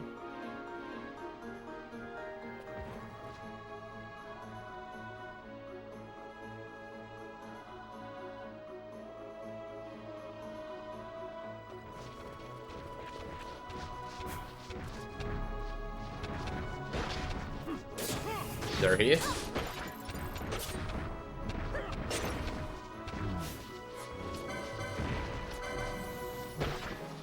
Here's a Kalados.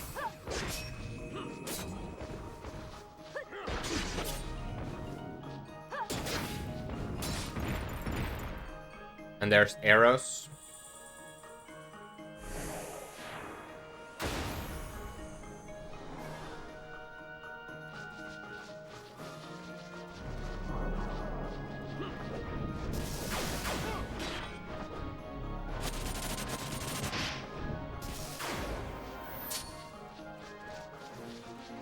Arrow spawns every time after you kill a bullcroc.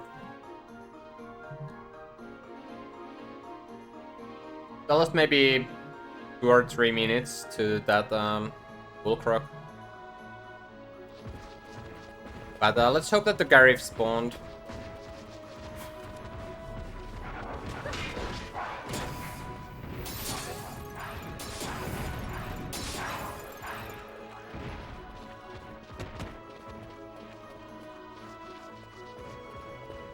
So every time I zoned for the bullcroc, there was a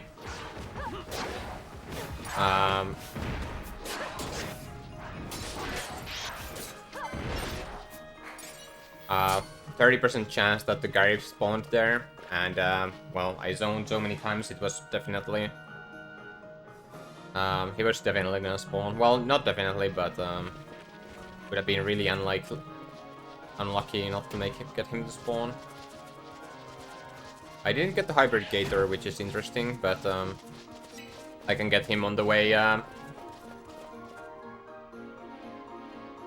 when I get through here again. But now I go to Busherba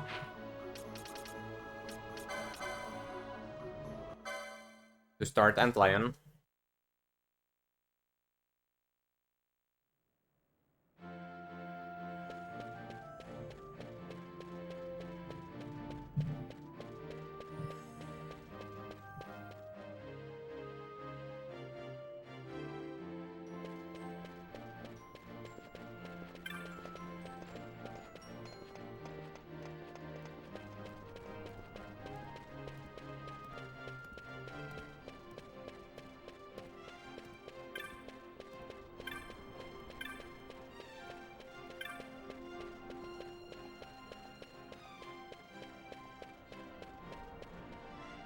Well, you do kill a lot of Imperial swordsmen and judges along the way.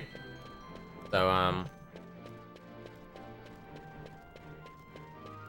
you kind of get it automatically. Thanks for the luck resist.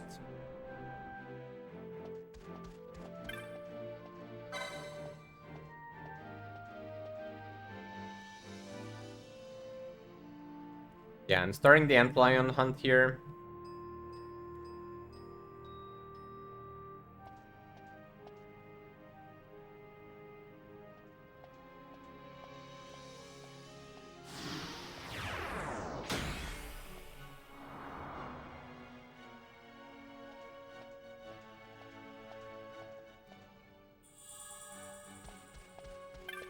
Not all Sikhs. The Garif is always, but there are some Sikhs that attack you if you get close to them.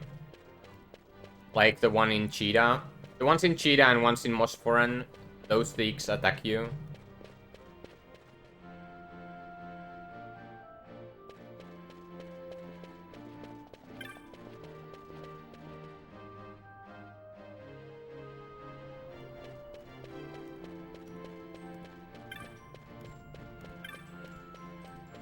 I do get the Wind Queen, yes. I need to kill Earth Tyrant.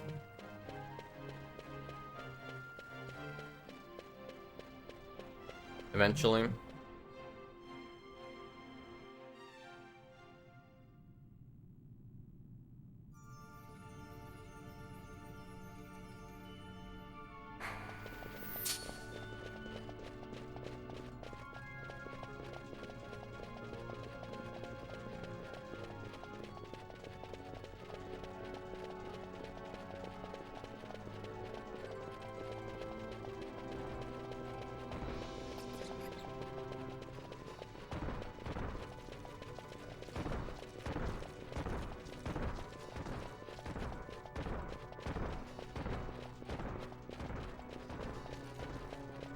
So here I need to make Ariel to spawn.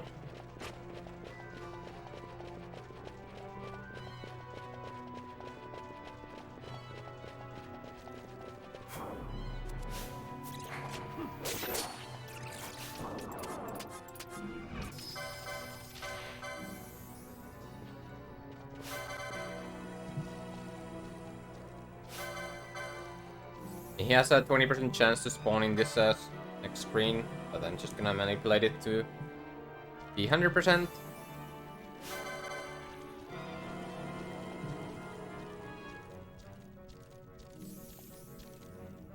Or rather manipulate that 20% to happen.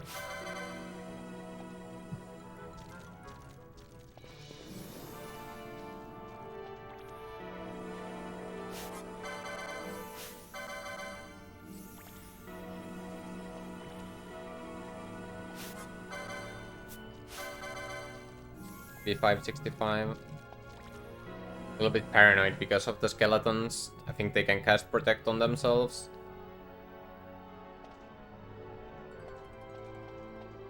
So they should spawn the Ariel.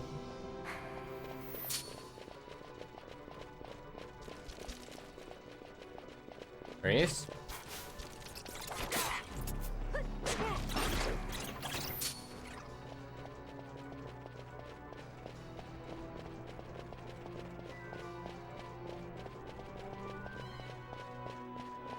You can leave and enter the room multiple times, but that doesn't guarantee the thing, and it's usually faster to just manipulate. Like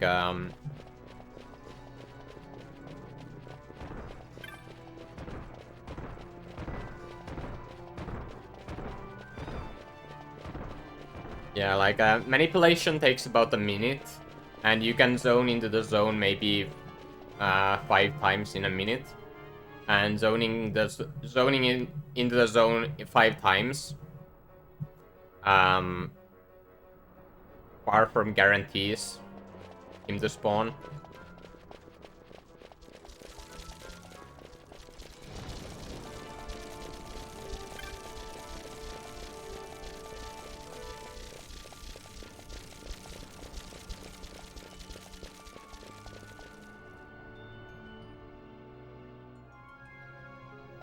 So I'm gonna get there's an enemy called Gazer, who you need to spend in one of the certain zones for 7 minutes to make him spawn, and I'm gonna take advantage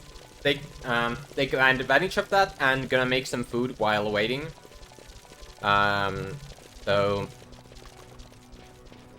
as soon as I enter the zone, I'll go and get some food. I'm also gonna do some licenses and stuff while waiting, but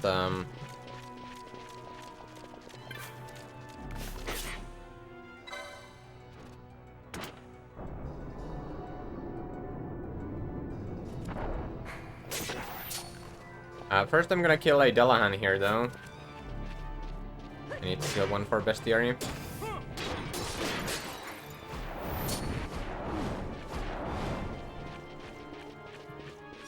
What's for dinner? I'm gonna have some burgers.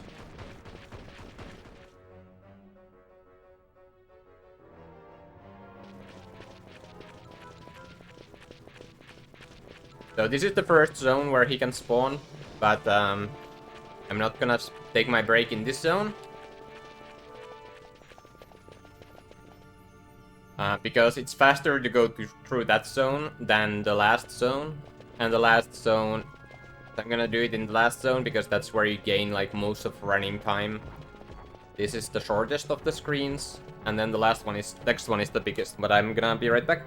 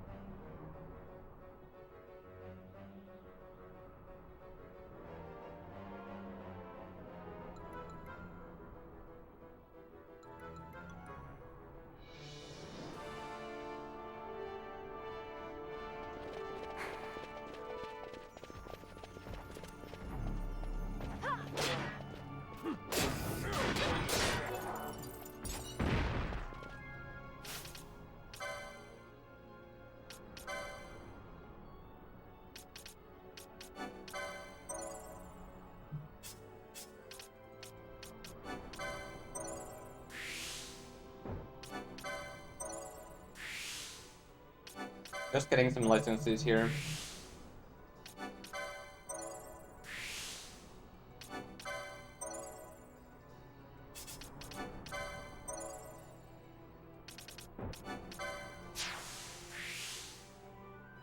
Getting the accessories 14 for France, so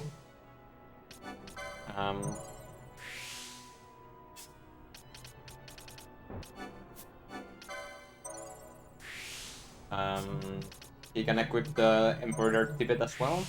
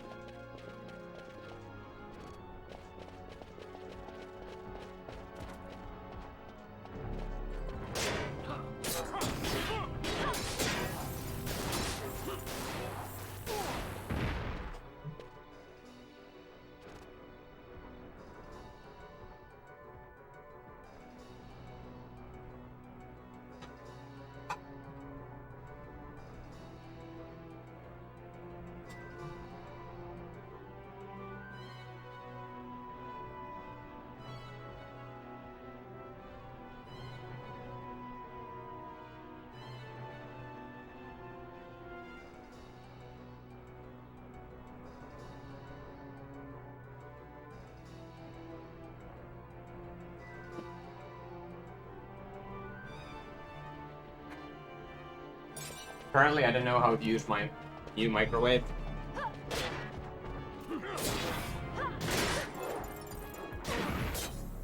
Let's keep doing the menu.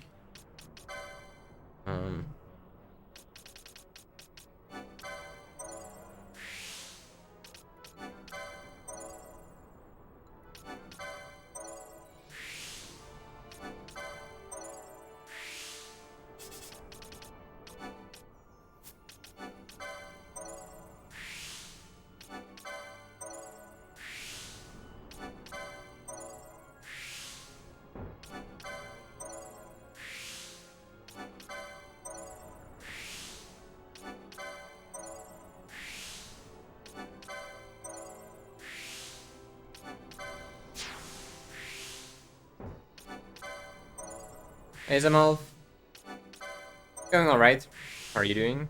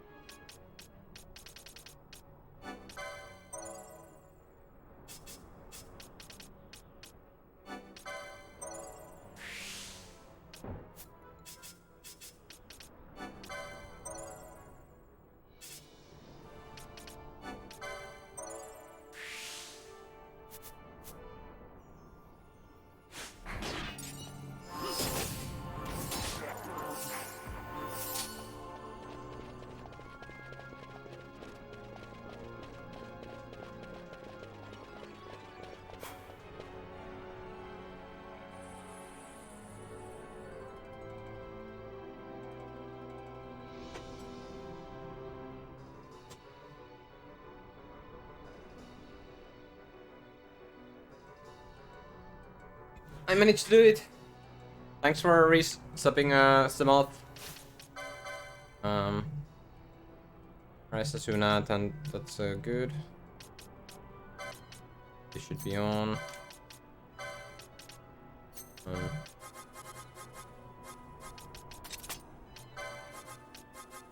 So, where are you?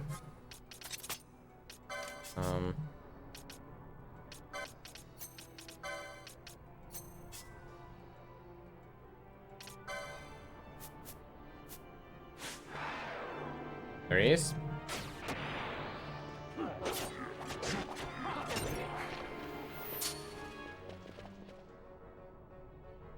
Yeah, thanks for the luck.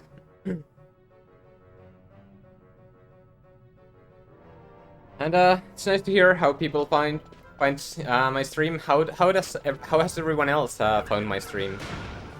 Question of the day. And yeah, that was Gazer. Could have done maybe a little bit more if I had not messed up with the microwave, but oh well. We got Gator, that's all that matters. And I have some food.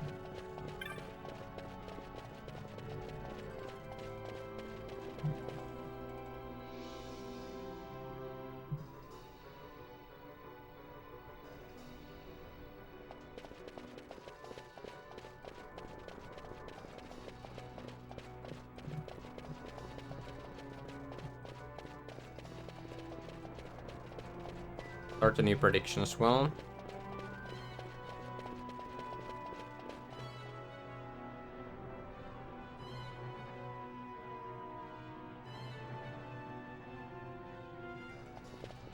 Probably should have healed that teleport crystal. Oh well.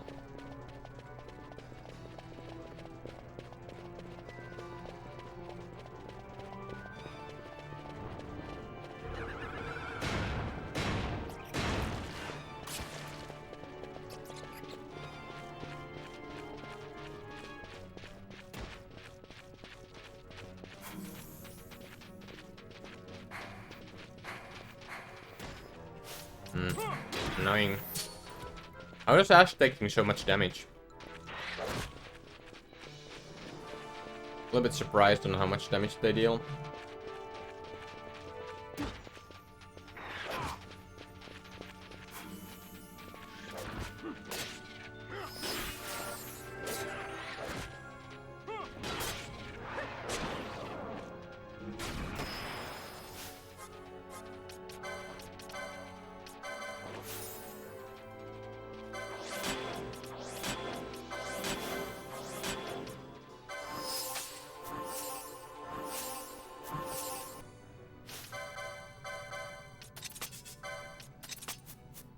See?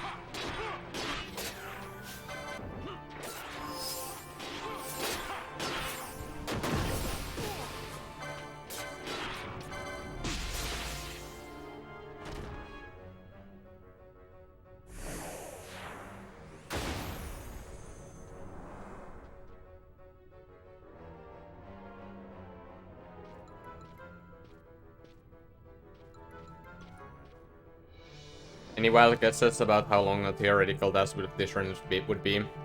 Perfect spawns, perfect fights, no manic needed, etc. That's a good question.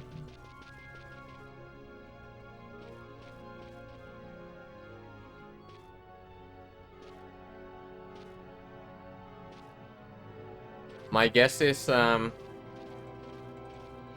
I would guess somewhere in the region of 18 hours.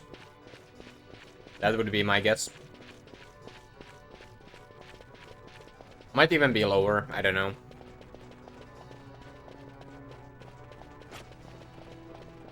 Maybe even 15, who knows.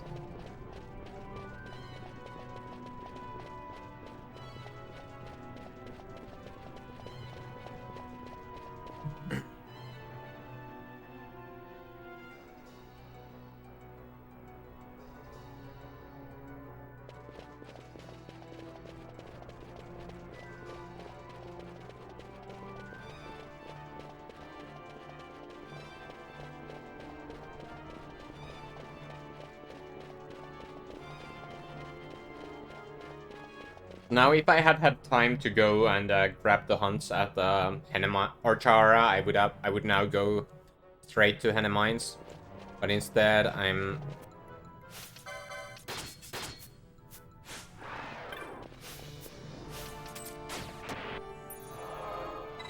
gonna go to Chahara first.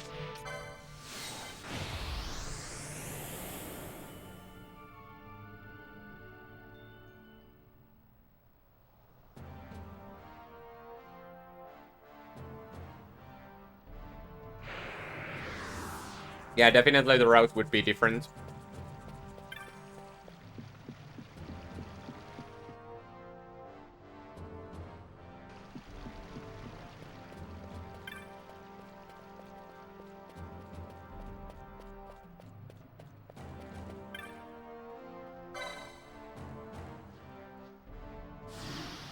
Starting Mind Player here, and the X-Tab.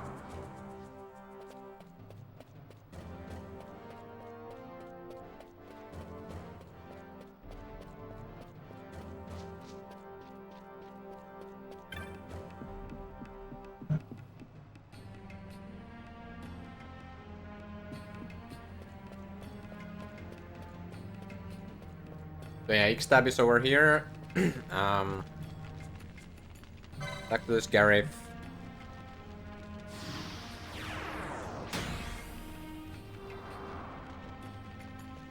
And then I can go to Henne Mines.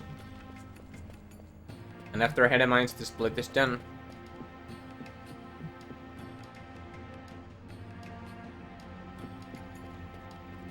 So Henne Mines should...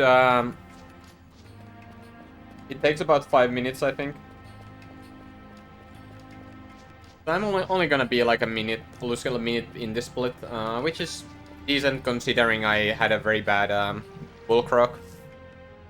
I don't know how it was in my PB though, so might be that it was bad in that one as well. And I had to manipulate the aerial too.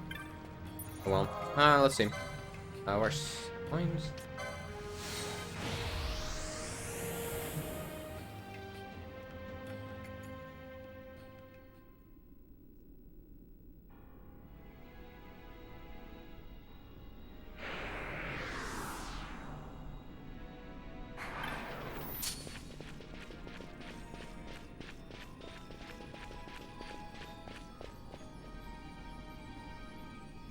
So the fastest way to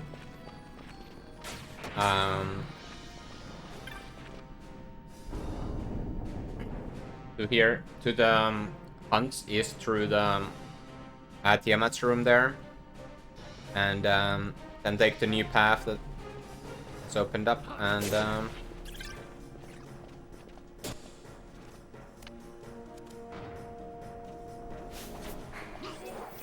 use the switch and move on.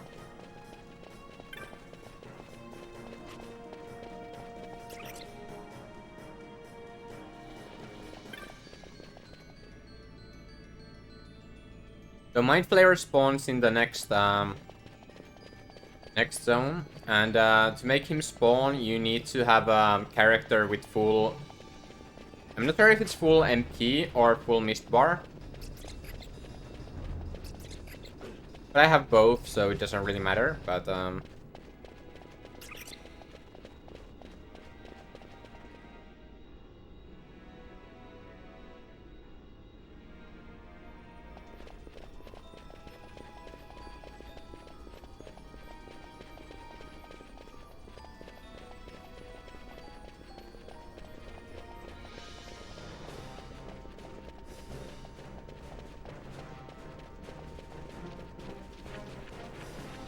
hey Scarlet though, yeah, it's going pretty okay so far.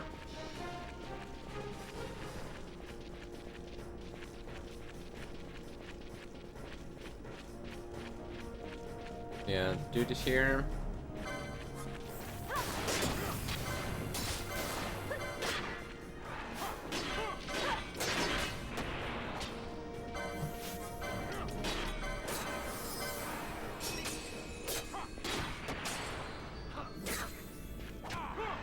Berserk him so he can't heal. He can heal to full HP if you let him be.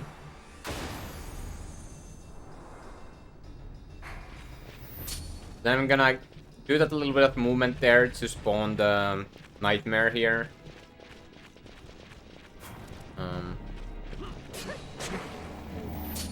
And kill it for bestiary, and then I go back and kill X-Stab on my way back.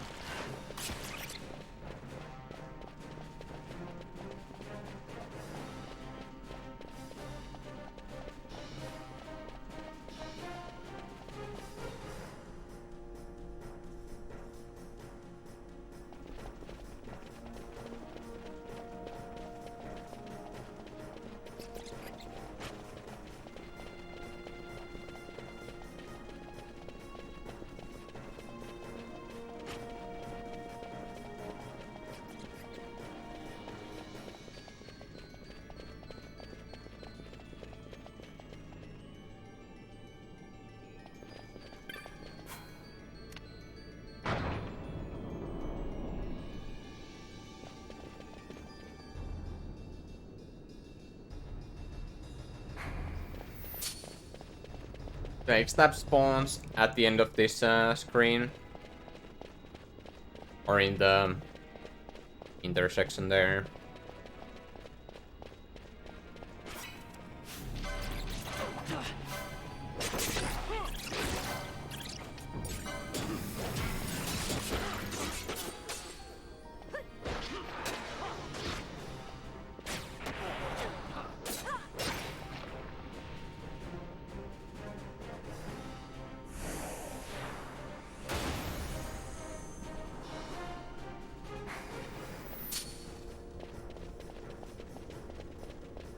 And then I head back and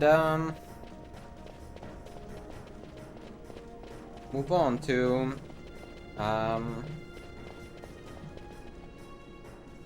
well, I need to go to Rabanastre next, so that's where I'm gonna be headed.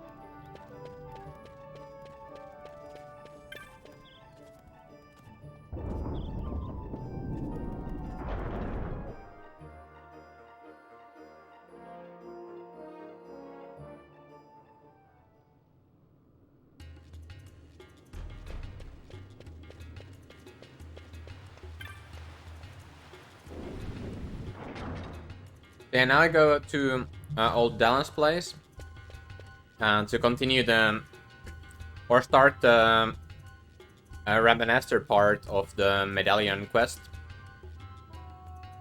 and I need to do the medallion quest to unlock the bosses in Nabudis. I need to get the 2 medallions, one in Rabanastre and one in Arcades. So I do that and I immediately continue it by talking to Philo here. And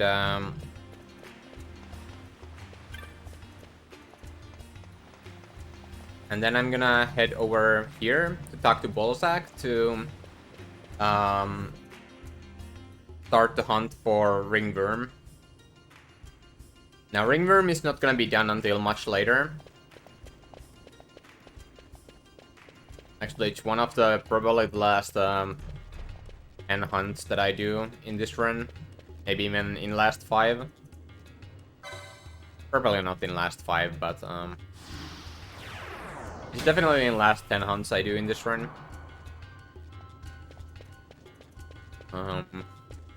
Just because there's not that convenient time to do it. There's no need to do it earlier.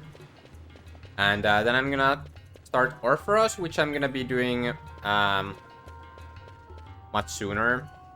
Pretty much after Pharos. So in about a little bit more than an hour, I will be doing Orpheus. But starting the hunt here all the same.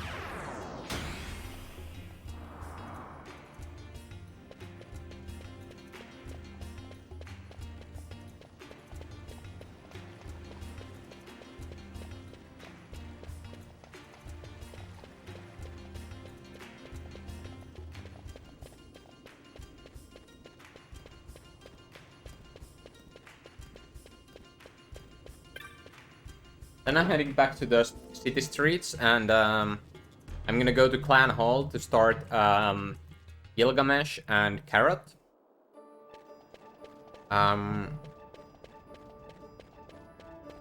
Carrot is also done very late into the run, but since I'm in the Clan Hall, might as well already get it. And I want to, and I'm about to go to Nalbina, so I need to go here to get the hunt from the Clan Hall, so I can start it by talking to the lady at the Bushurban Aerodrome. So that's why I'm doing it now.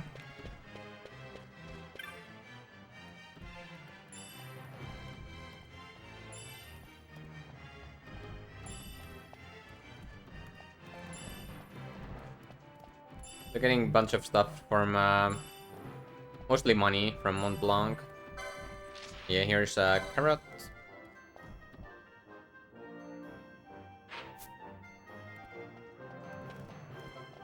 And Kurchin's gonna join me.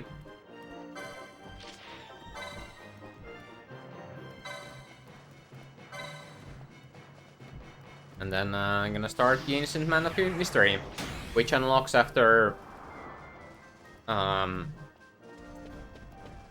you need to beat Antlion to get to the... get to Ancient Man of Mystery.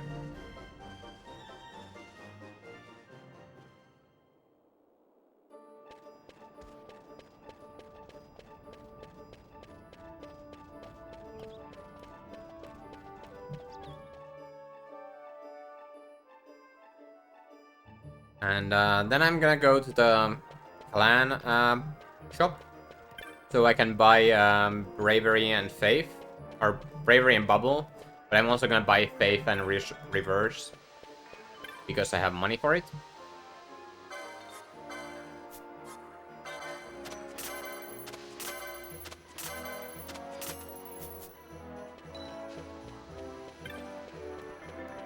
And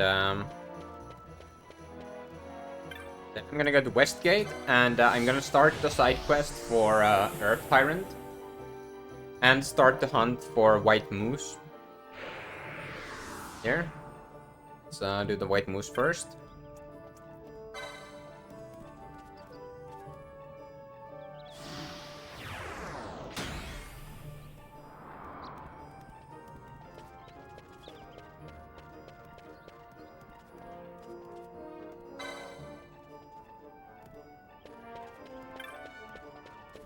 So yeah, that's those started, and then I'm going to go to the plaza here to continue the Earth Tyrant and the Medallion quests. So first I talk to Kotze here for the Medallion or Earth Tyrant, who tells me to go to Dr. Northon, which I'm gonna do later. And then I'm gonna talk to Curious Woman, who said that she sold a medallion to a merchant in the Mufur Bazaar. So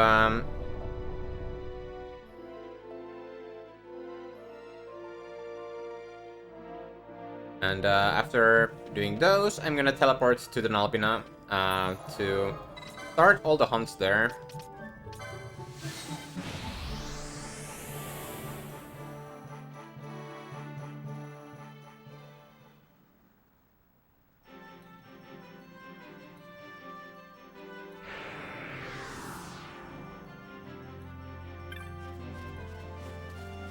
So I'm gonna check the hunt board here to get new hunts, but I'm gonna skip some. I'm not gonna get all of them because I'm in a little bit of a hurry to make sure that I can make it to Giza while it's rains in Giza. After Pharos, so I'm gonna, to maximize the in-game time I have remaining, I'm going to I'm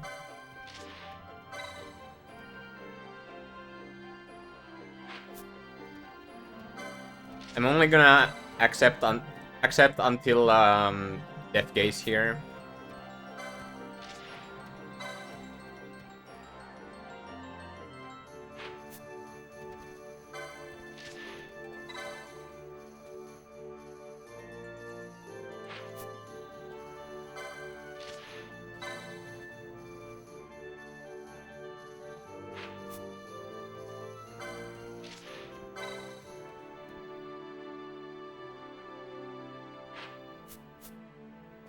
So, doing those, then I'm gonna start the Death Scythe over here. All these hunts I'm gonna do way later, but I'm still going here right now because I want to go to the airship to buy what's it called?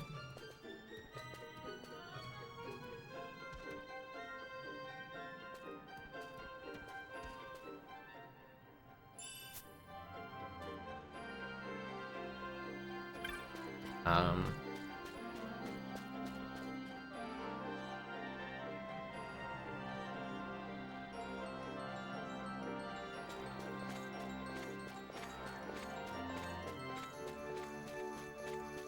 to buy Siphon are from the airship, right? So I turned in Atomos to get a little bit more money, and then I'm gonna start Roblon here.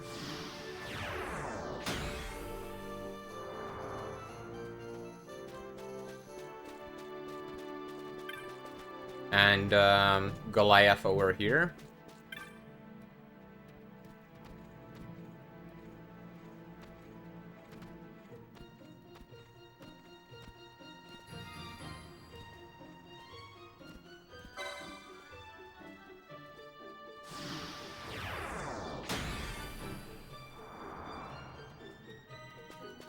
And finally I go to the airship.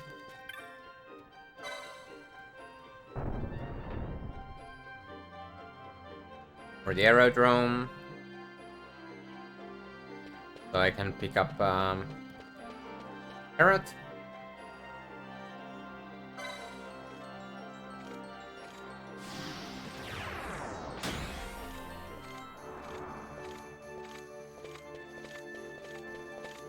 And Death Gaze.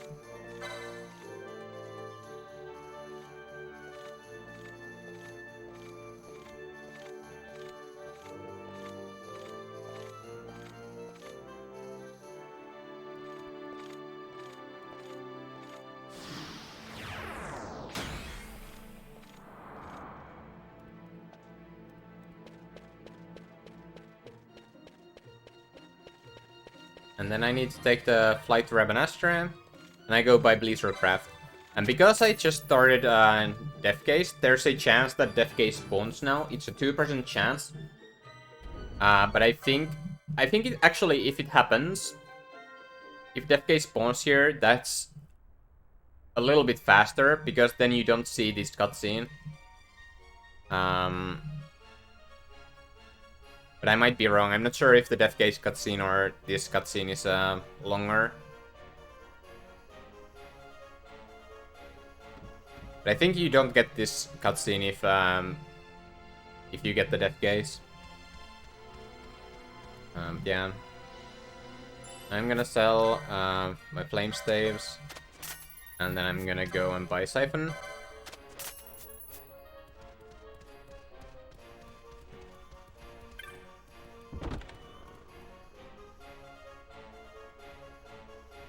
And then I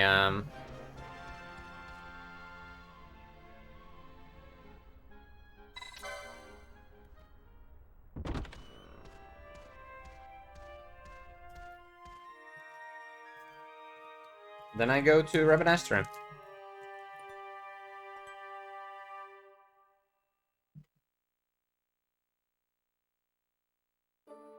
And how that case works is that after you can talk to this traveling kid in all aerodromes, and every time you talk to him in a deep aerodrome you haven't talked to him at before, he has the chance for Death Gaze to spawn doubles when you ride an airship. So it starts from 2%, and now that I talked to him in Rabanastra as well, it's now 4%. And it goes all the way up to 64%. And there's very little time left to bet for Obelisk, so if you want to get your prediction in, do it now before I will at the next zone line I will close the prediction, because it spawns in the next zone if it does.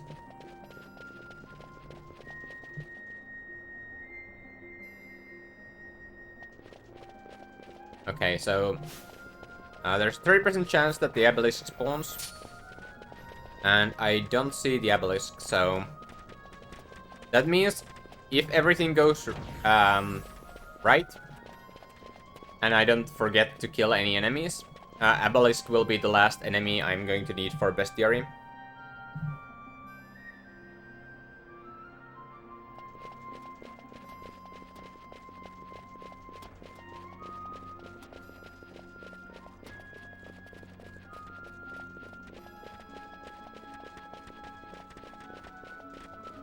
My next prediction. Dragon Whisper.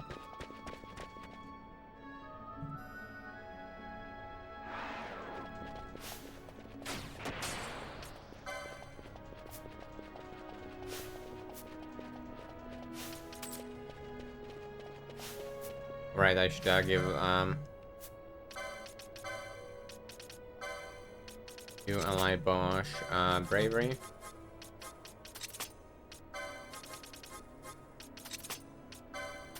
A bit.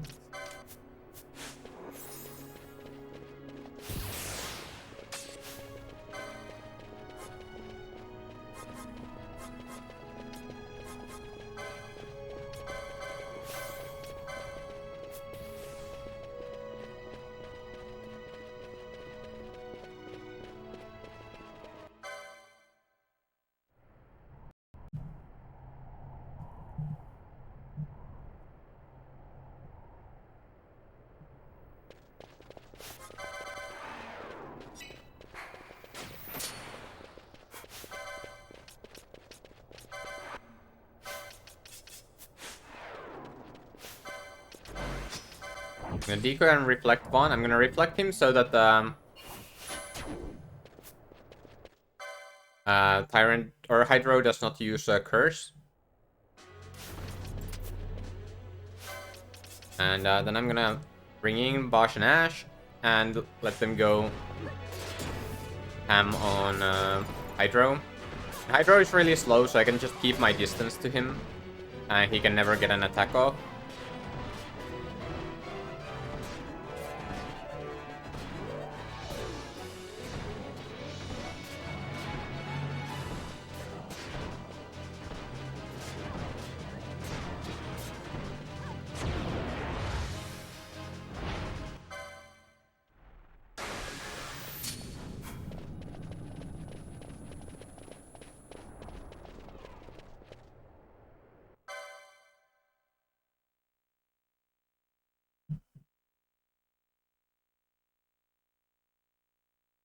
Yeah, I killed Negalmur in already on my first way through the Steel Shrine. It's cool because then I can do like Mateus and Venuscar while waiting for it. Also a lot of menuing. There's not really any downtime in that split. So here, in this screen, I need to kill enemies for black orbs. Or in this phase. So every time you enter a new zone, the first enemy you kill gives a black orb, and then every third enemy after that.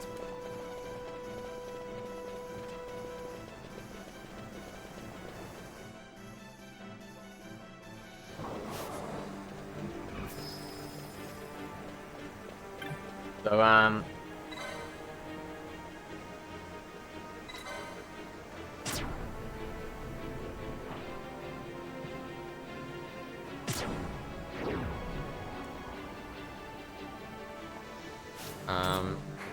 I'm going to try to kill enemies as I'm zoning.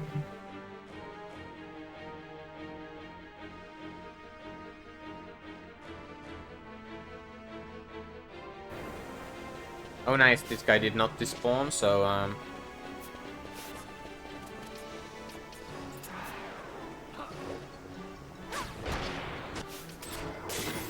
can kill him here. And get the black orb.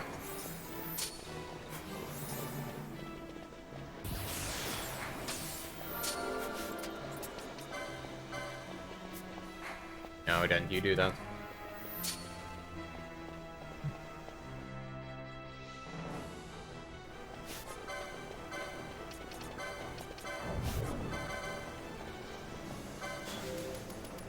Reflect should probably stop.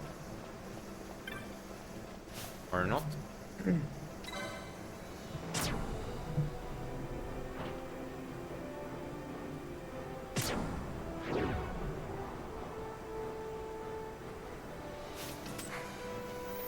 There the reflect goes, okay.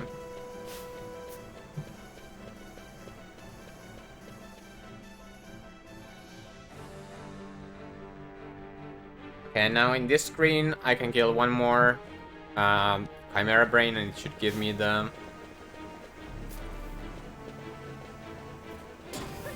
thingy, the black orb.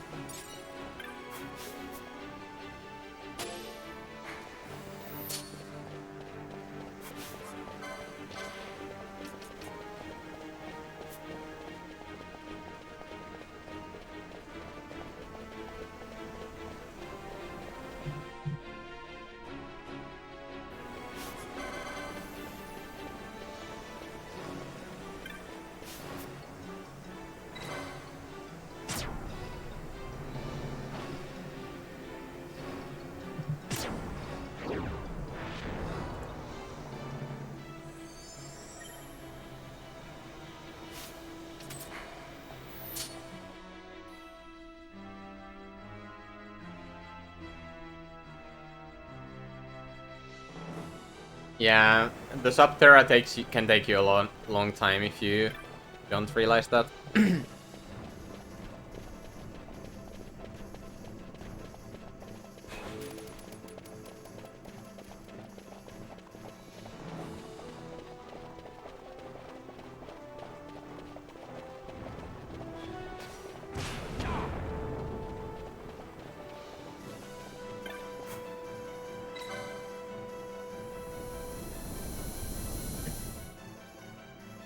Right.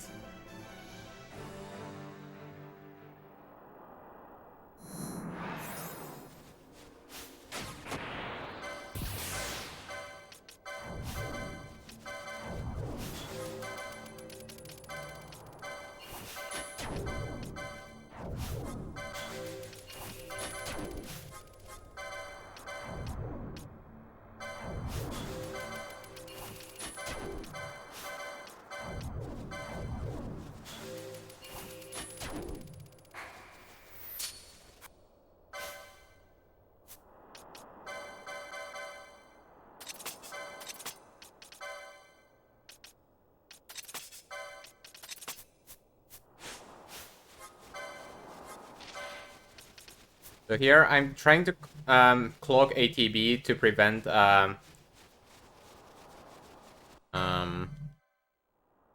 Pandemonium from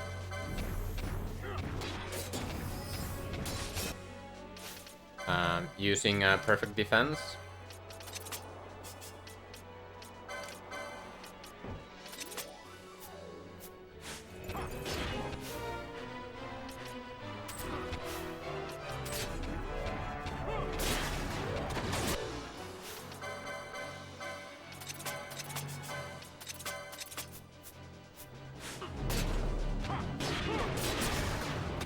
Okay, that sucks.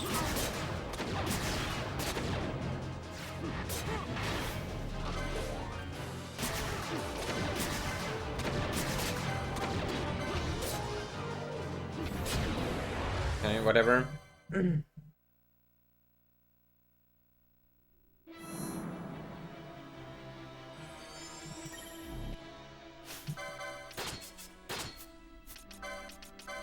they combo?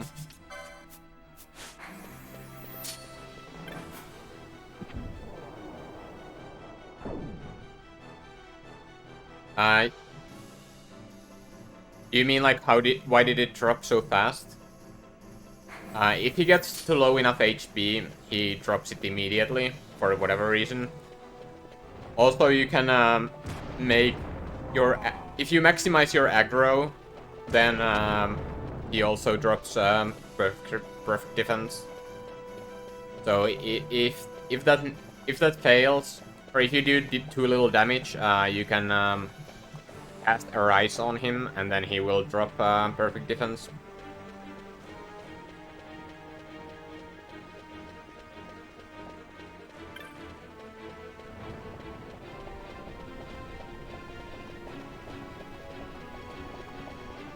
I don't care that people died because I'm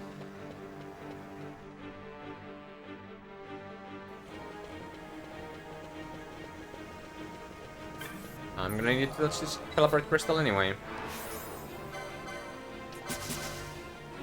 Do this spell guy here.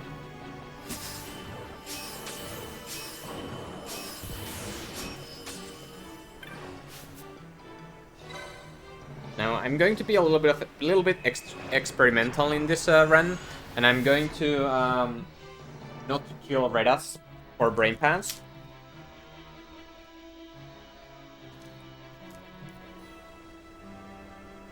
That gets me a little bit less XP, but maybe that makes me not be level 41 for Zalera.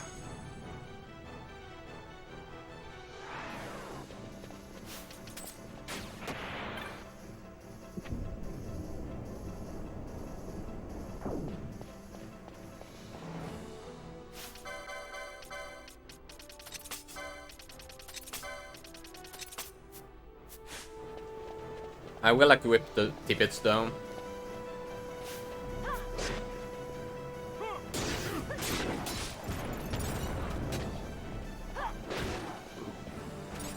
Or, well, I think I'll just, I'll turn these off, but, if Redas until Redas dies, I'm going to do that.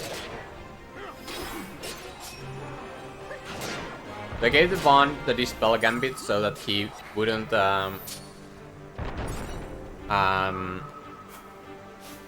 he wouldn't try to cast Blizzaga on the enemies that have Reflect on.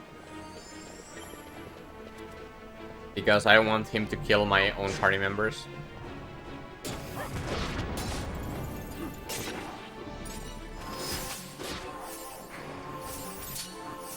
And this is where Deathbringer would be really nice, because these Brain Pants can be... well, they're annoying to kill with Blizzaga because they can have Reflect. And they can be insta-killed, so whenever Deathbringer procs, it's really nice.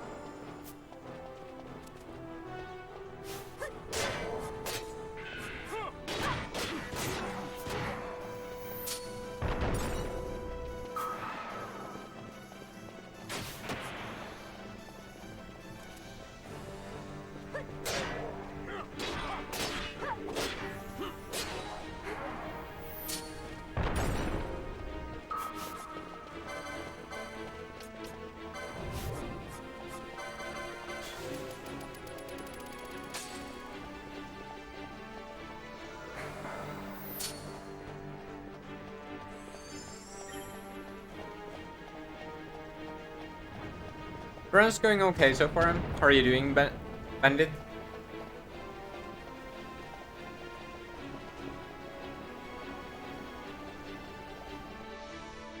That's your third curse of this run, Staff.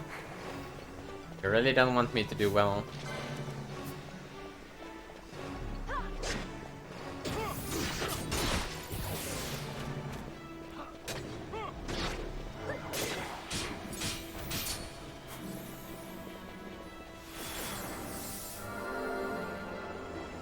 Thank you for blessing the stream with good tomato, Albert. Need someone to cancel all those bad tomatoes with some good tomatoes.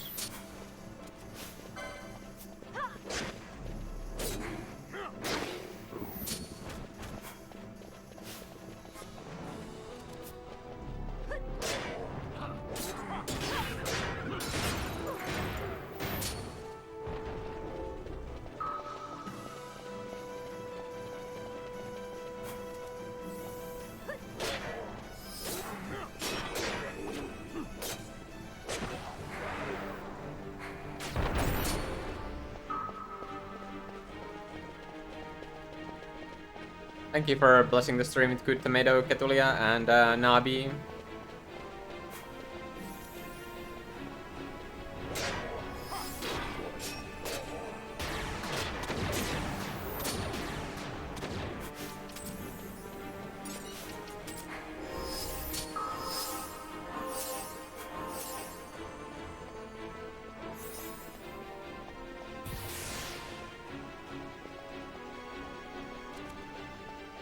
Wow, Engelsna. Going against me, huh?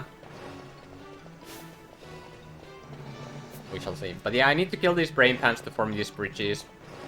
Staff has an ally! No!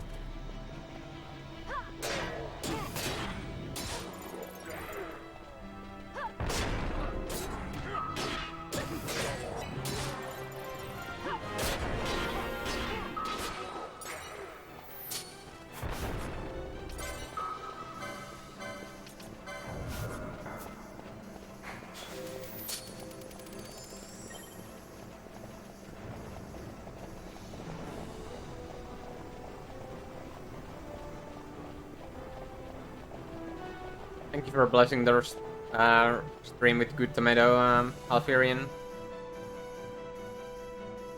Yeah, I need the brain pans to spawn bridges, and if you kill Didars, you actually lose bridge segments. But I also need to kill 10 Didars to spawn Vishnu.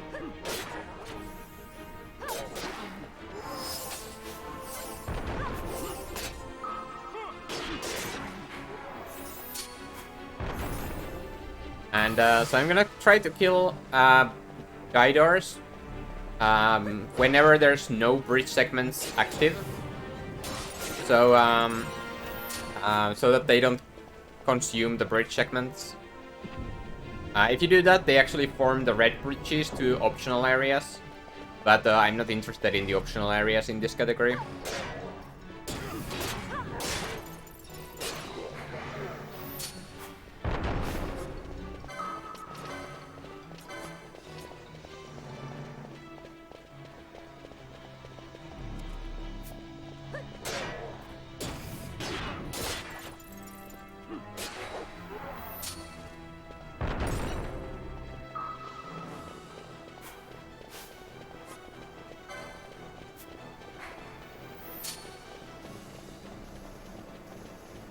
So of course I say that, and immediately when I get a Didar, I consume a bridge segment there. But that's because there's gonna be a bridge segment I'm going to be consuming anyway.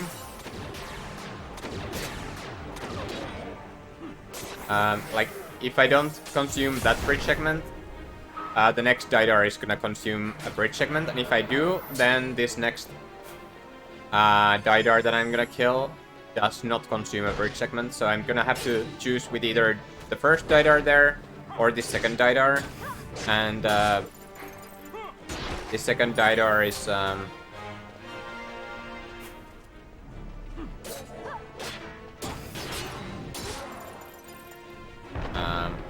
much more convenient to make not delete a bridge segment, so that's why I did that. And now the next bridge counts, or next bridge requires 10 bridge segments. I'm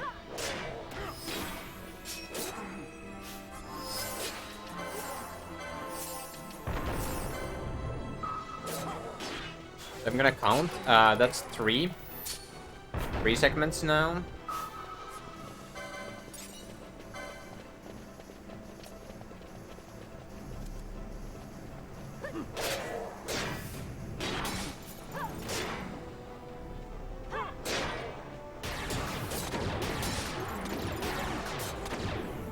So this is 5 segments.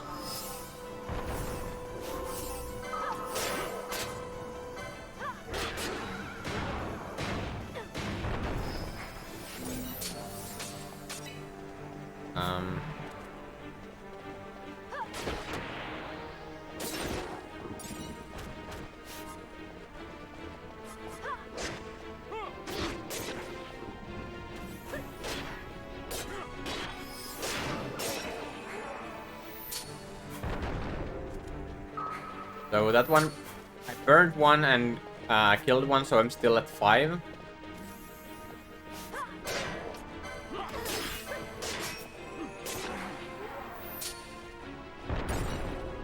And now I need to wait for these brain pans to respawn. And they respawn after a random amount of time between a minute and a half spawns.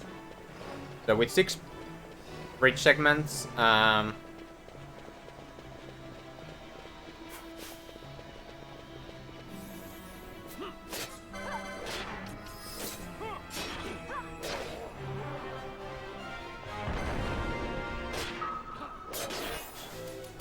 I need 4 more. That's 8. So now there should be 2 more brain pans up here, or will be soon enough. I need to just make them spawn first. There they are. Or at least this one is. I'm guessing the other one is as well. Yes, it is. And the Didar is as well, so that's good. So after killing these 2, I can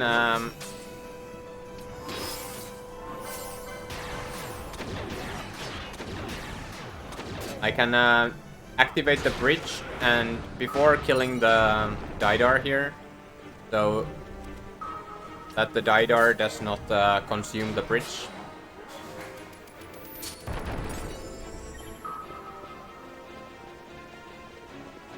So that's 1, 2, 3, 4 Didars killed, so 6 remaining. And there's conveniently 6 Didars in the next screen. Yeah, people keep saying that to me, and I actually have I even have a shirt, a Thor shirt because of that, but oh,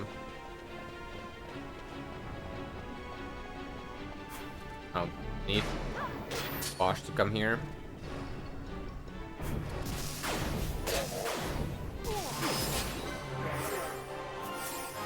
So now I need to kill Didars, and I need to ignore brain pans. Or I don't need, well, I don't need to ignore brain pans, but killing brain pans doesn't give me any bridge segments right now. So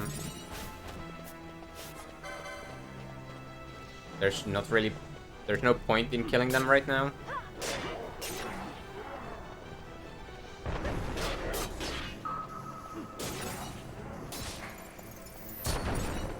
So hold on, that's 3 Didars.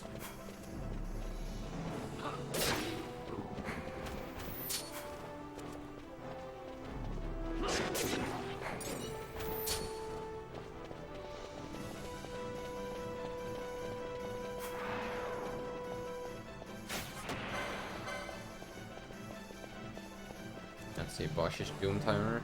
4, okay.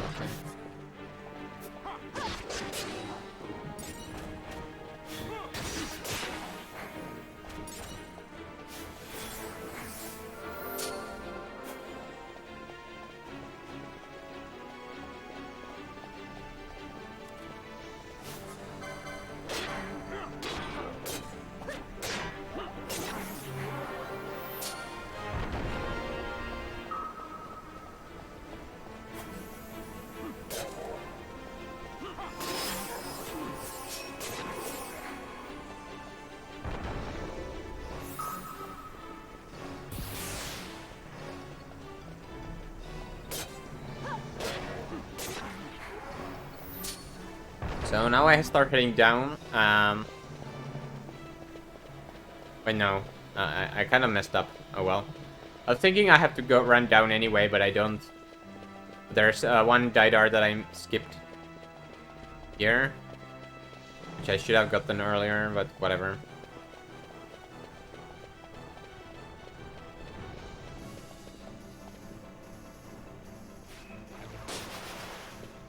So let's go and kill this Didar. Gosh, do you know what birds this Didar means?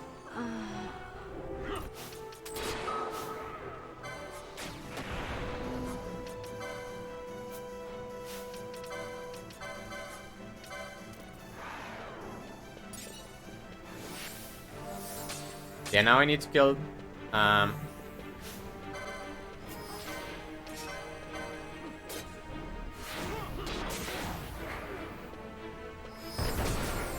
I need to kill 3 brain pans to form the 3 bridge segments for the last bridge. So that was the first one.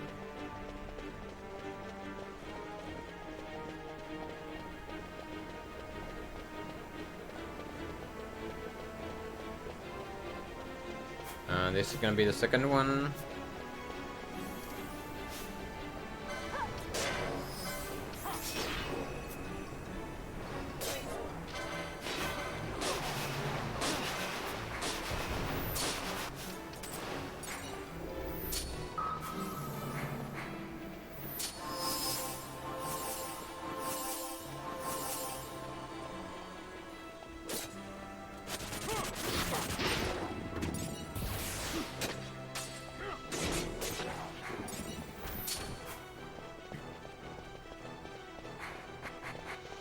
So, and the third one will be right next to the bridge.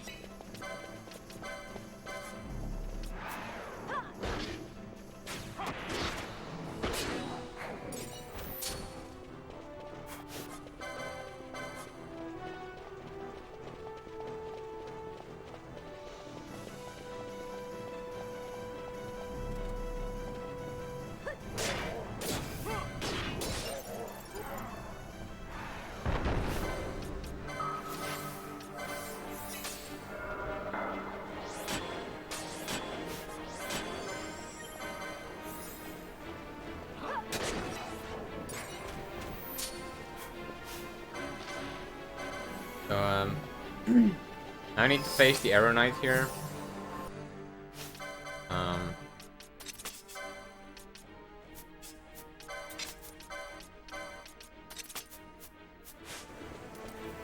Let's do that.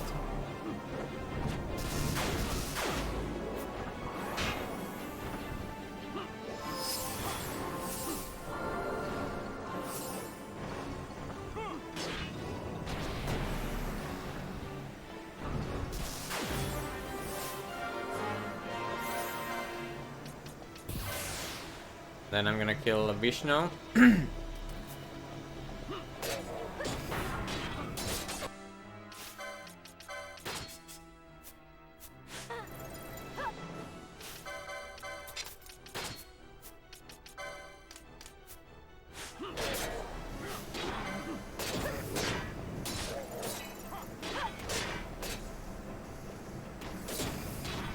And Vishnu has a chance to drop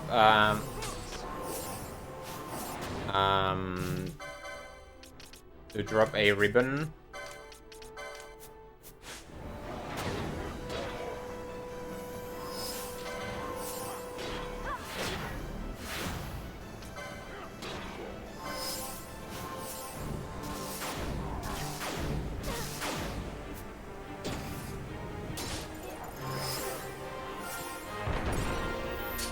But he didn't. Oh well.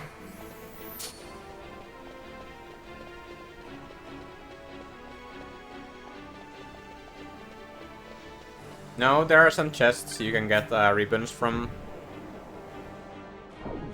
And I'm gonna manipulate a chest that will get me a ribbon. I'm gonna manipulate it twice actually. And then there's another chest. There are at least 3 chests in the game that can have ribbons.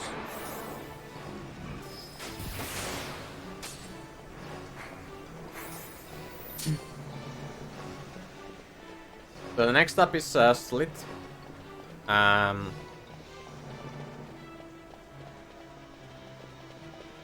Slit hits pretty hard.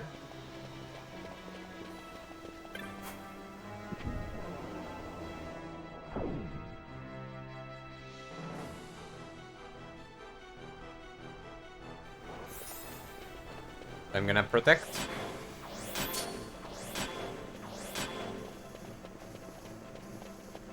And unfortunately, Slit is weak.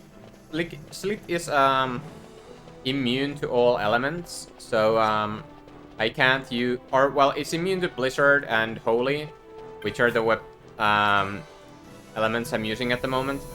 So I'm not gonna be dealing much damage. Or with my Gambits, Vaughn and Ash won't be dealing any damage.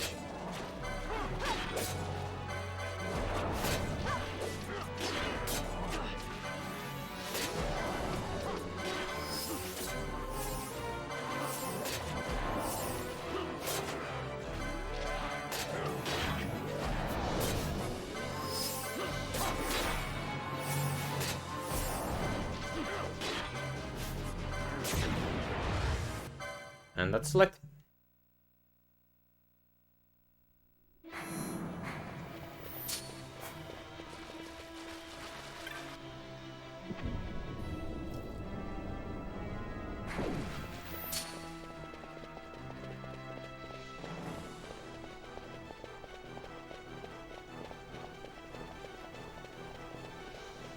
There can be an Undinentite here, but not today. Getting an Undinentite would be nice, because that way I wouldn't have too many, or get one in Cerobi. There's another screen later where you can get him as well.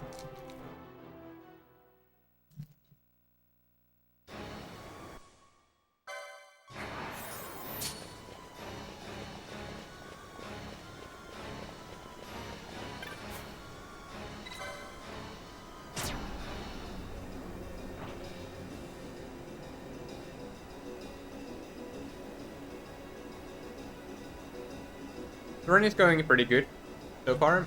And no, you don't have to unlock every page, you just have to kill each enemy once. Or each bestiary entry once, because some enemies share the bestiary entries.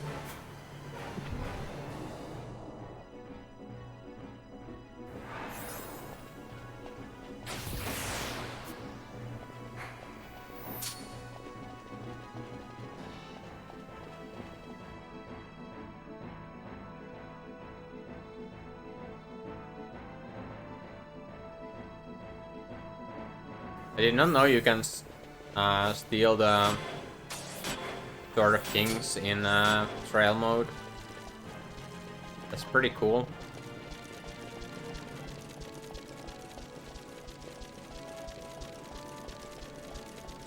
Well, some of Entites are like that. Then there's the Undine Entite, who's aggressive here, even if you don't do anything about them.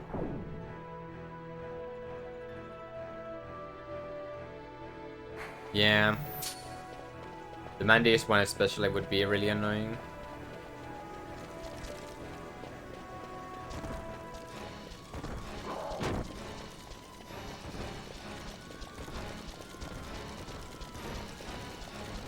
Yeah, Worm Hero Blade I did know about.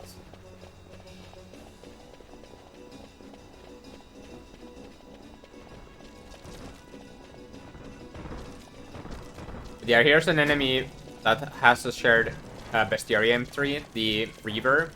Reaver and High Reaver have the same bestiary entry, so you don't have to kill both, you just have to kill one of them. Yeah, here's a 40% chance. In this zone, there's a 40% chance that a rare game called Avenger spawns.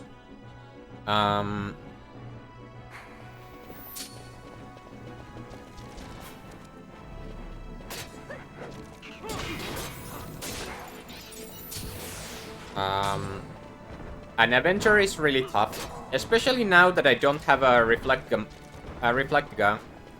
Oh, I wish I had a Reflectga mode now. But I'm pretty sure I don't have one.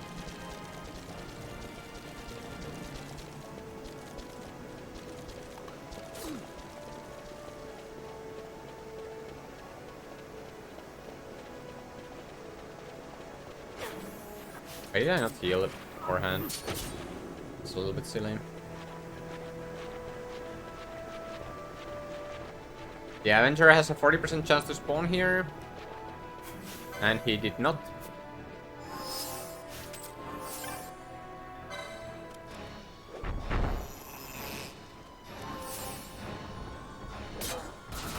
Let's kill this boon while waiting.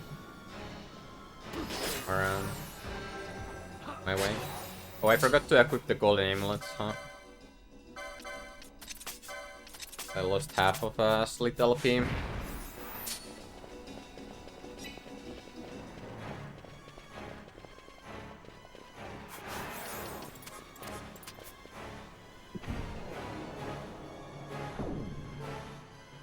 I'm gonna rezone here until Avenger spawns.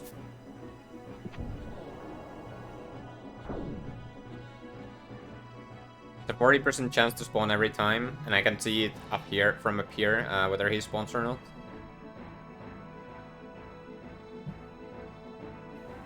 There he is.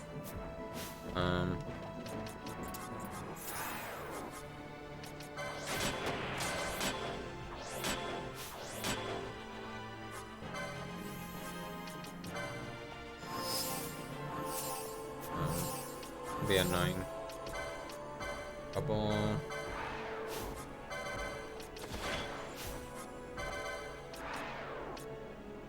A bubble, everyone.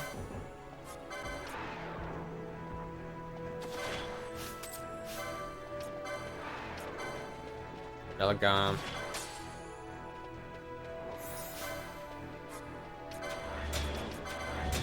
Gonna reflect everyone.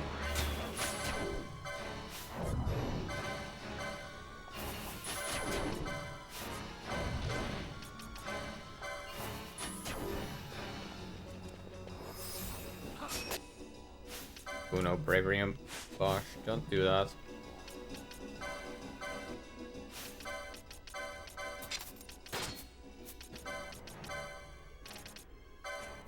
Turn that off for now.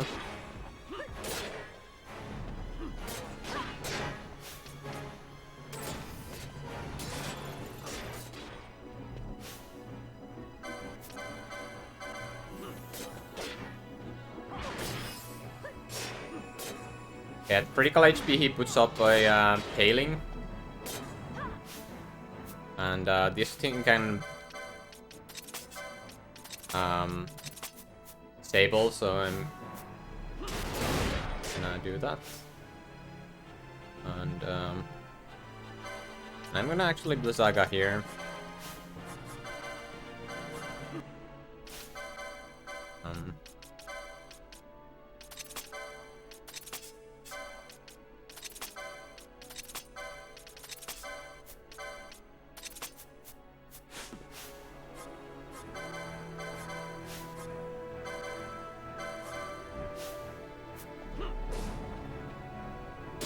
And hope that this kills.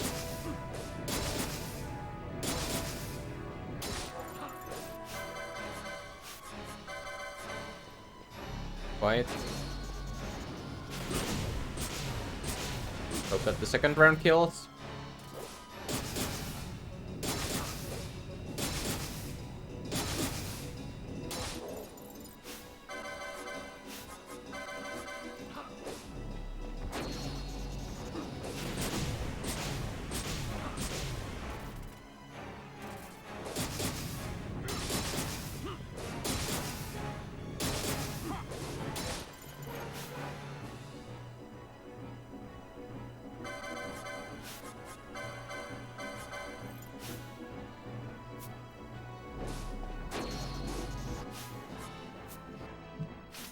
Gonna do a trick here.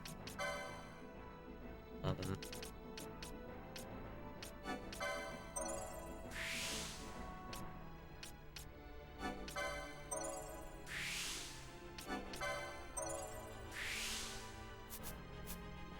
case this doesn't kill, I'm gonna do that.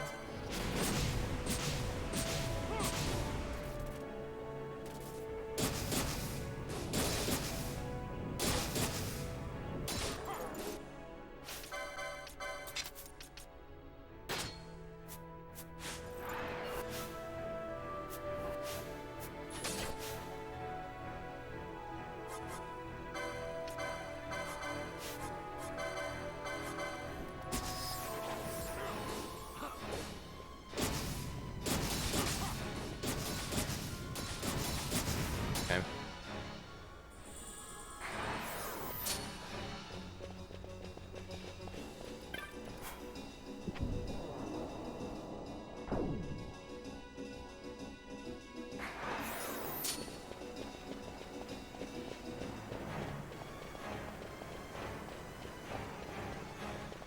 That was a little bit bad, but whatever. It's annoying when I don't have Serenity or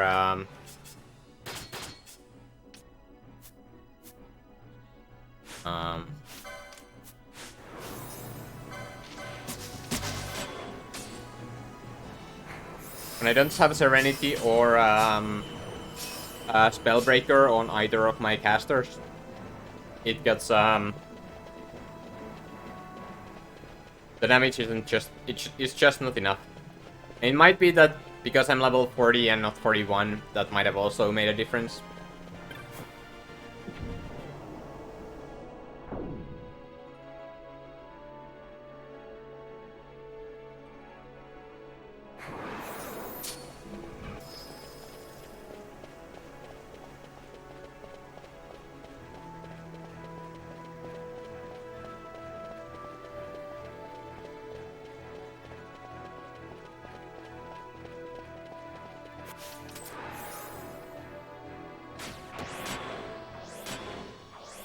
Oh, I need to turn back on the Harsh Bravery.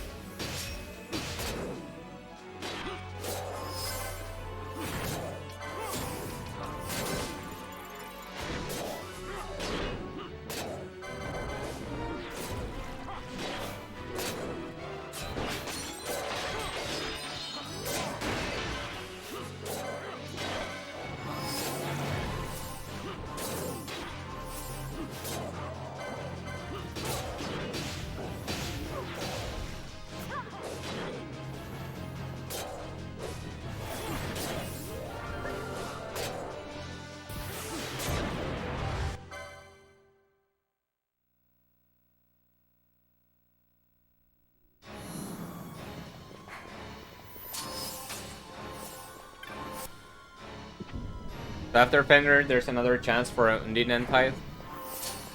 After I open this next door.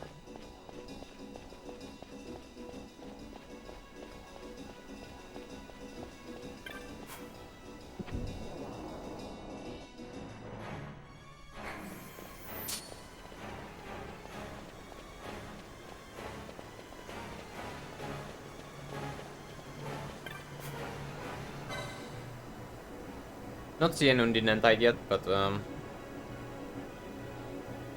he can still be here.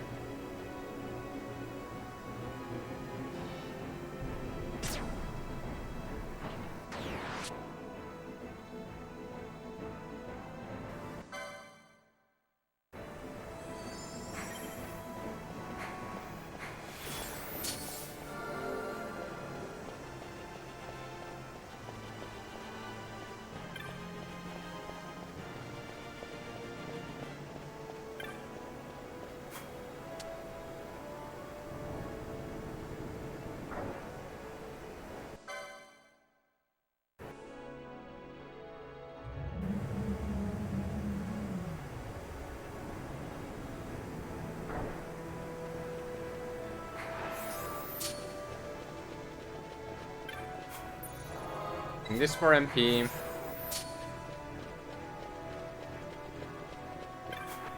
Then moving on.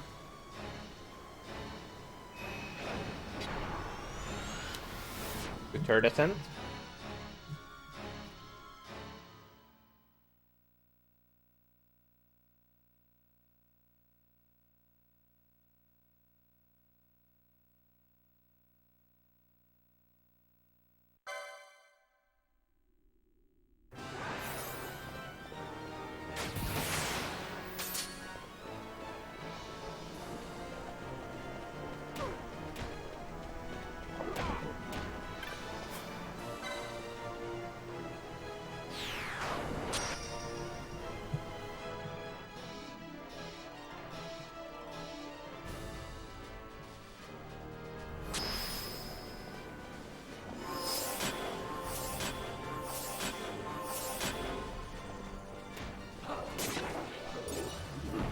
Killing a Parabolos here, and I'm gonna kill all the Parabolos here because I don't want them to follow me to the fight against Cataract Davis. Because the Cataract Davis is hard. I have game over here when fighting too many enemies. Let's put it that way. And so now let's fight this guy.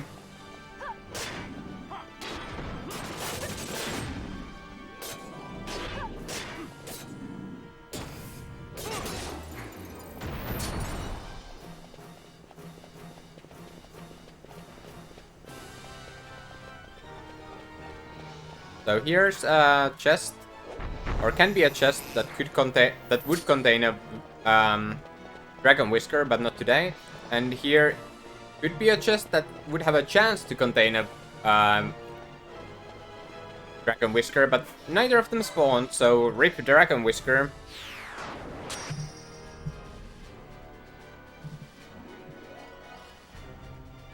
Which is very annoying because now Vaughn will have...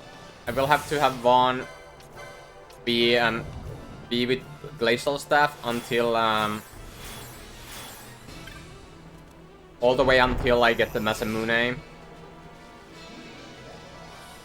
Dragon Whisker doesn't have a big combo rate, but it would be nice. I think it's the Whale Whisker you're thinking of. But it is better than the Glacial Staff, so it would be very nice to get.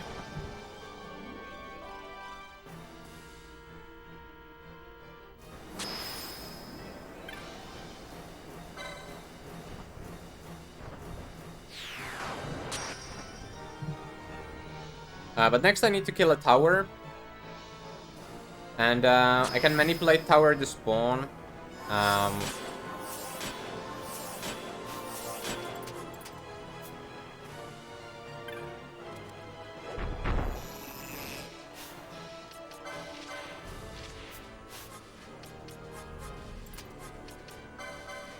Here.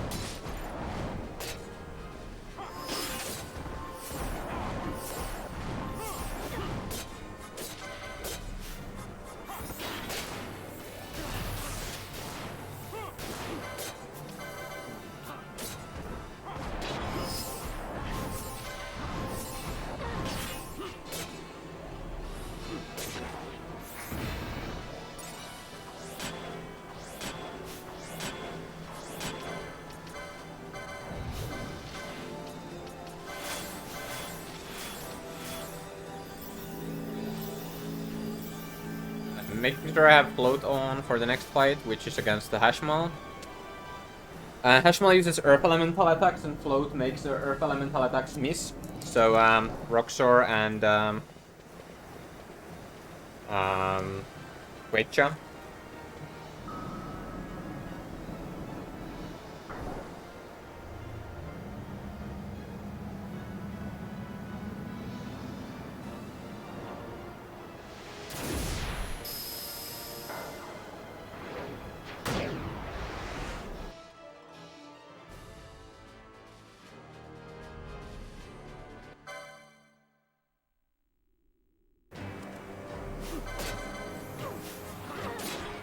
Wow, hurt.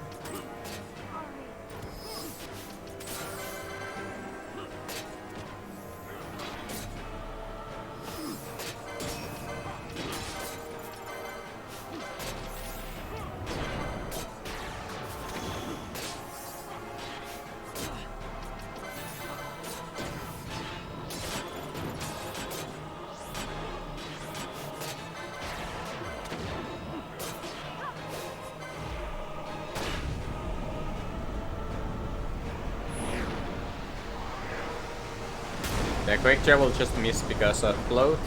Well, it will hit Ash now. Ash died.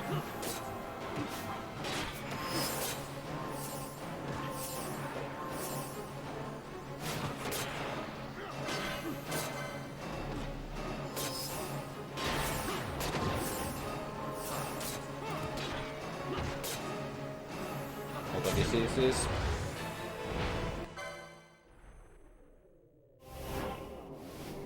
Pretty annoying.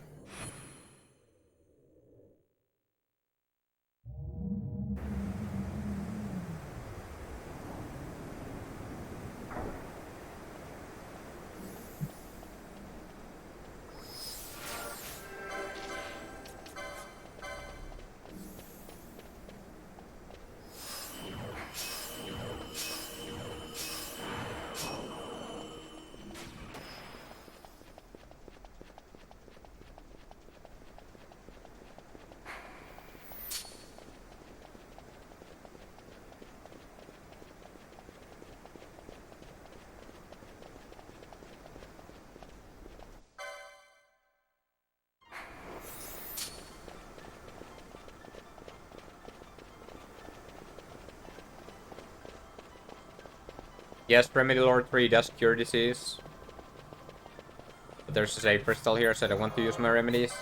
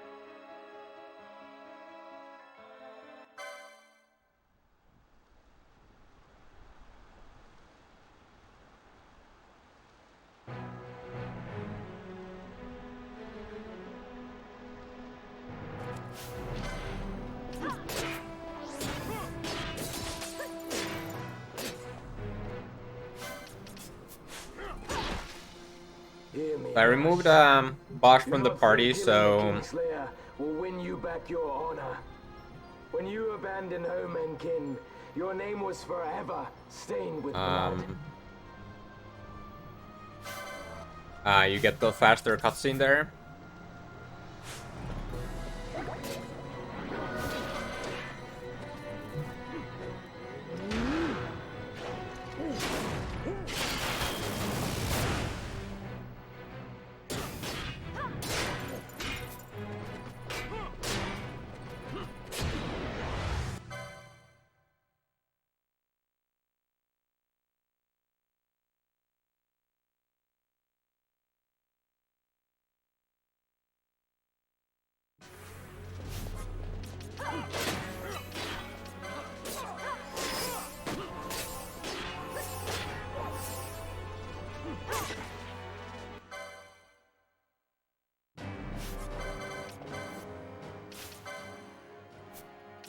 I'm turning that on, off,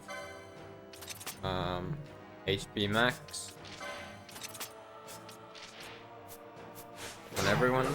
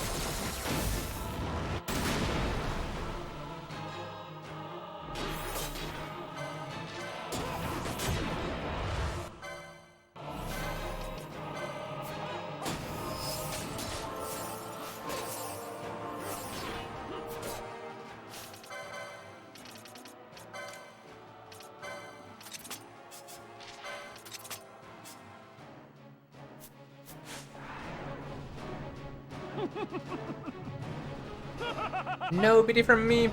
No pity from me!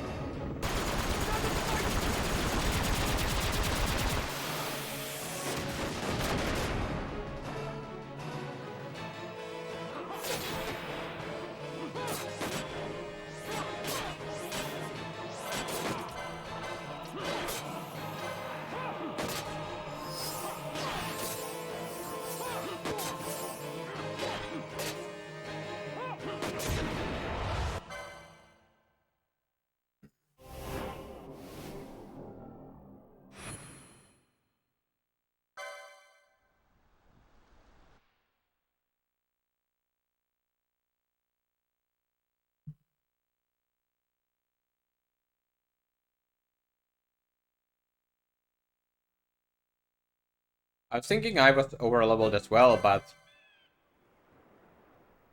now that I'm thinking of it, I'm not that over leveled anymore.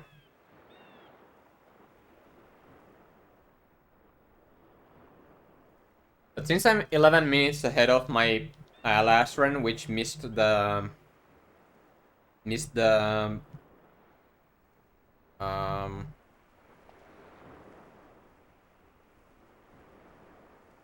is arranged by a minute, I think I should be fine this time.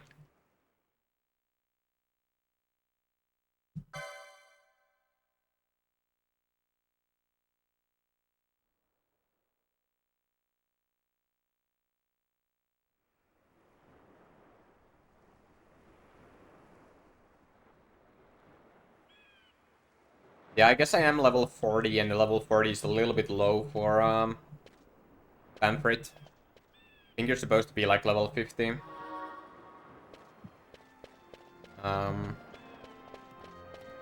In a casual sense. Or I think that's what the game expects you to be around.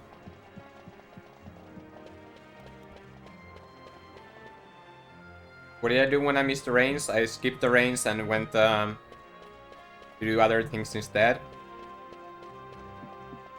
And until it was reigns again, and then did the reigns later. Yeah, I just improvised. Do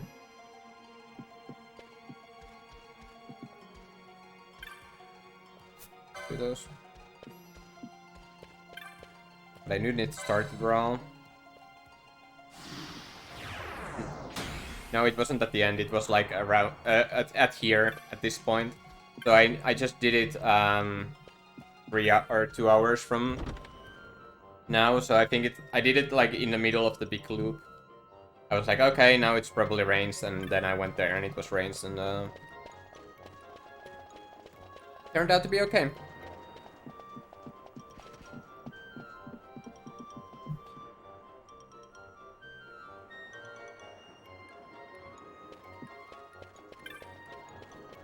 I'm gonna buy Holy here.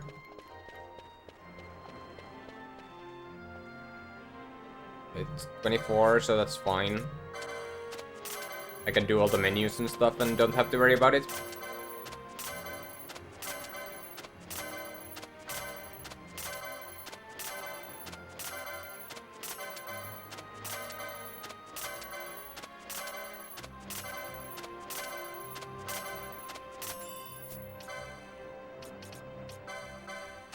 Yeah, it's about 9:25 and it doesn't turn into geese, so I have 35 minutes until it turns to dry, so I will easily make it.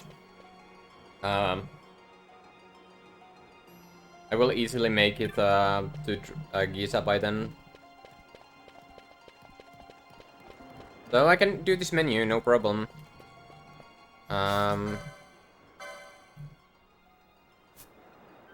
So Vaughn gets Arcane Magic 5 for Bubble and Green Magic 7 for Protect Ga and Shelga. Bosch gets White Magic 7, Green Magic 6, and Arcane Magic 5. Vaughn gets the Diamond Armlet and Niho Palawa, as well as The Thief's Cuffs. And I'll get the Remedy Lore there, I guess. Gambit slot. HP. And the HP here.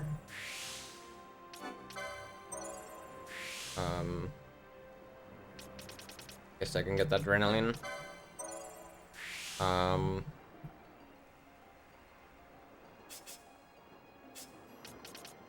Whoops, not you. I meant Ash to get that.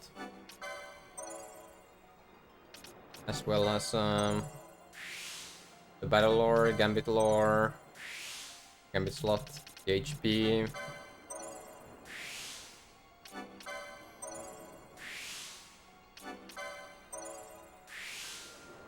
Fitness.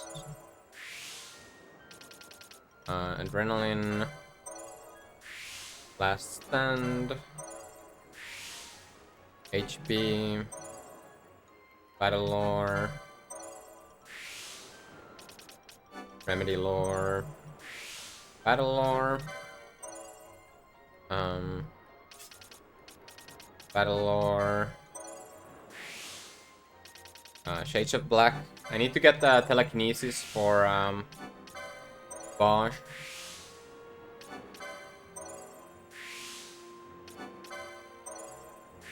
As well as this quickening down here. So now Bosch has 3 mischarges as well, which means that I can start spamming quickenings.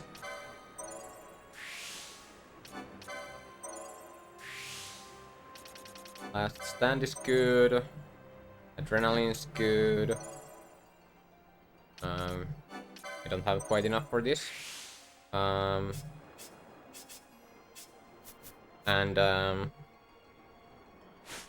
Then I can go to Estersand.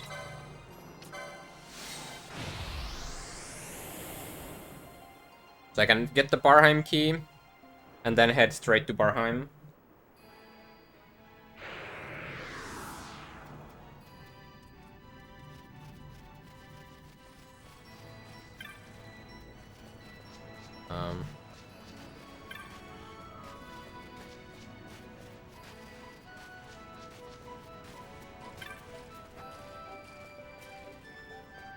Oh, I guess I forgot to talk to her twice last time.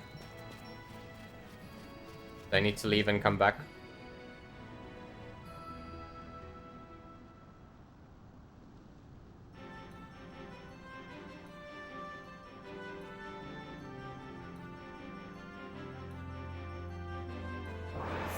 Roosta is the best FF12 runner.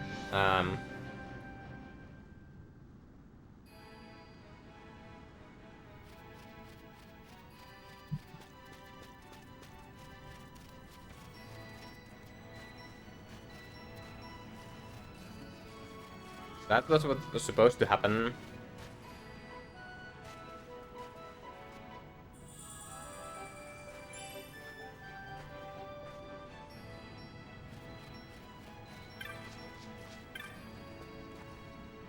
Then I'm gonna buy Haste Gun. And start Bloodwing here.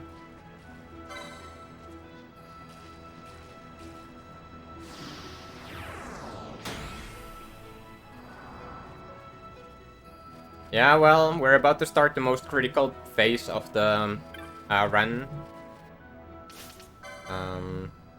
Ratcharize, Azuna. I need Haste Gun here.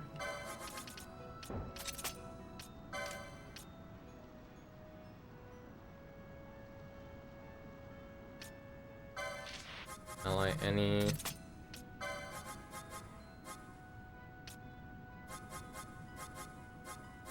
Bubble. Maybe off. Ally any Shelga. Off. Ally any Bravery.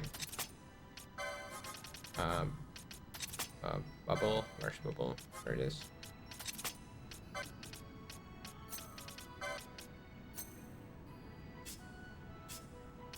Any. go off. Stealth, bravery. Apply any bubble. And go on. This could be telekinesis. Be on. And then I go. Yeah, thanks for the luck, resist. So, I need to, or one of the requirements for quickening or for OOA is to get all the quickening finishers, and the black hole is the hardest one to get, and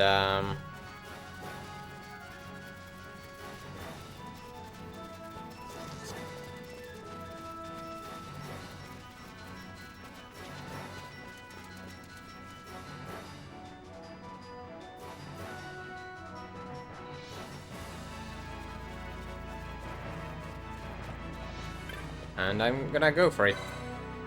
Until, like, I'm gonna be doing quickenings along the way, until I get one.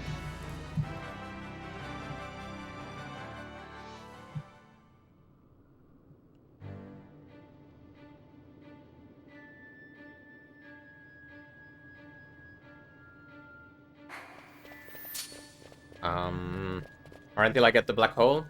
So, every time I have a good chance to do a quickening chain, I'm gonna try to do one. And hope that I get the black hole.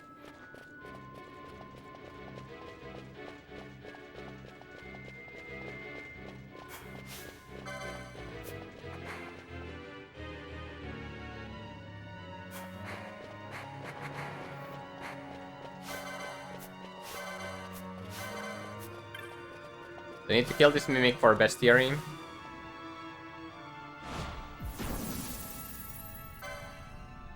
I must believe. And I'm gonna do it with quickening so I can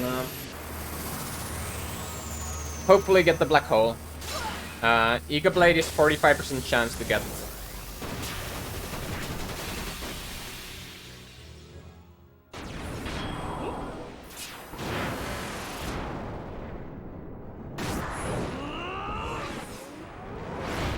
And you really need to concentrate here. It's a decent start. Well, I don't know. It's a start. I did get a mischarge, but we'll see. It's a little bit of a risk, but I'm going for it.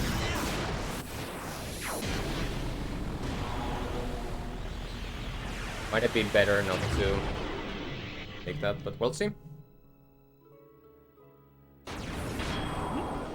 Yeah, I have no longer any mischarges on anyone, so every time I shuffle, there's about 1 in 3 chance that someone has a quickening or a mischarge when when no one has anything remaining.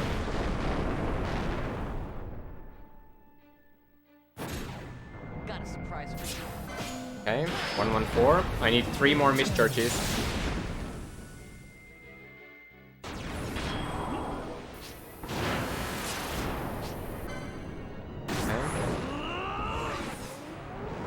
Not ideal, but I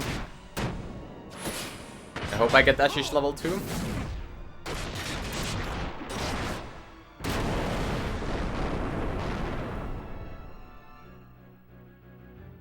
I must endure.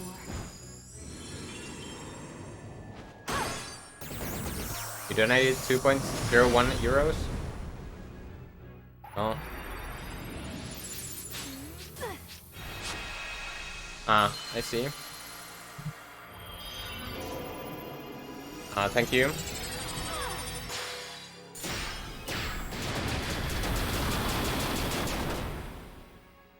Thanks a lot.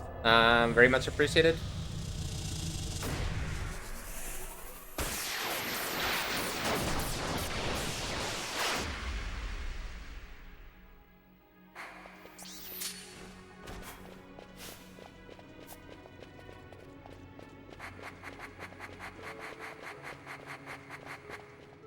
It doesn't automatically update though, I think, if you don't do it via Streamlabs, so I'll update it manually when I have time and free hands, stuff like that.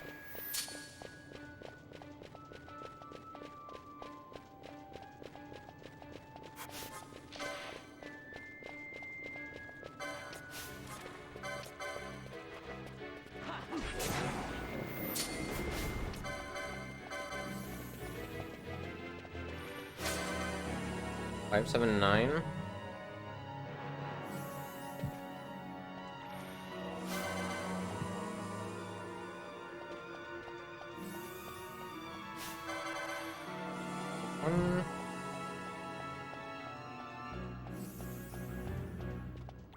Six, that should spawn. No, I messed up.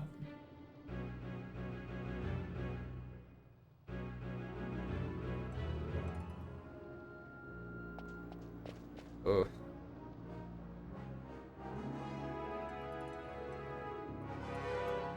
I was looking at the wrong thing. This is a little bit awkward now.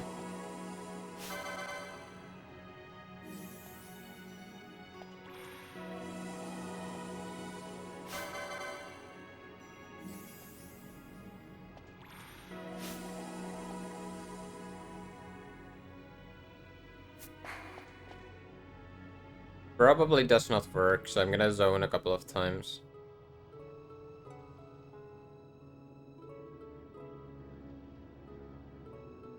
I should check it on this screen. 558. Okay. 5.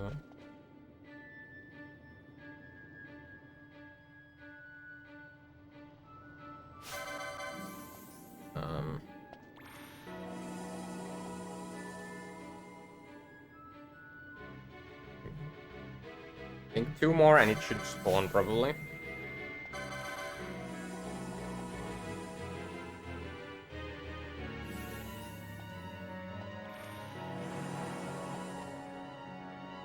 Or maybe actually not. Might have messed up again.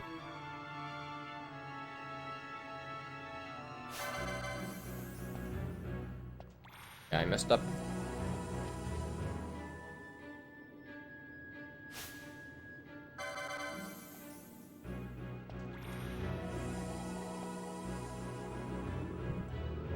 Oh, wait.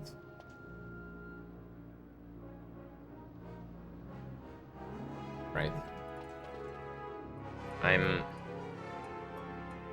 doing all the kinds of silly things now.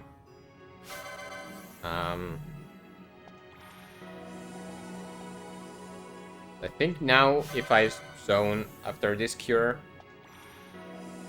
it should spawn. Maybe? We'll see. I don't know if it's spawned or not, but but just, well, I wouldn't know, but I know that I failed the manipulations. Or I think I failed the manipulations, so I think it didn't spawn. But I think I managed to finally manipulate it now, although I probably should have checked before entering the zone, or before starting the move, but I'm going for it now.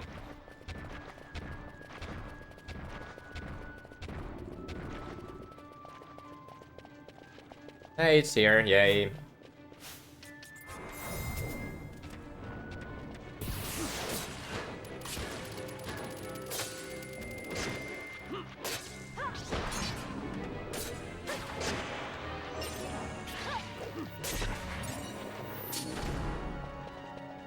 I am going to ignore the adamant then here because that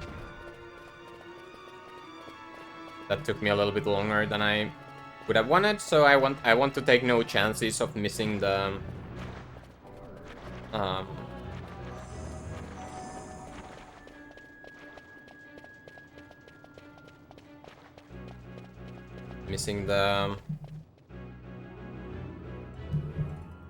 spawn.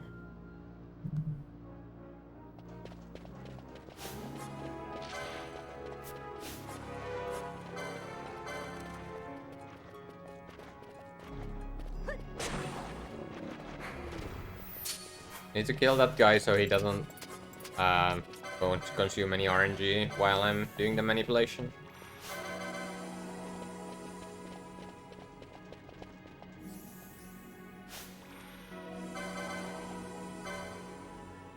So now I need to spawn 2 rare enemies at the same time.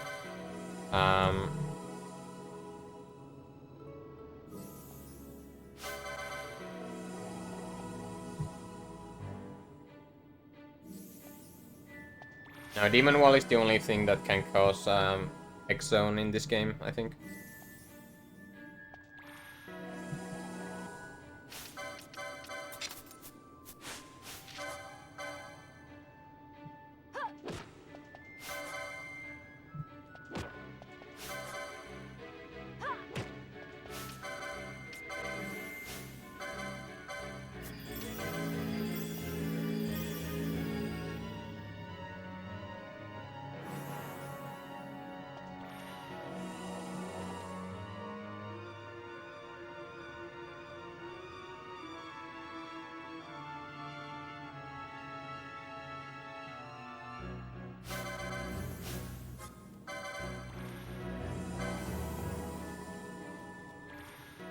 So now I wait until the Ishtin spawns.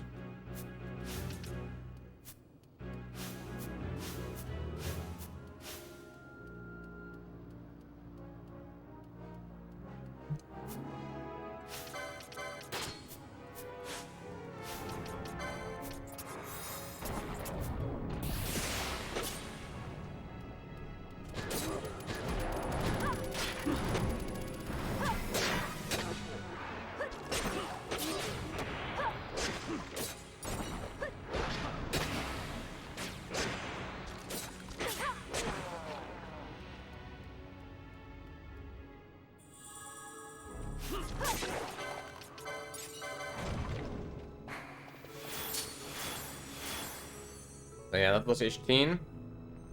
Then I'm gonna go and kill the minibug here that I also manipulated to spawn. Ishtin has had an 2% chance to spawn every, I think it's every 8 seconds. And oh, Ash got to level 41. That means Ash is prime.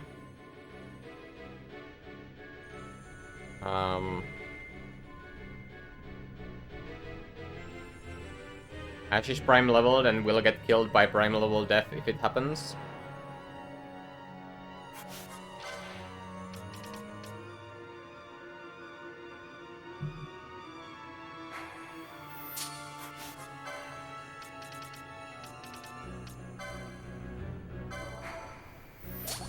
But the concerning thing is that probably Bosch and Vaughn will level up soon as well. And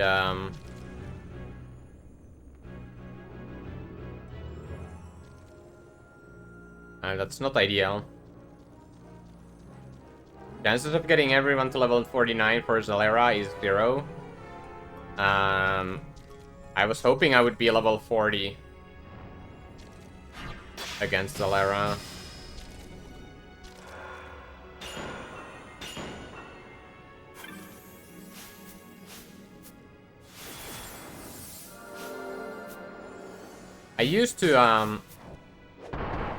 I used to get them to 49 before Zalera, when Zalera was much later in the run. But then I had to change the route now because I was too fast for my old route and didn't make it to Giza Reigns. Thanks for the raid, Dine. Very much appreciated. Thanks for the luck as well. How was your stream?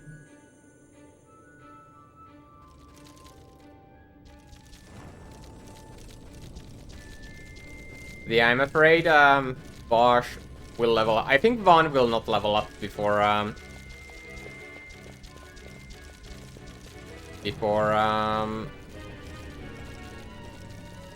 Zalera, but Bosch might.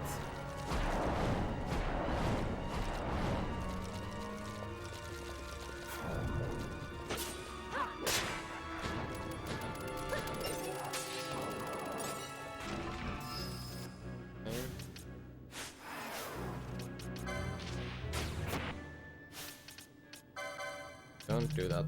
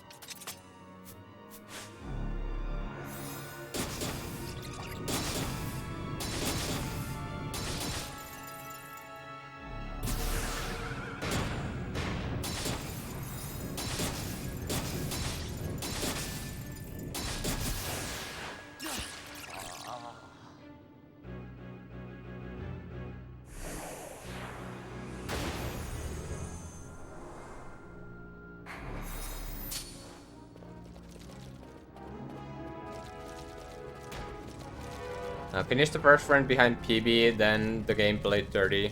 Was a good time though. Well, glad you enjoyed it, at least. Yeah.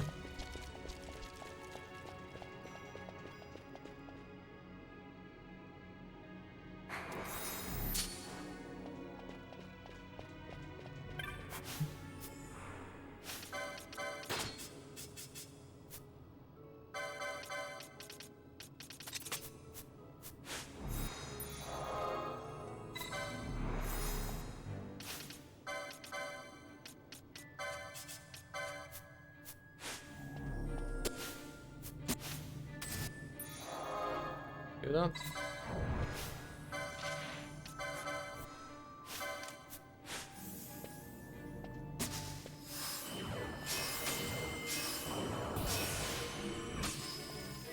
Let's buff up. Berserk can go on. And I'm pretty sure I want to Shelga before this fight because he can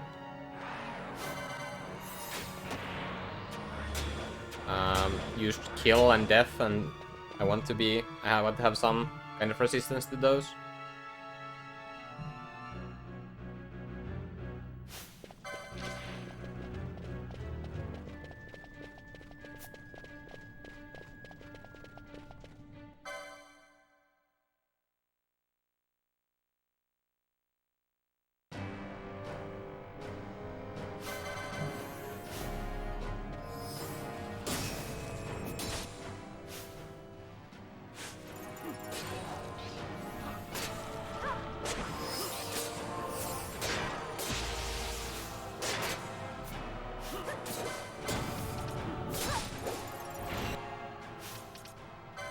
Do you not have the White Magic 7?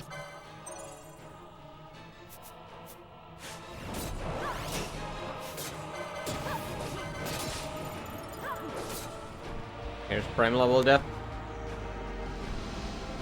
Ash will die, but that's fine.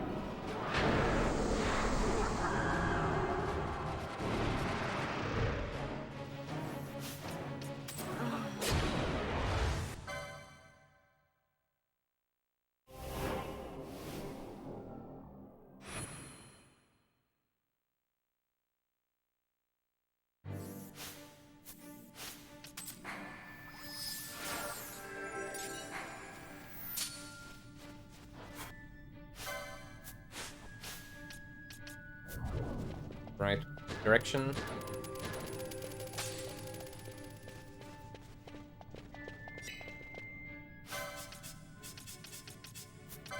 So I need to switch my party to all girls to spawn Orphros. And I need to have all 3 party members as girls. I can't go in like Ash solo, that's not good enough. Need to have 3 female characters to spawn him. And I have 10 minutes of in-game time to make it to Giza. I just checked it in the menu. So I should be good still. But it was definitely a rough Barheim.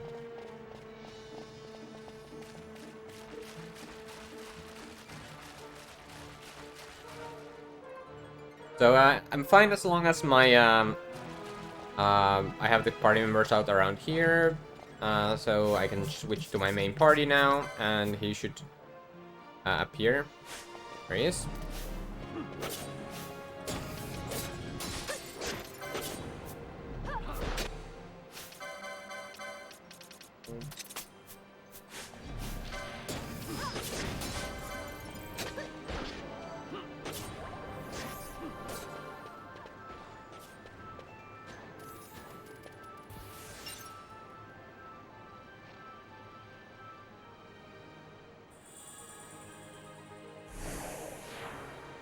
Yes, guests don't matter for Orphros.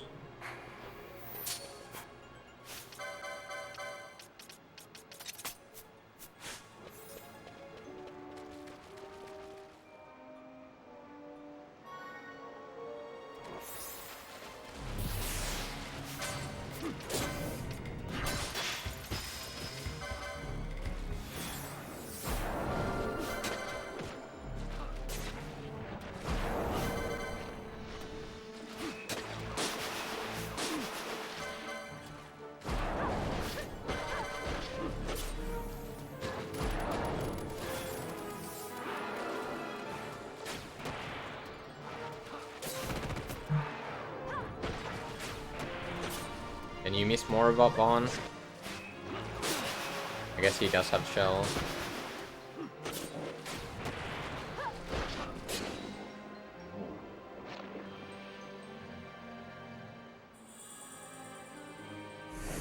They should still have 7 minutes of in-game timer remaining.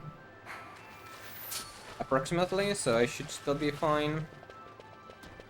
Now I'm coming to... I only have the Ega Blade chest and Gavial to deal with in Garamscythe.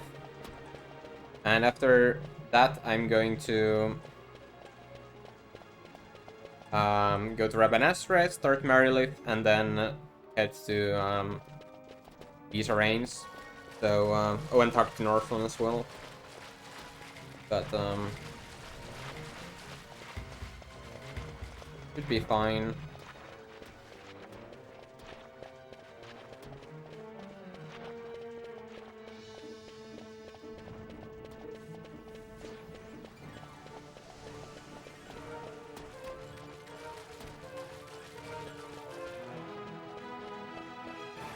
So here's the Ega Blade chest. It has a 50% chance to spawn, and if it spawns, it's a 90% chance to be Ega Blade with the diamond armor.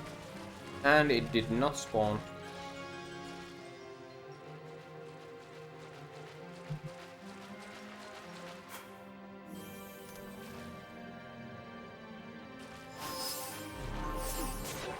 And I'm waiting here for Gavial to spawn. There he is.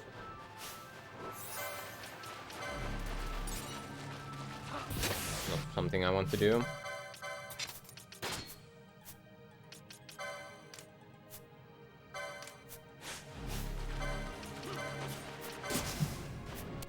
I said don't do that, Vaughn.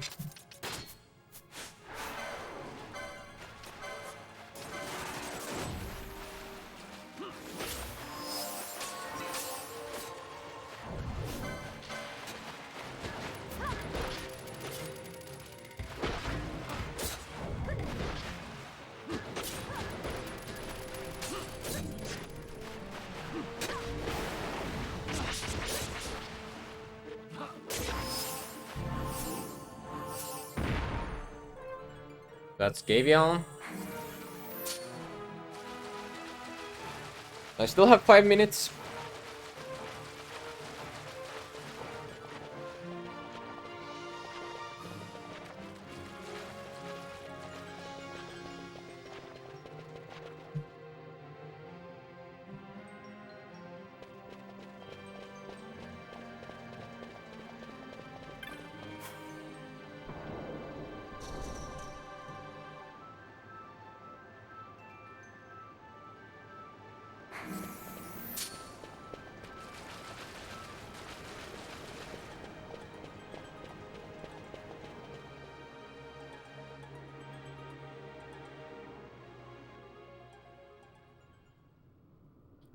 I have 4 minutes. Approximately. Need to turn in Orpheus here. Orpheus must be turned in because the reward, one of the rewards for it is the Phoractis Flame, which is one of the requirements, which is one of the things you need to sell to buy a Canopic Jar. And also you get this Blackened Fragment, which you need for the medallion quest. And yeah, I need to talk to Northern there for to continue the Earth Tyrant quest. And then I can enter Rabanast or leave Lowtown.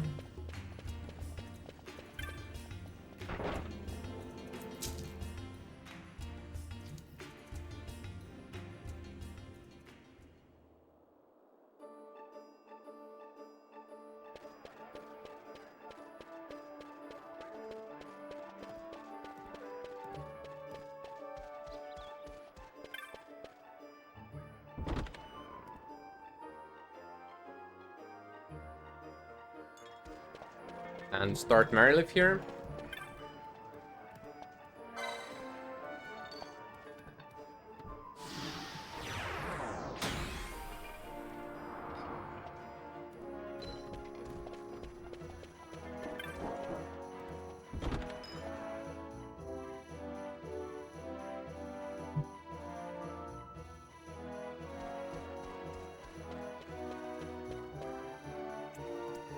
I should still have a couple of minutes and I'm on my way to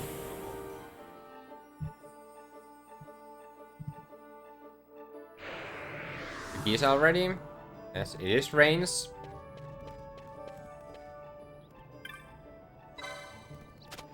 And we made it to Giza.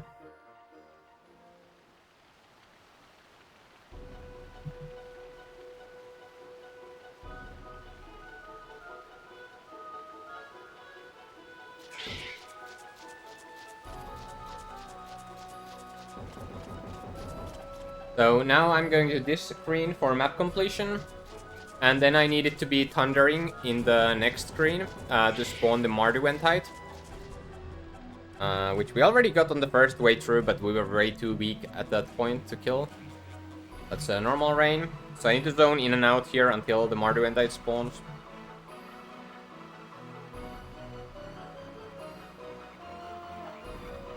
Normal rain. It's sometimes hard to tell.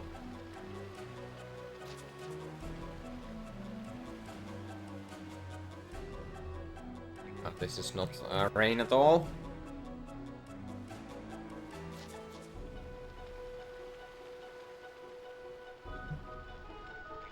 It's the Marduentite.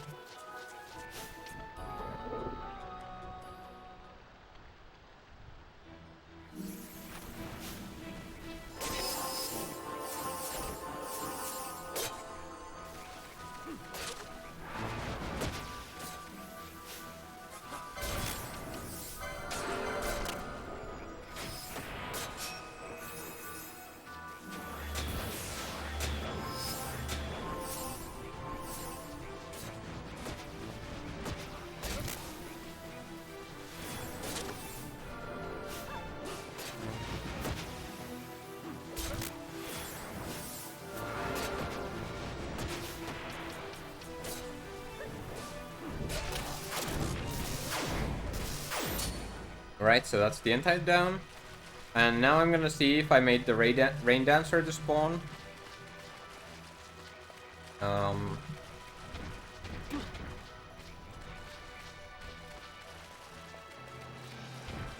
There's 4 spawn locations in this zone. I already saw that he did not spawn in the first one. Second one is over here. He did not spawn there either. And then there are 2 more spawn locations. Yep, no Dragon Whisker, no Deathbringer. Why are you aggroed on me? That's really weird that the Wooligator is aggroed. I don't know why he is.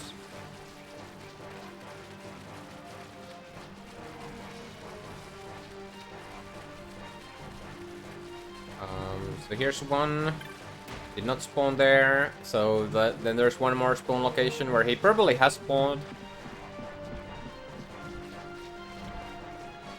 No, I'm surprised. With all that zoning, he did not spawn. Well, that's fine.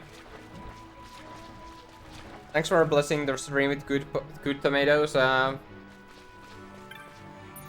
What and Luis?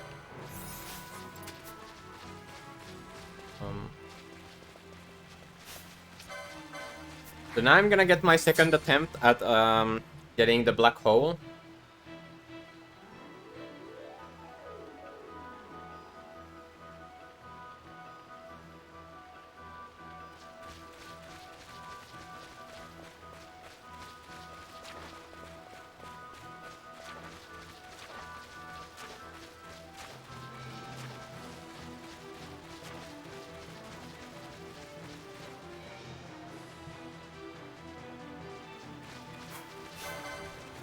I'm gonna get it on that great tortoise.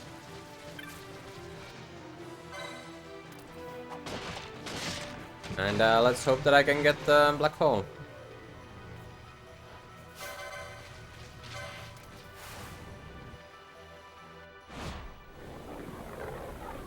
You're going down. Okay. Not ideal start, but I can. This is okay.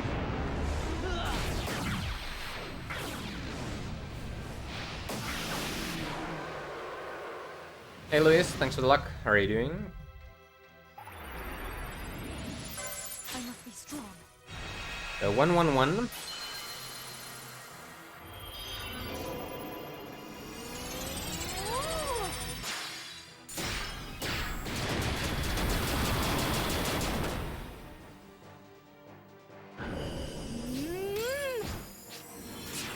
One, 1-2.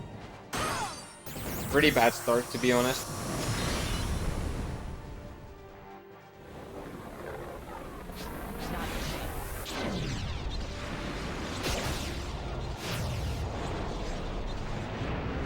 Two, 1-2.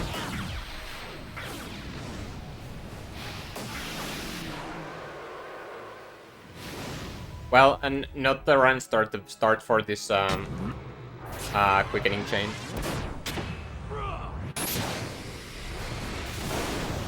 2-1-3. 2-2-3. I need 3 more mischarges, but I'm out of them. There's 1 in 3 chance to get one here.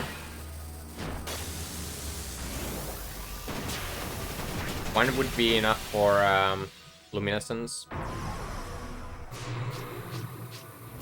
2-2-4, okay. I need 2 more mischarges.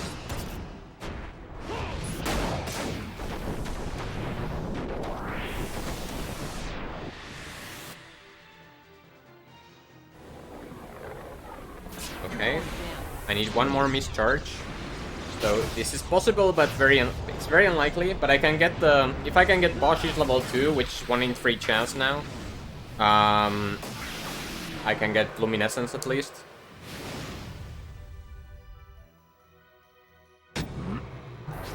Okay. It's luminescence. There's still a small chance. I need 11% to happen. Okay, I need 11% to happen. Well, actually it's a little bit higher than 11% to make this black hole. But all I need is 1 level 2. but 11% I get it here. Nope. Nope.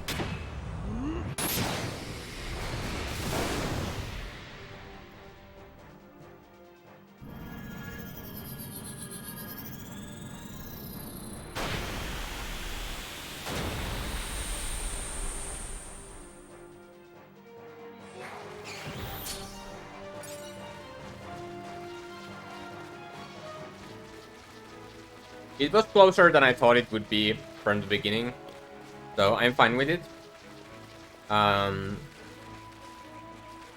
Getting luminescence, it's alright. Next up is probably I can still like if next one is black hole, I can still get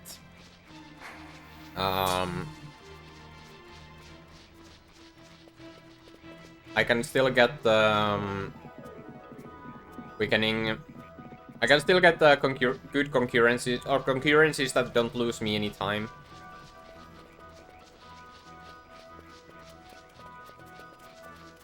Yeah, now I need to make it stormy again for Guild Snapper. But first I need to talk to Nanao here to start the Guild Snapper hunt. And whack the last 3. Which, at least it should be the last 3.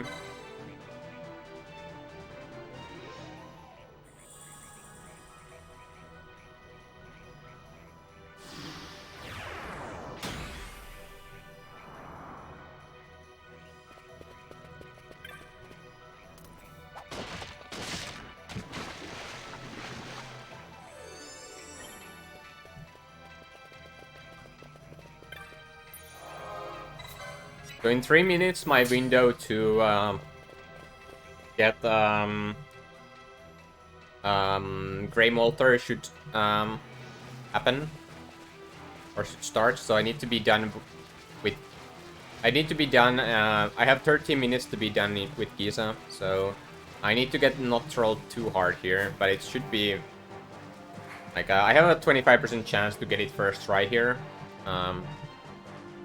Or first try Stormy. But nope. I got the other 25%. So now I need to zone until I get the Stormy. I could RNG manipulate it. I could RNG manipulate it, but I need to spawn the Rain Dancer as well, so...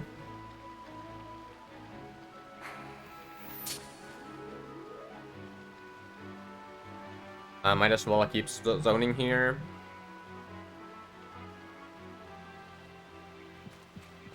There's always when it's light rain on the other screen, there's 25% chance for it to be stormy in this screen. Nope, that's the third 25% chance.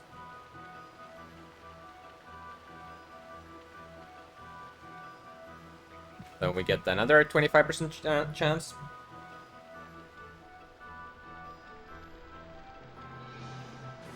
There we go.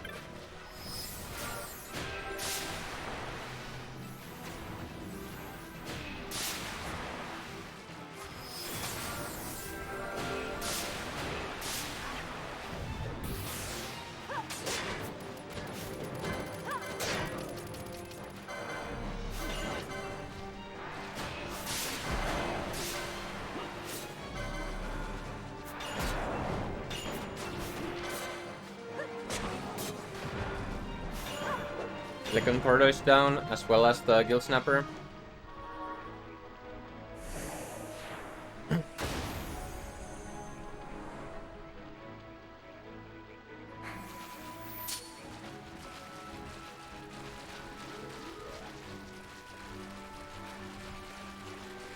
So now I need to just get the Rain Dancer and the Storm Elemental, and then I'm done. Welcome back, Crawling Cat.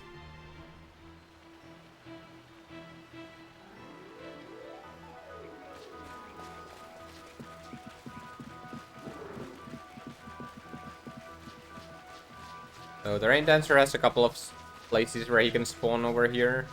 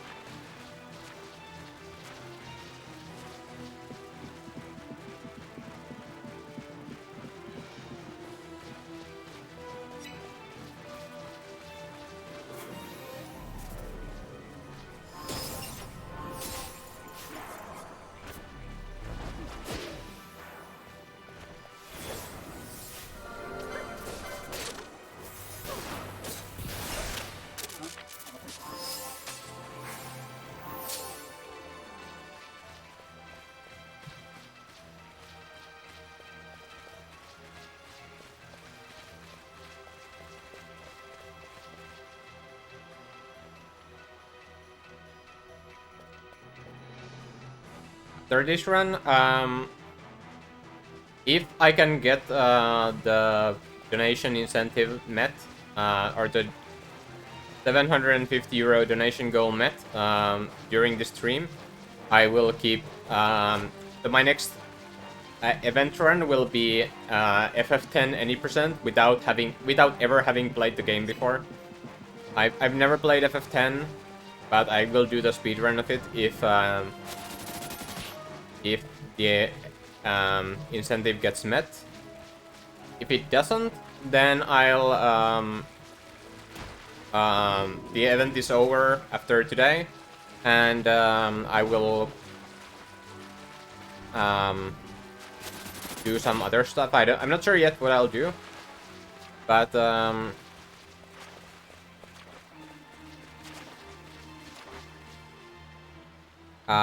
what I'll do is in any case next week, after I have recovered from this run, so I'll take a day or two off after today. So maybe Tuesday or Wednesday is gonna be my next stream after this, and I will be running FF12 any percent, no matter whether the incentive gets met or not.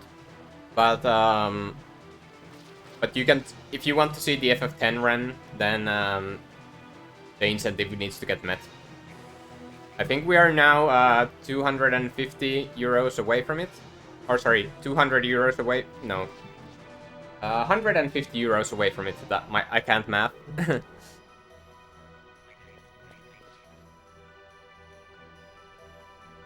Yeah, 150 euros away from the FF10 run being unlocked.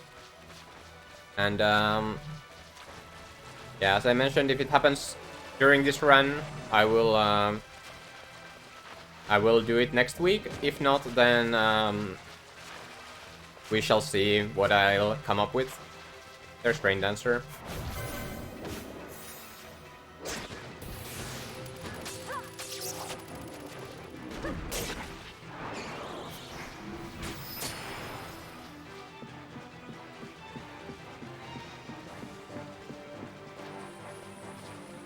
Thank you for a 10 euro donation, Dream Boom. Very much appreciated.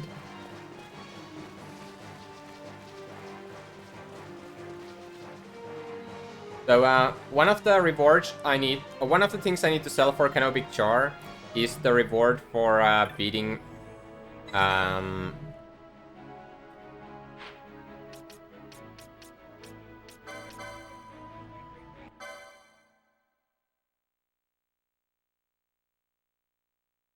beating it. No, Rain Dancer is not the only passive rare. There's a couple of others I know for sure. There's the Bull Chocobo is passive. Ripe Rampager is passive. Oh wow, thank you for donating 100 euros, Digital. Very much appreciated. Getting closer. Turning in break. But yeah, that's a huge donation. Thank you so much.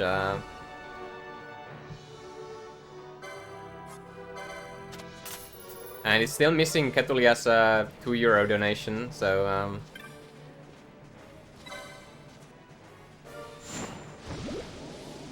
that's missing from the calc still.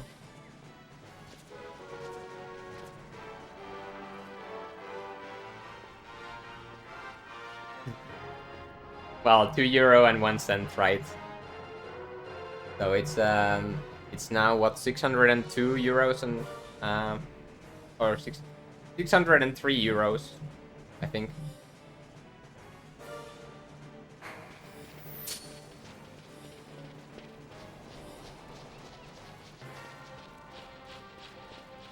So Grey Molter spawns here if your in-game timer is between 10 and 20, or the minutes of your in-game timer is between 10 and 20.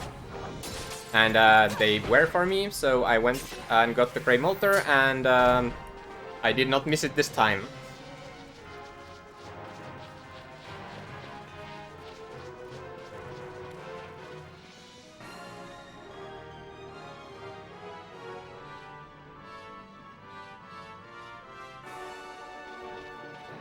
Well, was there another one? Wait, what?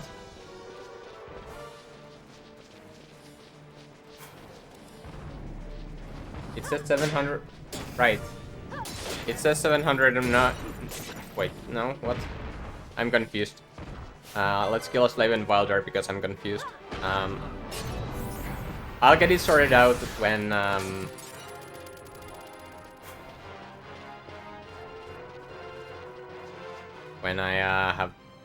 have a free moment.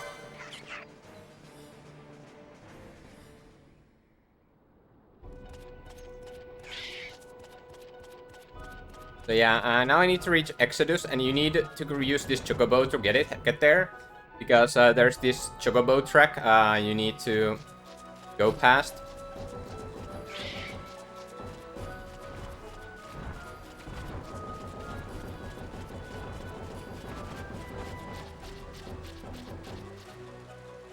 Right, it's 709.99 because of the Dream Booms, 10 euros, and then the Cosmos 600. So yeah, it's 7. So we are 40 euros away from the FF10 run.